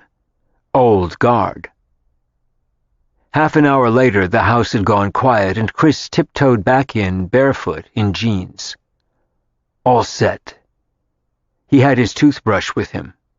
All he had to do was escape back to his own room in the morning by 7, when his mother came down to breakfast, religiously every morning. She ran a tight ship, and kept a close eye on what went on in her house, just as she did at the vineyard. Nothing escaped her eagle eye. "She's very old-fashioned," he explained. He hadn't mentioned it before and hadn't wanted to frighten Francesca. And as she thought about it, Francesca couldn't even imagine the chaos Kimberly must have caused there when they were married, doing drugs and getting drunk. His parents must have loved that. And they would like even less what she'd been doing lately, recently out of jail and absconding with their grandson. Chris said they hated her, and it was easy to see why.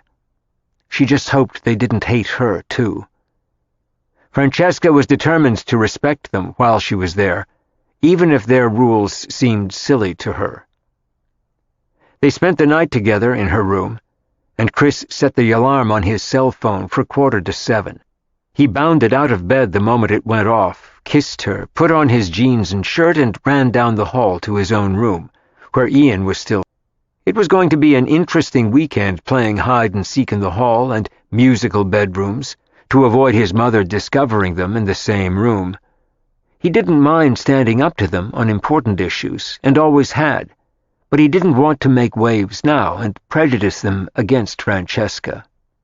If at all possible, he hoped they'd like her, and also relax their negative outlook on his living in her house. He wanted them to see what a good person she was, and how sweet to Ian.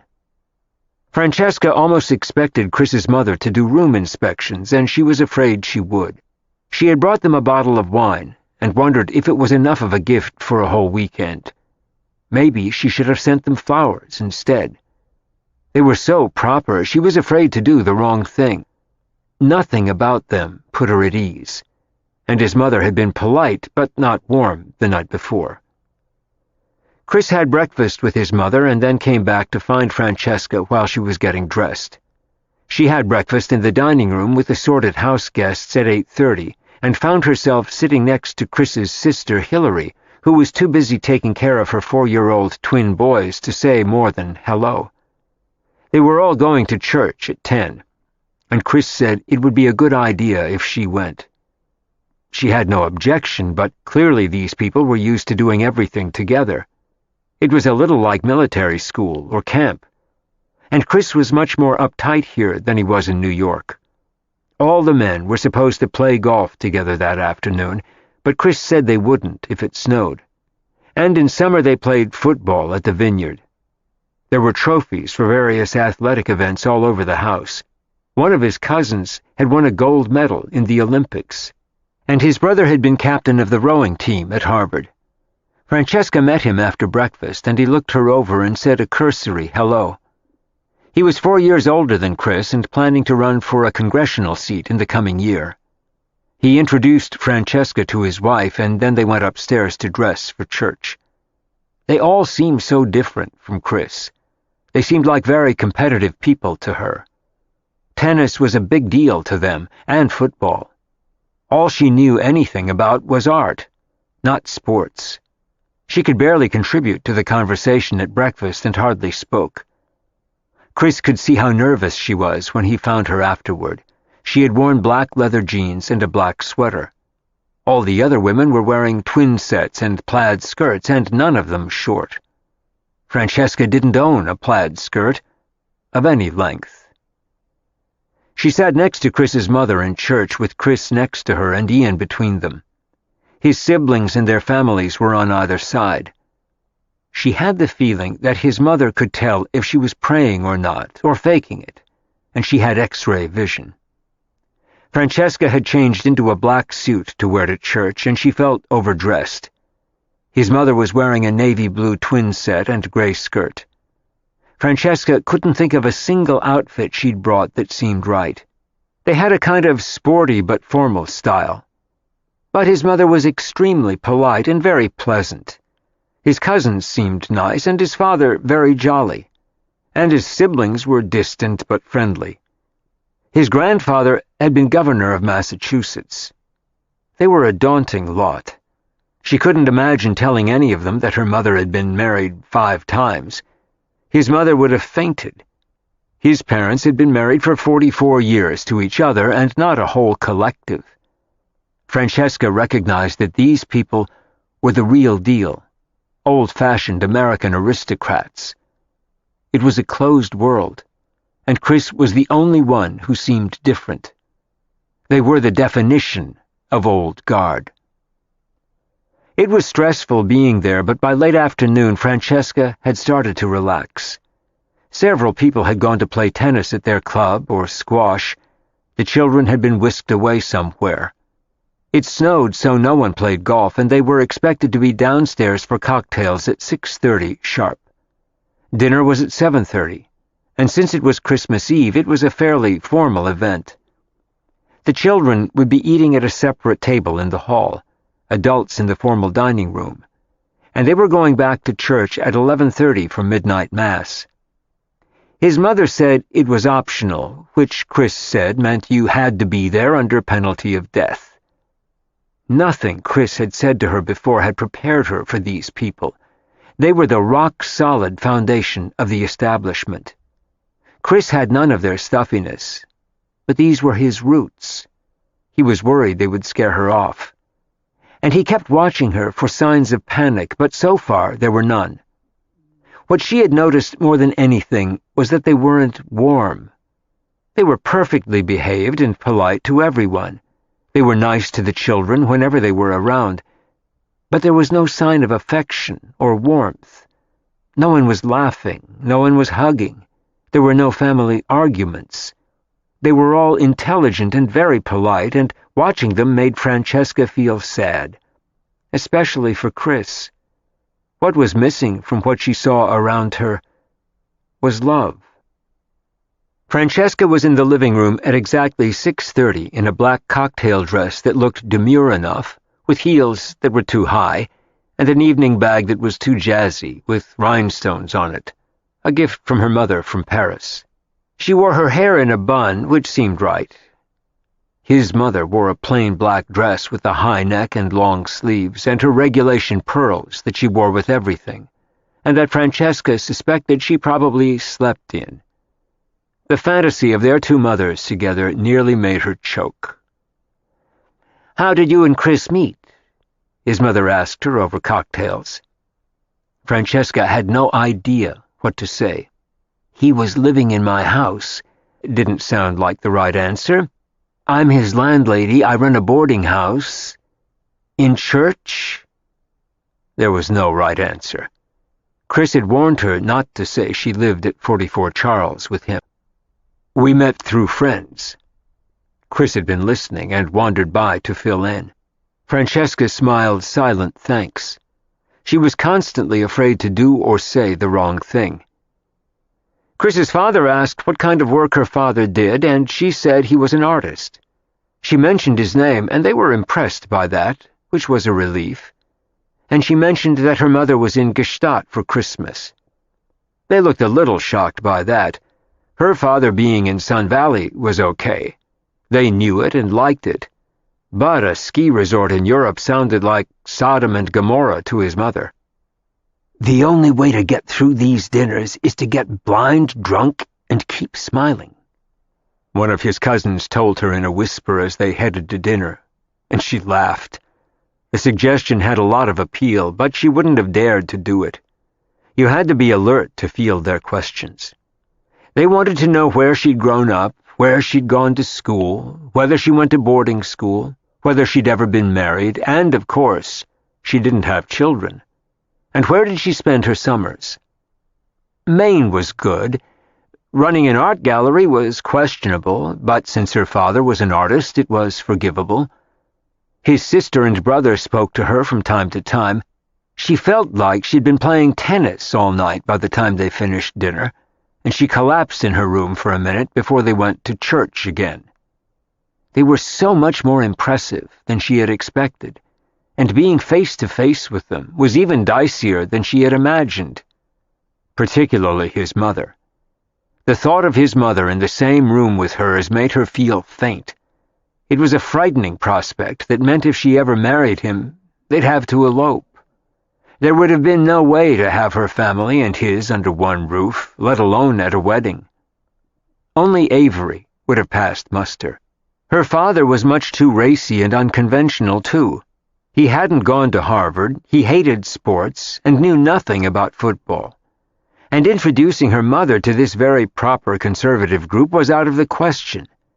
They were as white-bread, pure, holy, church-going, and athletic as it got. And they were successful, social, and important on top of it. There didn't seem to be one rebel in the group, except Chris, who was a renegade by their standards and no one else's. Chris burst out laughing when he saw her sprawled out on her bed before church, looking like she'd run a marathon, and exhausted. She had 10 potential outfits spread out on her bed for upcoming events. "Having fun yet?" he teased her. "Don't mind my mother. She's a little like Scylla and Charybdis, or whoever they have posted at the gates of hell these days. But when you get past her and she gives you her seal of approval, you can pretty much do what you want. All you have to do is show up for meals on time and not do anything to seriously annoy her." "She's your mother. I don't want to offend her." Francesca couldn't remotely imagine ever getting his mother's approval. "It's rude to ask people that many questions. She should be worried about offending you. Start asking her stuff, like where she went to school. She loves that. She went to Vassar when it was an all-girls school. She's very proud of it." It was an easy entree to a benign conversation with her. "I've never been to church twice in one day in my life," Francesca said with a look of desperation. "If God sees me there, he'll throw me out and the whole congregation will be hit by lightning." He laughed, grateful for her patience. "It's good for you. Brownie points in heaven," he said as he pulled her off the bed. "Speaking of which, I'm sorry to do this to you, but it's time to leave for church." There were 20 of them going to midnight mass. Francesca couldn't remember their names or who they were except his siblings, with whom she had nothing in common. They were just Harleys to her, en masse. The only one who stood out to her was Chris. She was almost angry at him for bringing her here, but staying home alone in New York would have been depressing too, and she loved him. So here she was, on her way to church again, for the second time that day. Her father would have laughed, and even her mother would have been amused. Thalia hadn't even gone to church for her last 3 weddings. Francesca dozed off in church during the homily, and afterward they all went back to the house, and then mercifully everyone went to bed. The vice patrol, in the form of his mother, said good night and went to her room after wishing everyone a Merry Christmas, with the emphasis on the Christmas, not on the merry. Francesca noticed that no one kissed, and fathers and sons shook hands. There were no bear hugs in this group. Chris was in Francesca's room half an hour later. She was 35 years old, and she felt 14 and like a juvenile delinquent. She was afraid to wind up in juvenile hall or detention or jail. "Merry Christmas, baby," he said as he kissed her then, and he handed her a box he had carried in his jacket. It was a long, slim box from Tiffany's, and when she opened it, she saw that it was a gold bracelet with hearts on it. He put it on her arm and kissed her. She had bought a gray cashmere scarf for him, and he loved it too. She was relieved that she only had 2 more days to get through, but the next day was better because it was Christmas. They had a present opening, a big meal with the table set for 30, with the children at the table in the hall again, the girls in velvet dresses. There was touch football outside afterward on the frozen ground, from which she was exempt because she was a girl, and then they all drank hot toddies and sat around the fire. Chris's mother played bridge with her husband, her daughter, and one of her nieces. And Chris sat next to the fire with her. Ian was playing upstairs somewhere with the other kids, and by midnight she was back in her room with Chris. Only 1 more day to go, and then they could leave. She could hardly wait. "Are you having fun?" "Yes," she lied. But I'm scared all the time that I'm going to do the wrong thing. I feel like a kid." That part was the truth. You just have to ignore them. They think they created the world, but they didn't. That's why I only come home twice a year. And it's better at the vineyard. It's more relaxed. He was well aware that his family could drive most people insane. They were major overachievers in everything they did and expected everyone else to be too, and conform to all of their rules. He hadn't in years, but no longer confronted them about it. He just led his own life. He always had. But he liked coming home for Christmas, for all the traditions, and was grateful she had come with him. He knew this wasn't easy for her, to be constantly scrutinized. He readily admitted to her that his family lived in a cookie-cutter world, where everyone was the same and all the pieces fit. She came from a world where nothing fit, neither her mother nor her father. One was outrageous and the other was artistic and eccentric.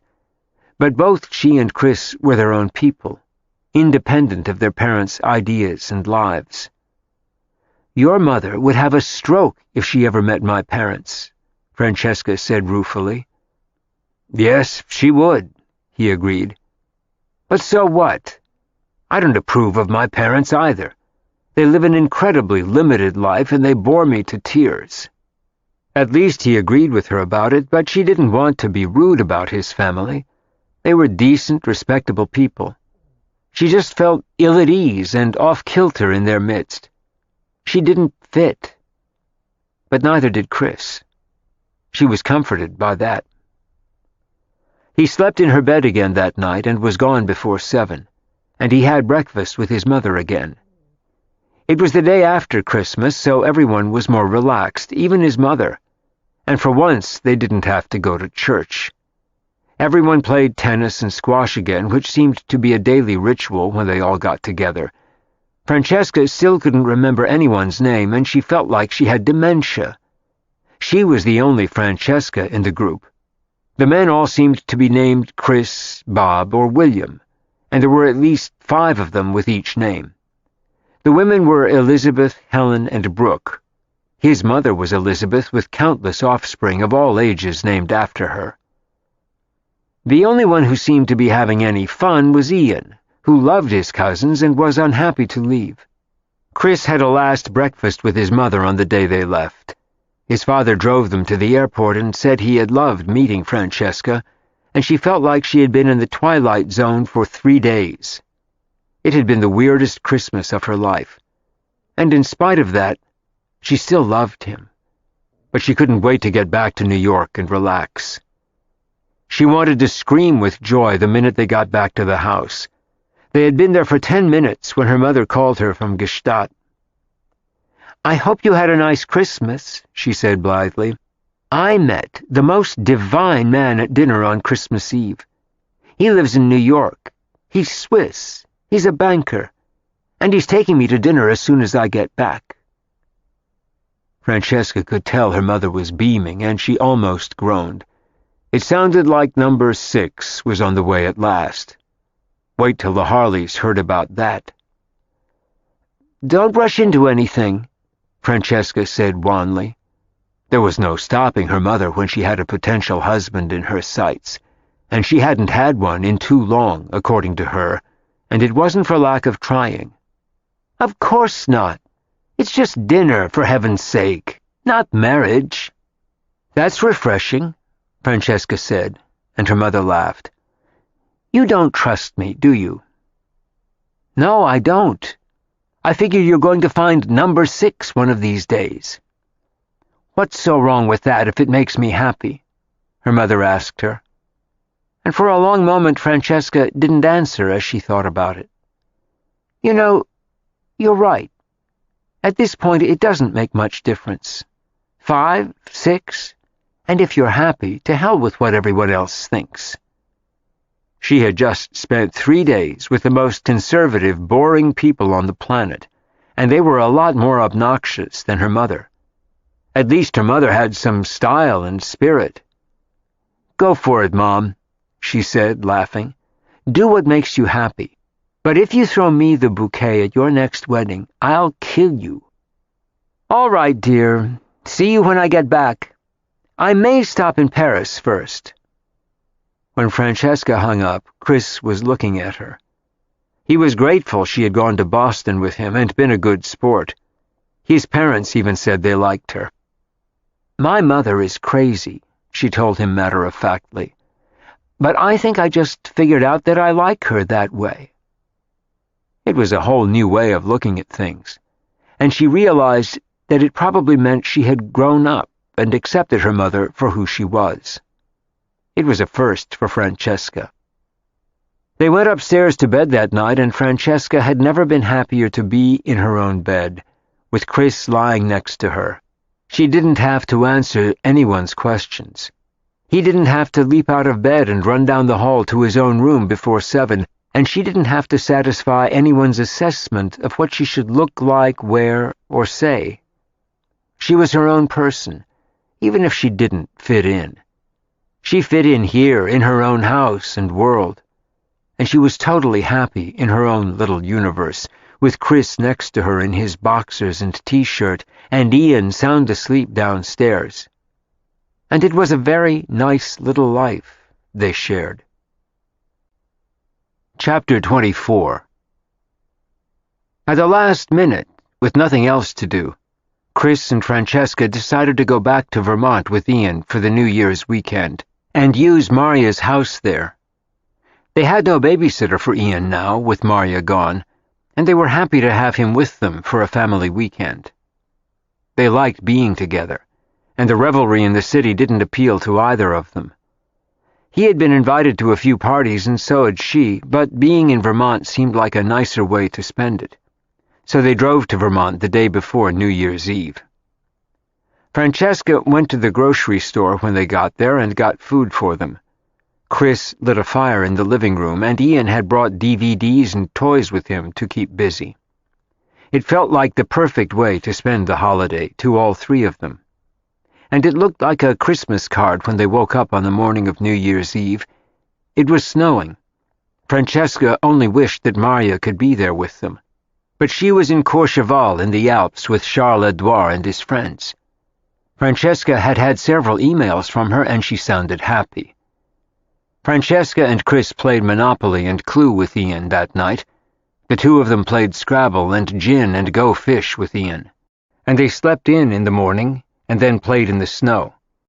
They made a snowman and had a snowball fight and went skating at a nearby lake that was frozen, although Francesca was nervous for Ian. She didn't want him to fall through the ice, but he didn't. They toasted marshmallows and made s'mores. They did all the things that all three of them liked, especially together. It was a totally perfect weekend. Francesca heard her cell phone ring on the day after New Year, and she was almost too lazy to answer. She finally got up and answered it, annoyed that it wouldn't stop ringing. It went to voicemail twice, and they called again. Francesca finally picked it up and was glad she did. It was Maria, calling from Paris.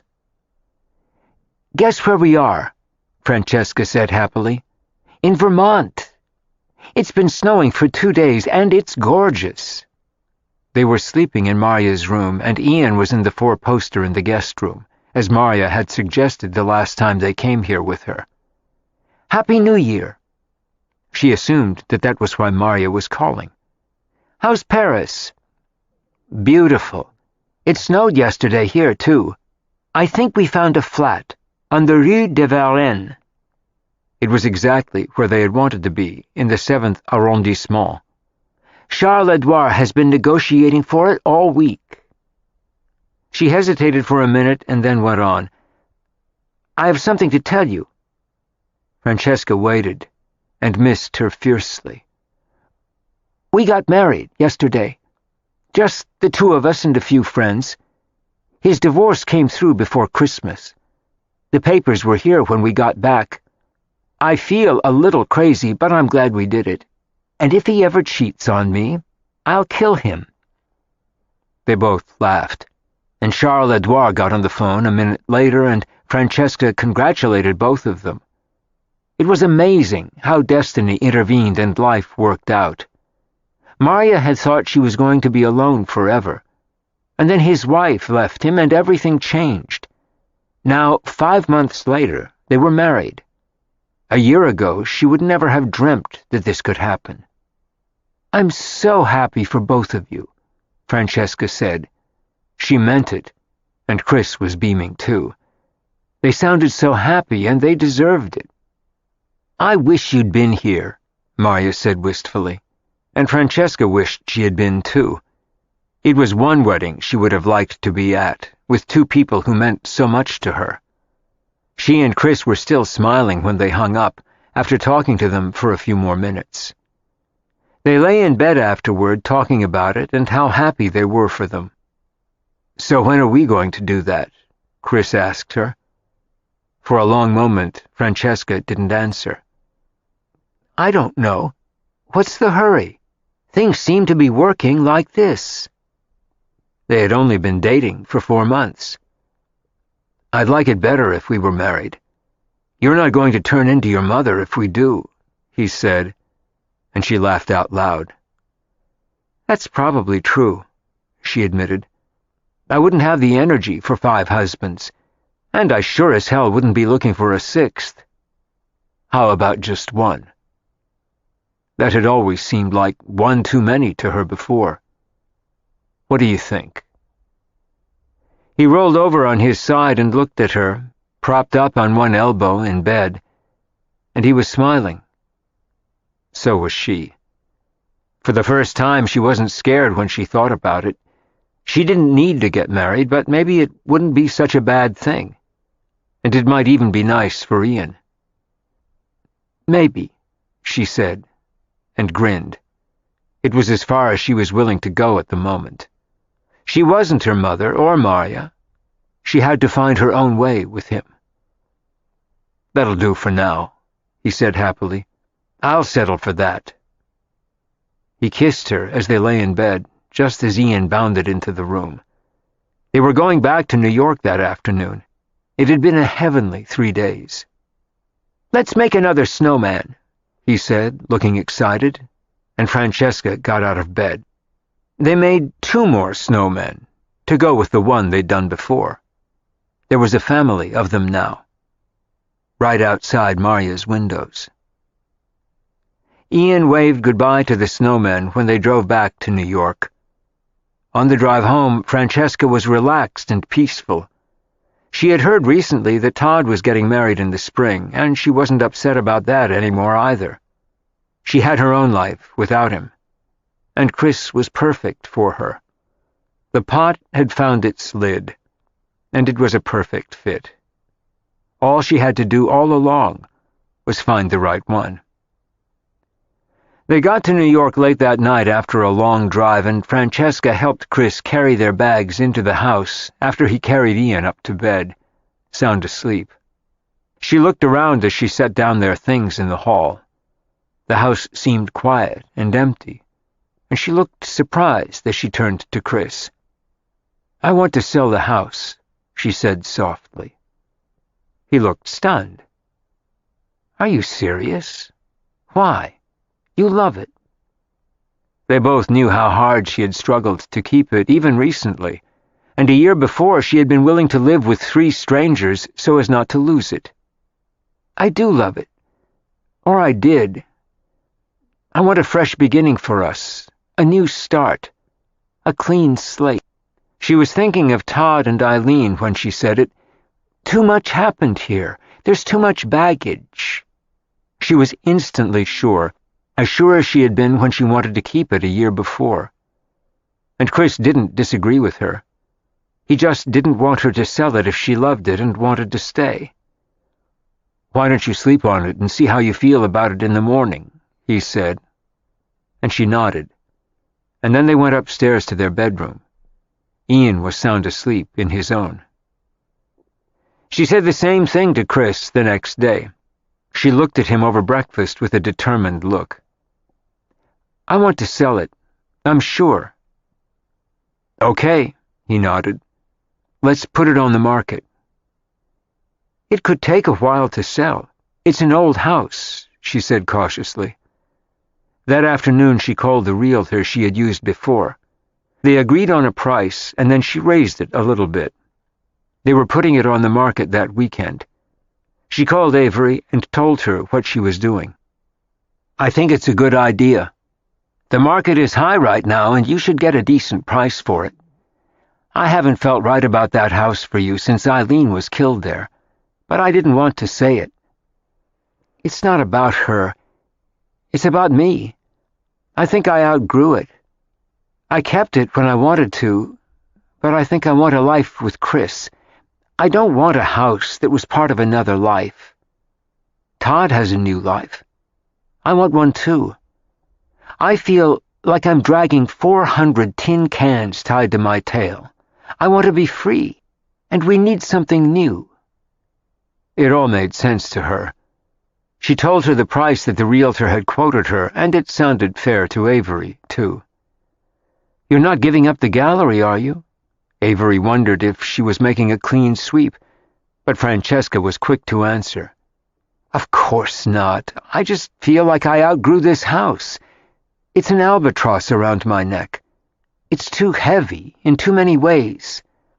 Eileen, the cost of running it, the size of the mortgage payment, the repairs. It's too big for us without other people living in it, and I don't want to do that again. Maybe an apartment or a smaller house. We can rent something for a while. See how fast it sells and how much you get for it," Avery suggested. Francesca was fully prepared to do that, and Chris was pleased. He liked the idea of finding something with her. There was an open house that weekend, and 2 weeks later she had an offer. It was for almost the full asking price, and they had disclosed what had happened to Eileen there. It made no difference. The people who wanted it loved it. They had 4 children, and they could afford it. Francesca was thrilled, and so was Chris. He would never have asked her to sell it, and he would have helped her keep it if she wanted to. But he was happy she wanted to move on, and he loved the idea of a fresh start for them. She wanted a whole new life that was only theirs, not a hand-me-down from someone else, even if it was now hers. The house was due to close on the 15th of March. On Valentine's Day, they found an apartment to rent that they liked and was just the right size, and moved 2 weeks later. Things were moving fast, which told her that everything was right, and the family that was buying the house was thrilled with their new home. It was a blessing for all concerned, and especially for Ian, Francesca, and Chris. They had a new home, they were a new family, and they had a new life together. The day after they moved, Francesca went to the house alone to close it. Chris and Ian were waiting at the new apartment, but she wanted to turn on the alarm and lock up at Charles Street on her own. A service was coming to clean the place up and make it sparkle for the new owners. The realtor had arranged it, and Francesca didn't need to be there. But she wanted to say goodbye to the house. She wandered from room to room, and remembered the good times they'd had there, and the bad ones. She didn't go upstairs to Eileen's room, which was open and empty now, but she went everywhere else. And she smiled, standing in the kitchen, remembering all the wonderful times and meals with Charles-Edouard and Maria. The house had served its purpose in its time, and Chris was right. She had loved it, and part of her still did and always would. But like people, sometimes you had to let them go, and houses were no different. It was a question of timing, of who belonged in your life when, and she was letting this one go. She stood in the front hall for the last time and looked back at it as she set the alarm. She punched in the numbers and locked the door. She whispered goodbye and ran down the steps, and she took a cab to the apartment where Chris and Ian were waiting for her. It was a whole new life with people she loved and who loved her. The apartment smelled delicious as she walked in. Ian had baked her cookies. "Look what we made for you," Ian said, looking excited. They were 4-leaf clovers for St. Patrick's Day, and he had sprinkled them green. "Those look like lucky cookies to me," she said, and bent down to kiss him. And then she kissed Chris. "And I am a very lucky woman," she said to them both. The pot had found its lid, just as Avery had said, and she didn't even have to go out looking for it. It had found her. She knew she had been right to fight to keep the house. If she hadn't, she would never have found Chris. Everything had worked out just right, except for poor Eileen. But there was nothing they could have done to save her. Sometimes you just couldn't. Francesca helped herself to one of the cookies and looked around. There were boxes everywhere. They had tons to unpack and a lot to do. It was exciting to be here, and more exciting still to be here with. Francesca had found her people and her place, and it was no longer 44 Charles Street. Charles Street was part of another time, another life, and now it was gone, to a family who would love it just as she had. 44 Charles Street was a chapter in her life, more than just a house. The chapter was closed, and a new one had begun.